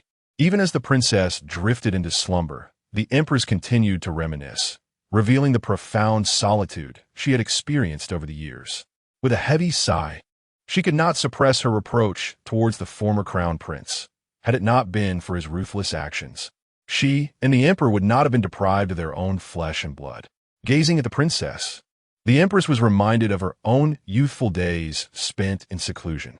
Observing Daiying, who was peacefully asleep, she gently lowered the bed curtains and stepped outside, where she regarded the luminous full moon with a soft sigh. Had she not insisted on clinging to the Emperor all those years ago, yearning to be his consort, might he have enjoyed a life akin to that of the late prince, growing old with his wife and surrounded by children and grandchildren? In those days, her father held the esteemed position of chancellor but disapproved of the former crown prince's policies, enduring relentless suppression from his faction, making his path fraught with difficulty. To preserve their family's legacy, her father sought to ally with the Duke of Dingnan through marriage, believing that their military power would deter the former crown prince from acting rashly. Yet, she found herself enamored with the Emperor, who was then the 9th prince. Her father, not wishing to impose his will upon her, allowed the marriage to dissolve and even assisted her in becoming the 9th prince's consort. At that time, the 9th prince was lively and somewhat mischievous, a young gentleman who delighted in the spectacle of life, making every day a joyous adventure. Being with him felt like witnessing the most fascinating events in the world, filling her days with laughter. He had little interest in court politics. The late emperor, the former crown prince, and other princes all held affection for him, treating him not as a rival, but with indulgence. The 9th prince was truly a carefree young man. However, upon marrying her, he gained the Xiong family as relatives, and their connections with the Qi and Dingnan families were deeply rooted. From the perspective of the royal family, his ties to the Xiong family and the support of the Qi and Dingnan households would inevitably raise suspicions. Even though the Qi Chao family resigned from their official positions and collectively returned to Hongnong County, none from the Qi Chao lineage pursued a career in governance thereafter. Despite the father's desire to relinquish his role as chancellor, the family retreated step by step, willing to accept even the most remote fiefdoms. Yet, the lingering suspicions of the former crown prince could not be dispelled, and the atmosphere was fraught with lethal intent. Alas, indeed, the wet nurse lamented deeply. They had all once chosen to depart from the imperial city, distancing themselves from courtly affairs, yet the former crown prince remained relentless in his pursuit, hunting them down mercilessly. At that time, the empress was 6 months pregnant, but was struck in the abdomen by an arrow, resulting in a tragic miscarriage. Had it not been for the timely arrival of the old prince with his troops, it would have been a case of 2 lives lost. Yet, this ordeal left the empress injured, rendering her unable to conceive again. The wet nurse recalled these events with a mix of fury and satisfaction. It was indeed the old prince's formidable might that had shielded them. If the former crown prince was intent on annihilating them, what was there left to concede? With the military strength of the Dingnan prince's residence, They could storm the imperial city, eliminate the crown prince, and seize the throne. However, the empress's sighs grew heavier. Aside from the path of the emperor's ascension, there were no alternatives. Should the former crown prince ascend to the throne, the families of the minister, the Chichao lineage, and the Dingnan prince's residence would all face obliteration. It was I who pushed the carefree ninth prince to the throne. Even though he had the affection of his father and brothers, he was coerced into rebellion, leading to fratricide and usurpation. My lady, the wet nurse, shook her head. The former crown prince has always been inherently suspicious, although the emperor was mischievous at that time. He was also talented, excelling in both literary and martial pursuits. His cunning could not be compared to that of the former crown prince. Even if you had not married the emperor, the former crown prince would not have spared him. However, because the emperor wed you, it is now the emperor and empress who reign. The Chichao family and the Dingnan prince's residence remain at peace, basking in wealth and glory. Given the former crown prince's narrow-mindedness, how could he tolerate the renowned Chichao family and the power-wielding Dingnan princess residence? Even if the Dingnan prince's residence had no ties to the royal offspring, the former crown prince would certainly not permit a subject of great merit to overshadow him. Fortunately, the former crown prince has yet to ascend the throne, which has granted them an opportunity to retaliate. Had the empress not married the emperor, and had the former crown prince indeed risen to power, the outcome would surely have been different. My lady, if we can emerge victorious in the end, then all will have been a fortuitous fate. Chapter 53. Quite frightening. The princess's underhouse arrest a fortunate fate? Indeed, the empress, after taking a few labored breaths, felt a sense of relief wash over her troubled heart as she expressed her thoughts. It is true that since they have seized the throne, they must ensure it is firmly secured. This notion was one both she and the emperor shared. However, the dowager still felt a pang of sorrow. The emperor has his own progeny, but you, my empress. What nonsense is this? The empress glared back, disapproving of such words. The emperor and I have journeyed together from our youthful union to our present days of silver hair. We are inseparable. How can one discern us merely by appearances? The emperor's burdens have always weighed heavier than mine. To maintain a throne seized is no trivial matter. The previous crown prince met his demise in battle, not to mention the factions that supported him. How easy would it be to quell the discord in the court? An unstable court leads to an insecure realm. The emperor faces numerous dilemmas, and the women in the palace, too, are often thrust forward by their families. How innocent they are. All of us endure various trials and tribulations. Is it not heart-wrenching to speak of such things? The bond between the emperor and myself runs deep. We have long since transcended these concerns. The emperor is my husband, and he must also be a sovereign who secures his domain. We have toiled greatly to reach our current status as emperor and empress. Henceforth, let us not revisit these matters. Yes, I have misspoken, the dowager quickly acknowledged, not daring to broach the subject again, and hurriedly spoke words to cheer the empress. The princess is presently in the imperial city, if you wish to converse with her. It is most convenient. Indeed, the empress turned her gaze towards the resting Daiying within the hall, and the mere thought of her smiling visage brought her joy. The cosmetics she applied were still for me. Coming to the palace, she wished to reside with me. Truly, I possess an allure that captivates others, especially such beauties. The emperor in his youth was also a handsome lad, was he not? The old prince and his wife were no less so. It is no wonder that I attract such lovely beings. The dowager, witnessing the sudden exuberance of the empress, was too frightened to speak further. Could it be that the empress had suppressed herself for so many years that she had finally lost her mind? If madness brings forth such laughter, then perhaps it is a welcome kind of insanity. The maidens of Fengwan Hall, though fearful, were all the more delighted. The emperor, sensing a change in mood even before reaching the empress's palace, heard her boisterous laughter echoing. How many years had it been since the empress had exhibited such unrestrained joy? I have endeavored for decades to elicit even a smile from her when we are together. Yet this girl has managed to bring forth the same carefree laughter reminiscent of her youthful days. This little maid possesses quite a talent indeed. The emperor felt a twinge of bitterness in his heart, taking a few more steps forward, only to catch a whiff of wine, which soured his mood further. This was the wine the Empress had specially brewed for me. Could it be that someone else is sharing it with me? This wretched girl has quite the prowess. Blame me for being overly generous, allowing her to reside within the palace. The Emperor, upon seeing the Empress, smiled but chose not to linger, turning instead to return to the Yangxin Palace, where he promptly instructed the palace maids. As soon as the princess awakens tomorrow, escort her out of the palace. He declared, if she remains any longer, what will become of my standing at the Fenghuan Palace? The Emperor, agitated, returned to the Yangxin Palace. Becoming increasingly uncomfortable with the thought of her residing in the Imperial Palace, indulged in exquisite delicacies from the Imperial kitchen and the Empress's fine wines. How utterly comfortable she was. Meanwhile, he was left to toil over memorials by lamplight, with an audience to attend to in the morning, while she, in her slumber, would not awaken until the sun had risen high in the sky. If she were to partake in lunch, it would be as if the sun had already set, compelling her to linger in the palace once more. If she were to sleep until dusk every day, how could she ever leave the palace? That wretched girl, still lingering in the imperial court, what status did she hold? A princess of a vassal state, yet she remained within the palace walls, yet to return. Those unaware might presume he had confined her, preventing her from exiting, and indeed, that was the very rumor circulating.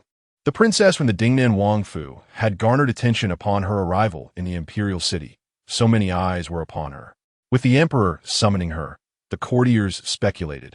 Given his character, it could very well be an attempt to uncover the secrets of the Danhofu.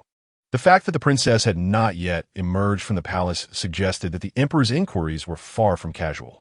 Was it possible he had contrived a reason to keep her confined? With the Dingnan Wang proclaiming rebellion daily, how could the emperor trust him to send his child to the capital, effectively as a hostage? Once the princess became a ward of the palace, would she ever be allowed to leave? The other vassal princes, who had come as hostages, were quaking in fear. If the emperor had indeed confined the princess, who was next in line to face such a fate? It was inconceivable that such a drastic decision could be made without cause. After all, she was the princess of the Dingnan Wangfu, and both she and her father were formidable figures. If the emperor could so brazenly confine her, how could he show leniency towards them? It was a dire situation indeed. The vassal princes were in a state of panic. Yet they found themselves trapped within the heavily guarded outer courtyard, unable to escape. Was there truly any difference between their plight and that of being confined?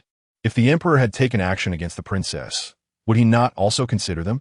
What if the emperor intended to act against the vassal princes? Quickly, they must send word to their father. In an instant, swift horses were dispatched, but they were intercepted just outside the imperial city. How could the high-ranking ministers permit these vassal princes to send messages? What purpose would that serve in their role as hostages? They might as well send their messages openly under the cover of night. Such commotion, as if they feared the court would remain unaware. Yet, the whispers and rumors within the imperial city left much to be desired in terms of peace of mind. They could not ascertain whether the emperor truly intended to act against the vassal princes. If not, why confine the princess within the palace? The emperor seemed to allow the rumors of her confinement to circulate freely. Was it possible that it was indeed true? It was no wonder the vassal princes were in a state of terror. Many ministers in the court were equally apprehensive. My esteemed lord, might I inquire whether we should take measures to curtail these rampant rumors? The tales circulating beyond the walls of the Tai have morphed from the emperor's alleged confinement of the princess to assertions that he intends to assault the residence of the Duke of Dingnan. Given the Duke's notoriously fiery temperament and his insatiable ambition, should he become aware of this, he might indeed consider rebellion. Are they truly prepared to allow the Duke to rise and revolt? They may manage to intercept some messengers bearing news to his fief, yet they cannot halt them all. Just moments ago, we received intelligence that someone has delivered a message to the Duke's domain. It appears they are intent on sowing discord, even going so far as to inform the Duke that his daughter has been confined. Although the Duke may not hold the princess in high regard, she remains his daughter. Can the court, with all its disdain, truly condone her confinement? Alas, might the Duke truly be driven to madness? The vice minister of the Tai, upon hearing this, let out a cold chuckle. Madness indeed? it is more likely he would be driven to laughter. The relationship between the Duke of Dingnan and the Emperor is well known to those in the know. Does he not realize that his imperial brother-in-law is the one allegedly imprisoning the princess? Perhaps she is currently indulging in revelry at her sister's side. These individuals truly misunderstand the Duke. Their foolishness in delivering such messages would only incite peals of laughter from him in his fief. Are they overly fond of the Duke, or simply biased in their affections? Chapter 54. How did he go mad again? The echoes of raucous laughter reverberated through the military camp of the Dingnan prince's residence, awakening the soldiers who soon realized their lord was once again in a fit of madness. One could understand when their prince displayed a semblance of good humor. It was then that they ought to feel alarmed.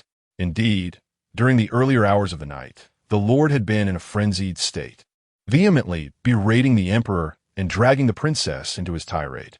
Now he was inexplicably consumed by uncontrollable laughter. Alas, day after day, it was only the soldiers of the Dingnan prince's residence who possessed the mental fortitude to endure such capriciousness. Who could withstand the prince's volatile temperament at any moment? The military strategist also felt overwhelmed.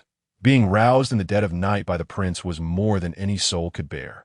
The emperor, too, was a source of vexation, persistently sending urgent missives in the wee hours, devoid of any pressing matters.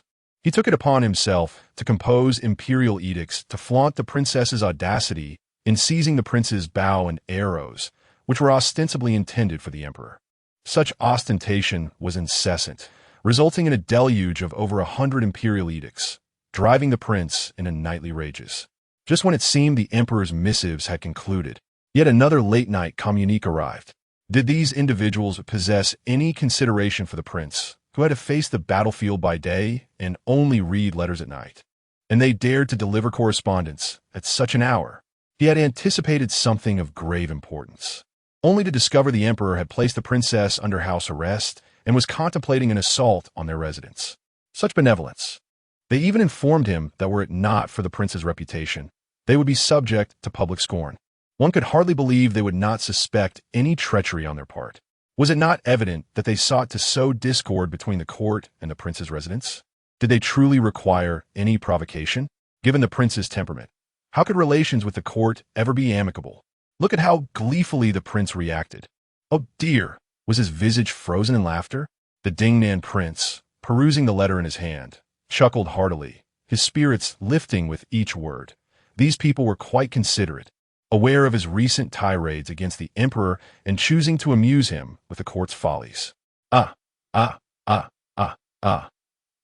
military strategist, observing the prince's relentless mirth, found himself disinclined to engage further. However, as the strategist of the residence, he could not simply turn a blind eye. Alas, the burdens were heavy. Since the princess's departure from the residence, he had struggled to find a trustworthy ally. While there were numerous young masters within the residence, the eldest, the prince's legitimate heir, was consumed by a passion for medicine, often experimenting on himself. Not a single day had passed in which he could converse with him in a stable manner, raising concerns that he might inadvertently poison himself one day. The second son, though intellectually gifted, was entranced by scholarly pursuits, preferring the written word over martial training. He spent his days devising ways to verbally humiliate others, believing that to verbally vanquish a foe was far superior to a swift blade. There was merit to his reasoning. Yet, with that sharp tongue of his, one could only imagine the trouble he might find outside the residence, where he could easily provoke someone into a fatal altercation. As for the third son, best not to speak of him.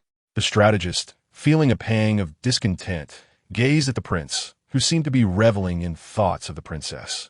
It was indeed hard to overlook the affection he harbored for her. In their royal residence, who else could they rely upon if not the princess? Yet now, she had been sent to the Imperial city, where rumors were circulating that she was under house arrest. This was quite alarming. Should the princess become aware, it could spell disaster for the Imperial city. The prince's evident delight was likely due to his belief that the princess would cause an uproar there. The news from the Duke of Daiying's residence had amused him for several days, as he mused that the girl would surely infuriate the ministers in the imperial court. Living in the palace, one could only imagine the emperor's distress day and night. That impudent girl had gone to the Imperial city and had even become the prince's cherished daughter. How filial! The Duke of Dingnan, reveling in his own mischief, perused the letter in his hand and decided to pen a response, wishing to convey his own joy. The strategist, casting a glance, noted that even a fool could perceive the tone of the letter, as it simply echoed laughter. The recipient of the letter found himself in a quandary. What was the Duke of Dingnan's intent? His daughter was reportedly under house arrest, yet he was laughing? Was he mad? The Duke of Dingnan remained silent, yet the laughter was palpable. The court ministers, perplexed, became aware that a letter had been sent to the Duke's residence. They watched intently, fearing that the Duke might retaliate in anger, yet he seemed more inclined to amuse himself. As long as he refrained from insurrection, all was well. However, the whispers circulating outside were clearly intended to exacerbate tensions between the court and the Duke's residence. The last time such rumors abounded, the entire Imperial city had clamored that the princess was rebelling. Now, they were asserting that she was under house arrest. Was she truly being detained? The princess was not one to be trifled with. Consider the Duke of Daiying, who had made a careless remark about the princess's rebellion, only to find the entire court laughing at his expense. This morning, the emperor had even paid a visit to the Duke of Daiying's residence to witness the spectacle, returning to the palace in fits of laughter. The Duke of Daiying, feeling increasingly despondent, lay listlessly on his couch, acutely aware that the emperor's visit was merely to mock him. He had been escorted to the main courtyard, where he begrudgingly acknowledged, "That wretched girl has indeed kept her promise." Glancing at his own feet, he felt a constricting sensation in his chest upon hearing the whispers outside, startled by the news. "Have you provoked her again?" "Absolutely not." Lord Liu fervently shook his head. "We have said nothing about the rumors of the princess being under house arrest. We have remained indoors these past few days, and if it weren't for the emperor's visit, the doors would still be tightly shut." Upon hearing this, the Duke of Daiying felt a surge of relief, and his gloom began to dissipate. He let out a few soft huffs and instructed his aides to investigate the origin of these rumors.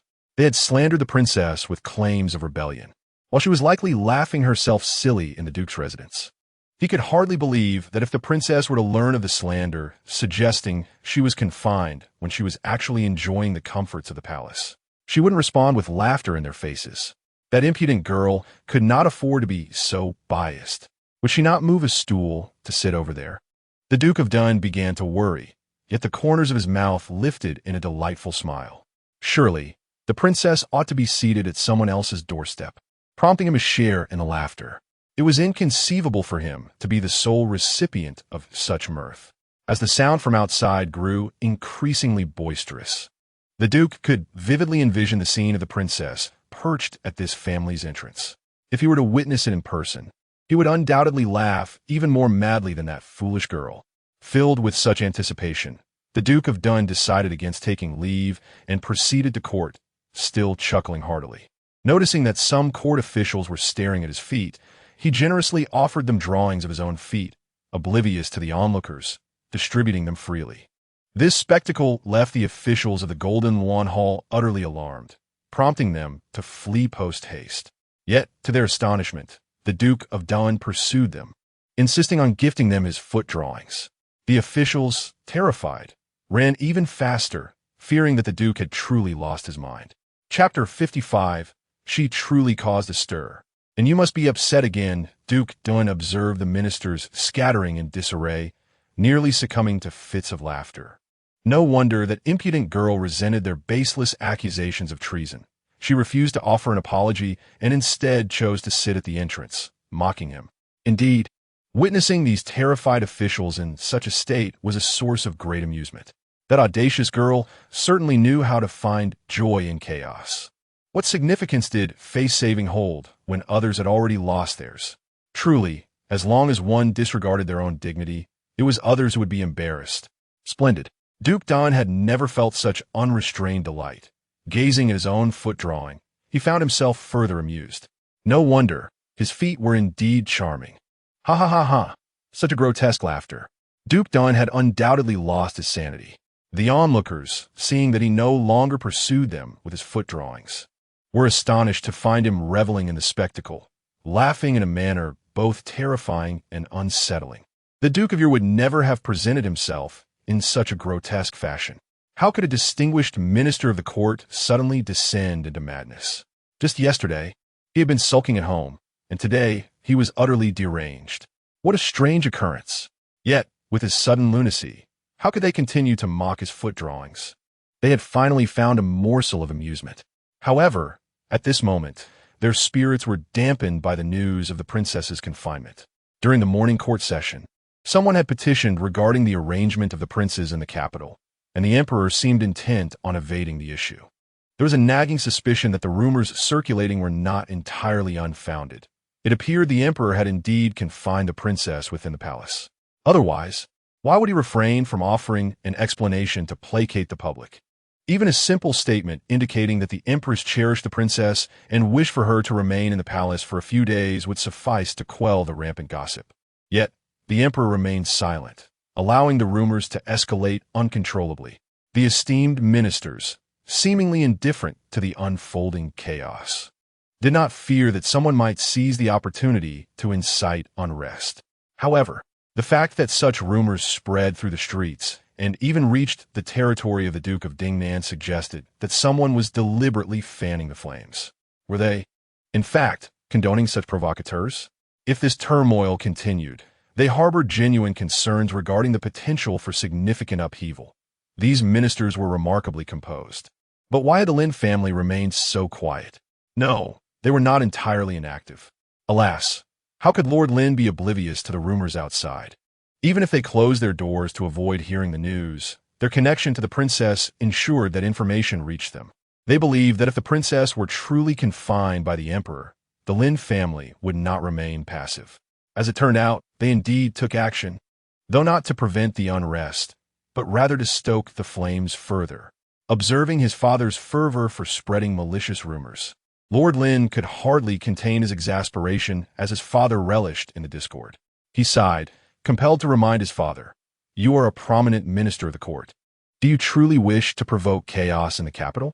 The princess is indeed your granddaughter, and yet there are still rumors circulating that the emperor has her under house arrest. How dare you provoke the princess? Have you repaid your debts? Why do you never learn?" Lord Lynn was infuriated, observing his imprudent father, who continued to pen slanderous remarks that portrayed the princess in a woeful light. Anyone who read these words would undoubtedly pity her alleged plight and confinement. Yet, what the princess? Unbeknownst to them, she was likely enjoying a life of luxury within the palace. Could the terms woeful or pitiful ever apply to her?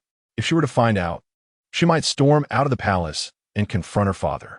Lord Lynn, witnessing his father's reckless disregard for consequences, felt a deep sense of frustration and exasperation. Alas, the Lynn family had endured disgrace before. Another instance would not matter much. After all, it was his father who would bear the brunt of any repercussions, not him. Lord Lynn allowed his father to continue, though he was baffled by the motivations behind spreading rumors of the princess's supposed confinement. What advantage was there for his father in stirring up such chaos? Did he not fear the emperor's wrath? The old man was rather pleased with himself as he read his own fabricated statements, responding dismissively to his eldest son's concerns.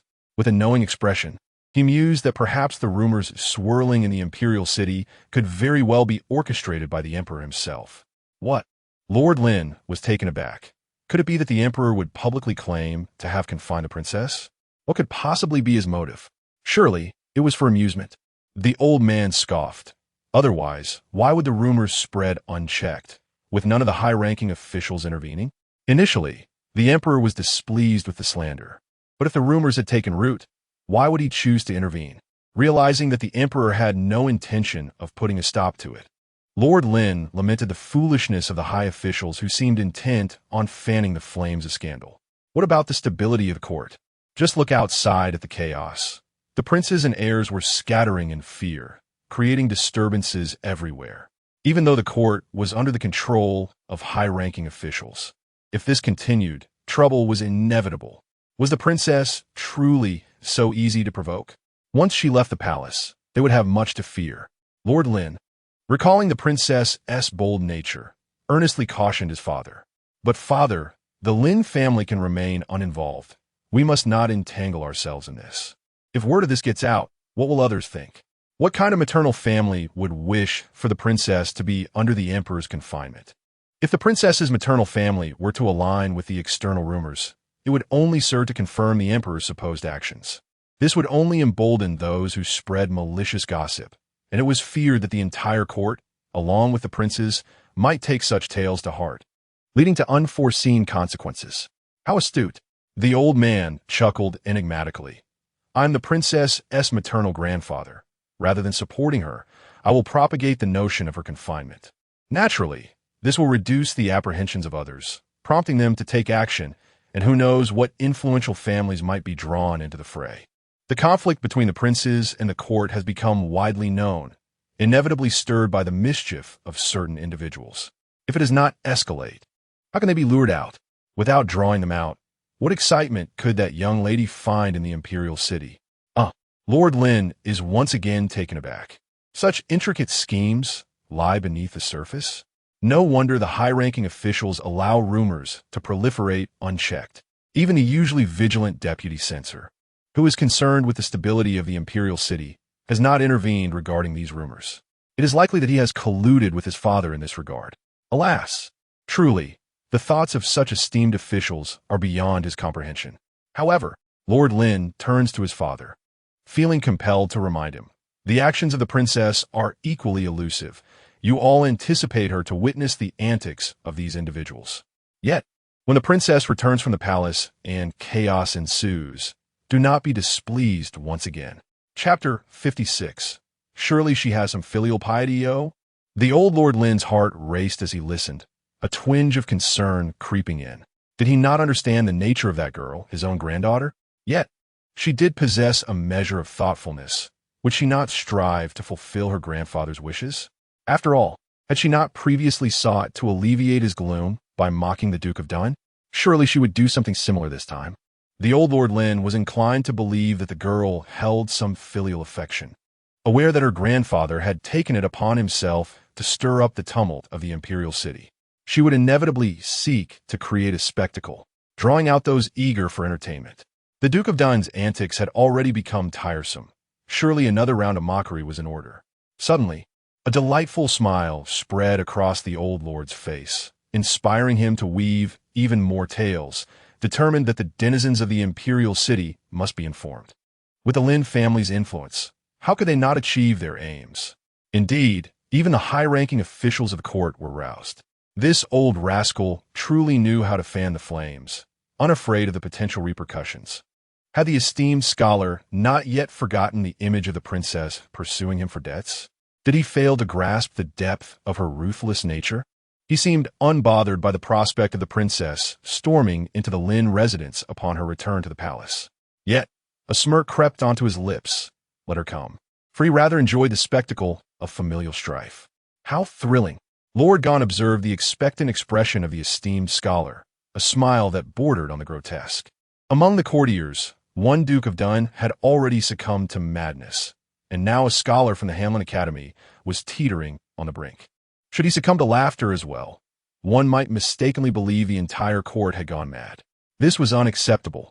He, a respectable man, could not allow their insanity to influence him. With a gesture, he urged the scholar to regain his composure. After a few coughs, the scholar restored a semblance of gravitas, prompting Lord Gon to continue. Once the Lynn residence was embroiled in chaos, it was certain the court would follow suit. Thus, he instructed the censorate to keep a vigilant eye. These rumors must not truly disrupt the stability of the state.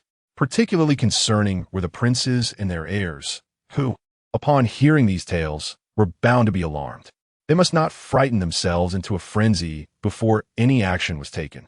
He urged the Imperial Medical Bureau to remain alert. Should anyone truly succumb to fright, they must be roused back to consciousness. The scholar nodded in agreement. Indeed, they permitted these rumors to propagate, but not with the intent of causing the princes to perish from fear. Those who spread the rumors may not genuinely believe the princess was under house arrest, yet the proliferation of falsehoods could easily solidify into truth. Their loud proclamations aimed to entrap the court in a predicament. Regardless of whether the princess was truly confined, the notion had circulated widely. They undoubtedly perceived the court's desire to curtail the power of the feudal lords, and with the name of the princess's alleged confinement established, why not seize the opportunity to act? Would the princes remain idle? They were bound to create a ruckus within the court.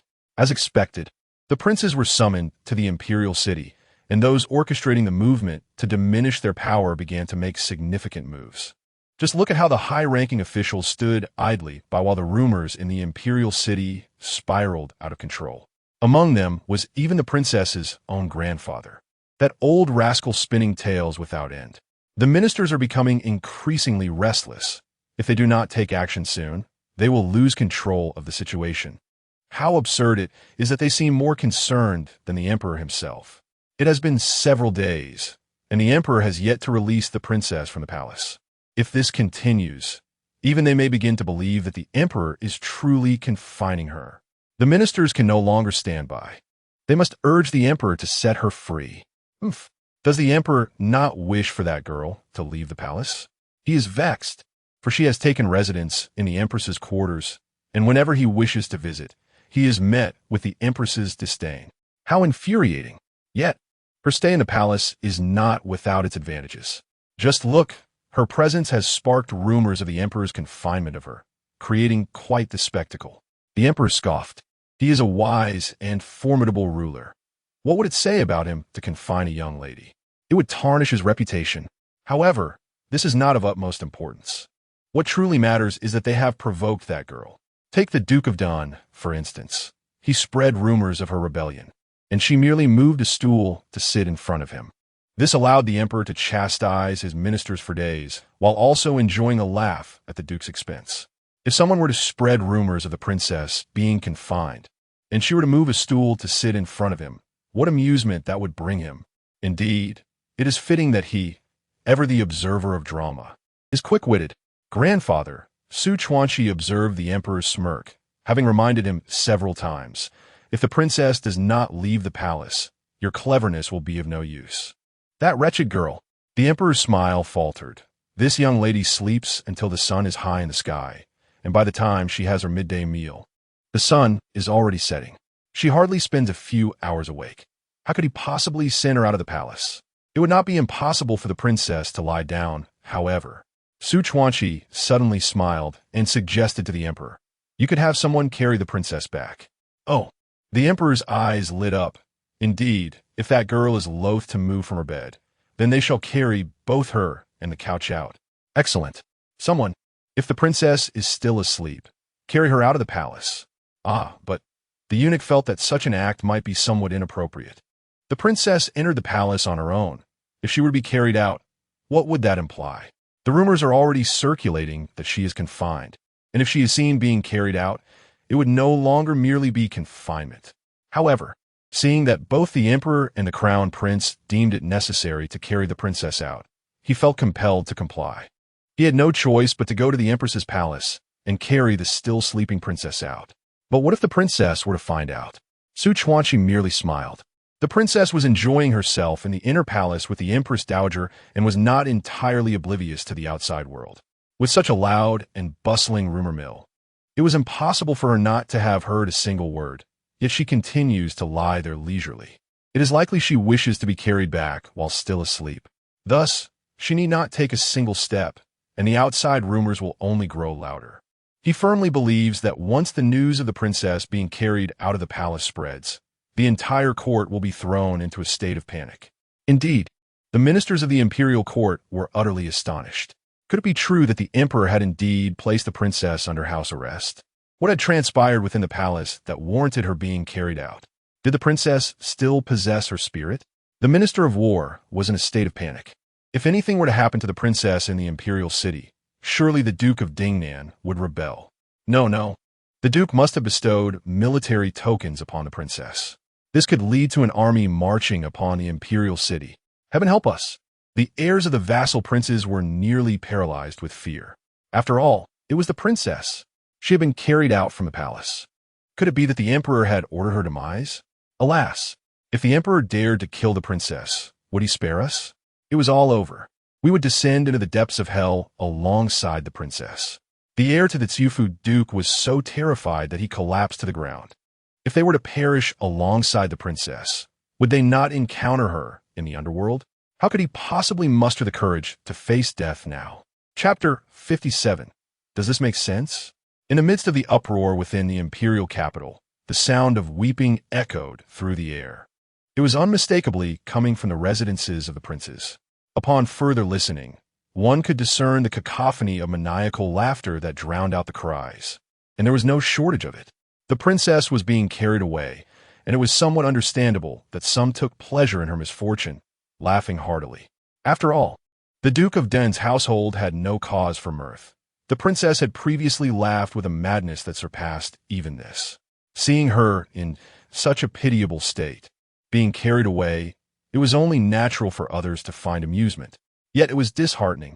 Master Lu gazed at his father, who was laughing uncontrollably, struggling to comprehend how his once dignified parent had suddenly descended into such madness. Was it merely the embarrassment of being ridiculed that had driven him to the brink of insanity? Surely, one could endure a little jest without losing their wits.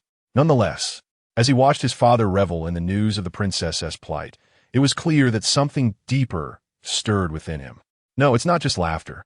He seems to be enjoying himself while sketching his own feet, Master Lu thought, unable to bear the sight any longer. He was restrained by none other than his younger brother.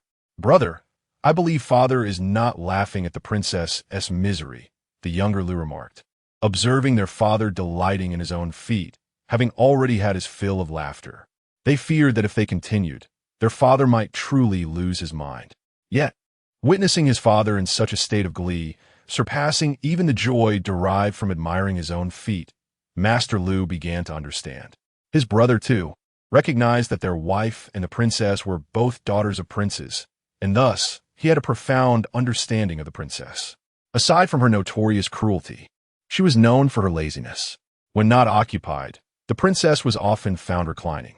I believe the princess, being carried out from the palace, might have found the imperial couch comfortable and simply did not wish to move. The emperor had no choice but to have her and the couch brought back together, as it seemed she desired that very couch. Does this make sense? Master Lu was at a loss for words. The thought that the princess might have been carried back simply for the sake of the palace's couch was bewildering. Was this behavior befitting a proper young lady? Yet the princess seemed to be an exception. Upon her first visit to their residence, she had expressed a desire to sleep there, even in the main courtyard. Coveting the imperial couch, she had orchestrated its return alongside herself, and one could argue that such actions were indeed reasonable. Thus, Master Lu gazed upon his father's frenzied laughter, coming to the realization that his father possessed a deep understanding of the princess's character. He recognized that the princess's desire for the couch was the true reason behind her being carried back, rather than an act of cruelty. If his father wished to laugh, then let him do so. After all, it was not just the Duke of Den's household that found humor in the princess's predicament. Even her maternal grandfather was laughing heartily, his laughter echoing throughout the alley outside the Lynn residence. That wretched girl truly is excessively filial. The sounds of exuberant laughter echoing in my ears. Lord Lynn is reluctant to remain in the same residence as his father, as it is evident that his father's merriment could very well lead to his untimely demise from laughter. As a devoted son, he feels compelled to remain by his side. But why can't his father adopt the demeanor of a venerable grandfather? No matter how delighted he is that the princess has been carried back, he ought not to laugh so heartily as to become a spectacle for outsiders. Those unaware might believe that the Lynn family is devoid of sentiment and would relish in their beloved granddaughter's misfortune. Not at all. Lady Lynn is beside herself with worry. Who would wish for their granddaughter to be brought back in such a manner? A loving grandfather ought to be beside himself with joy. The Lynn family prides itself on being a scholarly lineage, upholding the virtues of sages. We must cherish our affections and loyalties.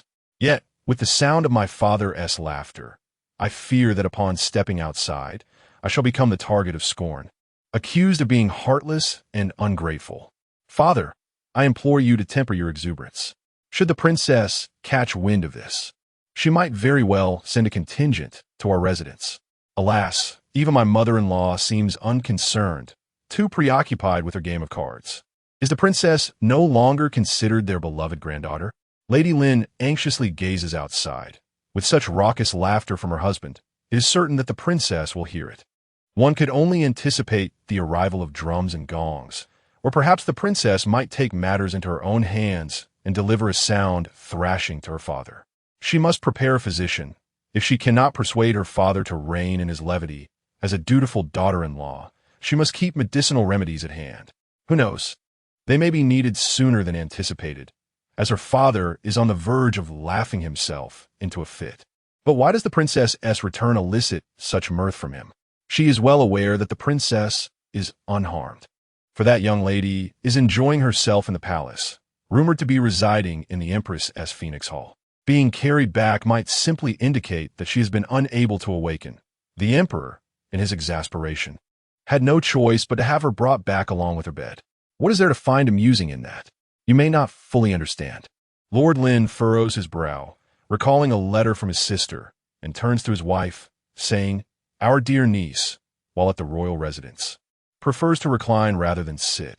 When she wishes to lie down, it is a sign of impending trouble." What do you mean? Lady Lynn gasps, her voice trembling with trepidation. I suspect that when the princess departed from her fief, the prince must have advised her to lie down whenever possible. Should that not suffice, she could always call upon the soldiers to act on her behalf. If she is reclining, then those soldiers will surely be summoned. Lady Lynn exclaims in shock, quickly covering her mouth, momentarily at a loss for thoughts. What does this mean? Is the princess planning to involve the military? Must it escalate to such proportions? Lord Lynn shakes his head, unable to fathom the princess's intentions. Seeing his father's unrestrained laughter, it seems evident that the rumors and disputes have ensnared the noble families. Yet, he suspects that the princess's true targets are individuals of even greater influence. When the princess finally takes action, let us see if his father, these esteemed officials, and even the emperor will still find it amusing. Let them not then blame the princess for her audacity. Should they dare to reproach her, he will not sit idly by. He must join her in rebuking them, for they seem to delight in chaos, ever eager for the princess to stir trouble. Behold, father has even specially dispatched someone to guard the princess's residence, seemingly apprehensive about missing any commotion should she decide to make an appearance. The number of individuals stationed outside the princess's abode is not insignificant. However, despite their patient waiting, the princess has yet to emerge. This is rather perplexing. Shouldn't she at least have placed a stool by the entrance? No. It appears she might have first engaged in idle chatter with the old woman at the alleys in before bringing out the stool. Yet, there has been no sign of her seeking the old woman's company. Could it be that the princess has chosen to overlook such matters this time? This mischievous girl, so exceedingly partial, as the anxious Duke of Dun awaited her appearance with growing displeasure. He mused on the absurdity of the situation. Why should the princess choose to linger at their doorstep rather than elsewhere? Just as his discontent festered, the estate's steward rushed in, panic-stricken, exclaiming, "My lord, a grave situation has arisen outside." "Oh." The Duke of Dun responded with surprise. "Where has that girl taken her stool?" No, it's not the princess." "Well, yes, it is the princess," the steward stammered in distress. "It is the military camp of the general from the northern town outside the city. They have surrounded the princess's troops." Chapter 58. She dares to cause a stir, yet they dare not laugh. What has he just heard? Duke Dun was taken aback, his smile abruptly frozen, incredulously gazing at the terrified steward. That girl has encircled the barracks of the northern general's residence with troops? Why on earth? Was she not supposed to simply sit down with a stool and laugh her heart out at someone else's estate? Yet, she truly has brought soldiers to besiege the general's residence, even the barracks. How could this girl be so audacious and arrogant? She dares to provoke the general's residence and even directly instigate trouble at the barracks. She may dare to cause a ruckus, but he dares not to laugh. Surrounding the general's residence with troops signifies impending disaster. Duke Dun realized he was too astonished to think clearly and hurriedly urged himself to calm down. Utterly devoid of any amusement, he had been eagerly anticipating a spectacle, but now the foolish girl was indeed not as considerate as he had hoped. She only served to vex him. Now she was even frightening him. Duke Din still found it hard to believe and speculated. Did the northern general's residence seize her family's property? If the duke's residence had taken her home, she would have surrounded them with troops. No, that doesn't make sense. If it were merely about seizing property, why would she target the barracks outside the city? That is a military installation with soldiers stationed there. Well, I do not know why, but that is the rumor circulating outside, the steward stammered. It is said that the barracks of the northern general's residence have been besieged by a contingent of soldiers. The banners they bear display the emblem of the Duke of Dingnan. Yet, the banners are dark-colored, and it is rumored that these are the Duke's own troops. What? That audacious girl actually possesses her own troops? Duke Don was taken aback, for it was said that this girl was not favored at the Duke of Dingnan's residence, and that the Duke would either scold or reprimand her. How, then, could she have her own soldiers? The Minister of War had stated that she had only brought 49 warriors into the capital. He could naturally surmise that the Duke of Dingnan would provide her with secret guards, as she represented his household in the Imperial city. After all, the Duke was counting on her to create a stir in the capital to vex them. However, if they were indeed secret guards, they should not be so brazenly visible, nor should they boldly display their banners. Are they truly not afraid of being accused of treason? Even if the Emperor is merciful, he is still a sovereign. How could they gather troops at the very foot of the Imperial city and remain indifferent? What? Is the Duke of Dingnan genuinely calling for rebellion? This is grave. The Duke of Dingnan's troops have arrived at the foot of the Imperial city. They intend to assault it. Panic-stricken cries echoed within the Imperial city, and the citizens, terrified, scrambled in all directions, hastening home to seek refuge. It has been many years since the Imperial city witnessed warfare. The last time was during the Emperor's usurpation. Back then, the troops storming the Imperial city were also from the Duke of Dingnan's residence. Why have they come to attack again? Certainly, the Duke's daughter has been under house arrest by the Emperor, and it is said she was carried back in disgrace. Perhaps she has long since lost her spirit. The Prince of Dingnan, inherently ambitious and treacherous, has long been vocal about his intentions to rebel. Now, with the Emperor having executed his daughter, it is only natural that he seizes this opportunity to rise against the throne. How terrifying this prospect is. The brutality of the Dingnan princely residence is already well known, especially among the elderly citizens who witnessed the events firsthand. They recall the day when banners were raised, and the forces of the Dingnan prince stormed the Imperial city, engaging in fierce combat with the Imperial soldiers. The warriors from the Dingnan residence trampled over the lifeless bodies, advancing towards the Eastern Palace, which was engulfed in a stench of blood. Was it not the case that the late crown prince perished at the hands of the Dingnan troops? Having slain the heir once, do they not fear doing so again? Alas, the Imperial city may soon be littered with corpses once more. Yet the Emperor is of a different character. He is not like the late crown prince. They are the Emperor's subjects and cannot simply stand by and watch. The Prince of Dingnan is indeed ruthless. During his last visit to the Imperial city, he wreaked havoc indiscriminately. Should he return, will he not bring death upon them again? They may very well face doom. It has been said that the common folk are even preparing coffins for themselves. Should we not do the same? Our remains must not lie in foreign soil, but be returned to our own fiefdom. The sons of the feudal lords are already feeling the weight of exhaustion. Mere moments ago, they were in tears, and now they are gripped by fear. Will they ultimately be frightened to death by the princess? But is it true that the princess has indeed rebelled? That is the stronghold of the northern general, which once allied with the Dingnan prince to reclaim the throne for the emperor. They have all played their part in the rise of the dragon, and are thus naturally loyal to the emperor. If rebellion were to occur, it would undoubtedly begin with the most loyal of generals. Is the Dingnan residence truly engaging in rebellion? It is no wonder that the prince has dispatched the princess. Any grand scheme of rebellion must be entrusted to capable offspring. The most valuable asset of the Dingnan residence is indeed the princess herself. The other young lords may not even have left Fusan County before meeting their end along the way, rendering them unfit for significant responsibilities.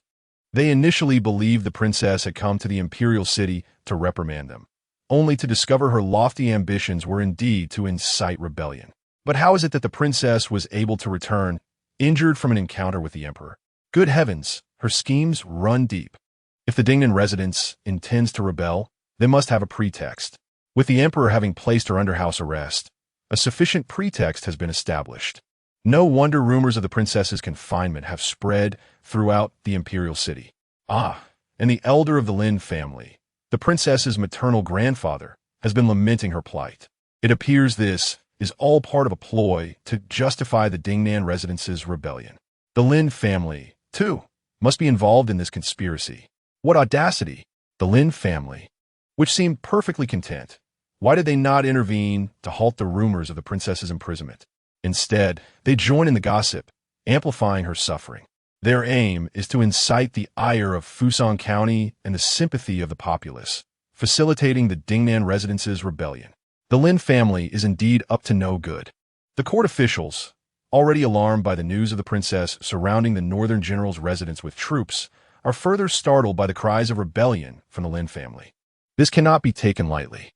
The Lynn family, once renowned for their scholarly demeanor and loyalty, harbored ulterior motives beneath their facade of loyalty to the emperor. They had previously believed that the Lynn family possessed a profound sense of righteousness, refraining from colluding with the ambitious Prince of Dingnan.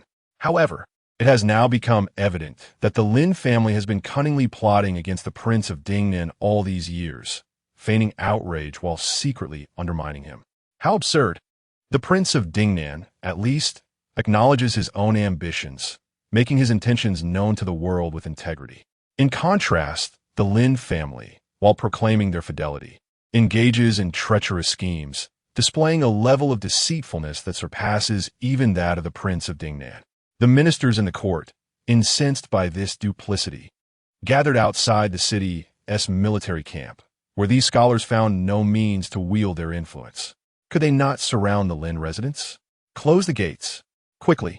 Shut the doors. Master Lynn was still engulfed in fear from the princess's assault on the northern general's residence when he was suddenly met with cries of rebellion from outside. Moreover, the censors pursued them with accusations. Why, all of a sudden, were they praising the Prince of Dingnan while denouncing the Lynn family?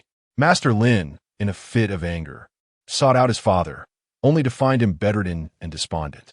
Unable to contain his outrage, he lamented, "I warned you not to provoke the princess. Yet you would not listen. You spread rumors of her being under house arrest. And now look, they are calling us traitors. Not even the censors can find the princess to reprimand her. All ire is directed at us. Is our family's reputation as loyal scholars to be tarnished so easily?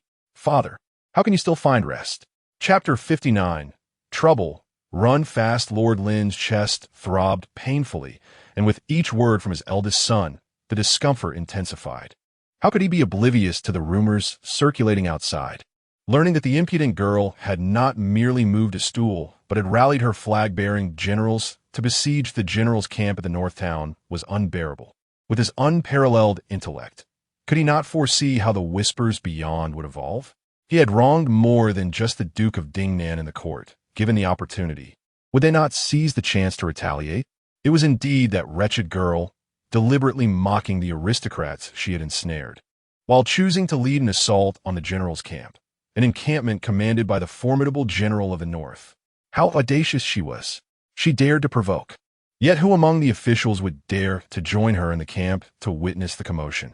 This impudent girl was clearly attempting to intimidate us.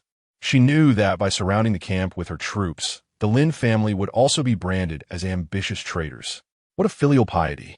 This girl, devoid of any sense of respect for her elders, had no regard for an old and feeble scholar like me. Could she not show at least a modicum of reverence for the aged? Father, Lord Lynn's eldest son, seeing the pain etched on his father's face, felt an urge to chastise him. Do you still have the audacity to criticize the princess? Were it not for your meddling and your disparagement of her, would the rumors have spiraled out of control? Such slanderous tales are rampant. Had it not been for the intervention of the Prime Minister and others, we cannot fathom how you would have portrayed the princess. Is it permissible for you to spread rumors of the princess being under house arrest and the court's intent to diminish the Duke of Dingnan's power, while simultaneously forbidding the talk of rebellion from the Duke's residence and our own? The evidence of our family's slander was handed to you on a silver platter. How can you blame the princess? Lord Lynn's eldest son unrestrained, placed his hands on his hips and confronted his father, who, cowed by the situation, could only lay in bed brooding. With a disdainful huff, he warned them not to provoke the princess any further. If she truly becomes incensed, we shall all be the worse for it. Serve them right. The emperor, too, is perpetually distracted, now, with the rumors of rebellion from the Duke of Dingnan's residence. His discontent will surely grow. Indeed, the emperor is troubled, yet while others may recline in comfort, he is bound by duty. The clamor of rebellion echoed throughout the imperial city, with the general's camp outside besieged by the princess's forces. Was this merely a trivial matter for the court? As the sovereign, could he afford to remain idle at this juncture? The emperor, gazing at the pile of urgent memorials on his dragon table, felt a tightness in his chest and exhaled in frustration several times. However, upon noticing the crown prince taking medicine nearby, he swallowed his reproaches, but could not suppress his quiet curses. It was indeed that vexatious girl who had orchestrated this spectacle. Could she not have simply moved a stool and caused a stir? Instead, she had led troops to besiege the general's camp at the north, no less. This impudent girl was deliberately seeking to embroil me in trouble. Just as I had finished addressing a mountain of memorials, another avalanche awaited. Among them, half were accusations of her arrogance, while the other half called for military action against the Duke of Dingnan's residence. Could I truly march against them? Others may be oblivious to the connection between the Dingnan Wangfu and the Zhenbei general's mansion. But as the sovereign, how could I remain uninformed? That wretched girl is deliberately escalating matters, reveling in the spectacle of courtly folly. Meanwhile, I am left to toil at my desk, poring over memorials, while she lounges in utter leisure. Indeed, the prominent military households within the imperial city have their eyes trained upon the princess's residence. She has audaciously surrounded the Zhenbei general's mansion with troops. How could they not keep a vigilant watch on her? There are whispers of storming in to seize her, yet no sounds of battle or scent of blood waft from outside the city. The princess remains inactive, and thus, the generals dare not act rashly. Who can say whether her encirclement of the Zhenbei general's mansion mirrors her previous siege of the duke's residence, suggesting that the general's mansion bears some guilt? But that is a heavily guarded military camp. Surely it is a different matter altogether. Just observe the chaos outside. The high officials are preoccupied with stabilizing the court, stirred into a frenzy. How often have their military duties shifted from guarding the barracks to keeping watch over a maiden? They fear that she might indeed lead an assault on the imperial city. What folly it would be for them to stand idly by. Yet she remains blissfully asleep. No, wait, she has emerged. She dares to show herself. Is she intending to rendezvous with her troops outside the city? Will they permit her to leave the city unimpeded? How audacious! Hold on, why is she not bearing a bow and arrow, but rather clutching a stool? She strides towards the alleyway with an exuberant gait. What? Is she to engage in idle chatter with the old woman at the corner? Astonishingly, she truly is. The generals are taken aback. The imperial city is abuzz with rumors of her rebellion, and yet there's an old woman gossiping with her? Such idleness among these matrons. But how can she afford such leisure when troops are encamped outside? Can she truly jest with the old women while plotting insurrection? The generals, bewildered by her carefree demeanor, shot her several incredulous glances. She has instilled such fear in them. Yet here she is, exchanging pleasantries with an old woman. What is her true intention? The generals can no longer contain themselves. What on earth is happening outside the city that forces them to watch the princess revel? Torn between the desire to apprehend her, yet unable to act, they must venture outside. The Minister of War has taken his troops to halt any movements. They need to ascertain whether they ought to detain the princess. The Minister of War, caught off guard, anticipated a disturbance from the Dingnan Wangfu due to the princess's confinement. Yet he never imagined the uproar would reach the Zhenbei general's military encampment, especially with those two flags raised high. Each one is notorious for its brutality. If a conflict were to erupt, what chaos would ensue? The soldiers of the Zhenbei general's mansion are equally astonished. Who dares to surround them? Upon recognizing the raised flags belonging to the Dingnan Wangfu, their excitement surges. Goodness, after years of verbal clashes, they now have the chance to engage in battle. How splendid it would be for the most formidable military household of the Nanlin Kingdom to be none other than their Zhenbei general's mansion. Yet, the Dingnan Wang has insidiously sullied their reputation, allowing only the ferocity of the Dingnan Wangfu soldiers to be known to the world, while their own remains obscured. How infuriating! Since they have come to confront us, we must engage them, making it known to the world that the Dingnan Wangfu pales in comparison to our Zhenbei general's manor. We should joyfully report this to our general and instigate a battle. General, what splendid news! Yes, the soldiers from the Dingnan Wangfu are besieging us. What is there to be joyous about? The heir of the Zhenbei general's manor, filled with ire, cast a furious glare at the seemingly jubilant soldiers. There is no time to scold him now. It is not merely that insufferable girl. What could possibly be the connection between their families that emboldens them to launch such a brazen attack? What are they thinking, showing her such deference? Just look at how frightened the people of the Imperial city have become. Countless ruffians are causing chaos outside, and it falls upon us to restore order. That troublesome girl truly knows how to create work for them. The heir contemplated storming into the Imperial city to confront the princess, but he noticed his father appeared alarmed. Almost guilty, which was rather peculiar. What is the matter with you? Suddenly, the Zhenbei general recalled something, abruptly tossing aside the military dispatch and dashing out. Run! Run? The heir was taken aback, watching as his father sprinted away with surprising speed, leaving him bewildered. What is happening? Has his father truly fled in fear upon encountering the soldiers of the Dingnan Wangfu? Yet, it seemed his father was heading back to their Zhenbei general's manor. Why would he be so frightened as to retreat home? Chapter 60. He seemed to deserve to kneel. The young lord gazed at his father, who was desperately sprinting for his life, momentarily uncertain whether to intervene. After all, he could not simply join him in flight. Outside, soldiers from the Dingnan Wangfu surrounded them. If they fled together, onlookers might assume they were terrified of the Dingnan Wangfu. Speaking of which, the mere thought of the Dingnan Wangfu ignited his anger, prompting him to furiously lift the tent flap and charge outside with great fervor. Indeed, the soldiers of the Dingnan Wangfu had converged, with the Minister of War lurking behind them, flanked by officials and soldiers ready to intervene at any moment. With an exasperated huff, the irate Dingnan Wang raised his fist, asserting that they were not to be trifled with. The general's residence of Zhenbei possessed an honorable lineage, far surpassing the rudeness of the Dingnan Wangfu. How could they possibly engage in conflict with such a reputable house? The sight of the minister and his entourage, visibly shaken, was a disgrace to the court and a clear indication of their distrust in the Zhenbei general's residence. However, trust was essential. The Minister of War had caught sight of the Zhenbei general, who was dashing away at remarkable speed, truly a veteran of the battlefield, outpacing even the Don Marquis. Yet, perhaps a retreat was for the best. The temperament of this old general was not much better than that of the Dingnan Wang. Once a celebrated hero for assisting the emperor in his rise to power, the old lord had earned his reputation as the illustrious jade-faced general.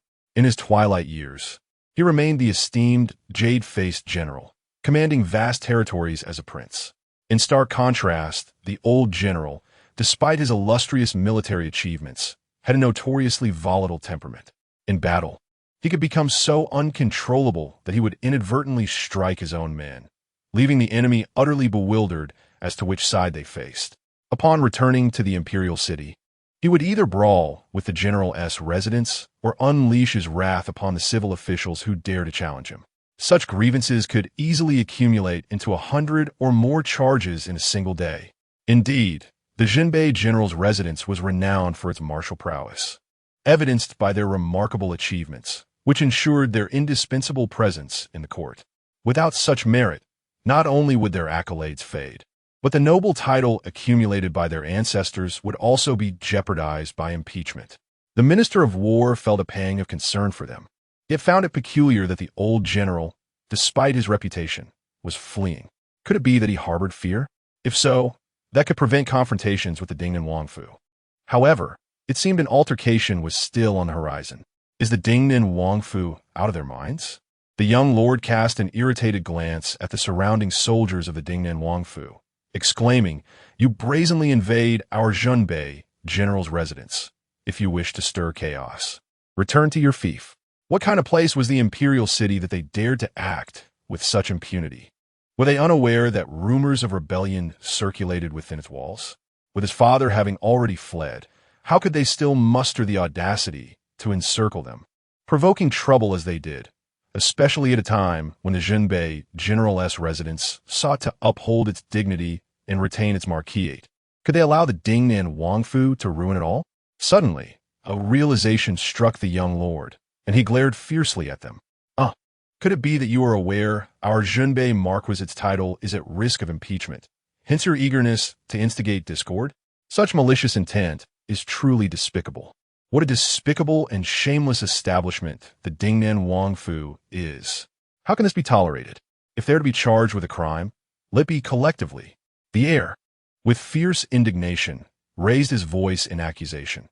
The soldiers of the feudal prince are forbidden from entering the imperial city without an edict. Yet here you are, brazenly intruding without permission, behaving like thieves in the dark.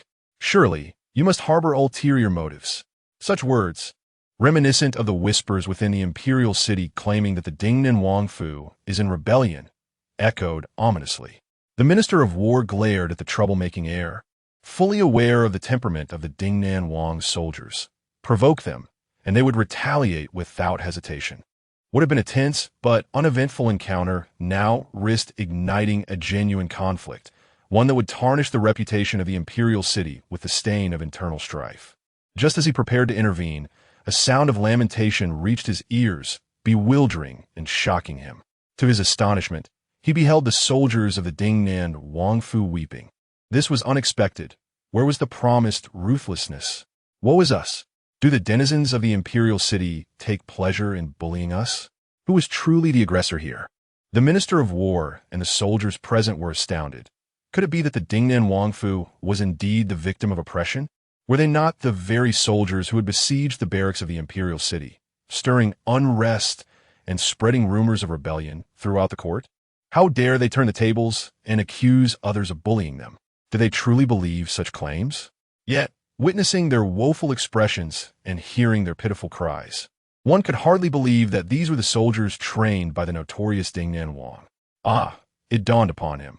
They had spoken of bearing the banner of the princess, having once served under the late prince, now escorting the princess.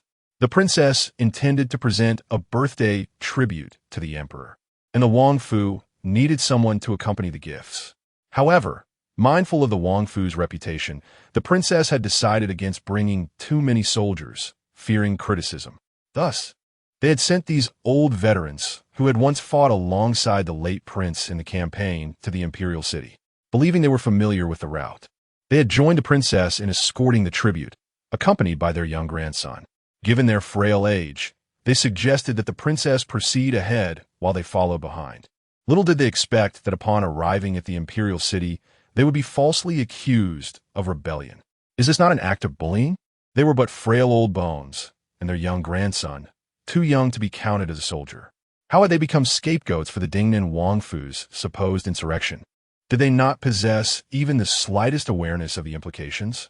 The Minister of War regarded the tearful old veteran, yet remained unmoved. Although they were not clad in armor, the aura of ferocity emanating from them was unmistakable. Anyone could discern that they were indeed soldiers, and fierce ones at that. Had they been surrounded by younger warriors, fear would not have gripped them. Surrounded by seasoned veterans who have fought valiantly for decades, including those who once battled against the crown prince, one cannot help but feel a sense of trepidation. Their presence around the general's residence in the north is indeed intimidating, yet they dare to express grievances.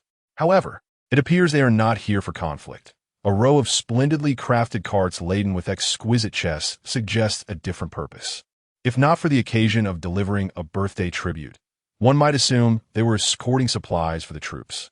But why, then, encircle the general's residence, creating an impression of insurrection? "We are parched," lamented an elderly general, his voice tinged with sadness. "In our advanced years, we are prone to thirst, especially with several military camps nearby. Yet, we seldom venture into the imperial city, hesitant to intrude upon other garrisons. We thought of the general's residence in the north, recalling our shared experiences in battle. Though our camaraderie may not be profound, they are known for their honor. Surely, they would not turn us away for merely seeking a cup of tea. And so they came, only to find that the warmth of human connection had grown cold. Despite their illustrious military careers, their contributions now seem to fade into obscurity. Even the simple act of requesting a cup of tea results in rebuke from the young lord. Alas, the generals of the Imperial city truly know how to wield their power over those who have served. Listening to their grievances, the young lord felt an overwhelming urge to kneel and offer an apology. Chapter 61. Why are they still crying? The soldiers of the northern town General S residence were astonished that the people of the Dingnan Prince S residence were weeping so openly. How could they, known for their brutality, dare to cry? Did this not render them even more feeble? Such indignation was hard to bear.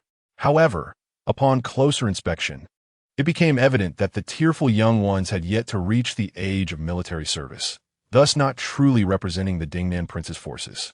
No wonder they wept so freely. There was a tinge of disappointment as the seasoned warriors had anticipated a confrontation, only to find that they were merely there to request a cup of tea. Surely, they must offer these veterans a drink, as they had just been praising them, right? Goodness, the soldiers of the Dingnan Prince S residence exhibited remarkable magnanimity.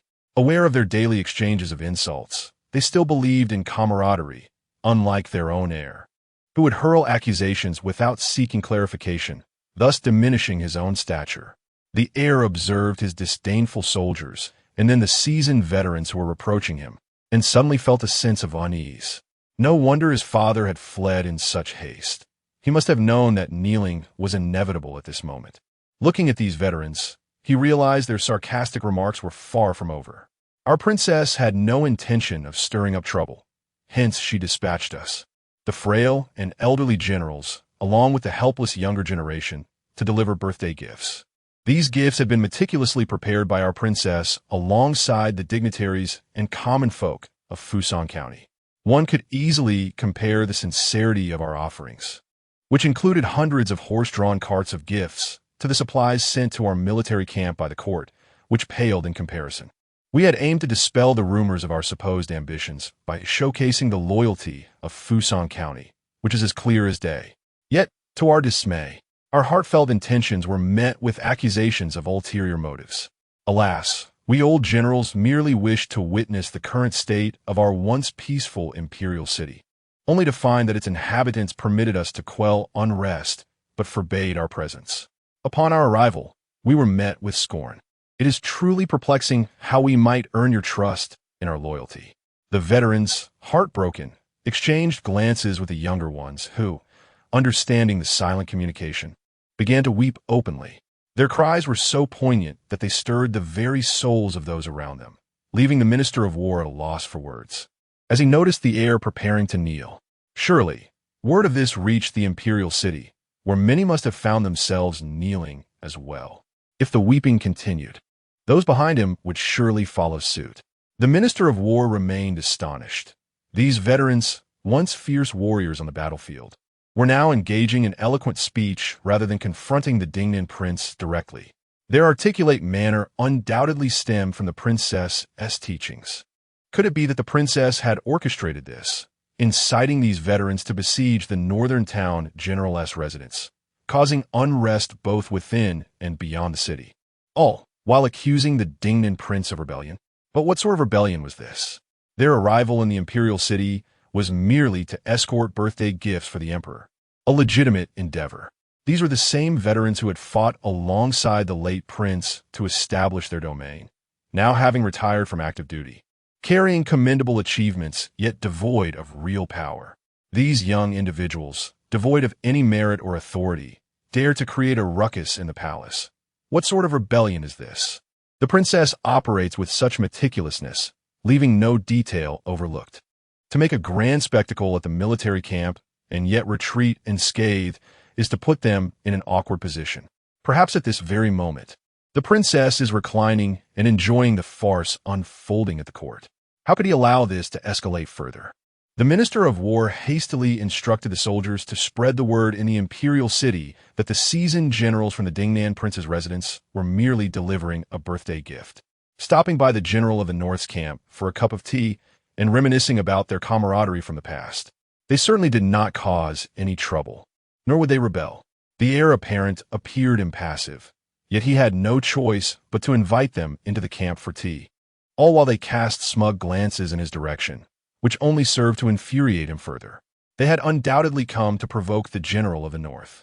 They likely relished the opportunity to bully the general's residence while in the Imperial city, flaunting their audacity. Yet, his soldiers seemed to welcome them warmly. Had no one remembered the strained relations between their families? The heir, seething with anger, watched as his soldiers poured tea, almost emptying an entire canister into their cups, being quite generous in their hospitality, while he hesitated to partake more himself. This was, after all, the new tea supplied to the military camp by the court, and they were consuming it all. Did they not realize the poverty of their camp? The old generals were exceedingly unrestrained, drinking cup after cup of tea without a care for choking. The heir was increasingly reluctant to remain, feeling that his father had indeed possessed foresight. Had he known, he would have accompanied his father. At present, the ministers in the Imperial city were in utter disarray and would hardly notice their frantic departure. The high-ranking officials were indeed too occupied to pause, never once considering that they would one day have to quell the rebellion associated with the Dingnan prince's residence. As influential figures, they were already well aware of the commotion at the military camp outside the city and had to swiftly quell the rumors circulating. After all, these old generals were esteemed for their achievements, merely delivering a birthday gift, yet they were being accused of harboring ulterior motives. In the end, it would not be the Dingnan prince's residence that faced censure, but rather the court itself. The officials were momentarily incensed, particularly the old man from the Lynn family, who had previously stoked the flames of discord. Now that it came to taking action, he had retreated into melancholy. The Duke of Dun, too, who had once laughed heartily, now hid away in fear of stepping outside. Indeed, these were the generals who had previously slain the former crown prince. Their presence in public would only exacerbate the chaos. They could only create trouble, and when it came time to resolve issues, it fell to the serious officials like them. It was also their fault for allowing such rumors to proliferate earlier. Now, to quell them was a most exhausting endeavor. Spreading rumors is far easier than dispelling them.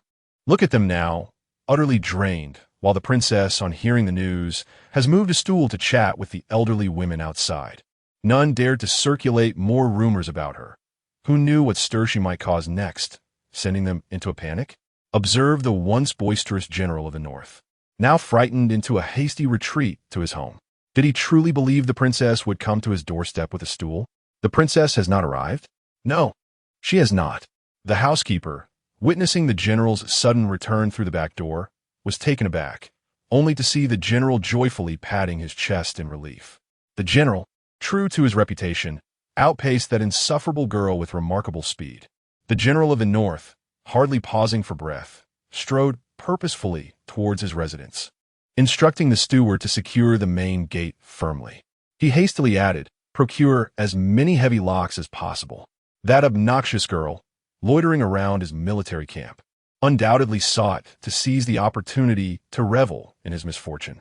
Fortunately, his wits prevailed, allowing him to return home swiftly. Upon hearing that the insufferable girl had gone to the Duke of Don's estate, where she occupied the main courtyard, how could he fail to secure it? Observing the steward's sluggishness, the general was on the verge of delivering a swift kick. Hurry up. It will be too late once the princess arrives. That troublesome girl could very well be nearing. He must ensure the main courtyard's doors were locked tight, ideally to the point that even he could not gain entry. Only then would she be deprived of the chance to mock him. Chapter 62. Is she looking down on him? Upon hearing the return of the general of the North, the women of the general's household hurried back in a frenzy. As soon as they arrived, they ordered the gates to be locked and even insisted on purchasing additional locks to secure the main courtyard. This was clearly an act born of anxiety. Just moments ago, they had been disparaging the princess for her arrogance. Yet here they were, realizing that the princess's siege on their military camp was a reflection of the general's own shortcomings. It was too late for regrets. Had they spoken too soon? Surely, the princess wouldn't come knocking, would she? Yet, it seemed their grandfather had already sent someone to procure locks, intending to barricade the the main courtyard. Their front gates were firmly locked. But the princess was skilled in martial arts. Could they truly keep her out? They had heard that she had been staying at the Duke of Daiying's residence for several days, presumably to witness their humiliation, and it was entirely possible she would scale the walls to do so. This was untenable. After all, everyone harbored secrets best left undisclosed. Who could say whether the princess was merely interested in their grandfather or if she intended to drag them into the fray as well? The old matriarch of the general's household, upon hearing this, felt a wave of indignation as she observed her frightened granddaughters. She stormed off to confront the general of the north. He had personally taken to locking up, securing every room in the courtyard, even the privy. How insecure he must be feeling. What trouble have you stirred with the princess? She demanded. This residence is our ancestral home. We haven't usurped anyone as property. Have we? Of course not. I am no thief. Why would I seize someone else's abode? The general retorted, preoccupied with his task. Upon hearing her question, he grew anxious. Then she pressed on. Have you incurred debts with the princess? The old matriarch's eyes widened in astonishment as she noticed his faltering demeanor.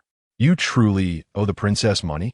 The soldier's pay has certainly been withheld, but our household is not lacking in funds. My dowry is substantial. Do you truly need to borrow from the princess? Her indignation flared. You old fool. Do you hold my dowry in disdain, resorting to borrowing from outside?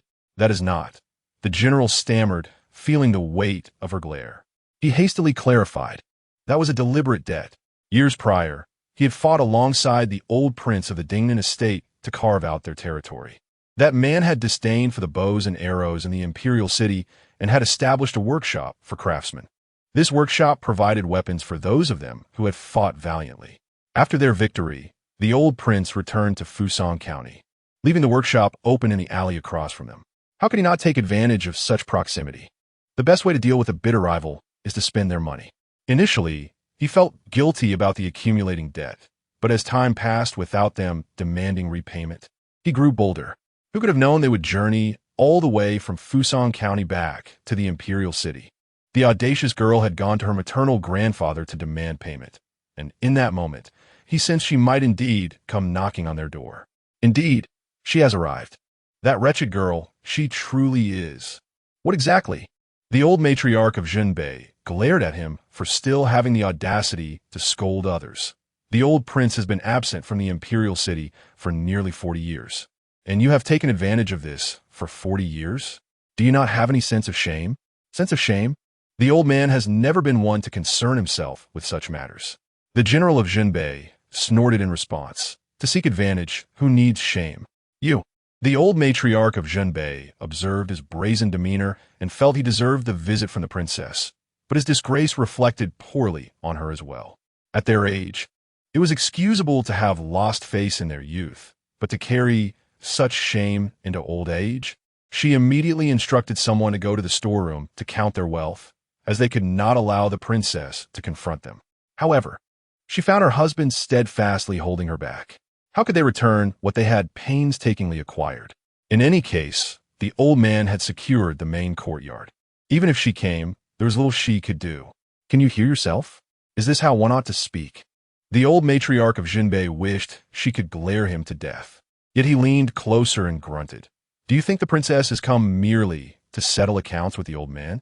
My dear, as if you have no grievances with her grandmother. This is troubling. The old matriarch suddenly felt a pang of guilt. The princess's visit was undoubtedly to ascertain who among them had offended her. Could it be that she truly sought to hold her accountable? My dear, our quarrels were mere trifles from our youthful days, hardly worth mentioning. Instead of wasting time explaining to me, you would be better off purchasing a few locks to secure the courtyard. The old matriarch fell silent, seeing that her husband's courtyard was already locked tight. She promptly instructed the steward beside her. Hurry, go buy more locks. Or perhaps, should we lock the entire estate? The steward, though reluctant, had no choice but to make another trip. Upon reaching the entrance, he first sent someone to the back courtyard to inquire if anyone else needed locks. Receiving a response, he emerged carrying a chest of coins and returned with a large box of locks. The servants and maids of the estate stood in stunned silence, watching their masters busily securing the locks. Not permitting them to assist, as if fearing they would not be fastened securely. What secrets could possibly be hidden away, that everyone appeared so anxious? The princess had yet to arrive, and it was uncertain whether she would come at all. It was hardly a laughing matter that the princess might not find it amusing.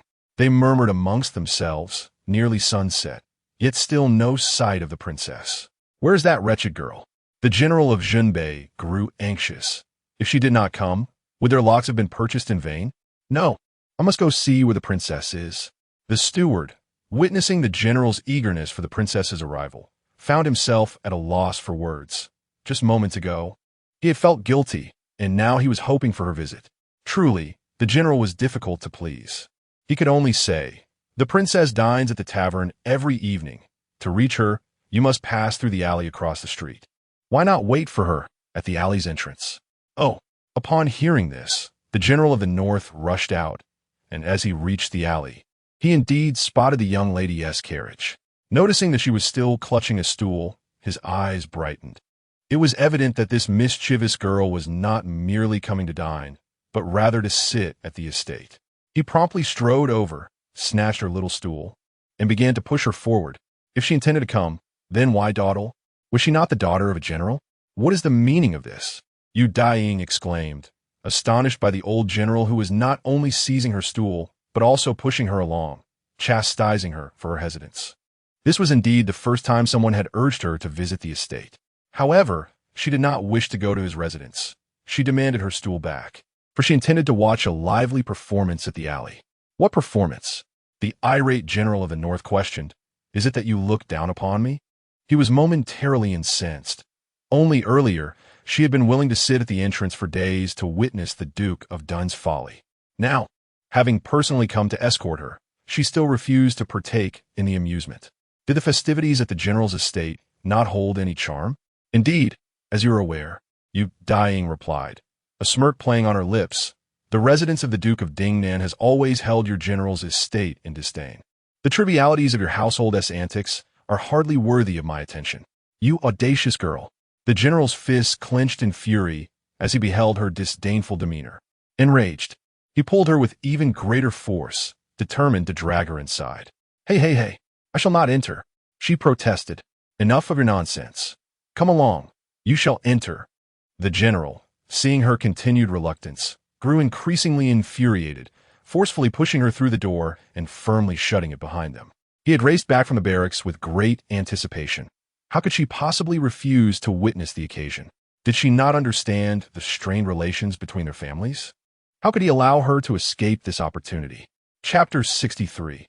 "If you don't repay, I shall cause a stir, you Daiying." Observing how the general of the northern town had so effortlessly intruded upon her space, felt a surge of indignation as she noted his smug demeanor. She promptly secured the door with greater resolve.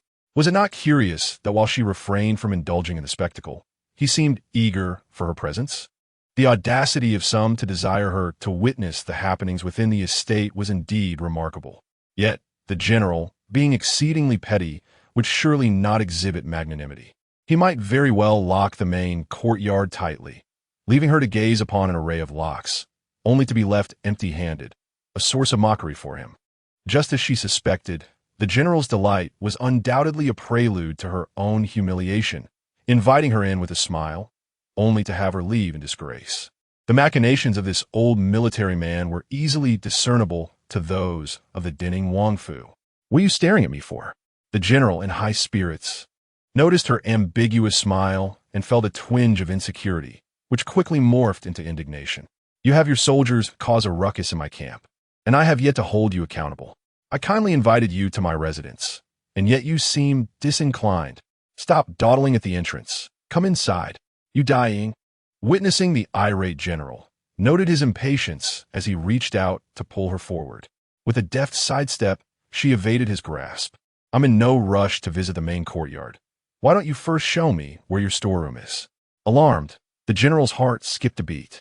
It appeared the storeroom had not been fortified with numerous locks.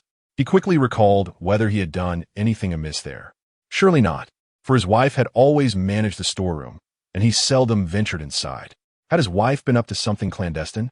Suddenly, the general found himself amused. Unable to conceal his schadenfreude, and regarded you Daiying with newfound fondness, more welcoming than he would towards his own granddaughter. This girl was rather delightful. Despite the estrangement between him and her grandfather, she remained cordial and did not hold grudges. It seemed she had come to settle matters with his wife. How splendid! That way. Proceed that way, he directed. Oh! Yu Daiying observed the general's apparent delight as they walked towards the storeroom, a smile gracing her lips. This old general certainly acted in a manner unlike others. Leading a guest to the storeroom with such buoyancy was indeed peculiar. The steward stood by, perplexed at the general's hospitality, questioning the propriety of escorting a guest directly to the storeroom. He seemed unconcerned about the princess potentially taking something, though it appeared there was little to take. The general was financially strained. His wife possessed wealth, but her storeroom was located in the inner courtyard, whereas the outer storeroom housed the estate's treasures, though one required actual treasures for that to matter. The steward ceased his worries with the meager funds in the outer storeroom. Would the princess truly find anything of value? What purpose did she have for the storeroom? General, perhaps return the stool to your junior? As Yu Daiying reached the storeroom, she beheld the door secured with but a single lock. With a smile, she turned to the expectant general, reclaiming her small stool. Seated leisurely at the entrance, she turned to the steward and inquired, "Where is your accountant? Please summon him, for we must settle our accounts." "Settle accounts?" he echoed, perplexed. "Indeed, your general owes me a considerable sum. I had no intention of hastening to collect, as I was merely enjoying the spectacle. However, your general has insisted on involving me, so since I am here, it will be prudent for him to repay his debts." As she spoke, Yu Daiying produced a stack of invoices from her sleeve and handed them to the steward, adding, "I do not seek your lady's funds. I only require what is owed by the general of the Northern Defense. You must not allow your lady to settle this on his behalf, lest I create a scene."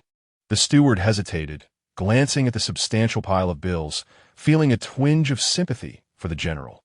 After all, it was unbecoming for one to owe money and yet expect the creditor to come to them. Just earlier, he had been reluctant to involve the princess. Now that she had arrived, the general would surely regret his earlier arrogance, his countenance now likely frozen in discomfort. The expenses incurred for the locks had already been considerable, and the meager funds in the storeroom seemed insufficient to cover the princess's dues. Yet, it was evident that the princess had a keen understanding of the finances of the general's household, knowing full well that the majority of expenditures were borne by the women of the family. What respectable household would demand a dowry from its female members? Only the general could be so audacious, justifying his spending of his wife's fortune, as she seemed to have an abundance of it. Now, however, the princess refused to accept the lady's money, leaving the general to ponder from where he might source the funds for repayment. Repay? What repayment? The general of the Northern Defense, upon seeing Yu Daiying seated at the storeroom's entrance, was devoid of the benevolent demeanor one would expect toward the younger relative. He wished nothing more than to glare her into submission. This audacious girl had come to his doorstep with her stool, not to pay respects to the main courtyard, but to confront him directly. She was here for his money. Yet, was it not customary to make a grand display when collecting a debt? Why had she arrived here without the customary drums and gongs? Did she reserve such fanfare for her maternal grandfather alone? That spiteful girl was indeed petty, withholding even the drumbeats. Nevertheless, his pride was formidable, and he resolutely denied any debt. When has this general ever owed you money? He was well aware that his resolve surpassed even the thickness of the invoices presented.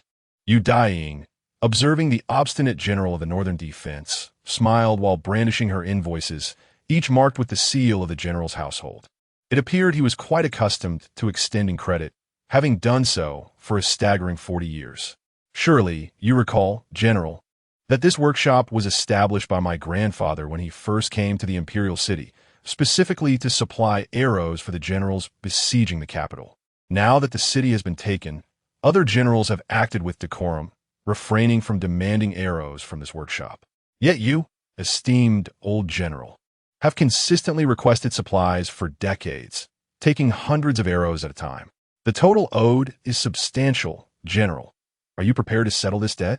The general of the Northern Defense felt a pang of guilt as he gazed at the invoices, which were far less forgiving than his own thick skin.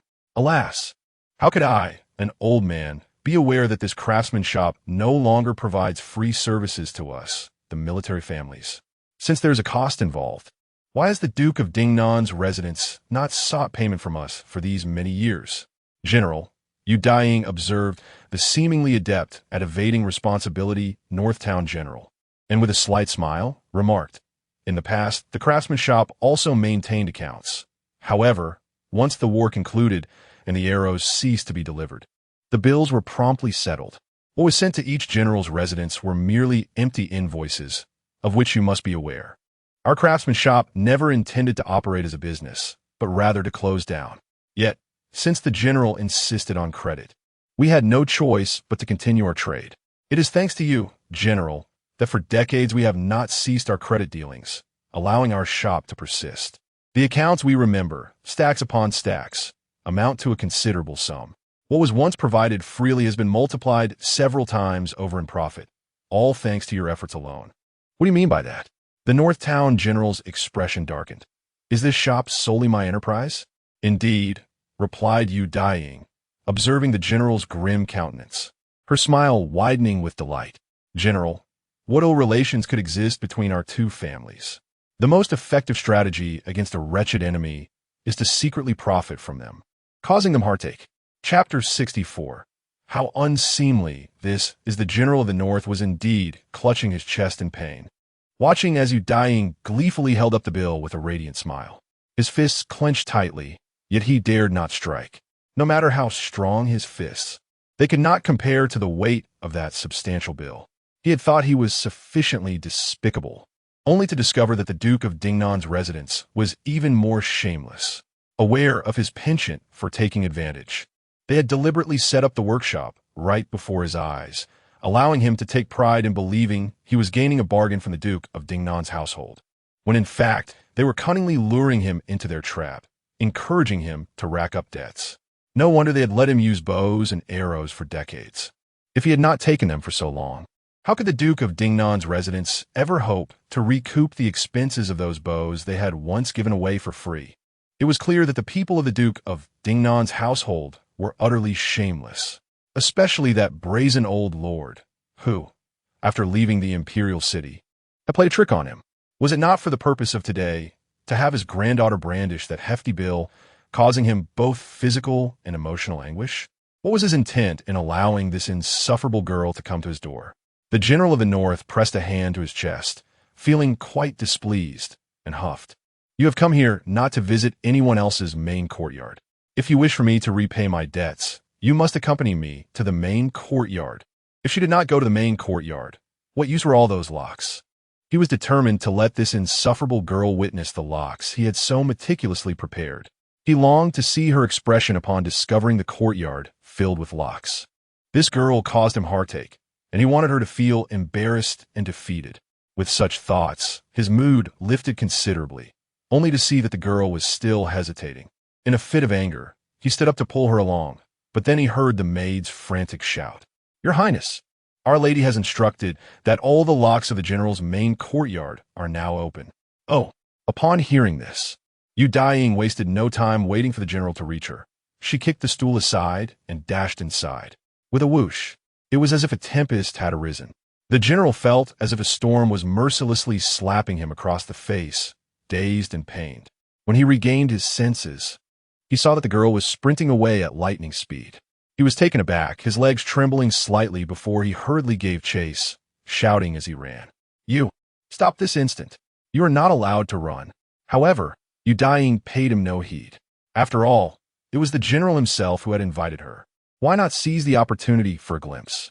With determination, she surged forward, only to hear the maid call out once more. Your Highness, you are running the wrong way. That direction. Daiying quickly halted, glancing at the direction indicated by the maid, and with a swift pivot, she lifted her skirt and continued her dash. The general was desperately pursuing her, noticing that the girl was drawing ever closer to the main courtyard, causing his legs to falter, and he found himself running blindly. Unable to stop, he could not catch up. The girl was remarkably swift. The people of the residence stood in astonishment, watching as two figures raced through the courtyard, feeling as though two tempests had erupted. They had never witnessed anyone run so fast that even two gales could not keep pace. Truly, the princess could run. With a muffled chuckle, the matriarch of the northern town concealed herself amidst the verdant thickets of the main courtyard, observing her elderly husband in a frantic chase after the princess, as if his very life depended on it. Tears of mirth nearly escaped her eyes. It was she who had pried open the locks of the main courtyard, granting her the privilege of witnessing such an amusing spectacle. Oomph! Let that old fool revel in her embarrassment. The princess, intent on heading to the storeroom, was met with the old man's eagerness to accompany her. Little did he realize she was well aware of his ulterior motives. The matriarch of the northern town beamed with satisfaction as she watched the princess dart toward the main courtyard, fully aware that her presence would deter the princess from visiting her own quarters.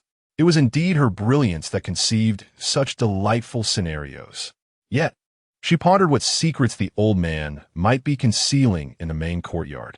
He had scurried back from a military camp in a panic, locking the courtyard tightly, as if terrified the princess might uncover something scandalous. What could be so shameful that he would go to such lengths? Given the old man's shamelessness, one could only speculate on the depravity he might indulge in. Lost in her musings, the matriarch was startled by a sudden exclamation from the main courtyard. A shiver ran down her spine. What could have caused the princess to gasp? What frightful thing had the old man hidden in the courtyard? You. Do not look. Close your eyes this instant. The commanding voice of the northern general echoed, as he rushed to the entrance upon hearing the outcry, only to be met with a sight that rendered his face crimson. The princess, with wide eyes, was captivated by the wall adorned with suggestive artwork, the glimmer in her gaze reflecting back upon him, igniting an overwhelming sense of shame within. Close your eyes, old man. No more looking, he bellowed, flustered. Oh dear, you Daiying exclaimed, her astonishment palpable as she beheld the entire wall of risque paintings. Heavens, this truly is a depiction of a spring palace. The whispers among the ladies of the town had indeed borne truth. Such art originated from the hand of the northern general himself. What an unexpected passion he possessed. The postures illustrated in the paintings were unlike anything she had ever seen, far more intriguing than her prior encounters. The old general's skill in painting was surprisingly adept. She marveled at the intricacy of the work. Just as the northern general attempted to shield you Daiying sighs, a startled cry from behind sent his heart racing. Turning, he was met with the sight of his wife approaching, and his embarrassment deepened. You shameless wretch! The matriarch of the northern town, unable to quell her curiosity, had stealthily approached, only to be confronted with the wall of provocative art. It was painted with such finesse that she couldn't resist glancing a few more times. Her rationality suddenly overwhelmed, her face flushed with indignation. Clenching her fists, she resolved to deliver a sound thrashing to her unrepentant husband. You shameless old fool! How dare you paint such things in the dead of night? She scolded, preparing to unleash her fury. I could just as easily end your days. Oh dear, the northern general whimpered, attempting to escape, only to be yanked back by his wife, her fists poised for a strike, the force behind them far from gentle. Please, not the face. You still have the audacity to care about appearances.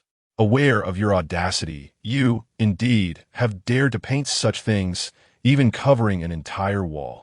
You incorrigible old rogue. Instead of studying military strategies, you delve into this? How shameless! You old fool, not amounting to anything in your youth, and even less so in your old age. The matron of the north was filled with indignation, so enraged that she pinned him down and struck him. Yet he remained unscathed. The servants, witnessing the lady grappling with the general, dared not intervene. With only the ladies of the household present, they had no choice but to seek out a few young ladies from the back courtyard, only to find them inexplicably hidden among the grass, having stealthily entered. Indeed, the young ladies had arrived well in advance. The commotion of the grandfather chasing the princess was far too loud for them to miss. They merely wished to catch a glimpse, unaware they would encounter this wall. Given their grandfather's utter disregard for propriety, it was certain that any hidden secrets would be scandalous. Yet they were unprepared for such an outrageous display. However, the princess was utterly engrossed in the spectacle. What young lady could gaze upon such illustrations without a flush of embarrassment? Yet here she was, pondering the poses. She truly was. The young ladies all wished to cover the princess's eyes, only to discover their eldest sister was also peering in.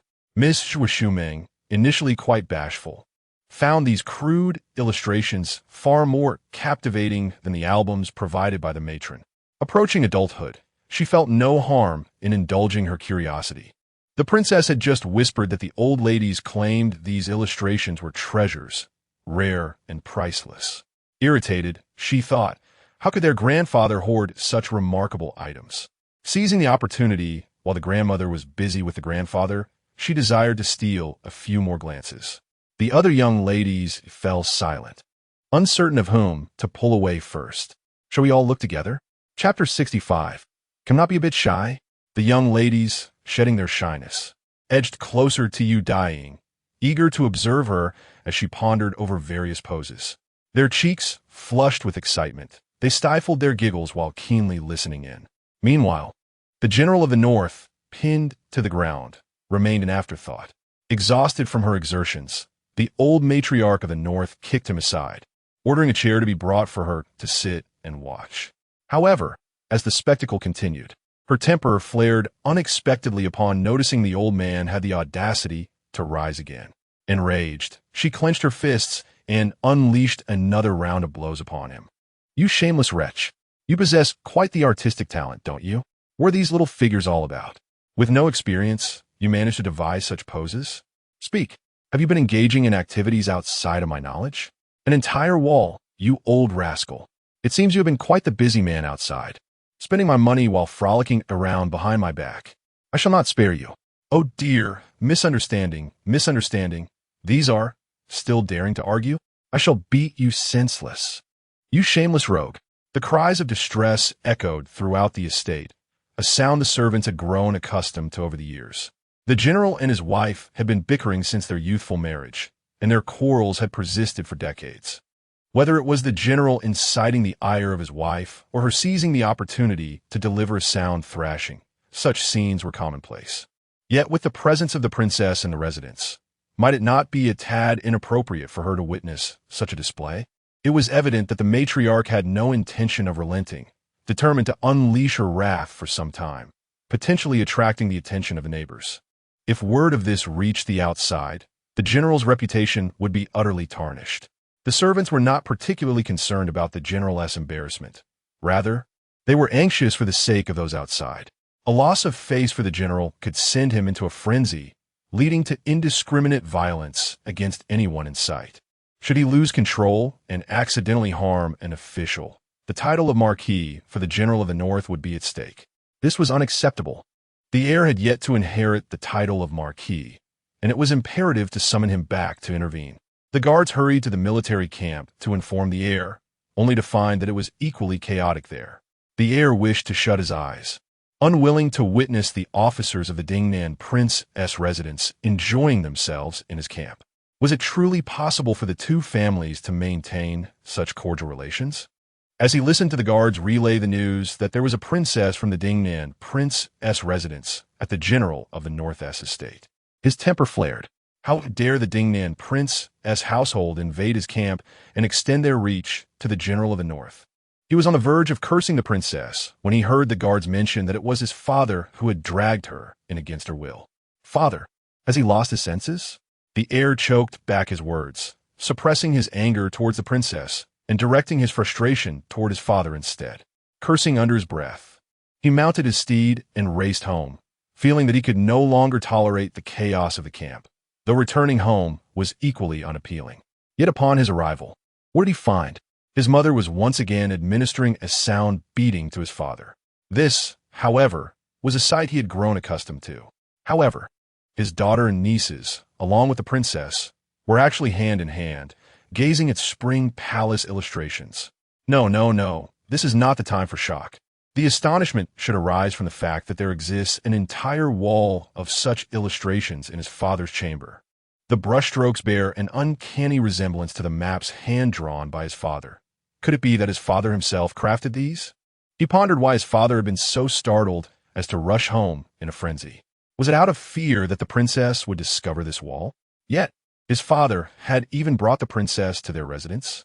The heir felt as if his mind and heart were under siege, momentarily at a loss as to whether he should first intervene to stop his mother from striking his father or drag these unwed young ladies away, or perhaps cover this wall entirely. The heir felt compelled to gaze at the wall a moment longer, and suddenly, a wave of rationality surged within him. Embarrassed and indignant, he seized two of the young ladies with one hand and insisted on pulling all four of them away. We noticed their reluctance to leave. He grew furious and scolded them. Are you not young ladies?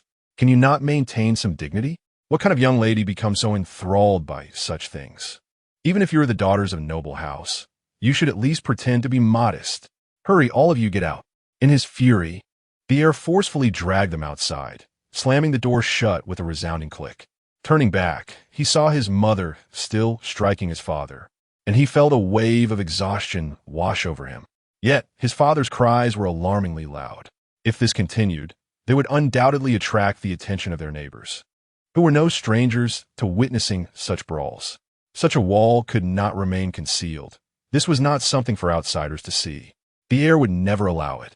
Quickly pulling his mother away and kicking his father a bit further from her, ensuring they were far enough apart to avoid further entanglement, allowing him to breathe easier. His mother, upon seeing the illustrations again, was once more enraged and threatened to strike his father, exclaiming, "The princess from the Dingnan Marquis is still here. Go ahead and fight. Let outsiders know about this wall and the ridicule it brings." A mere chuckle from outsiders is one thing, but we cannot allow the people of the Dingnan Marquis to laugh at us. You know well the temper of the Dingnan Marquis, given our strained relations. He might even make a grand spectacle of it. He could very well depict you too in those illustrations for all to see. Should you be willing to sacrifice such dignity, then I shall certainly accommodate you. Upon hearing this, the matriarch of Jinbei cast a fierce glance at General Jinbei, indicating her unwillingness to lose face, even if he was prepared to. General Jinbei, covering his face, looked at the wall, rendered speechless. It was that shameless girl who had deliberately come to see this. How could he dare to scold the princess? The heir, desperately seeking something to cover the wall, overheard his father's incessant complaints and rolled his eyes. What a mess! Had she not come to our residence, you would not have dragged her in here yourself. You truly bring trouble upon yourself. Now look where we are. She was brought in by you, and now she shows no sign of leaving. Upon hearing this, General Jinbei, leaning against the wall, stood up and peered outside, only to find that the young lady was seated outside, engaged in lively conversation with his granddaughters, showing no intention of departing. How could she still wish to slumber in the main courtyard of this old man? Is her stay at the Daiying Marquis merely to revel in the misfortunes of the Daiying Marquis? Yet this wall has been scrutinized by that wretched girl on several occasions. What purpose does her presence in our residence serve? Could it be, what do you believe I am doing? The heart of the old matron from the northern town skipped a beat, her conscience pricked. Surely, the princess does not intend to venture into her quarters? That cannot be. The lock to her courtyard remains steadfastly secured. Yet, lo and behold, this old fool continues to revel in his schadenfreude, prompting her to issue a stern warning. Should you dare to pry open the lock to my courtyard, I shall strike you down with a single blow. Chapter 66. Might you lend me some soldiers? What of lock-picking? The young master paused for a moment, then understood. Indeed, upon his return, he had heard from the steward. The family feared that the princess might uncover their unsavory secrets, prompting them to purchase numerous locks to secure the courtyard. Upon entering just now, he had seen a multitude of broken locks, and hearing his mother's words, he surmised that she must have forced open the locks to his father's courtyard. This, in turn, had afforded the princess the opportunity to enter and gaze upon that wall. Observing his father's expression, which betrayed his intentions, he realized that his father also harbored similar thoughts of lockpicking. Each of them seemed eager to witness one another's misfortunes. Could he still expect his family to inadvertently secure his own courtyard? Yet, there was no cause for concern, for the princess resided in the main courtyard, while he, merely a young master of the estate, had not the privilege to dwell there. The princess would hardly be inclined to concern herself with the trivialities of commoners' woes. Wait, what was he thinking? The young master felt a surge of indignation, nearly led astray by their musings. What need was there for lockpicking? Shouldn't they maintain a semblance of dignity befitting their elders? Did they truly believe the princess held any regard for the likes of the northern general's estate, residing there as if it were a place of honor? The notion was rather amusing. After all, the princess had spent over a decade in the Duke of Dingnan's residence. Would she willingly lower herself to reside in a mere marquis's estate? Surely, he had misjudged the magnanimity of those from the Duke of Dingnan's household. They would never tolerate their presence. It seemed there was some merit to this reasoning. The northern general was well aware of the despicable and petty nature of his sworn enemies, the Duke of Dingnan's household. They would undoubtedly look down upon the northern general's estate. The very girl in question was one he had forcibly brought in. That very girl had remarked that the commotion at the northern general's estate was insufficient to satiate her curiosity. The girl, carrying a stool, had not indeed come to the northern general's estate. Instead, she seemed intent on visiting another estate, only for him to personally intercept her and bring her back. The young master was reluctant to discuss his father, yet he perceived that his father had grasped the situation. Regardless of what the princess might say, the northern general's estate must refrain from any further involvement. The princess had incited the old generals of the Duke of Dingnan to disturb their military camp, instilling fear among the court and the populace, who believed a rebellion was afoot. This unrest had rendered everyone uneasy and compelled the court to assist the Duke of Dingnan in quelling the supposed insurrection. Look at those high officials. They could scarcely catch their breath.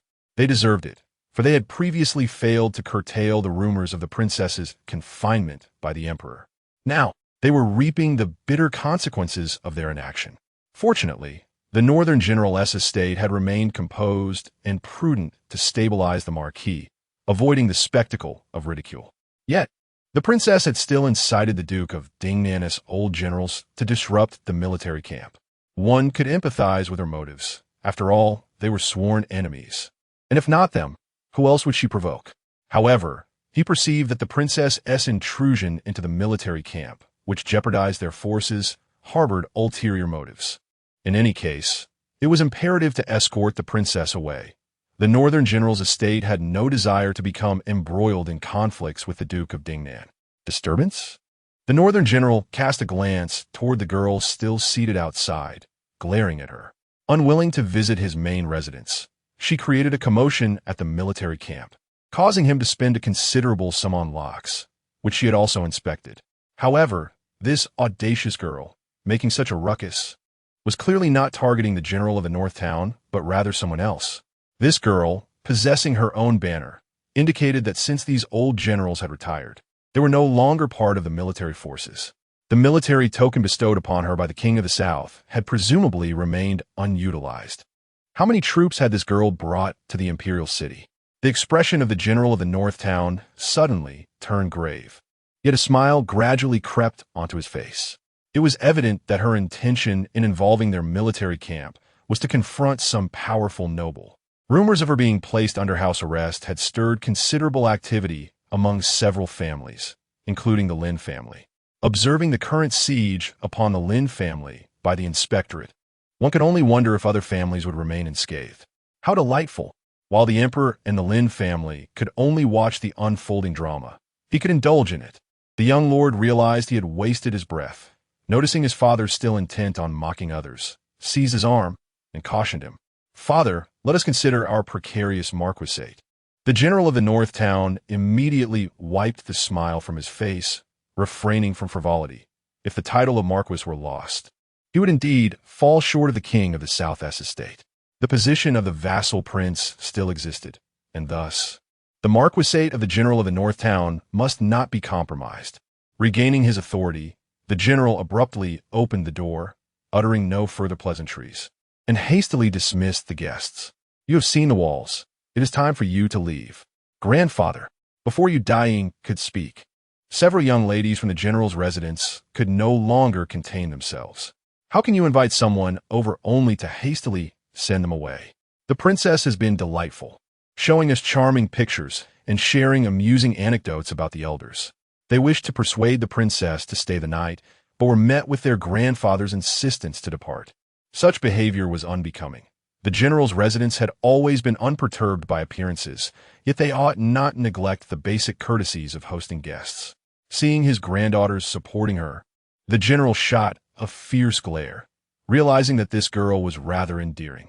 Thus, he could not allow her to linger in the residence. Yet, he heard her cheerfully inquire, "General, might you be able to repay the debts you owe to your junior?" "Never mind. You may stay. If you wish to rest, then do so." Daiying chuckled, observing the general of the North Town suddenly lose his confidence. She then stood, glancing at them as she prepared to take her leave. "The sun has already set. It is indeed time for me to depart. If I delay, I shall miss the spectacle."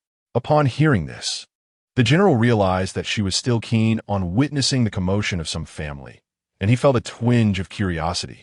Yet, he noticed his son glaring at him, whispering Marquis in his ear, compelling him to endure. Watching this girl prepare to leave, she even took a chair with her, striding purposefully as if in haste. What spectacle was she so eager to witness?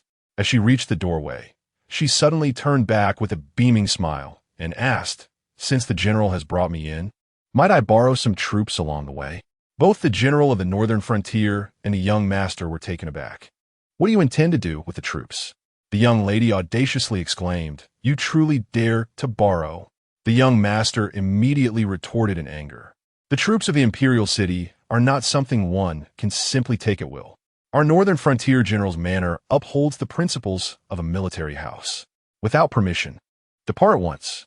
Sighing with sympathy, Daiying glanced at the irate pair and disdainfully remarked, "Indeed, your northern frontier general's manor pales in comparison to our Dingnan prince's manor. Your courage is rather lacking. Very well, I shall simply take along the soldiers from our Dingnan prince's manor." "Wait, you halt right there. You cannot leave." The general of the northern frontier rebuked. "How can our northern frontier general's manor possibly be inferior to your Dingnan prince's manor?" Listening to the general's furious voice, Daiying merely smiled and continued striding forward. Upon noticing their pursuit, a smirk curled upon her lips. They were indeed angered. Would they not soon chase after her to scold? Chapter 67.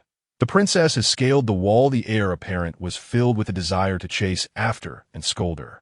Yet he found himself unable to restrain his father, who had already taken the household guards to pursue her.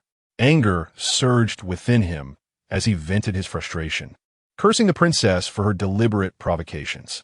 His father, with his predictable temperament, was easily riled. Truly, the Duke of Dingnan knew how to manipulate the situation to their advantage against the general's residence in the north.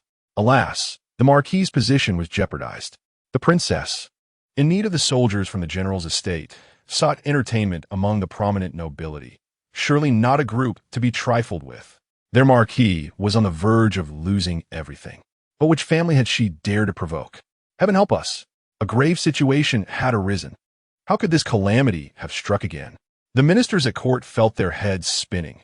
They had yet to quell the rumors of rebellion against the Duke of Dingnan. Was it true that yet another crisis had emerged? Surely, it was that princess who had ventured to another family. Wait, she had just besieged the general's estate. How could she be causing further trouble? Surely, it could not be another general's residence. She must have exhausted her military might by now. Where was she headed? Had she brought soldiers to besiege yet another place, or merely perched herself upon a stool at the entrance? The Marquis of Dean was still hiding at home, unable to refrain from cursing Daiying, that mischievous girl who sought amusement without choosing her targets wisely. Of all places, she had chosen the general's estate, inciting the soldiers who had once served the late crown prince. How could he dare to venture outside? The affairs concerning the late crown prince were not something the Marquis of Dean wished to be entangled with. Yet, upon hearing of the disturbance outside, he could not help but feel a smile creeping across his face, finally allowing him a moment of levity. "Quickly, tell me where that wretched girl has gone. Prepare the carriage. I must go and observe," he commanded. But, the steward stammered in fear. "The princess is not merely sitting at their doorstep. She has brought her soldiers to surround them. Not sitting at the entrance?" The Marquis of Dean felt an ominous premonition and cautiously hoped, if she is not sitting, how could there be soldiers surrounding them? When she visited the Duke's estate and our own, she merely sat around. This time, she has climbed over the wall. "What?" The Marquis of Dean gasped in shock, glancing at his own frail limbs and cursing under his breath. That audacious girl. She has chosen to scale the wall instead of simply sitting at the entrance. But why would she climb the wall of another? Whose wall was she scaling? The Marquis of Dean decided to disregard her antics. The girl could climb as she pleased while he remained seated.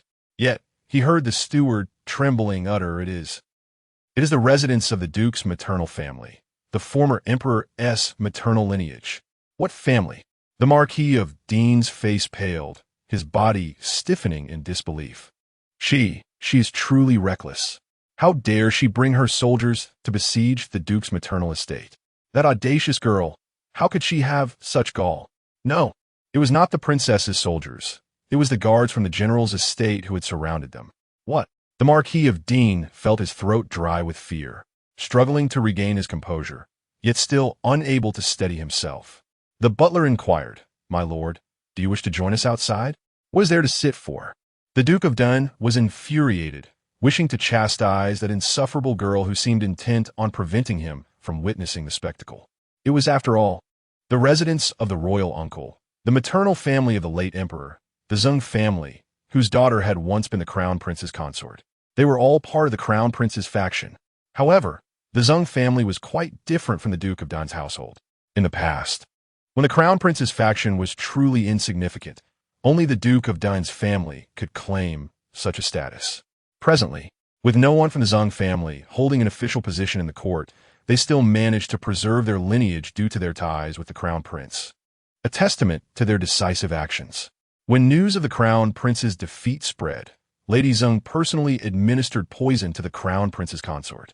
The royal uncle went so far as to execute all those who served under the crown prince from the Zheng family, leaving their bodies displayed in the palace. With such actions, the emperor had no choice but to refrain from eliminating the Zheng family, though that was not the crux of the matter. The late emperor had granted the Zheng family a royal guard's token, ensuring their protection both inside and outside their residence. When the late emperor agreed to abdicate, he demanded that the reigning emperor promise not to harm the Zheng family for as long as he held the throne. Yet now, this audacious girl dared to stir trouble at the Zheng family. It was no wonder she caused a commotion in the military camp. Without such a ruckus, how could she rally her troops? The Duke of Dun clutched his aching heart, his complexion shifting from pale to green, hardly daring to witness the unfolding drama. Grateful that he wasn't frightened to death by that insufferable girl. Nevertheless, he had to admit, the girl had shown remarkable restraint toward the Duke of Dun's household. Why was she so considerate of him? Was it truly the allure of his feet that captivated her? Despite the rumors, she had not brought an army to encircle them. If she had mobilized troops, the royal uncle's residence would likely not have treated it lightly, unlike the Duke of Dun's family, who merely laughed it off. After all, the royal uncle did not possess feet as charming as his. The Duke of Dun beamed with delight, while others could not muster a smile. The heir of the Pingyi County prince was on the verge of madness. Had that insufferable girl scaled the walls of the royal uncle's residence? She must be deliberately opposing him. Whenever he sought the Duke of Dun's family, she was there at their doorstep. The moment he approached the royal uncle's estate, she had already climbed the walls. Was it possible that wherever he went, she would follow to cause a ruckus? The heir of the Pingyi County prince was so enraged he could hardly muster the energy to argue. Yet he found it unbelievable that she dared provoke the royal uncle's residence, which was surrounded by so many royal guards. The emperor himself was astonished. The princess and the general of the north have surrounded the royal uncle's estate? How could the royal uncle's residence, protected by the late emperor's royal guards, be so easily encircled? The eunuch was equally taken aback. It was indeed the princess who scaled the royal uncle's walls, and the general of the north followed suit. They truly possess remarkable agility. The emperor struggled to suppress a smile, finding the girl's audacity in witnessing the spectacle utterly remarkable. She had even climbed the walls. "Your Majesty, should we dispatch troops?" Dispatch what? Do they not have royal guards for protection? The emperor was disinterested in their plight, feeling an urge to see the situation for himself, though he realized he lacked a legitimate reason to do so. Yet that lass has ascended the wall, and it is certain she will not descend without causing a ruckus. I must go and observe her. The emperor, unable to restrain himself, sought to find the crown prince for a solution, but upon turning, he found no trace of the young man. He overheard a courtier mention that the crown prince had just departed. What? That impudent boy. And he did not take me along. This frail child manages to flee rather swiftly. The courtier, witnessing the emperor's growing agitation, could only sigh in resignation. After all, this was the maternal family of the late emperor, and how could they expect to merely spectate? The young princess certainly knows how to cause a stir, even at the late emperor's ancestral home. The people of the duke's household were left in stunned silence, unable to fathom what they had just heard. Were the royal guards of our household absent? How could that audacious girl possibly rally troops to encircle them? Who would dare to create such a commotion at the duke's residence? Yet upon closer inspection, there she sat atop the wall. Indeed, that very girl had scaled their estate's boundary. Chapter 68.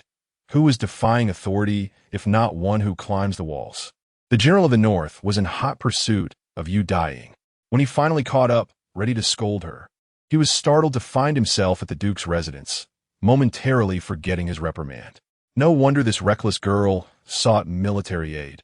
How could she not? The duke's residence was well guarded by the royal guards of the late emperor.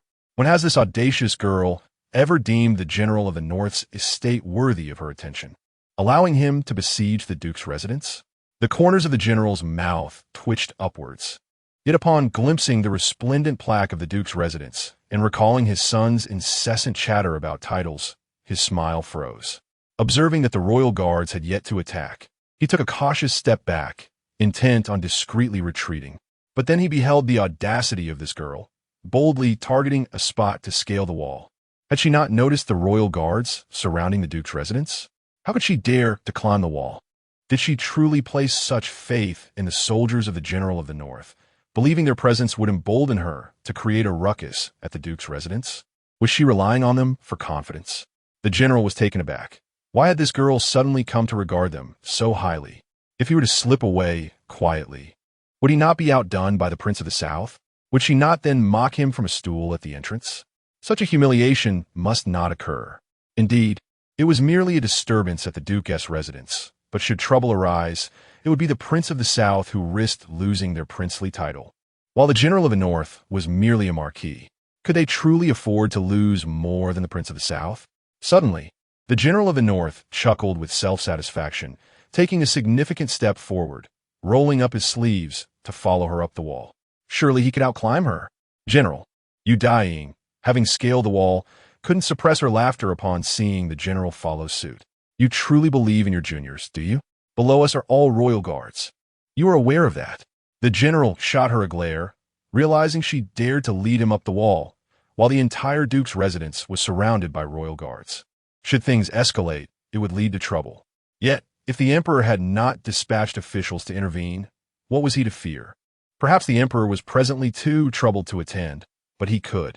From this vantage point, surveying the duke's residence, it was indeed a rather splendid view. This mischievous girl, seeking excitement, had chosen her position wisely, even climbing another's wall. The expressions of the duke's men turned a shade of green with fury. He relished their frustration. Ha ha ha. As Daiying noticed the general's uncontrollable laughter, she worried that his mirth might cause him to topple the wall.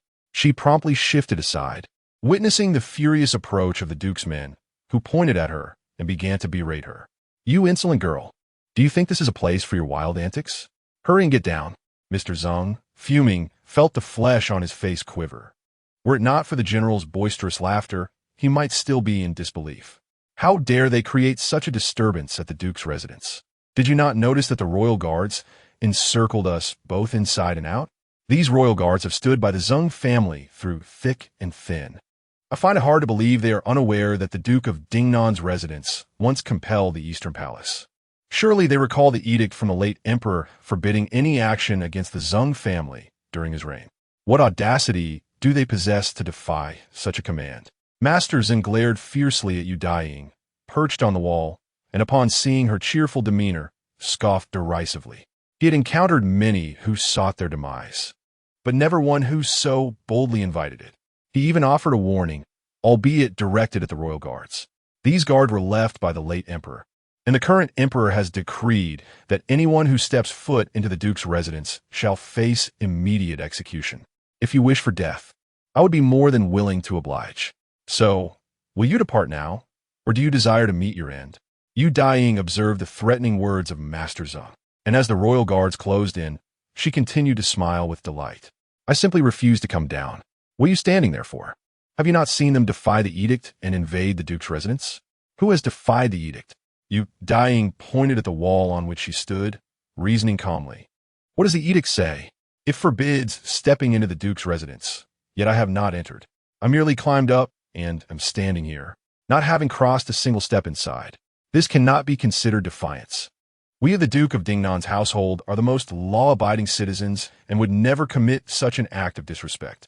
Our residence is not like yours. And furthermore, she continued, these royal guards are here to protect your lives, not as your household guards. Does their climbing a wall require their intervention? I have not harmed you. I have not even drawn a weapon. Perhaps you should read that edict a few more times before accusing me of defiance. The northern guards who have climbed up as well are not considered to be defying the edict, are they? You insolent girl, how you can talk. Master Zeng fumed, wishing she would simply engage in a fight. His anger intensified as he observed the royal guards hesitating, remaining composed and unyielding. We are tasked by the late emperor to protect those within the Duke's residence, and we shall not waver. Any external threats will be met with lethal force, and we shall not initiate violence without cause. They are merely climbing a wall and pose no threat to life as long as they remain within our controlled area. Should they step down and enter the Duke's residence, then we shall act. You insolent girl, no wonder you climbed the wall. Master Zheng's face turned an ashen hue, realizing he had to look up to converse with the girl still seated on the wall. How intolerable. Someone bring them down. If you truly bring us down, that would not count as an unauthorized intrusion, Yu Daiying remarked cheerfully as she noticed the Zeng family's guard approaching to pull her down. If we do come down, Master Zeng, do not be discontented again. You, this wretched girl? Lord Zeng exclaimed in exasperation, observing her stubbornly remaining perched upon the wall, seemingly unwilling to depart. No, in truth, she appeared quite eager to enter. Suddenly, a sense of vigilance arose within him. This audacious girl had ventured into their Duke's residence for no trivial reason. Surely, she did not scale the wall merely for a fleeting visit. He was well aware of the commotion outside. Was her intent to fabricate rumors regarding her confinement and confront them? But what could she truly achieve? Their Duke's residence was under the protection of a royal decree, impervious even to the emperor's sway. It seemed her only recourse was to scale the wall and provoke him. Lord Zeng scoffed. You are affiliated with the Prince of Dingnan and the General of Jinbei, both esteemed figures in the emperor's court. Pray tell, have your merits elevated you to such heights that you may disregard the late emperor's edicts and trample upon the walls of his maternal family? Oh, Yu Daiying retorted. The Zeng family is indeed connected to the late emperor, but has the late emperor granted you the liberty to trample upon the lives of the common people? Chapter 69. What has she been beating the drums for? Treading on the common folk? Master Zeng was momentarily taken aback by these words, only to find them absurd. What an outrageous accusation, to tread upon the common people. Our Zeng family has remained sequestered for years. How could we possibly be guilty of such a crime? Just because our family has been absent from positions of power while the Dingnan prince's residence wields immense authority, does it permit you to unjustly besmirch our name? How audacious of you, girl, to disregard the law. Regardless of our circumstances, the Zeng family is, after all, the maternal family of the late emperor, protected by imperial decree. Dare you to challenge the sanctity of the imperial edict? Master Zeng, you certainly know how to wrongfully accuse others. Yu Daiying, observing Master Zeng's brazen accusations, pointed once more at the wall upon which she stood. Am I not showing the utmost respect? Were I to disrespect the imperial decree, I would have long since beaten the drums and marched into your residence. Beating the drums? The general of the north looked so incensed he might leap over the wall to berate Master Zeng, yet found amusement in the thought. Recalling the princess beating the drums to demand funds from her grandfather, could it be that the Duke's residence owed her money? This was inconceivable. Master Zeng, hearing the mention of beating drums, could not have overlooked this implication. They had been secluded, not entirely isolated from the world. They were well aware of the affairs outside, knowing that this girl sought to collect debts by making a ruckus. But how could the duke's residence owe her anything? Before we discuss whether you owe me money, let us first calculate your debts to the common folk. Daiying produced a thick stack of bills from her sleeve, brandishing it before him. The words Duke's residence glaringly evident at the bottom. She raised it towards Master Zeng, ensuring he could see the seal of the Duke's residence clearly. If you cannot see it, fret not. I shall read it aloud for you. This portion pertains to the debt owed to Lynn's family, who has been delivering vegetables to your estate for years. Master Lynn toils tirelessly to cultivate these vegetables and travels great distances to bring them to your doorstep, earning merely a handful of copper coins each time. Surely, this is not a substantial amount. Why must your duke's residence defer even this modest sum, allowing it to accumulate until now? Master Lynn, due to illness, can no longer make deliveries, yet now his own vegetable garden is being encroached upon. And these, she continued, are also from those who have been supplying ingredients to your residence. They have kept meticulous records, yet have received not a single coin in return, still fearing the repercussions of ceasing their deliveries. Master Zeng, who wields greater power here. Oh, and what are the servants who empty the chamber pots? Do they too require credit? Daiying sighed. Master Zeng, your disregard for the laws of our southern Lin kingdom is utterly disheartening. The laws of southern Lin clearly state that debts owed to the common folk, if not repaid in due time, result in penalties that equate to trampling upon the lives of the people. Regardless of one's royal lineage, the penalty is 60 lashes, with debts to be repaid at double the amount. Should one be unable to repay, they may offer household goods as collateral, holding the stack of bills. Daiying felt a twinge of curiosity. How many lashes would that incur? Perhaps she ought to inquire at the Jingzhou prefecture. Zeng de stared at the bills in disbelief, pondering if the girl's notion of trampling on the common folk pertained to this. Did she truly intend to confront their duke's residence armed with these bills? How audacious of a girl.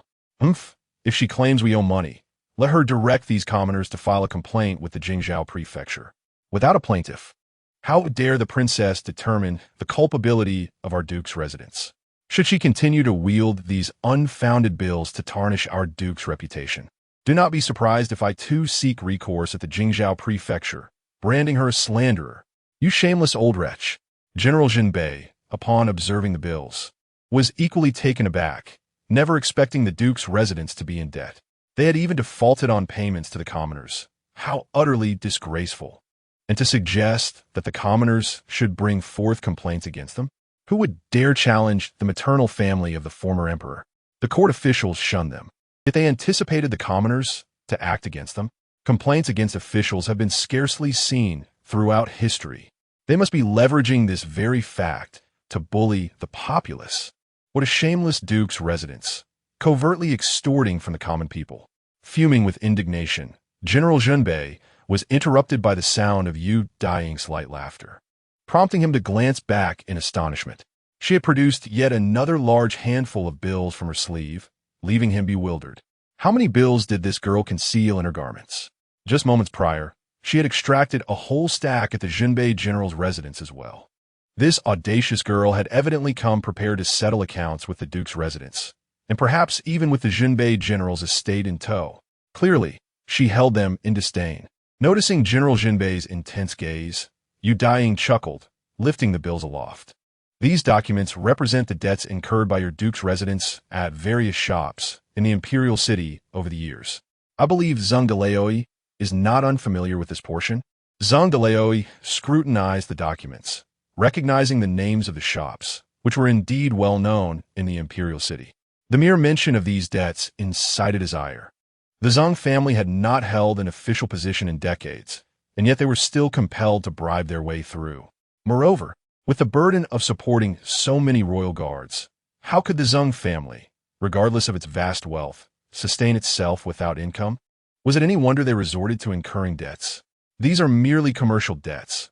What relevance do they hold for this impudent girl? Quite a bit, it seems. Daiying replied with a mischievous grin, producing a stack of property deeds from her other sleeve and presenting them to him. These properties are now mine. I have purchased them all. I am their proprietor, and, consequently, I am also a creditor to your duke's residence. I have no fondness for outstanding debts. and should you refuse to settle them, I shall make a rightful uproar. Zhang Delaoi's expression darkened upon viewing the stack of deeds. The girl was indeed wealthy. She had acquired all of them, evidently targeting their duke's residence. Yet, could these bills truly jeopardize their standing? Suddenly, a sound pierced the air. What was that noise? The crowd gasped in astonishment as they beheld fireworks bursting overhead. Looking up, they realized it was none other than the princess herself setting off the pyrotechnics. "What are you doing?" someone inquired. "I am igniting fireworks," responded Daiying as she shoved the bill back and pulled out a firework tube. Her face alight with a smile as she ignited it, illuminating the entire duke's residence with a radiant glow, evidently pleased with herself. "I come to collect a debt in accordance with the law, even before stepping into your duke's estate. Not even an imperial decree can disregard the law. As long as your duke's residence fails to repay me, this princess shall continue to sit atop your walls daily, setting off fireworks. And I shall also sound the gongs and drums." As her words fell, a resounding clang of gongs and drums erupted. Daiying beamed as she observed the shopkeeper from the bookstore, accompanied by other shopkeepers, approaching with gongs, drums, and fireworks in tow. With each strike of the gong, they unleashed 2 tubes of fireworks, chanting for the repayment of their debt. The spectacle was nothing short of astounding. The general of the north was left in a state of shock, gazing at the sky filled with fireworks, finally comprehending her motives for climbing the wall. She was savoring the view, yet occasionally casting her gaze inward. What, did she intend to enter and set off more fireworks? Chapter 70. He truly knows how to intimidate outside the duke's residence. The air was alive with the cacophony of drums and gongs, accompanied by the brilliant spectacle of fireworks. Such a grand display was sure to rouse the curiosity of the royal city, drawing the local populace to sneak a glimpse. They had never witnessed such resplendent fireworks before. It was indeed enchanting. The rhythmic clang of gongs and the cries for repayment harmonized with the bursts of fireworks, creating an unexpectedly delightful symphony that was both ear-catching and visually striking. The merchants pursuing debts were quite inventive in their methods, transforming the scene into a lively affair. Indeed, the booksellers were feeling quite proud, observing how well their fellow merchants collaborated under their leadership. With drums and fireworks accompanying the debt collection, the atmosphere was jubilant. With a princess present, they felt fearless. The merchants struck the gongs with renewed vigor, calling for more fireworks, opulent and splendid. After all, the expenses would be charged to the duke's account. They felt no sting from spending extravagantly. "Come, let us sound the gongs. Bon whoosh, bon repay. Repay. Repay." What a raucous spectacle it was. The ministers in the court could hardly ignore it. They had just been startled by the princess leading her troops to besiege the duke's residence, wondering what chaos would ensue. Yet, to their surprise, the princess was now jubilantly drumming and setting off fireworks at the duke's house. She certainly knew how to amuse herself, even climbing the walls to watch. The last time such drumming occurred was when they pursued her maternal grandfather. They had laughed heartily at that image, even traveling to the Lynn residence to share a joke. With fireworks also being set off at the duke's residence, perhaps they should discreetly take a look? Where do you think you're going? Naturally, Master Lynn had also heard the drumming outside, which drowned out the censure from the censors. Realizing that the princess had joined forces with the guards of the northern general's residence to besiege the duke's, he was no longer alarmed. He knew that the family the princess intended to confront must be an influential noble, for the duke's residence was certainly not an entity to be trifled with. Being closely tied to the imperial family, this duke's residence was certainly not the target his father had intended to provoke. Seeing the princess scaling the walls of the duke's residence caused Master Lynn's heart to ache with frustration. What a painful predicament. The duke's residence was the maternal family of the late emperor, protected by the royal guards. Who could dare approach? However, upon hearing the drums, Master Lynn's irritation dissipated, and he slipped into his shoes, rushing outside, only to be hastily restrained. "Do you still dare to join the fray? The princess is collecting debts. Haven't you been hounded enough? Should we invite her to set off fireworks at our residence as well?" Old Master Lynn was momentarily speechless, but as he listened to the commotion outside and noticed that the censors had fallen silent, it was evident they had gone to witness the spectacle at the duke's residence. He felt compelled to join them. Yet he found his eldest son pulling him back, speaking earnestly. What do you understand? How could the Duke's residence owe that girl money? Haven't you heard the chatter outside? That girl deliberately purchased the shops that were indebted to the Duke's residence. Just listen to the commotion. Many merchants have gone to see her. It seems every shop that owes money is represented here, demonstrating that she has thoroughly investigated the Duke's affairs. Even the common folks' overdue bills can be obtained. Do you truly believe she merely seeks to collect debts? Lord Lynn's brows twitched, observing his father's sudden, cunning smile. He refrained from restraining his father and promptly instructed someone to prepare the carriage. If we are to go, let's all go together. He quickly grasped his father's arm and inquired, but the Duke's residence has a royal decree, along with so many Imperial guards, remnants of the late Emperor. Even the current Emperor cannot meddle with the Duke's estate. Humph. Old Lord Lynn hastily mounted the carriage and noticed that, indeed, no censors were encircling them. Remarkable how those censors, ever keen to impeach officials, had all fled. That girl dares to create such a commotion. She must possess substantial leverage over the Duke's residence. Wouldn't these censors rush to be the first to impeach the Duke's estate? The vice minister of the censorate couldn't care less about the royal decree. If an impeachment was due, he would see it through, perhaps even delivering a few slaps. That scene he must witness. Old Lord Lynn's smile radiated with satisfaction as he observed his eldest son's worried expression. What of the royal decree? That girl merely climbs the wall and can still set off fireworks. With such a racket, the entire Imperial city will know. Can that royal decree truly hinder her? That girl is quite clever.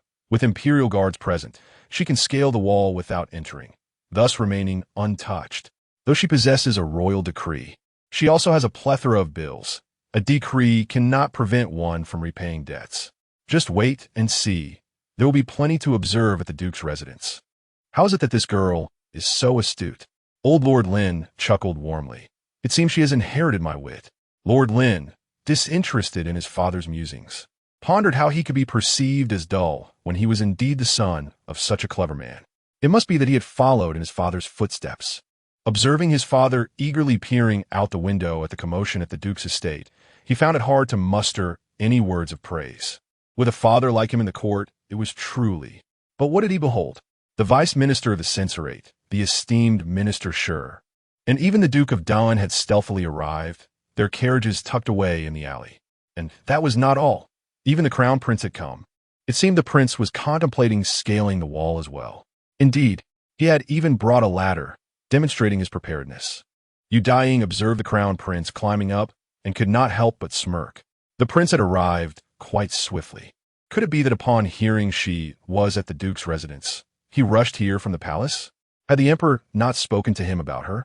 Such fireworks she had yet to witness, and they were indeed splendid when released by Princess. Su Chuanqi gazed at the smiling princess, and then at the mocking general of the northern town who was pounding the wall, shifting aside. Yet, scarcely had he moved a few paces when an irate voice rang out. He looked down to see the Duke's eldest official, his face ashen with fury. Crown Prince, what do you intend to do? Do not forget the late Emperor's decree. Members of the royal family must not tread here. Lord Zeng was infuriated. It was not enough that a princess had caused trouble, but even the crown prince had dared to scale their walls. Was the Emperor plotting against their marquisate? Alas, Su Chuanqi clutched her chest, coughing weakly. Lord Zeng, I am merely walking on level ground, yet I feel dizzy. Your sudden shout nearly caused me to stumble. Given my frail condition, a fall could prove fatal. Are you truly wishing for my demise here? Lord Zeng glanced at the crown prince, who was indeed teetering precariously on the wall, and genuine concern washed over him. If the prince were to meet his end here, the royal guards would be at a loss regarding their allegiance. Daiying observed the crown prince's dramatic display with amusement, chuckling softly. It was quite entertaining to see the marquisite's people so exasperated while simultaneously worrying for his safety. Watching him intimidate others was rather enjoyable. The few esteemed officials stealthily gathered outside the marquisate also found the spectacle rather amusing. Was it truly so captivating, the fireworks she had set off? Chapter 71. Leisurely Elegance. She has abundance. The fireworks are indeed a splendid sight. Master Sure gazed at the vibrant display outside the Duke of State's residence. captivated by the kaleidoscope of colors that rendered one unable to look away. It is no wonder the common folk gathered in throngs to witness this spectacle. The princess truly knows how to indulge. Surely these fireworks are the most extravagant in the Imperial city. During the New Year festivities, I could scarcely afford such a lavish display myself. Just look at how these fireworks envelop the Duke of State's residence. She is indeed wealthy, which explains why the Prince of Dingnan is so impoverished. Humph! Duke Don dared not step forward, discreetly hiding at the back of the crowd, confident that amidst so many commoners, no one would notice him. Yet, upon turning his head, he spotted Master Sure and the Vice Minister of Justice mingling among the throng. Much like himself, over there stood the boisterous academician Lynn, unabashedly laughing heartily at the forefront, seemingly unafraid of being recognized. Just listen to that audacious laughter. He shows no fear of retribution from the Duke of State's household. Perhaps the sounds of drums and fireworks provide some cover. That mischievous girl is certainly creating quite a commotion in her pursuit of repayment. Duke Don smirked slightly, but huffed at Master Sure's remarks. How could she not be wealthy? Who knows how many boxes of jewels she pilfered from their household? It is said that the people from the Duke's mansion gifted her several boxes of silver notes. She is indeed affluent. Perhaps the funds she used to purchase these properties were even provided by them. That insufferable girl, reveling in the spectacle funded by others.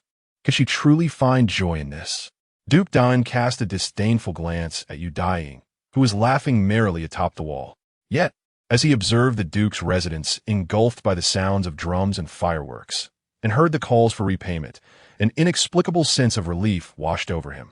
The Duke of State's household and the Dunn household had once both served the late Crown Prince. His father was the Crown Prince's esteemed tutor, imparting knowledge and guiding the affairs of the state. In matters of scholarship, the late Crown Prince held his father in high regard.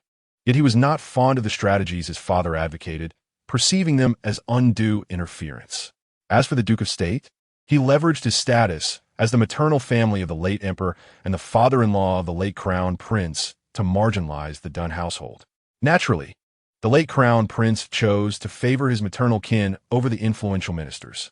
Time and again, he accepted only the strategies proposed by the Duke's household, dismissing his father's counsel and oppressing the esteemed ministers of the court, making it particularly arduous for the military families, not to mention the several princes, who were driven to the brink by the Duke's machinations.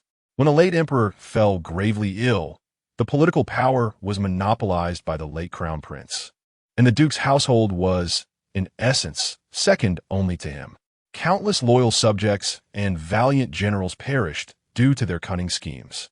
How could this not sow seeds of discontent in my father's heart? Although even with the late Crown Prince ascendant, the Dunn household could preserve itself, enjoying the wealth that comes with being a tutor to the Emperor. If the government were corrupt and the ruler unkind, which family could devise a strategy for enduring prosperity? What the Dunn household desires is not mere wealth, but the flourishing of their lineage. Thus, it is that within the faction of the late Crown Prince, the Dunn household remains utterly insignificant. Only the late Emperor, recalling the bond of mother and son, sought to protect the Duke's household, bestowing royal guards upon them and issuing decrees for their protection. At least while the Emperor reigns, the Duke's household can remain untroubled. Or can they? The Inspector General let out a cold snort, gazing at the still resplendent plaque of the National Duke's residence. Scoffing, I am rather curious to see how long this imperial edict can shield them. It appears that this protection may not last much longer. Look at the princess, who seems unfazed by this decree. Master Sure turned his attention to the grinning princess perched on the wall and found himself rather fond of her. She truly is quite audacious. The National Duke's residence, which even the Emperor and we dare not provoke. Behold how the princess has climbed the wall and is even setting off fireworks. Neither the royal guards nor the imperial edict can restrain her, yet it seems possible to stir the National Duke's residence. It is not believed that this princess is merely making a ruckus to collect a debt. She must have a thorough understanding of the National Duke's debts without exposing the residents to scrutiny. The leverage she possesses, he fears, is considerable. This could lead to quite the uproar. The princess is not lacking in patience. She has already lingered at your Duke Dunn's residence for several days. Perhaps she intends to set off fireworks for a few more days atop their wall. This, the dukedom should comprehend well. Neither wind nor rain can deter her. That impudent girl has plenty of leisure and grace, and the National Duke's residence has certainly provoked her ire. It is undoubtedly still about the rumors of her being under house arrest. If anyone harbors animosity towards the Dingnan prince's residence, the National Duke's residence would certainly be among them. They would not miss an opportunity to trample upon the Dingnan prince's estate.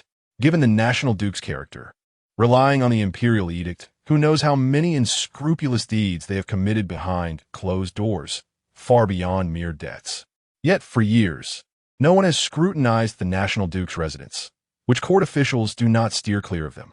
They have no one in the court and remain secluded. So even if they engage in misdeeds, who would report them? The princess possesses numerous accounts, not only from these shops, but also from several common folk. Yet she only allows these shopkeepers to collect debts. Who, then, will seek justice for these commoners? The princess does not advocate for the commoners to collect debts, but rather condemns them. If it is indeed a crime, naturally, it should be addressed by the authorities. Master Shi felt a surge of excitement. Which officials would take action? The Jingzhou Prefecture, the Ministry of Justice, or perhaps the Dali Temple? Whichever of these three sides stands with the princess against the National Duke's residence will surely create a delightful spectacle. He must witness this. The thought that the emperor cannot attend makes it all the more tantalizing. Ha ha ha ha ha. The Inspector General observed Master Shi, who had suddenly taken on a schadenfreude demeanor. This man was previously quite composed. How has he transformed to resemble that old fellow from the Lynn family? Truly, they are kindred spirits, sharing the same affliction. Yet, looking back, he saw Duke Don's stifling laughter, his mirth too loud to conceal. Is the emperor envious? Is that why they are so merry?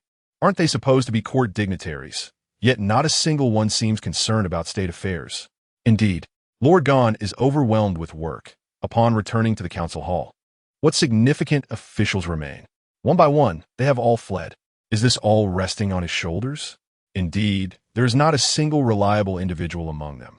It is not that it is impossible. Rather, they have all flocked to the Duke's residence, diverting the gaze of the Imperial city.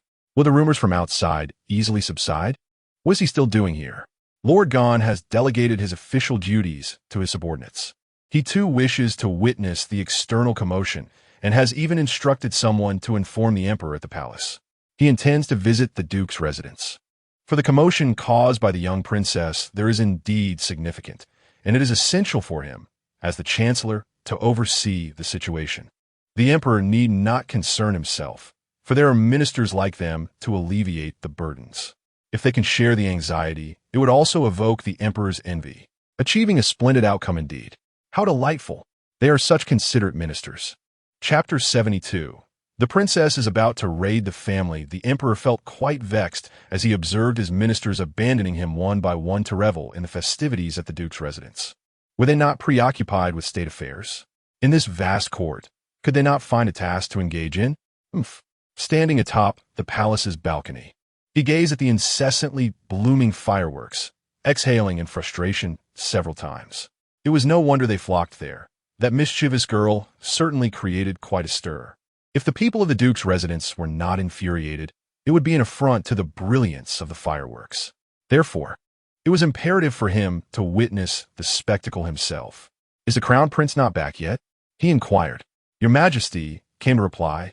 The crown prince is currently scaling the walls alongside the princess. This frail boy certainly knew how to amuse himself. A sudden smirk appeared on the emperor's lips. Could this rascal perched on the wall not frighten the residents of the Duke's residence? The royal guards left by the late emperor were meant to protect the Duke's household. But should they dare to harm a member of the royal family, their blades would be drawn against them. The thought of that scoundrel clutching his chest and coughing must surely send the Duke's people into a frenzy. And with the fireworks set off by that insufferable girl, how could the Duke's household not be on the verge of a breakdown? Ah, how could I possibly miss such a lively affair? There was no need to rush. The emperor stood on the balcony, surveying the panoramic view of the royal city, particularly the estate enveloped in the glow of fireworks, a smile of contentment gracing his features. That little girl, seeking a bit of chaos, had not initiated such antics for just a day or two. Previously, She had occupied the Duke of Dun's residence for several days, and now, with the imperial decree backing her, how could she not create a ruckus day and night? Truly, it was a testament to the vibrancy of my royal city. After a few glances, the emperor felt no envy and strode purposefully towards the study, eager to conclude state matters swiftly. That impudent boy would eventually return. He would have to provide a justifiable reason for a visit. How could the royal guards remain wandering about indefinitely? After all these years, could they still expect to feel at ease? Would the emperor truly take action against us? At this moment, who among the duke's household could find solace? Elder Zeng listened to the sounds of drums and gongs outside, witnessing the flickering lights within his abode. His heart filled with trepidation and disbelief. We possess an imperial decree and royal guards. How could that audacious girl sit upon the wall?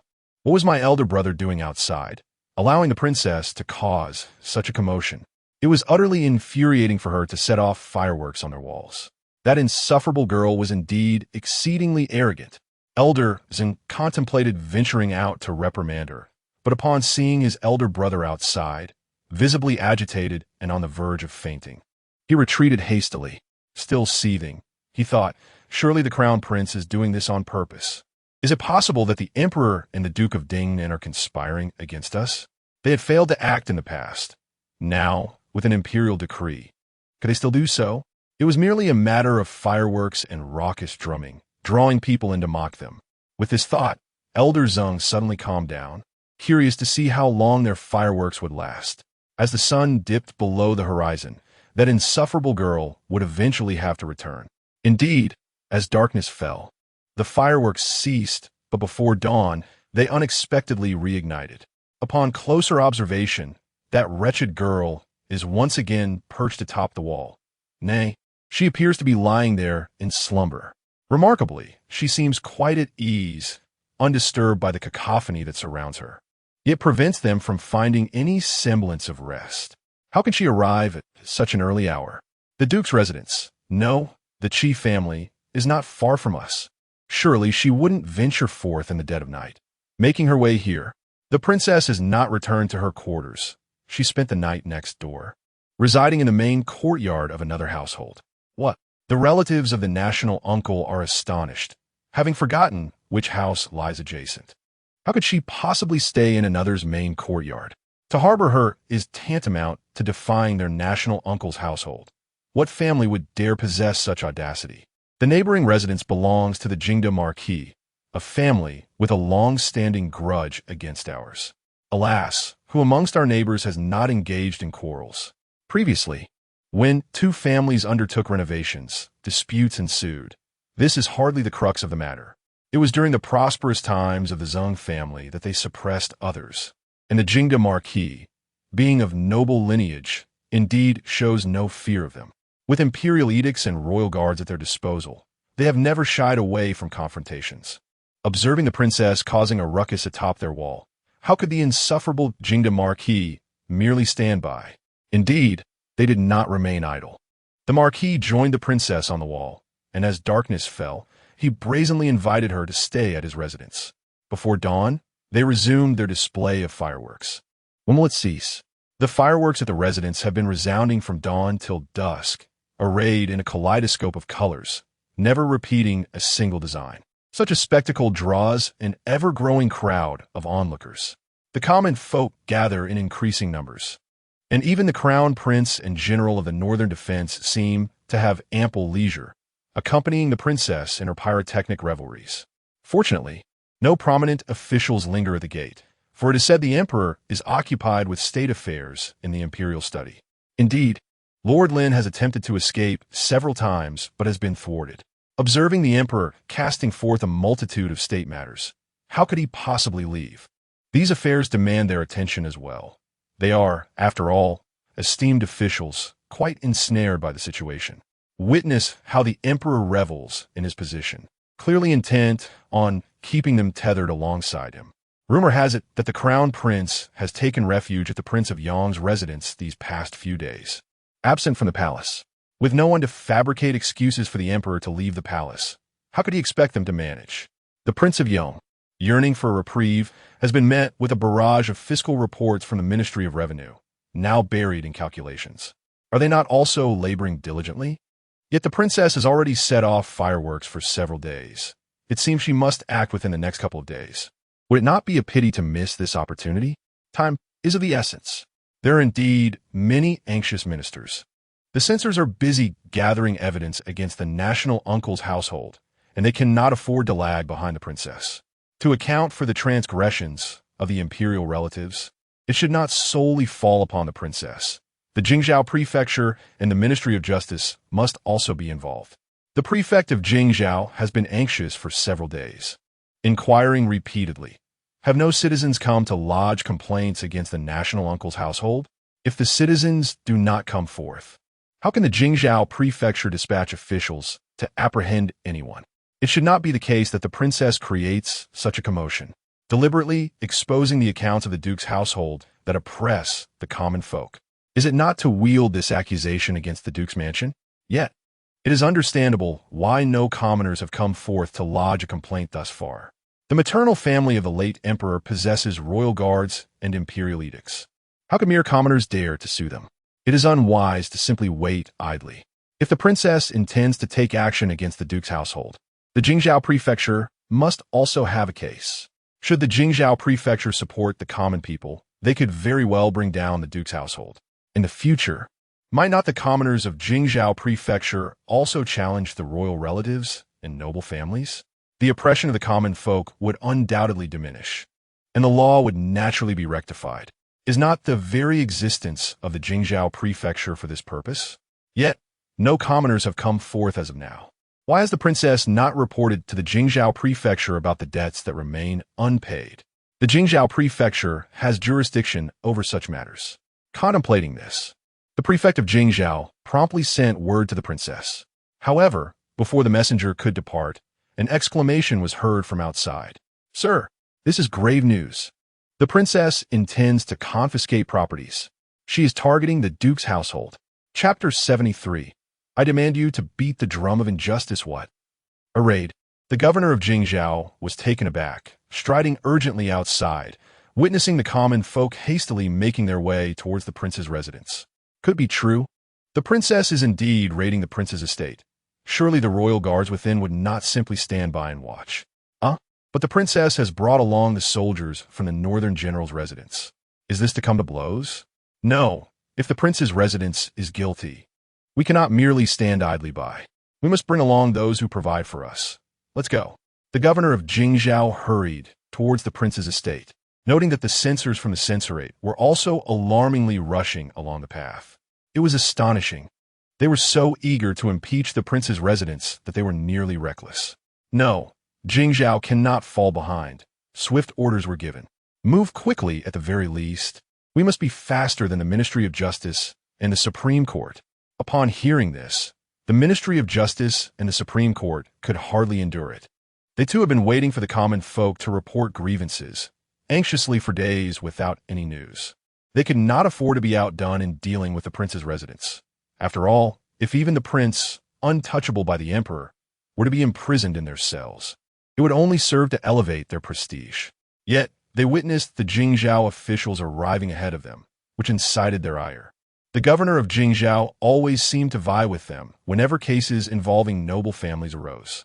Did he not understand the division of responsibilities? Would he be allowed to seize the opportunity once more? Clear the way for this official, they shouted. However, the censors felt as if they were sprinting at full speed, yet still found themselves overtaken. They immediately grasped their official robes and ran with all their might. It was imperative for the censorate to impeach first, and then they would apprehend the culprits. They could not allow the others to get ahead. The common folk could afford not to compete. But upon witnessing this throng of officials and soldiers barreling towards them, they were paralyzed with fear.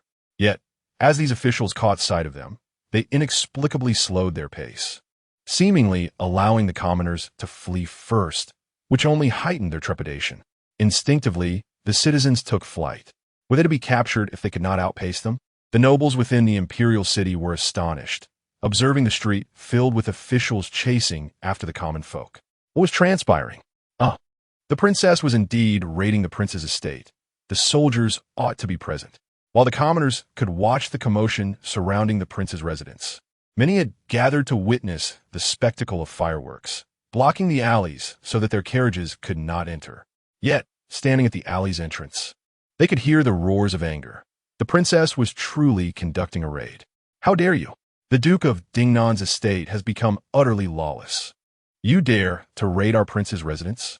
You seek death. The inhabitants of the prince's estate glared fiercely at you, Daiying, who stood atop the wall. She had been igniting fireworks for days, and it was evidently insufficient. Did she wish to come inside and ransack their home? Who speaks of a raid? You, Daiying, raised the ledger, addressing them with politeness. This princess merely seeks to reclaim her debts. Look at yourselves. I've been urging payment for several days now. According to the law, debts unpaid for over 5 years may be settled by seizing household goods. Examine this ledger for yourselves. The longest overdue exceeds 5 years, and even the shortest has reached 5 years at this very moment. If you refuse to repay the debt, I shall be compelled to seize valuable items from your estate as collateral. You dare. What is there that I would not dare? I shall ask you once more. If the debt remains unpaid, I will indeed take your possessions. You. The esteemed Lord Zeng felt a wave of dizziness from his fury, observing the girl who remained cheerfully unafraid of entering their domain. Did she not recognize the presence of the royal guards? How could she dare to provoke a confrontation? Yet, there are not only soldiers from the Northern General's residence at the wall, but also royal guards from the Prince Yang's estate. They were brought here by His Highness, the Crown Prince. What is this? A joint attempt to breach our stronghold? No, that is impossible, for they are armed with a royal decree. The Zeng family holds a decree left by the late emperor. Should you dare to invade the residence of the national uncle, you would be defying imperial orders. Do not blame us for resorting to extreme measures. Look at you, falsely accusing others. You, Daiying, smiled sweetly, glancing back at the substantial crowd of onlookers, her eyes sparkling with delight. Taking a step closer to the wall, she looked down at the enraged individuals of the national uncle's residence and proclaimed, I come to collect a debt grounded in the laws of our dynasty. When the ancestors of Lynn established this realm, they declared that the welfare of the people comes first and the monarch second. The laws that protect the populace are the true laws of the land. The statutes of our dynasty are established for the countless citizens of Lynn. As a citizen myself, I am entitled to pursue this debt in accordance with the law. Whereas the disrespect for the law and the imperial decree are not the words of our forebears' decrees, are not the laws upheld by our emperor's decrees. You. So, will you adhere to the law of the monarchy, repay the debt, or shall you offer your possessions as collateral? If you possess wealth, why not repay? This brazen girl evidently had no intention of accepting their payment. How absurd! She has caused such a commotion merely to plunder their estate. Lord Zeng, witnessing her determination to intrude today, turned to the royal guards in his residence, only to find that they had no intention of engaging in battle, prompting him to curse in frustration. You are under the late emperor's orders to protect us. We, the royal guards, found themselves in a precarious position. The late emperor had decreed that anyone who invaded the national uncle's residence would face death. Yet, as royal guards, we uphold the late emperor's decree while also respecting the laws of the monarchy. If the princess only seeks to collect a debt without harming your lives, we shall adhere strictly to the law. You. Lord Zeng's face turned pale with indignation as he observed that these royal guards merely positioned themselves behind him, allowing the princess's people to intrude. This is intolerable. He gritted his teeth and cautioned, do not forget, your fates are intertwined with the Zeng family. If the Zeng family falls, you too shall perish. Defying the law of the monarchy means the annihilation of your clan. They still understood the stakes. The royal guards glanced towards the royal guards of the crown prince atop the wall and retreated further. You. It seems you have chosen not to repay the debt. Thus, I shall proceed with my intrusion. Observing the royal guards stepping back, you, Daiying, cast a glance at the crown prince beside her, noticing his gaze fixed on the crowd behind him, and she smiled slyly. His Highness was aware of her intentions, yet with a mere command, he called out, where are the soldiers of the Northern General's mansion? We are here, they replied. Assist this young lady in breaking in and retrieving the property safeguarded by the law. Yes, The soldiers of the northern general's mansion responded eagerly, leaping down and rushing towards the duke's residence, where they commenced their task with loud thuds. The commotion startled the northern general, who was taken aback. This girl truly had the audacity to intrude. Wait, they were indeed the soldiers of the northern general's mansion. This impudent girl commanded his soldiers with such ease. The northern general felt a surge of irritation, yet the corners of his mouth lifted in a grin. His soldiers were indeed a source of delight as they busily carried away items. How amusing it was to see the duke's household flustered to the point of fainting.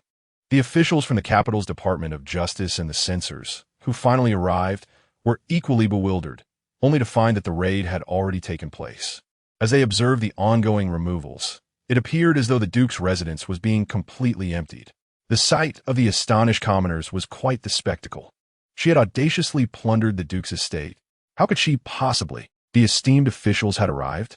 Daiying stood atop the wall, casting a grateful glance toward the officials from the capital's Department of Justice, exclaiming, "The laws of our southern Lynn kingdom truly hold sway. The duke's household bullied a frail maiden like me, and upon brandishing the law, they surrendered their possessions as compensation." How splendid! Her eloquence was impressive. The censors were displeased. Yet the official from the capital's Department of Justice laughed heartily in response. "Indeed, our laws are meant to seek justice for the weak like the princess." Suddenly, a loud sound interrupted, causing everyone to look up in surprise to see the official from the capital's Department of Justice beating a drum. This was the grievance drum from the entrance of the department, which he had brought along. The ministers present felt their hearts race as they observed the encircled masses of commoners.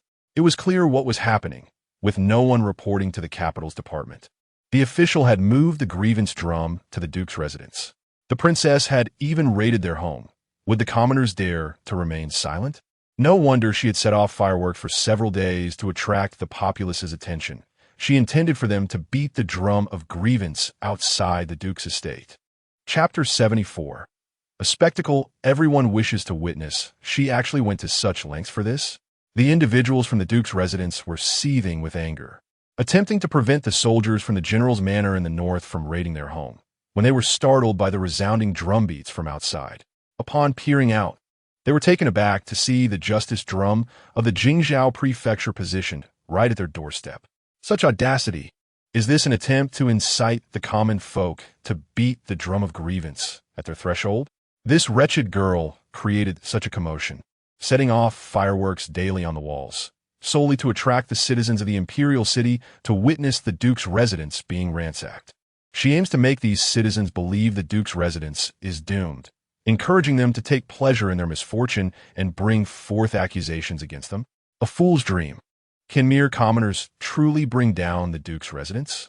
He would relish the opportunity to see who dares to challenge the maternal family of the late emperor. Summon the Imperial edict. Let it be displayed as if the duke's residence is a place that can be trifled with by anyone. Lord Zeng glared furiously at Daiying perched atop the wall, noting her satisfaction at the unfolding drama involving the duke's residence. With a scowl etched upon his face, he ordered his household to retrieve the Imperial edict, convinced that with such an edict in hand, no one would dare act insolently. This insolent girl, relying on the power of the Duke of Dingnan's residence, dares to cause a ruckus at their door, merely bullying them due to their lack of wealth. While the Duke of Dingnan may be arrogant and overbearing, who outside would dare to disregard the Imperial edict? We, the Jingzhou prefecture, would. The prefect of Jingzhou gripped the drumstick tightly, striking the justice drum with vigor, drawing the attention of the populace. Yet not a single person dared to step forward to voice their grievances. Surely, they understood that these citizens feared the duke's residence, especially as the edict left behind by the late emperor was brazenly flaunted. This was an overt threat. Upon seeing the edict, who among the citizens would dare to remain standing? Observing the sea of kneeling citizens, the prefect's chest surged with indignation. Did they truly believe that possessing this edict allowed them to bully others, resting easy in their false sense of security? Did they think the laws of the court were mere trifles? The princess had already taken the first step. Could the officials not follow suit? What do they take the Jingzhou prefecture for? They did not raise the justice drum merely for the citizens to kneel. with a drum positioned at the Duke's residence's entrance. How could the commoners be silenced? Boom! I am the prefect of Jingzhou, entrusted with addressing the grievances that lie beneath the Imperial city, committed to upholding justice as my life's mission. In my Jingzhou prefecture, whether commoner or noble, if there are grievances to be voiced, I shall hear them. You may come forth, and I shall not hesitate to impose penalties. No noble is above the law. No decree surpasses the emperor's mandate. The weight of the edict pales in comparison to the will of the people. This is the sacred saying of our ancestors in the South Lynn Kingdom. Today, I place the justice drum of the prefect of Jingzhou here, and I shall see who dares to hinder the citizens from crying out for justice. Who dares defy the sacred words of our forebears? Men of the Jingzhou prefecture, heed my command. Anyone who dares obstruct shall be dealt with mercilessly. Yes. The soldiers of the Jingzhou prefecture responded in unison, swiftly drawing their official blades, all aimed squarely at the Duke's residence. The cold glint of blades, illuminated by the fervent gazes of the common folk, was so dazzling that it instilled fear and trepidation within the hearts of those from the Duke's residence. Their voices trembled with astonishment. How dare they draw their swords against a royal decree? Madness, sheer madness. The royal guards, the sentinels of the realm. Lord Zeng, witnessing the formidable blade directed at him, felt a surge of rage intermingled with a flicker of panic as he bellowed for the royal guards. Upon seeing the royal guards unsheathe their swords and encircle the entrance of the Duke's residence, the brilliance of their blades outshone the mere knives of the others, instantly quelling the tumultuous hearts of the onlookers. After all, these are the royal guards left behind by the former emperor, tasked with safeguarding their lives. They could hardly believe that these officials would dare to engage in combat with the royal guards. Lord Zeng glared fiercely at them, yet his body instinctively retreated step by step. Suddenly, a thunderous command echoed, leaving his legs trembling. Officers of the Ministry of Justice, surround this man. Where are the officers of the Supreme Court? Surround him. We must act before the Jingzhou prefecture. Anyone who dares defy the law and obstruct the cries of the people shall face immediate execution, without exception. The ministers of justice and the Supreme Court, witnessing the prefect of Jingzhou brandish his sword in defense of the populace, could not allow him to stand alone against the royal guards of the Duke's residence. Were the officers of the Ministry of Justice and the Supreme Court non-existent? They could not believe that, with the three major offices of the Imperial city present, anyone would dare to disrespect the law and silence the grievances of the people. With resolute voices, they proclaimed, "We, the Ministry of Justice, the Supreme Court, and Jingzhou Prefecture, shall stand firm before the drum of grievances today. Whosoever beats the drum to voice their complaints, we shall protect with our lives. Should anyone dare to harm the wronged populace, they must first contend with us." As their declaration faded, the officers drew their swords, stepping forward with unwavering determination, marching resolutely to the entrance of the Duke's residence. Fearlessly, they pressed forward, compelling the royal guards to retreat, for they possessed the royal decree, which forbade any entrance into the Duke's abode. Yet, with the law in place, the Duke's men would not be permitted to exit this residence even a single step. They stood resolute, daring anyone to move even an inch, for they would have to step over their fallen bodies. We pledge our lives to uphold the royal law. We pledge our lives to rectify the legal order. We pledge our lives to protect the people. The voices of the officers resonated in unison, stirring the hearts of the assembled ministers, who felt their pulses racing with fervor. Observing these fearless officers shielding the populace, none could regain their composure for a considerable time. Looking up at the princess still perched on the wall, her radiant smile had not dimmed. Rather, it shone brightly, bringing comfort to those who beheld it. She was indeed a connoisseur of spectacle, having stirred the Duke's residence for days, all for the sake of such a scene. Who would not wish to witness such lively chaos? Only the Duke's residents appeared to be disconcerted, their faces pale with fear, unable to return to their senses. Yet the relentless drumming of the people would compel them to confront reality. Bang, bang, bang. We, the commoners, wish to bring charges against the Duke's residents. We, the commoners, also seek justice against the Duke's residents. They have gone too far in their oppression. We have grievances. The Duke's residents bullies us with their power. seizing our lands and forcing us into servitude. Oh, esteemed adults, we implore you to take a stand on our behalf. The cries of the common people reverberate as they strike the drum of injustice, its resounding echoes filling the entire alley and haunting the very halls of the Duke's residence, instilling a tremor of fear within them.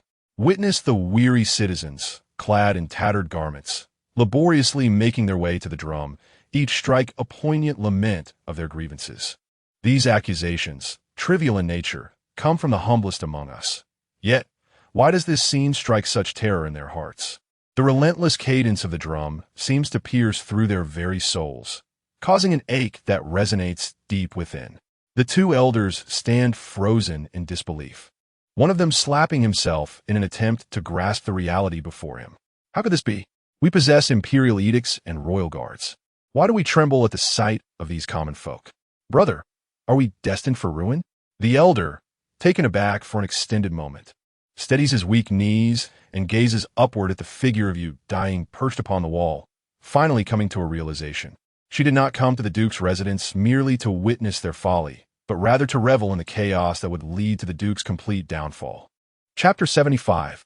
Are we doomed? Will the Duke's mansion perish?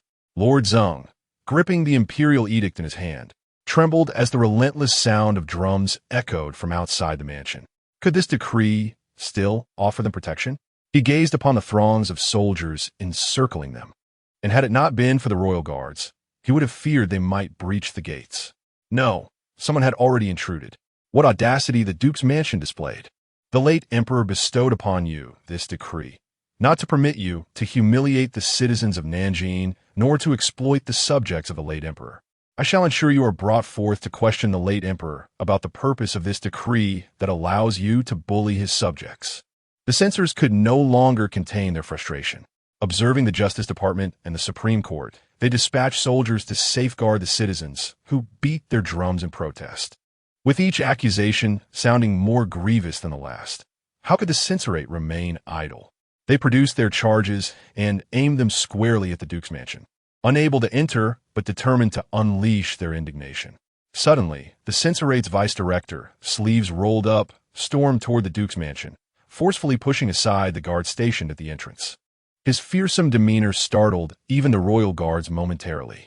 Upon regaining composure, they witnessed the vice-director seize Lord Zeng, who was seated on the ground, and berate him mercilessly. Terrified, Lord Zeng's brother instinctively tried to flee, only to be swiftly caught by the vice-director, who grasped the back of his garment with a fierce tug, rendering him unable to escape, his feet flailing helplessly. They could only watch in disbelief as the vice-director lambasted them, his voice rising to a pitch that made their ears ring. Both men were bewildered, struggling to comprehend how the vice-director had dared to enter and scold them so brazenly. Were the royal guards? Suddenly, a resounding slap echoed through the air, leaving Lord Zeng's brother in a daze, his mouth agape, unable to summon the courage to call for the guards. How could the vice-director resort to violence? Another slap followed. I am here to impeach you, and you dare to be distracted. Do you hold no respect for the law?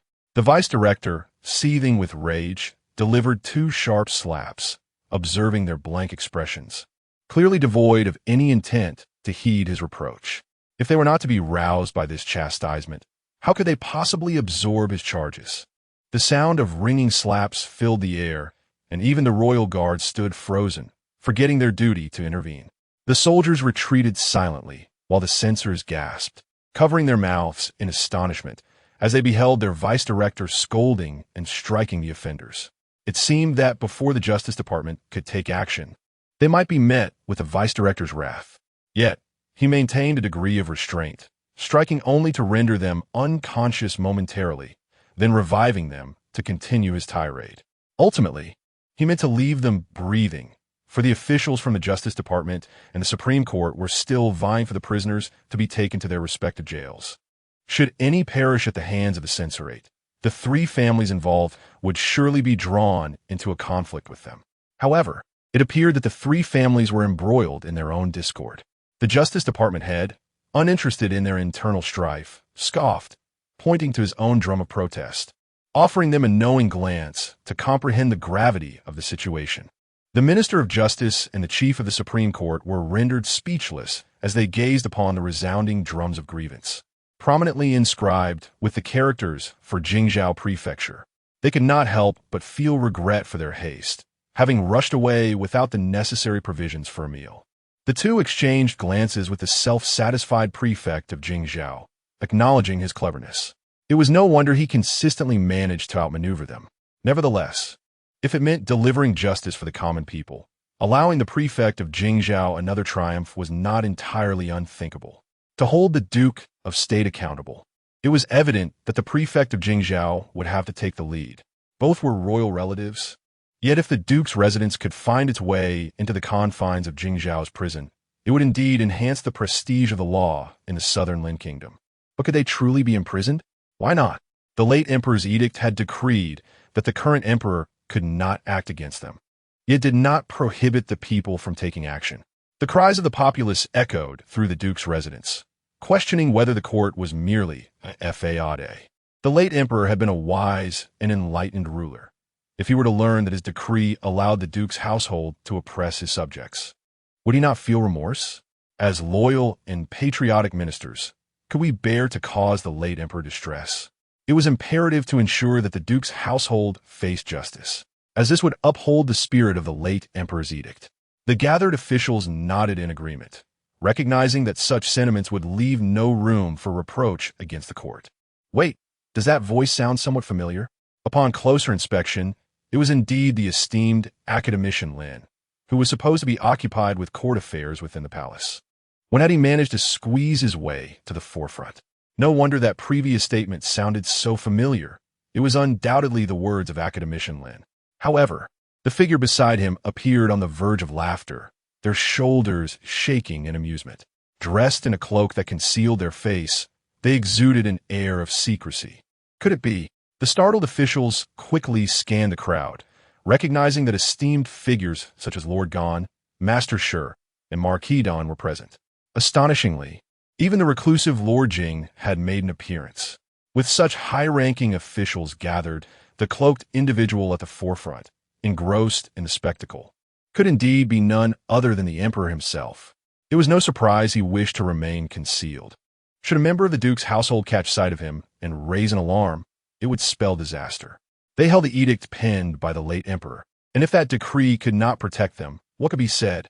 If someone were to glimpse the emperor and seize the opportunity to incite chaos, claiming he intended to act against the Duke's household, it would only complicate matters further. It was essential to assist the emperor in maintaining discretion. Yet, the emperor needed to exercise restraint. They could all hear his muffled laughter. Suddenly, upon hearing his own chuckles, the emperor quickly covered his mouth. Noticing several curious gazes directed his way, he promptly adjusted his cloak, concealing his face further, leaving only his eyes exposed. Observing the Grand Censor's fervent denunciation of the Duke's residence was immensely gratifying. The sight of the common people beating the drums of grievance at the gates of the Duke's residence was a source of profound satisfaction. Listening to their cries of injustice, the emperor suddenly felt a tightness in his chest. My empire, even while seated, does not feel this secure. The emperor, discontented, scolded himself a few times and then rebuked the late emperor. Glancing at the Duke's residence, he was tempted to kick it a few times. However, upon hearing the pitiful cries from within, he withdrew his legs. His displeasure deepened. As an emperor, even the desire to kick a few times inside was preempted by others. No matter, once they are imprisoned, I shall secretly deliver a few kicks myself. I will even bring the empress along. She is far more adept at delivering kicks than I am. The emperor suddenly broke into a smile, lifting his gaze towards the princess still perched upon the wall, the corners of his mouth curling upward. This little girl has arrived in the Imperial city. How vibrant it has become. I must draft a decree to send to the Duke of Dingnan's residence, for it is rare for him to have done something that brings me joy, sending his daughter to the Imperial city. Without his daughter, where would my excitement come from? Praise must be abundant. Chapter 76. Everyone wants to praise her as you Daiying observe the scene of the common people beating drums to voice their grievances. Her eyebrows arched in delight, sensing numerous gazes upon her, which only broadened her smile. Suddenly, she caught sight of a particularly striking figure amidst the crowd, a form that even the grand cloak could not conceal. What a sight to behold! Ah, her maternal grandfather was at the forefront, laughing so heartily that he nearly doubled over. The joy of seeing the common folk rise to defend themselves and challenge the Duke's residence was palpable. She noticed several high-ranking officials present, including the two prime ministers of the court. Could that swaying cloak belong to the emperor himself? Daiying's lips curled into a smile. Her fireworks truly dazzled, attracting even the attention of royalty. Splendid. It was indeed the presence of the princess that made this occasion so vibrant. Su Chanchi gazed towards the Duke's residence, witnessing the inspector general reprimanding those affiliated with the Duke. Nearby, General of the North and Duke Jingda were doubled over with laughter against the wall, fearing they might tumble down from their mirth. Unable to suppress a smile, Su Chanchi suddenly heard the princess's melodious laughter nearby. He approached her, noticing her gaze directed his way. Leaning closer, he gently praised. It is only by standing beside the princess that one can witness such a lively spectacle. Observing the officials protect the people and the people daring to beat the drums. Each resounding beat stirs the heart. Oh, Daiying noticed the crown prince approaching, his eyes filled with mirth and a hint of admiration for her. The glances from the crowd earlier seemed to echo a similar sentiment. Yet, she sensed that the crown prince's praise was distinct from that of the others. She was inclined to listen to him. Did he find her captivating? Indeed. Su Chanchi noticed the princess leaning closer, her ears perked up to catch his words. Unable to restrain a soft chuckle, her eyes sparkled with warmth. Such merriment, I imagine the princess must often encounter in Fusang County. However, I have yet to witness it. Thankfully, you have come to the Imperial city to show me this revelry. It allows both the court and the people to witness the vibrancy of the Duke's residence. I believe the future of the Imperial city will hold even more extraordinary festivities. Upon finishing his thought, Su Chanchi earnestly reminded her, Princess, if you happen to move a stool to seek out the grandmothers, will you call for me? I too wish to be moved once more. Well, Daiying glanced at a nearby ladder and pointed towards the wall they were perched upon, saying, I did not call your highness. Yet you managed to climb the wall in time, did you not? I missed the merriment at the General of the North's residence. Oh, Daiying watched the General of the North, who was laughing so heartily, and her mind conjured some images that made her wish to chuckle softly at the crown prince, who looked somewhat regretful. Your highness, it might be best if you do not witness the revelry at the General of the North's residence. Su Chanchi observed the princess's sudden peculiar smile as she scrutinized him, which only deepened his curiosity. Before he could speak, he heard her stifling laughter. What I witnessed at the General of the North's residence was something you could not partake in, your highness. What? As Su Chanchi observed the princess's delighted demeanor, he felt her gaze become increasingly audacious and perplexed. What did she mean by insinuating that he was incapable? Surely, she could not be suggesting.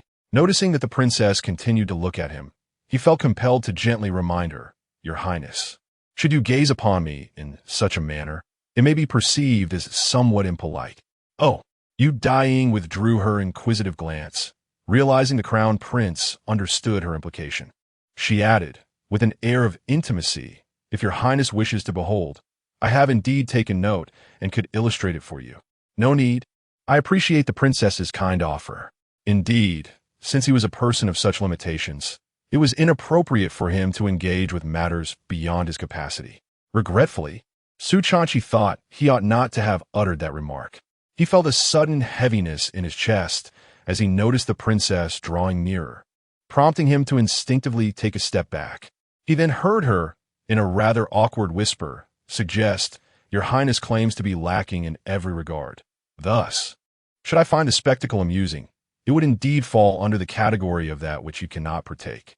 Your Highness, do you still wish for me to address you as such? It would be wiser for him to simply fetch a ladder on his own. Unable to contain herself, Daiying chuckled several times, only to find herself under the scrutiny of two pairs of eyes, which looked at her in astonishment. It was General Jinbei and Marquis Jingda, who had unknowingly approached to listen in, eagerly inquiring, What spectacle does the princess intend to witness? If His Highness cannot partake, we certainly can. Suchansi hesitative, noticing their unabashed scrutiny of him, realizing it was inappropriate to linger further.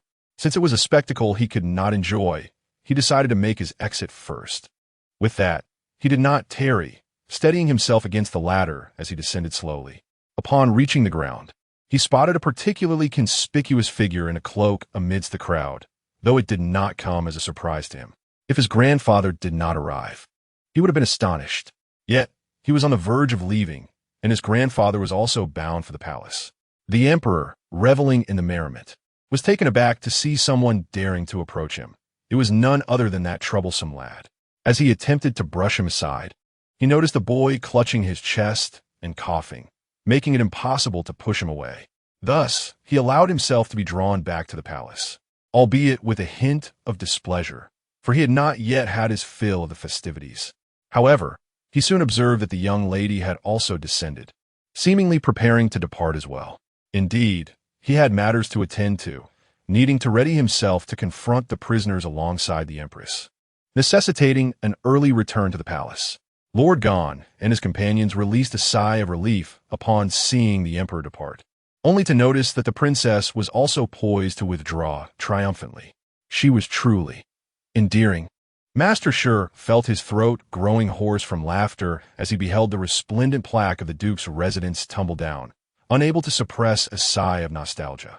In times of glory, how many esteemed officials and generals had their legacies toppled by them, and now it was their turn to witness a downfall. He had thought he would never witness such a spectacle in his lifetime. It was the princess who provided him with this delightful scene. However, Master Sure suddenly grasped a crucial point. How long had she been in the Imperial city? She had already managed to clarify the debts owed by the Duke's residence, and could even purchase them all outright. From the very beginning, her intentions were clearly directed towards the Duke's residence. Were they not? How could they not be? Lord Gon lowered his voice and remarked, when the Duke's residence was in power, how many noble families suffered at their hands. The Prince of Dingnan's household was nearly exterminated back then. Had it not been for the ruthless actions of the Zheng family, who eliminated the crown princess and over 100 of their kin, the Duke's residence would not have survived. However, in recent years, bolstered by imperial edicts, they have consistently sowed discord between the court and the Dingnan prince's household. And when the princess arrives in the capital, they eagerly spread rumors of her rebellion. Only our emperor possesses such a temperament. If only a different emperor were in place. How would the situation unfold? Master Sure nodded, observing the aggrieved commoners drumming their grievances, and could not help but say, no wonder the magistrate of Jingzhou praises the princess. She is indeed a remarkable young woman. Hearing Master Sure commend the princess, Lord Gon smiled. On this point, I too hold her in high regard. Utilizing the common people's grievances against the Duke's residence's imperial decree demonstrates her profound understanding of their suffering. It is no wonder that our inquiries in Fusan County only revealed her reputation for cruelty. The common folk, however, were utterly silent regarding her alleged misdeeds. It appears she often engages in casual conversations with the people there. In my view, it is not just the commoners of Fusan County who cherish her. The officials and nobility there also hold her in esteem. Otherwise, they would not dare to criticize the Prince of Dingnan behind closed doors. Indeed, even the dogs bark at that irritable madman whenever he passes by. Master Sure could not help but grit his teeth at the mention of the Prince of Dingnan, but decided to let it go, considering his advanced age and not wishing to bicker with the younger generation. Yet, he seized upon a crucial point. The princess holds a significant position in Fusan County, as she shares a name with her father. However, given the Prince of Dingnan's character, does he truly deserve her? Chapter 77. Will there be more excitement? When Master Sure mentioned the Duke of Dingnan, he could not suppress his disdain. Just look at how he behaved during the New Year festivities in the Imperial City 2 years ago, always causing trouble, be it here or there. And now his daughter, having only just arrived in the capital, has already showcased the disgraceful antics of the Duke's household by seizing someone else's residence and ridiculing the Duke of Dun's feet. It seems the common folk are still beating drums in front of the Duke's residence to voice their grievances. With her presence in the capital, what a spectacle it has become. Surely, there will be more to come? Seeing the anticipation in Minister Gon's eyes, Master Sure pointed to the fallen plaque of the Duke's residence and remarked, "The people's grievances against the Duke's household are no trifling matter. The three departments, the Jingzhou Prefecture, the Ministry of Justice, and the Dali Temple, along with the censorate, have all mobilized. With such a commotion, how can we, as prominent officials, refrain from intervening to ensure the Duke's household remains in perpetual disarray?"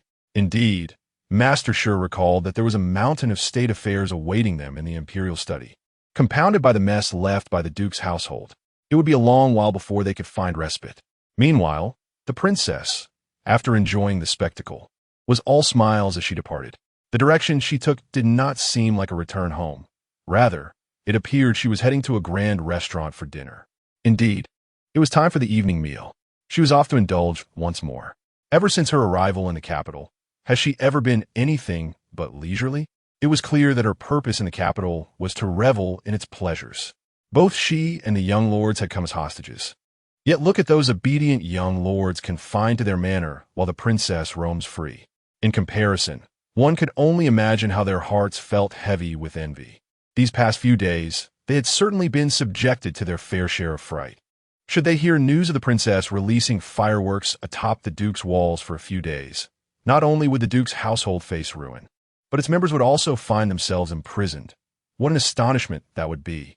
The young lords of the feudal kings were indeed taken aback, yet they were not frightened. The fate of the Duke's household bore little significance to them. As long as the princess, being the daughter of a feudal king, did not incite rebellion in the capital, they had nothing to fear. The young lord of Xiufu could lounge in his courtyard, sipping wine beneath the moonlight, while the princess had thoroughly terrified him these past few days. Fortunately, it was merely the Duke's household that had fallen. However, concerning the young lord, the Duke's household was aligned with the former crown prince's faction, and their own lord had ties to that lineage as well. The guards harbored some concern. The downfall of the Duke's household could surely ignite conflicts among the former crown prince's supporters. Might it affect us? What could it affect? The young lord of Xiufu was not troubled by such matters. He had long severed ties with the Duke's household. The Duke's household and his grandfather, the 13th Prince of Ur, were both part of the former crown prince's faction. His grandfather, being the youngest son of the late emperor and favored by him, was raised under the care of the late empress. The former crown prince held great affection for his younger brother. Back in the day, the Duke's household had suggested strategies to eliminate the princes of the feudal kings, yet his grandfather had remained untouched, as he had not yet reached the age for conferral of a title.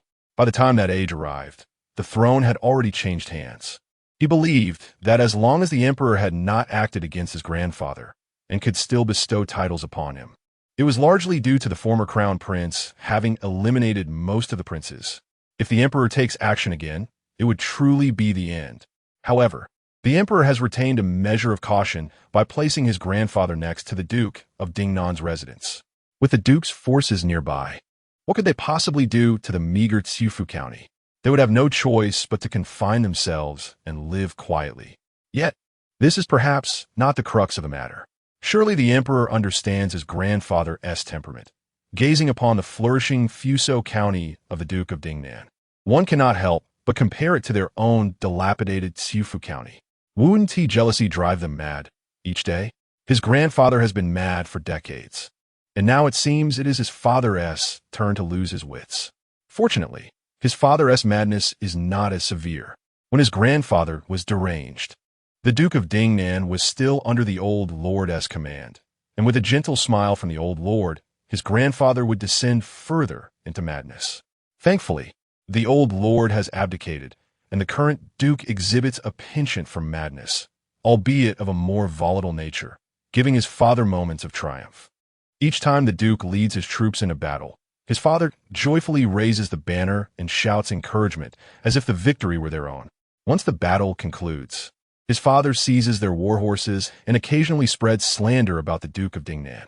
Consequently, the Duke's residents cannot help but pursue their Xiufu county relentlessly. The reputations of both counties outside are far from favorable. The royal uncle's residence even dares to sow discord between them, as if fearing the Duke of Dingnan would not crush them.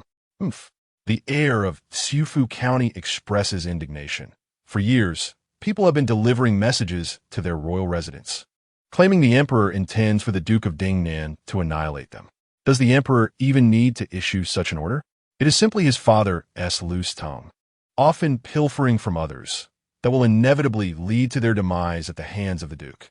The royal uncle's residents cannot bear to see the Duke prosper, nor can they tolerate those of the former crown prince's faction enjoying their fortune.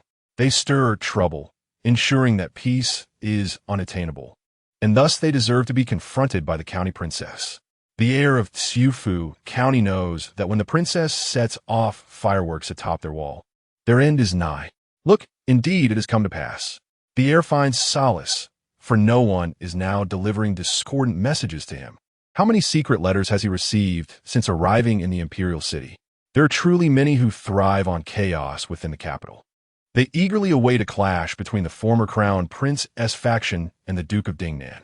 Is such a confrontation still plausible?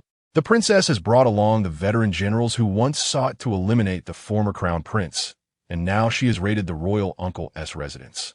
They wish to incite discord between the Duke of Dingnan and the court. Let us see if they dare to act. The heir of Tsiufu County grows increasingly anxious. If these individuals remain inactive, will the princess not turn her attention elsewhere? Without lively spectacles to observe, would the emperor not then focus on them? Other princes' heirs share similar concerns, though theirs are somewhat less intense than those of the heir of Tsiufu County. After all, the intellect of the heir of Tsiufu County is not on par with theirs. The princess has evidently come prepared. She brought these veteran generals with her, making her entrance precisely when rumors of her confinement began to circulate, striking fear into the ministers who now advocate for the Duke of Dingnan to quell the rebellious whispers. In the Imperial city, who would still dare to label the Duke of Dingnan as a wolf with ambitions? The temperament of the Duke of Dingnan is such that he constantly seeks conflict within the court, tarnishing the reputation of the Dingnan Duke's residence. Yet, the reputation of the princess flourishes, as she aids the common folk in lodging a complaint against the Imperial uncle's residence. The court officials are delighted to witness such a spectacle. Surely, there are several officials who ardently praise the princess. However, the Duke of Dingnan wields substantial military power and is a formidable feudal lord. Who would wish for their reputation to improve? Mark my words, there are many who seek to undermine the princess. Yet, will the princess allow herself to be bullied? It is only others who will meet her wrath. Thus, the commotion in the Imperial city will be ceaseless. The heir of Ning'an County finds a flicker of joy in the fact that the Duke of Dingnan has sent the princess to the Imperial city. How splendid it is for the princess to make a scene. No one pays heed to the feudal lord's heirs, for once the emperor's birthday celebrations conclude, they may very well find themselves sent back to their domains. Chapter 78. They aim to seduce the princess at this moment. The courtiers who lamented the arrival of the princess from the Duke of Dingnan's residence were indeed numerous. Had the princess not come, would they have been able to witness the vibrant bustle of the Duke's estate? That was the Duke's household, after all. They had endured much indignity, bolstered by the imperial decree. Now, they found themselves confined within the prisons of Jingzhou Prefecture. Never had they imagined they would witness the Duke's downfall in their lifetime. Today, as seen, with the Ministry of Punishment, the Supreme Court, and Jingzhou Prefecture all rallying to support the citizens beating the drums for justice, was strikingly poignant. The drums positioned right at the entrance of the Duke's residence. Merely contemplating the sound of those drums was enough to stir one's soul. Without the princess, such a spectacle would have remained unseen. The Duke of Dingnan, surprisingly, bore no resentment for sending the princess over, allowing them to revel in the commotion. Perhaps they could momentarily refrain from cursing him and even offer some praise instead. Who could say that the Duke might not become enraged, thus providing them with even greater amusement? The Duke's people were now incarcerated, leaving the court to clean up their mess. Ultimately, with the imperial decree and royal guards involved, matters had to be handled with care. Amidst the chaos, the esteemed officials were busily occupied, while the princess, on the other hand, indulged in leisurely days, awakening only when the sun had climbed high, dining in taverns, and enjoying performances in tea-houses. Such a life was undeniably luxurious. The contrast surely stirred discomfort within their hearts. It was imperative to find the princess some tasks, lest she venture out with her stool again, leaving them overwhelmed. Initially, They pondered how to accommodate the princess. Yes, perhaps they could arrange a match for her, as she had reached the age of maturity and was bound to marry eventually. In the Imperial city, there were countless eligible young men. Surely one could capture her fancy. After all, she was still a maiden. And what maiden does not delight in handsome suitors? However, the young gentlemen of the Imperial city could only sigh in disbelief at the absurdity of their elders instructing them to seduce the princess. Was this reasonable? The eldest grandson of the esteemed Minister Shi Fengyun, had been subjected to endless praises of the princess from his grandfather since their return from the duke's estate. Now, his grandfather insisted he spend more time around the princess to charm her. How could he possibly be pleased with such a prospect? Minister Shi shot a disapproving glare at his unwilling grandson, exclaiming, "The princess is truly remarkable. Where else could you find such an enchanting young lady? Moreover, she hailed from the Duke of Dingnan's house.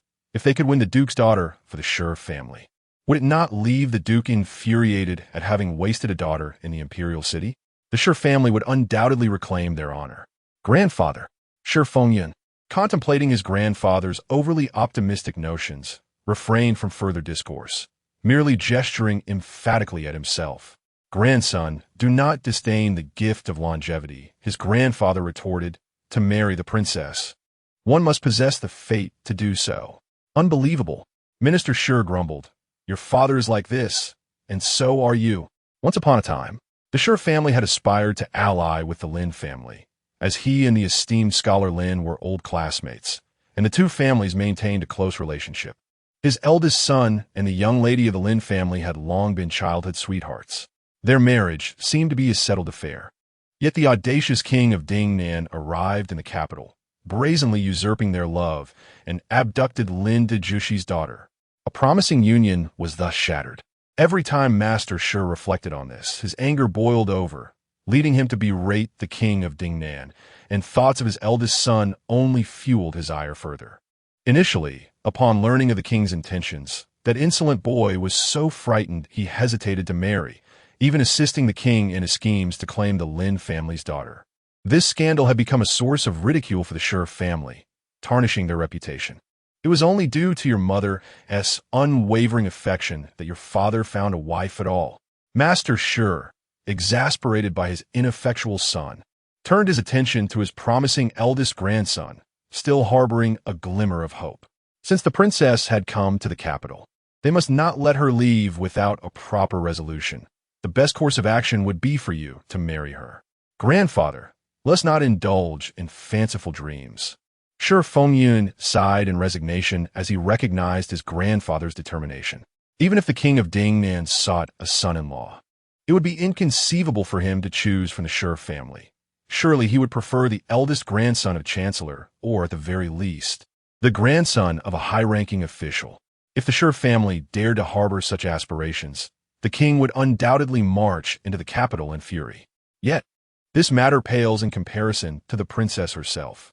You have mentioned that she holds considerable standing in Fusan County.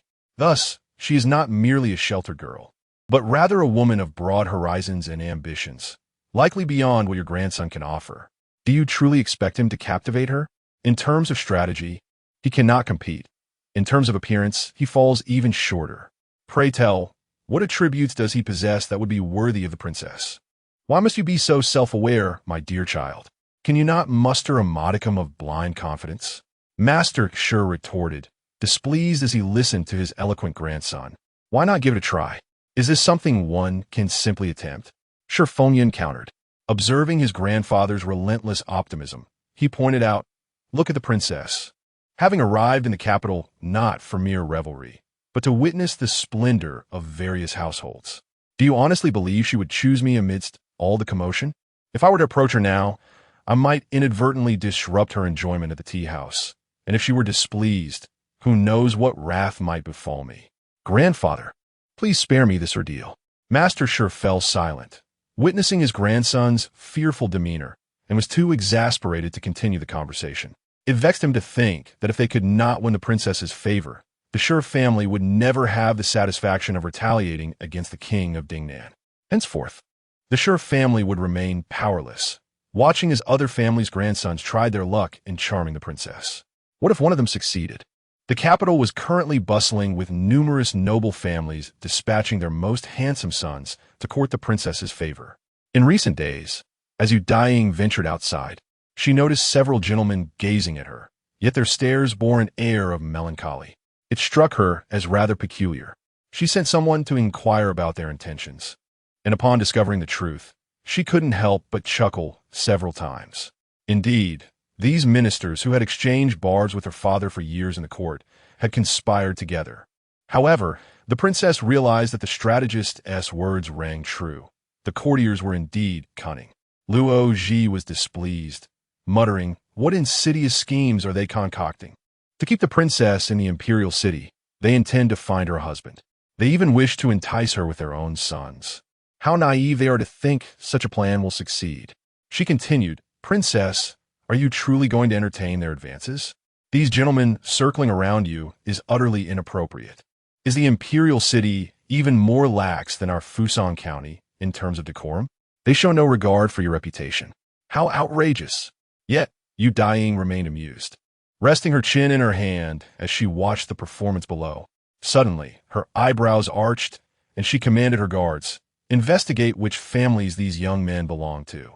Gather the matchmakers of the Imperial city and have them come daily to celebrate and create matchmakers' banners for these gentlemen. Make the commotion loud enough for the entire city to hear." She added, "And ensure to keep a record of the matchmakers' fees. In due time, I shall send them to their respective families. I do prefer to spend others' money while enjoying the spectacle." Chapter 79. The princess has gone to the Prince of Yang's mansion. Upon hearing the news, the guards immediately set about their task, seeking out the most adept matchmakers and the finest musicians skilled in playing the joyous flute. These individuals, who delighted in facilitating connections for the princess, undoubtedly adhered to the highest standards of etiquette, ensuring that they would not return empty-handed. After all, the Duke of Dingnan's household had dispatched dozens of matchmakers. Which family could rival their level of courtesy? The sound of drums and gongs resonated loudly. Alas, what calamity has befallen the princess this time? The esteemed officials, including Lord Gon, felt a wave of dizziness wash over them as they listened to the commotion outside. Little did they know, their recent days had been fraught with busyness. The affairs of the Imperial uncle's residence had yet to be concluded, and now the princess was embroiled in yet another uproar. What mischief was she up to this time? Had she commandeered a stool to invade the quarters of some noble kin? Or had she amassed troops to besiege a royal relative? No. It was not just one family this time, but several. The princess had encircled the matchmakers from the Imperial city, who were now gathered at their doorsteps, beating drums and playing the joyous flute. It was a festive scene, and many citizens had come to witness the spectacle, creating quite the stir. What? Lord Gon and his fellow officials were taken aback. Was this orchestrated by matchmakers, and the joyous flute being played? Were they celebrating? How had they incited the princess's ire again? Logically, with the downfall of the Imperial uncle's residence, those who wished to antagonize the princess should have quieted down. Why then was there such a raucous celebration? Upon inquiry, Lord Gon could only chuckle helplessly. It was indeed true that a suitor from their own household had attempted to entice the princess. They were, in essence, deserving of this uproar, with the matchmakers congregating at their doorstep, one after another, seeking to propose. The joyous flute played merrily at the entrance, and the drums echoed throughout the street, causing quite a commotion in the Imperial city. It appeared that these families were most eager to marry off their daughters, inviting numerous matchmakers in a single day. Even before any engagements were formally sealed, the joyous flute had already begun to play. It was not proper to deny entry to the matchmakers. Once the flute sounded, wouldn't they have to distribute celebratory pastries to the nearby onlookers? Otherwise, how could such a crowd gather? The citizens were indeed chiming in with their congratulations. They had truly attempted to steal a chicken only to lose the rice. Lord Gon laughed so heartily his stomach ached, yet he noticed the ever-curious Master Sure beside him, unusually silent. One could tell he felt a twinge of guilt. It was evident he too had harbored intentions. For surely his grandson had the foresight to avoid provoking the princess. If not, their household would also be facing the matchmakers and the joyous flute at their doorstep. Master sure felt fortunate that his eldest grandson possessed the wisdom to refrain from courting the princess. Had the princess come to their door, beating drums and playing the joyous flute, old Master Lynn from the Lynn family would have surely seized the opportunity to revel in their misfortune. The Duke of Dingnan could have pinned 800 letters of laughter to the Imperial city. Fortunately, the households embroiled in this uproar did not include the Sure family. Thus, he could still venture out to observe the spectacle. Upon his arrival, he witnessed old Master Lynn laughing heartily, personally visiting to extend his congratulations, inquiring with a beaming face, "What joyous occasion has befallen your residence to warrant such celebration?" Observe the jubilant melodies of the joyful flute, accompanied by the lively sounds of a wedding procession. Which young master from this household is to be wed? When the celebration unfolds, I must be invited, for I take great delight in partaking of wedding feasts. Old Lord Lynn does not conceal his delight at the misfortunes of others. He is unconcerned about whether they feel embarrassed, boldly demanding wedding pastries from them. They fantasize about such splendid occasions while harboring hopes for their granddaughter's nuptials. The sound of gongs and drums resounds louder than the commotion trailing behind him, with the joyful flute adding to the merriment. He merely assists the crown prince. Yet this troublesome girl has been making a racket at the Lynn residence for several days. Will these joyful flutes cease their melodies after merely 5 or 6 days? It is all a matter of expense. That troublesome girl has no qualms about spending money. She revels in their festivities, indeed, truly a granddaughter of his, with dreams that are far too grand. How could he refrain from visiting with a hearty laugh? Yet these families cannot share in the laughter. Had they known better, they would not have provoked the princess. Now, they find themselves in a predicament, unable to entice her. The princess has turned their doorstep into a scene of celebration, with common folk arriving daily to offer congratulations and request wedding pastries. While the princess sends forth a multitude of bills, it is both disheartening and exasperating. The princess, however, seems to take pleasure in the spectacle, having set off fireworks at the Duke's residence for many days. Will the joyful flutes cease their tunes for just a few days? She has transformed the Imperial city into a jubilant affair. The princes of the vassal states are eager to share in the festivities, grateful that they dare to set their sights on the princess, for she has enlivened the Imperial city once more. How splendid it is! They know that with the princess around, the Imperial city will never lack for merriment. The emperor is even less concerned about them, for he must keep a watchful eye on the princess. She has aided the emperor in addressing matters at the Duke's residence, as it has been rumored that he stealthily visits the prison with the empress late at night to confront the Duke's men. With the downfall of the Duke, the joyful flutes resound throughout the Imperial city. How could the emperor not be in high spirits? Indeed, during these days, the emperor has been reading petitions with a beaming smile.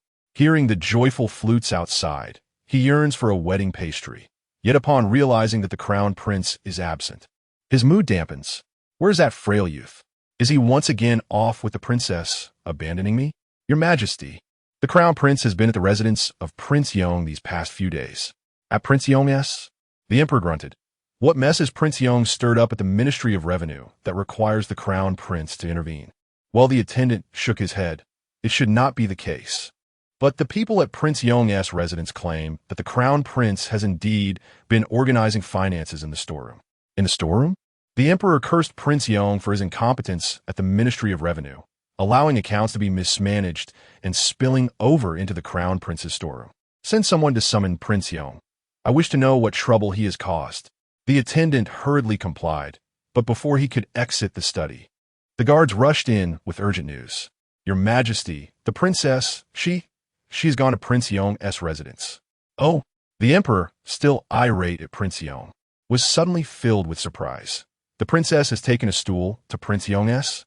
Is it fireworks or the sounds of gongs and drums? The young Prince Yong. Has he incurred a debt to that girl? Indeed, such a debt is quite substantial. The emperor immediately contemplated making his way to the prince's residence. When visiting a minister's estate, one must fabricate a plausible excuse. However, visiting one's own son's palace is a different matter altogether. Yet before he could rise, the guards shook their heads. No, the princess had not brought a small stool, nor had she announced her arrival with gongs or fireworks. Dressed in finery, she held 2 jugs of wine in one hand and a box of gifts in the other, resembling a guest rather than an intruder. Oh, the emperor was taken aback. The princess is visiting the Prince Yong's residence? At this moment, the inhabitants of the prince's palace were left in utter disbelief, including Prince Yong himself. The princess has come to their door? What could have prompted her visit? Had the prince offended her in some manner? Prince Yong, recalling the commotion outside, furrowed his brow and inquired, "Which young man from our household has tempted her?" "No, it seems not. The princess has come accompanied only by a maid, without any matchmakers or celebratory flutes." What could the reason be for her visit, then? Prince Yong was perplexed. Being the daughter of a vassal king, why would she seek the company of the prince? Could it be that his concubine has stirred up some trouble again? After all, she alone among them is also a daughter of a vassal king. Rumor had it that the relationships between Pingyi County and Fusan County were rather strained. And today the heir of Pingyi County had even visited concubine Ji. Is it possible that the princess has pursued the heir of Pingyi County?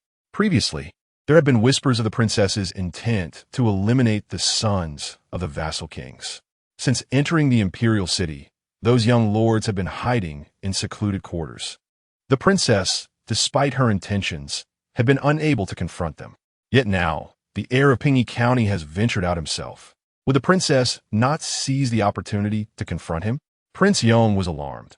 If a son of a vassal king were to perish within his palace, it would be catastrophic.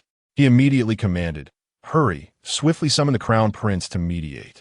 Chapter 80. She is here for the crown prince. The guards were taken aback when they heard that the princess had come to the Prince Yong's residence to confront the crown prince. They quickly rushed to find him, realizing the urgency of the situation. But was the princess truly there to pursue the heir of the feudal prince?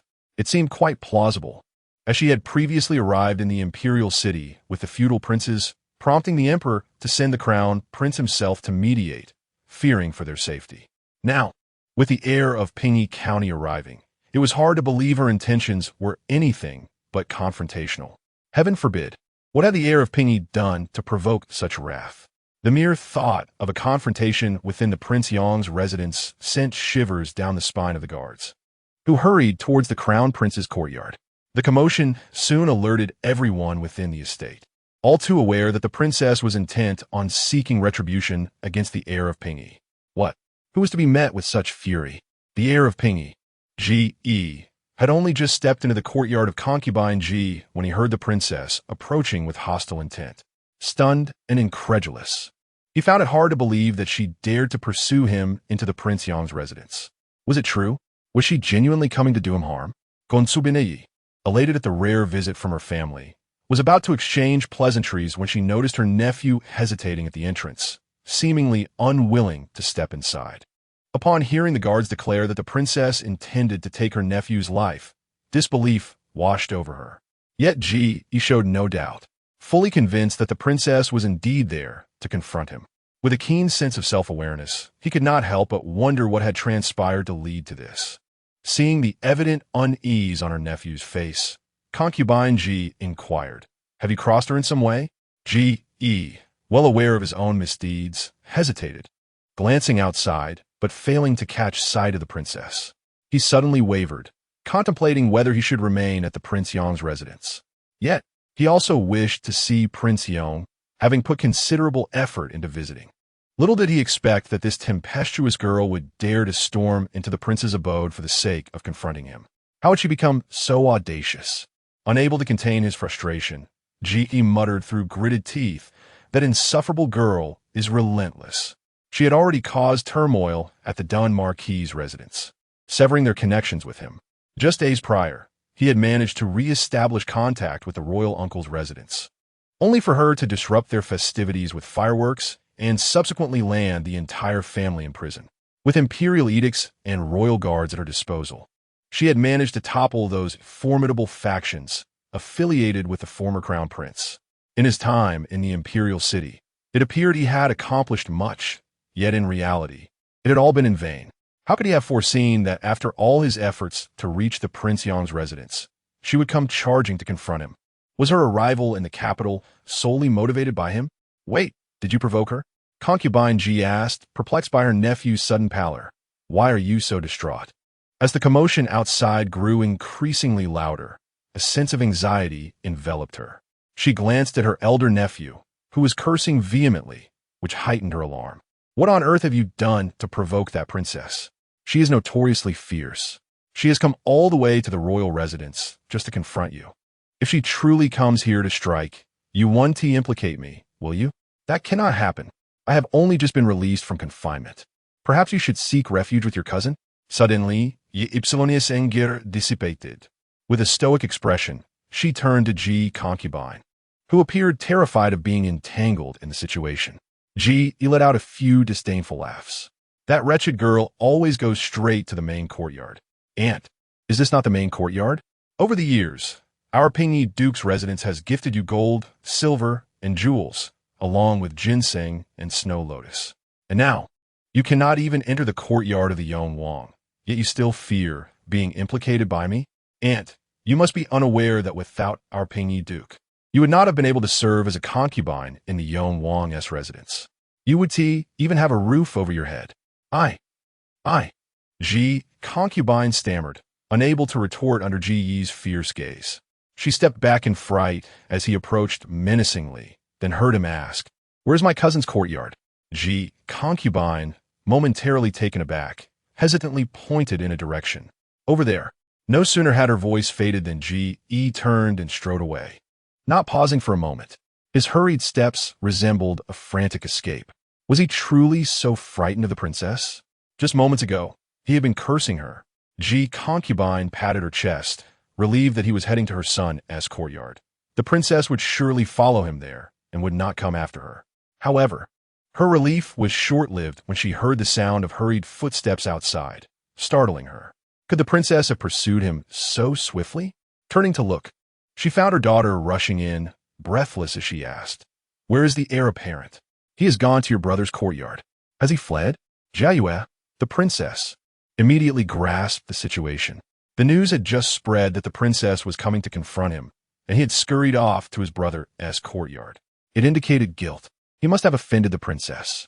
During his time in the Imperial city, he must have been up to some mischief, seeking them out at the royal residence for a nefarious purpose. Jiayue felt a wave of relief wash over her. It was indeed better for him to be with his brother, who would not indulge him as their mother did.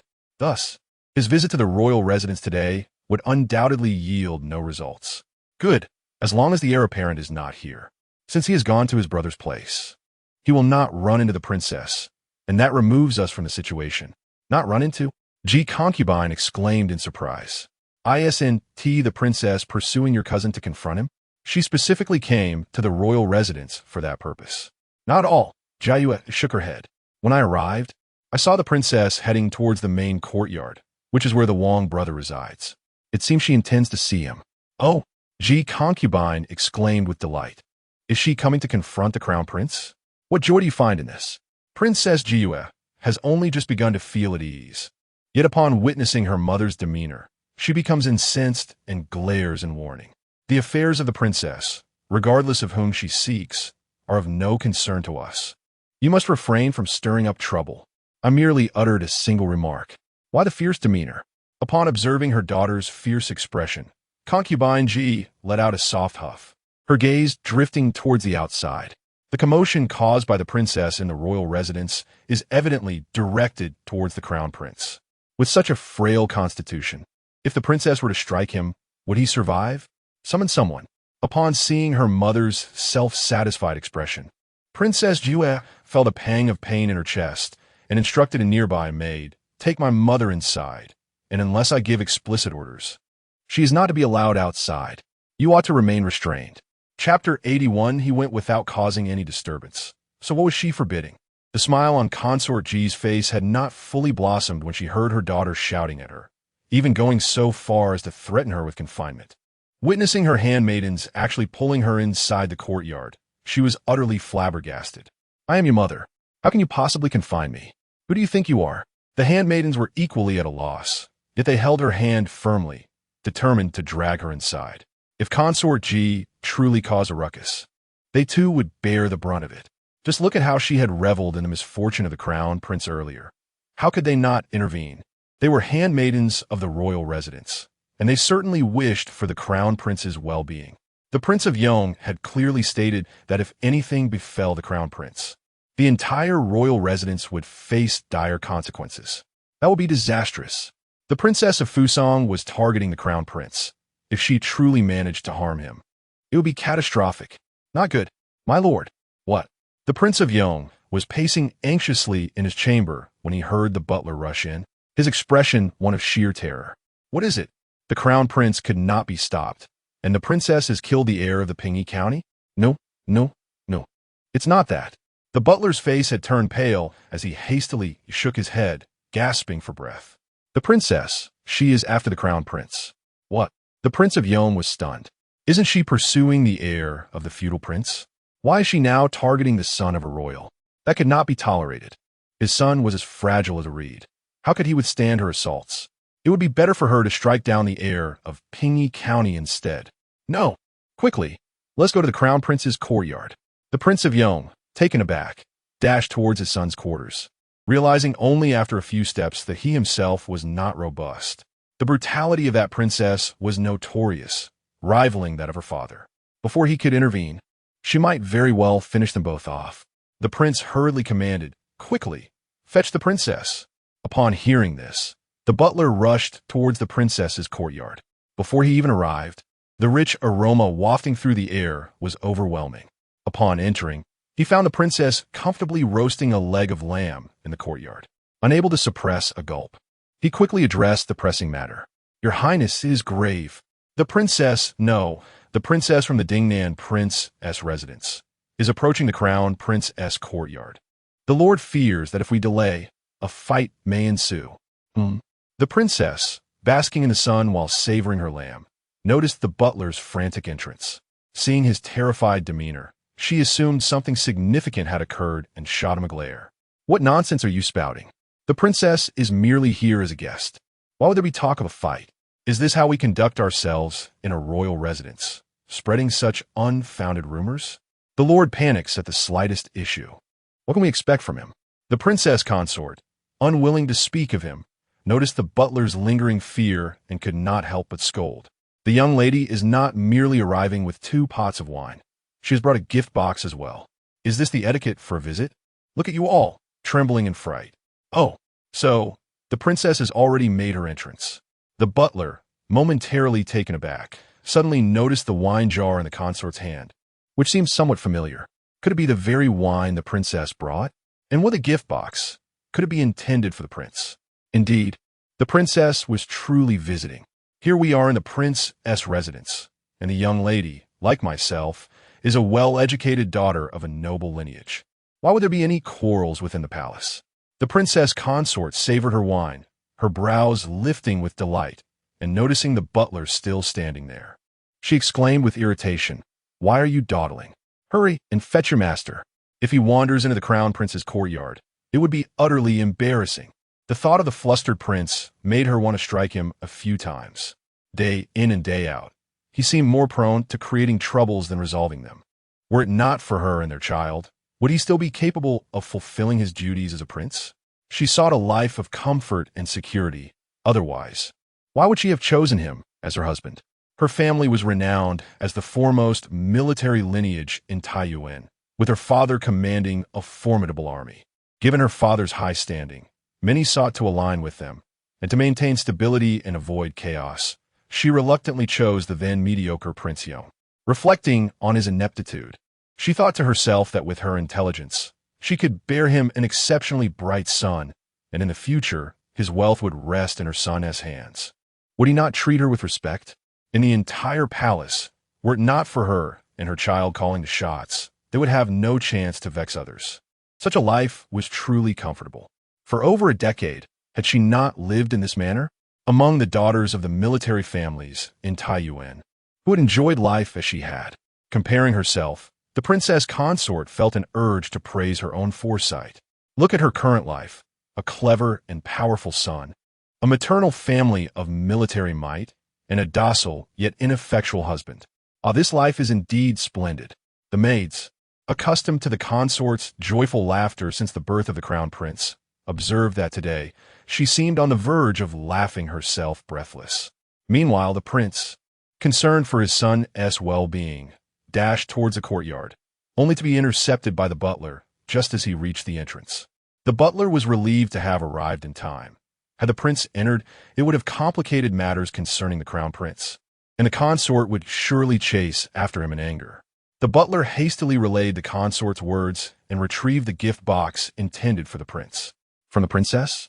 Prince Yong pondered, eyeing the exquisite box. He reached out to accept it, and, upon opening it, discovered an abacus within. How did that girl know he was in need of one? He had broken so many abacuses while calculating the ministry's accounts. The girl, indeed quite thoughtful, gifted a jade abacus that must not be dropped. If it were to break, how could one continue to tally the accounts? Surely, the Ministry of Revenue's ledgers are endless. Alas, I must say the princess is a fine young lady. The steward noticed that the prince had once again praised the princess, having just earlier been concerned that she might inadvertently harm the crown prince. When the prince cast a stern glance, he remarked, "The princess is merely here as a guest. Why frighten me so? Do you not know that I dread for the crown prince's safety?" With this thought, Prince Yong felt an urge to sneak a peek inside. Hearing little commotion, he hesitated, but ultimately, clutching the abacus, cautiously extended his neck to steal a glance. What he beheld left him both astonished and bewildered, tinged with a touch of envy. The two were not at odds. Rather, his son was serving the princess delectable treats, as if she were a visitor to be entertained with sweet dumplings. The enticing aroma suggested they may have been prepared by his son himself. He had never tasted them, yet his son appeared ready to hand-feed the princess. Chapter 82. Your Highness, are you complaining? The Prince of Yong found himself unable to continue watching. The more he looked, the more it pained him. He decided to retreat, clutching his abacus, and return to his own courtyard. It was no wonder that the princess felt his presence in their son's quarters would be bothersome. Indeed, it was quite an eyesore. One must admit, the princess was rather astute to foresee this. The steward observed the prince's discomfort with a sigh, glancing at the scene of the crown prince and the princess seated closely together. Had the prince truly intruded, it would have been quite an inconvenience. It was clear why the princess had insisted on keeping him close. She was right to do so. The princess had come to visit the crown prince, and it was evident she did not come to quarrel, but rather to enjoy a pleasant visit, as it was her first time as a guest in the palace. He had considered going to greet her at the entrance. Su Chuanqi smiled as he looked at the princess, noting her timely arrival. He softly remarked, suddenly, "I remember that the heir of the Pingyi Duke is also in the palace. I assume the princess would prefer I not greet you at the door." "Oh," Yu Daiying arched her brows, having also seen the carriage of the Pingyi Duke's heir outside the palace, realizing he had indeed arrived. How fortuitous! He must be infuriated by now. Indeed, it was quite amusing to witness his feudal endeavors, only to look back and find himself having accomplished nothing, a sight that would surely ignite his temper. Were it not for his clumsiness, she would not have been able to witness such lively antics in the Imperial city. Yu Daiying, now curious, inquired, "Your Highness, what prompted the sudden visit from the heir of the Pingyi Duke?" The other princely heirs are expected to remain quietly in their separate quarters. It was rather conspicuous for a royal residence to mingle with the heirs of the dukes. Well, Su Chuanqi found it hard to suppress a chuckle, glancing at the princess as he replied softly, "My father is currently entangled in some unresolved accounts at the Ministry of Revenue, and it is an opportune moment for funds to balance out. Coincidentally, the heir of the Pingyi Duke has come bearing wealth to the palace. If I do not accommodate him, it would seem rather ungrateful of me." "Oh, is that so?" Yu Daiying chuckled lightly. "In that case, the abacus I presented to the prince was indeed a timely gift." Indeed, Su Chuanqi praised, "The princess's visit has been exceedingly courteous. She brought the finest wine for my mother and an urgently needed abacus for my father. Fortunately, the princess only has 2 hands. Otherwise, I could scarcely imagine what else she might present to me." Yu Daiying noted the crown prince's gentle smile directed at her and couldn't help but raise an eyebrow. Glancing toward the storeroom, she remarked, "I have come to seek the crown prince for a debt, and while I have not made a fuss at the palace, Your Highness, do you wish for me to present you with something?" I have spoken too much, Su Chuanqi chuckled, standing to formally apologize once more. I may have offended you when I went to receive the princess. I've been diligently organizing the storeroom these past few days. Whatever the princess desires as a token of my apologies, you may freely choose from what I have. That sounds quite agreeable, Daiying noted, observing the crown prince as he bowed to her in apology, letting out a soft hum of amusement. As I savored the delightful sweet dumplings, their vibrant red hue and exquisite flavor were truly commendable. The customs of the Imperial city are indeed admirable. On a first visit, one is expected to indulge in these celebratory sweet dumplings. Su Chuanqi observed how graciously the princess did not hold any grievances against him, joyfully enjoying the sweet dumplings as she warmly invited. If the princess enjoys them, I shall prepare more for your next visit. It is not merely a matter of symbolism to consume these on one's first visit.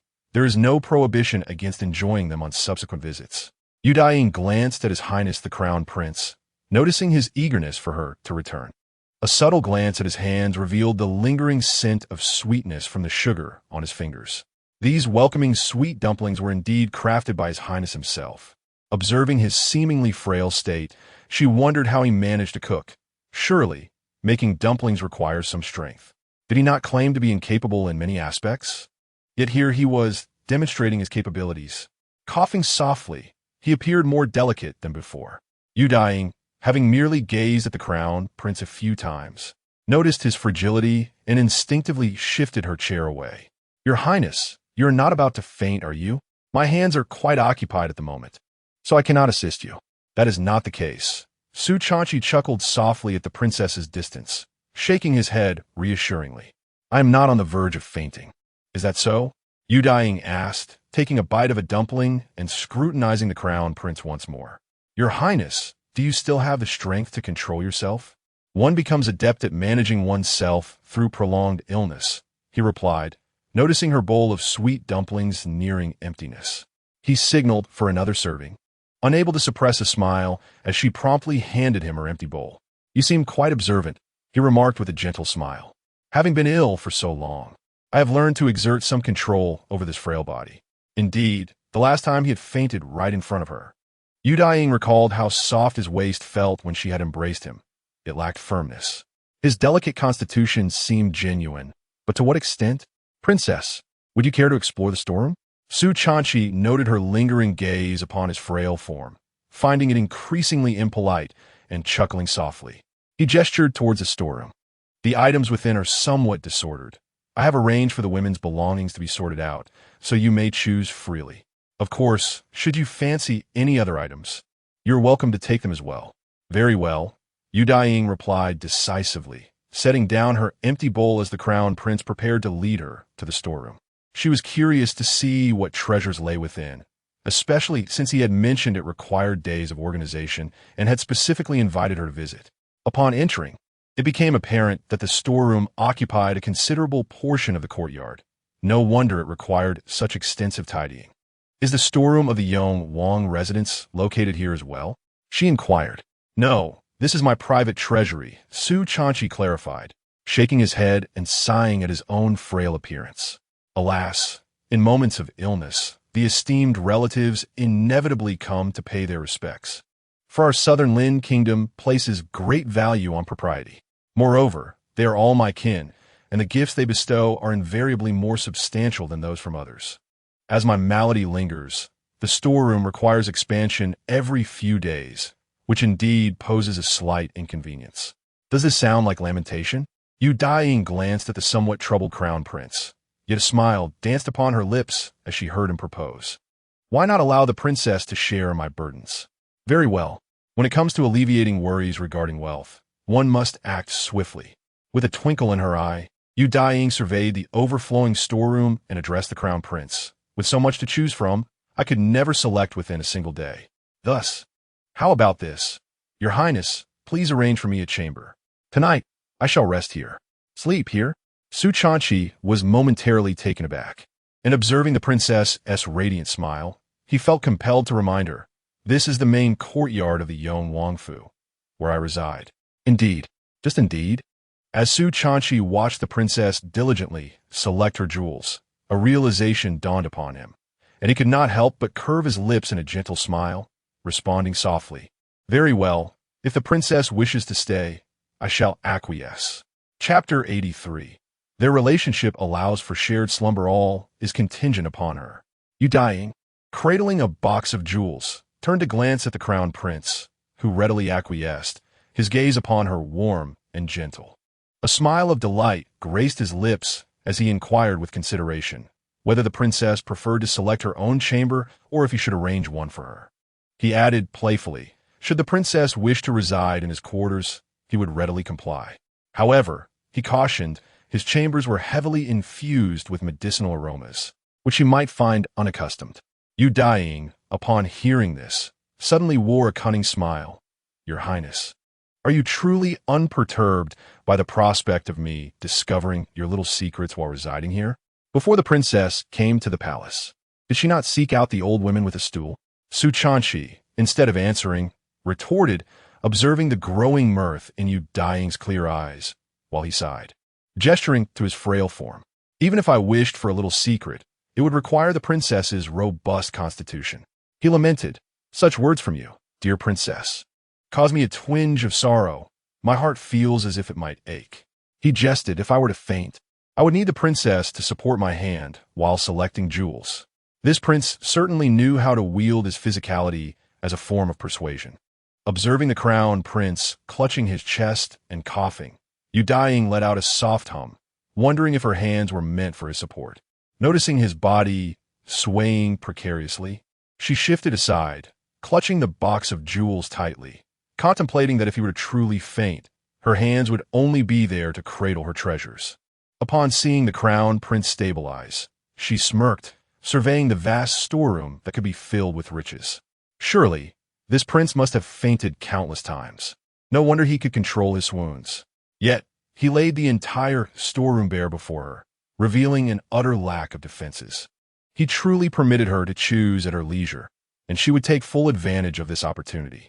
Su Chanchi observed you Daiying reveling in his storeroom, clearly at ease, indicating her satisfaction with his treasures. It was indeed necessary for her to settle in and explore further. Thus, he instructed arrangements for a chamber, tailored to the princess's preferences. The attendants, overhearing this, were utterly astonished. Was the princess truly to reside in the crown prince's courtyard? The crown prince's residence was the main courtyard of the Yongwangfu. Never had a woman stayed there. Even the prince himself had not occupied the main courtyard. Yet now the princess would dwell there alongside the crown prince. Was this not inappropriate? What could possibly be inappropriate? The Yongwang, upon hearing his steward's report, cast him a disapproving glance, engrossed in his calculations. With the abacus gifted by the princess, the ministry's accounts were running smoothly. Why bring him such disturbances? It was merely a matter of the princess residing in the crown prince's courtyard. What was the fuss? Had she not always stayed in the main quarters of others? Previously, she had resided in the palace of the empress. If the princess wished to stay, then let her do so. My son had not expressed any objection. Yet you all seem to be in a state of panic. Ensure that the members of the palace keep their lips sealed. Should I hear anything inappropriate, heads will roll. The steward, upon hearing this, was struck with fear and promptly instructed everyone to maintain silence, for keeping quiet was tantamount to preserving one's life. The palace staff, understanding the gravity of the situation, dared not utter a word beyond the fact that the county lord intended to stay in the chambers of the crown prince. However, the maidservants and attendants in the princess's quarters could not restrain their chatter. They expressed their unease, observing the princess indulge in exquisite wine and succulent meat, oblivious to the potential repercussions of their gossip. But what if the princess, the crown prince, and the county lord discover this? Will they not come here to seize your fine wine and roasted lamb? With a disdainful huff, the princess took a hearty swig of her wine and devoured the lamb leg, dismissing their concerns. Let the news spread as it will, she commanded, fully aware that with her cunning, she had ensured that they were well fed and content. Could she not discern the intentions of her son and the county lord? Upon the county lord's arrival at the palace, rumors began circulating that she intended to slay the heir of the Pingyi County king. Surely her son was aware of this and chose not to intervene, perhaps merely seeking to instill a sense of fear in the Pingyi heir.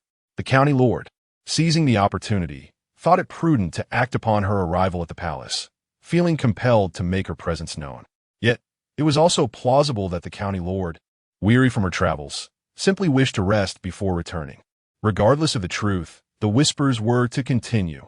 She certainly harbored her own ulterior motives. How could she allow a side consort's family to roam freely in the imperial city? The princess promptly instructed her maidservants to discreetly spread the word throughout the streets and alleys. The maidservants, fearful of disobeying, stealthily ventured out to disseminate the news. Within the palace, it was only stated that the county lord had taken residence in the crown prince's quarters. What?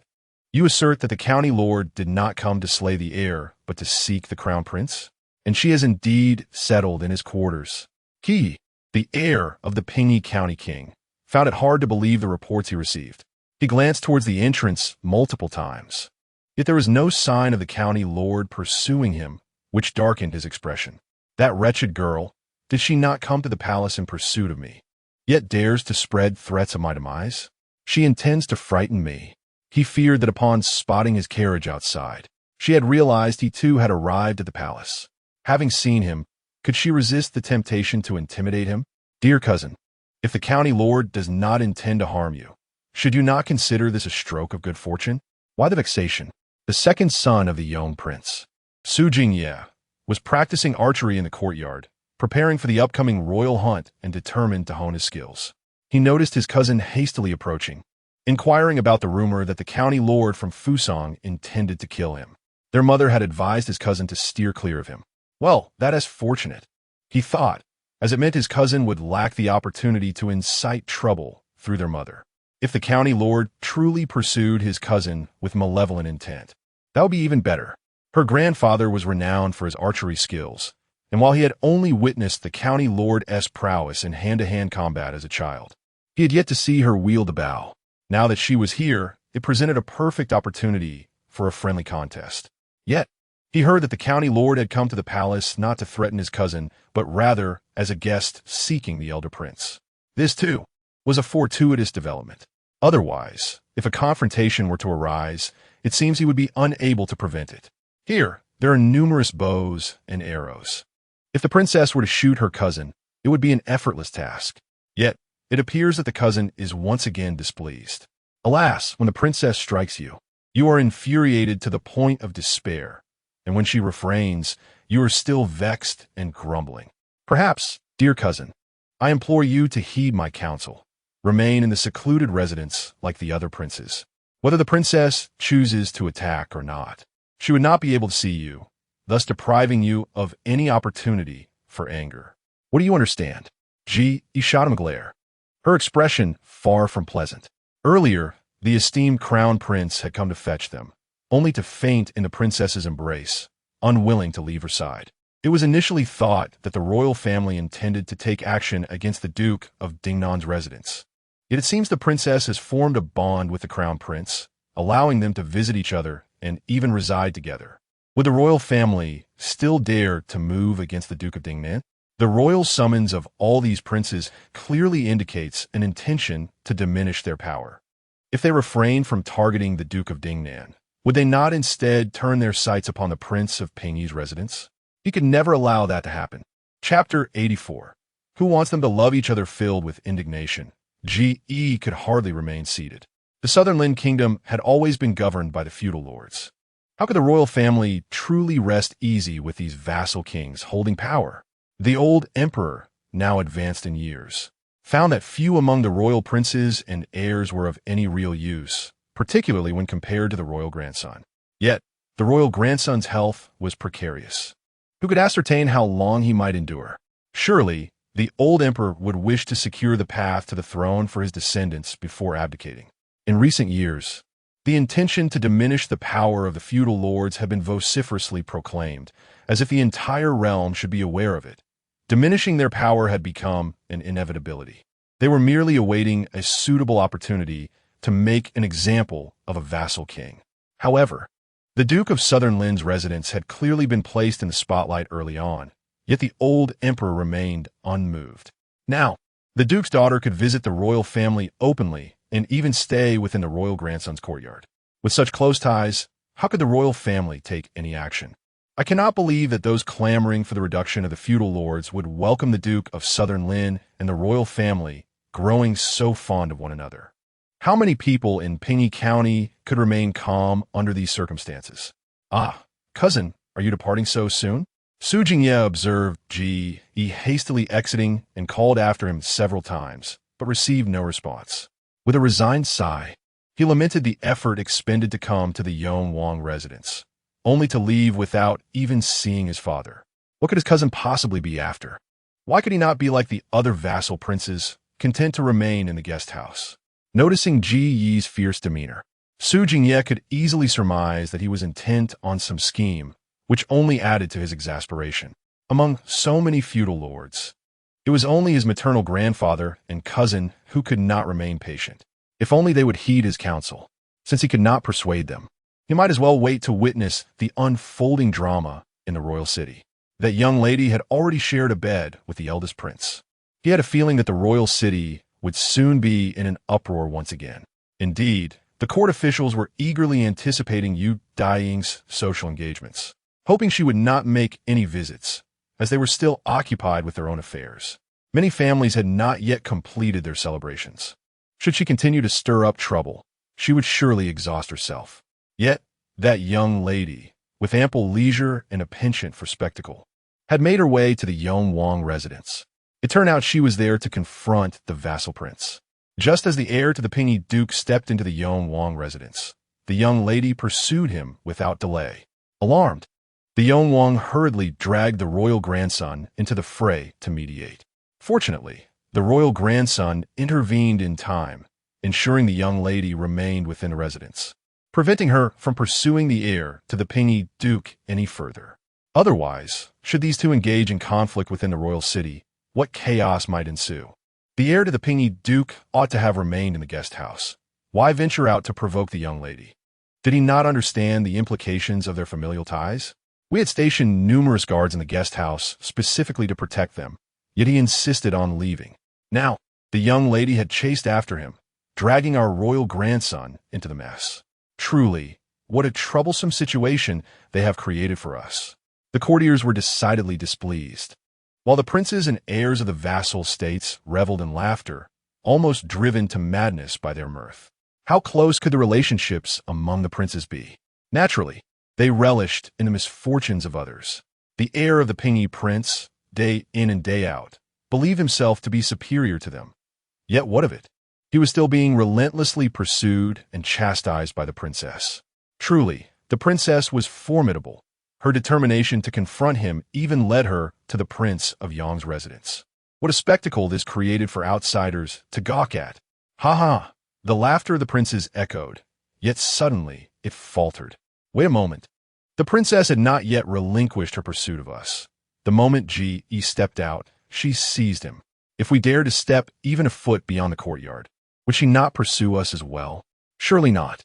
Yet, their rapport with the princess was hardly commendable. They had previously exchanged barbs with her. It was only due to the presence of the crown prince that she had refrained from confronting them during their journey to the Imperial city. Last time, in an attempt to glean amusing tales from the Denmarkese household, they had even gone so far as to present her with gifts, only to be unceremoniously dismissed. The gifts were accepted, but their relationship was dismally poor. Could it be that the guards stationed at the courtyard were genuinely there to protect us, rather than confine us? The courtiers were rather benevolent, but we indeed felt exceptionally secure within the confines of the courtyard. Did that mean the criticisms they directed towards the court were misplaced? The princes suddenly felt a wave of relief. How fortunate they were to have remained hidden in the courtyard, for if the princess had pursued them, what utter disgrace would have ensued? Look at G.E., now the target of the courtiers' ire. Ha ha, wait. The princes suddenly found their laughter extinguished. If G.E. had drawn the courtiers' discontent, would that not also implicate us? Since arriving in the Imperial city, they had adhered to decorum, never once stepping beyond the threshold of the courtyard. In comparison to the princess, the courtiers had deemed it unnecessary to attend to them, focusing solely on her. Yet now, G.E. had provoked the courtiers. Would the court continue to overlook the vassal princes? That cursed G.E. The princes could no longer afford to mock him. Their thoughts turned to curses. Could he not remain quietly in the courtyard, instead of recklessly venturing out, even to the crown prince's residence? Moreover, he had inadvertently lured the princess there, bringing together the two most significant figures in the court's current affairs. His actions seemed to beckon the court's scrutiny upon them. Previously, the princess had adeptly drawn the court's attention solely to herself, leaving them in peace. During their days in the Imperial city, they had indulged in feasting and observed the court's bustling activities. How leisurely and comfortable it had been. Perhaps the court considered the presence of these vassal princes to be of little utility, merely consuming resources while being an eyesore, and might even send them back to their domains. And now, could they still return unscathed? Listening to the discontent expressed by the courtiers regarding Ji, how could they? The princes and heirs refrain from taking action? If Ji sets this precedent, what will prevent others from retreating to their own estates and rushing to the prince's residence, only to have the princesses chase after them in a frenzy? The capital would descend into chaos. Just watch. One can only speculate what the court might decide regarding them. It is truly infuriating.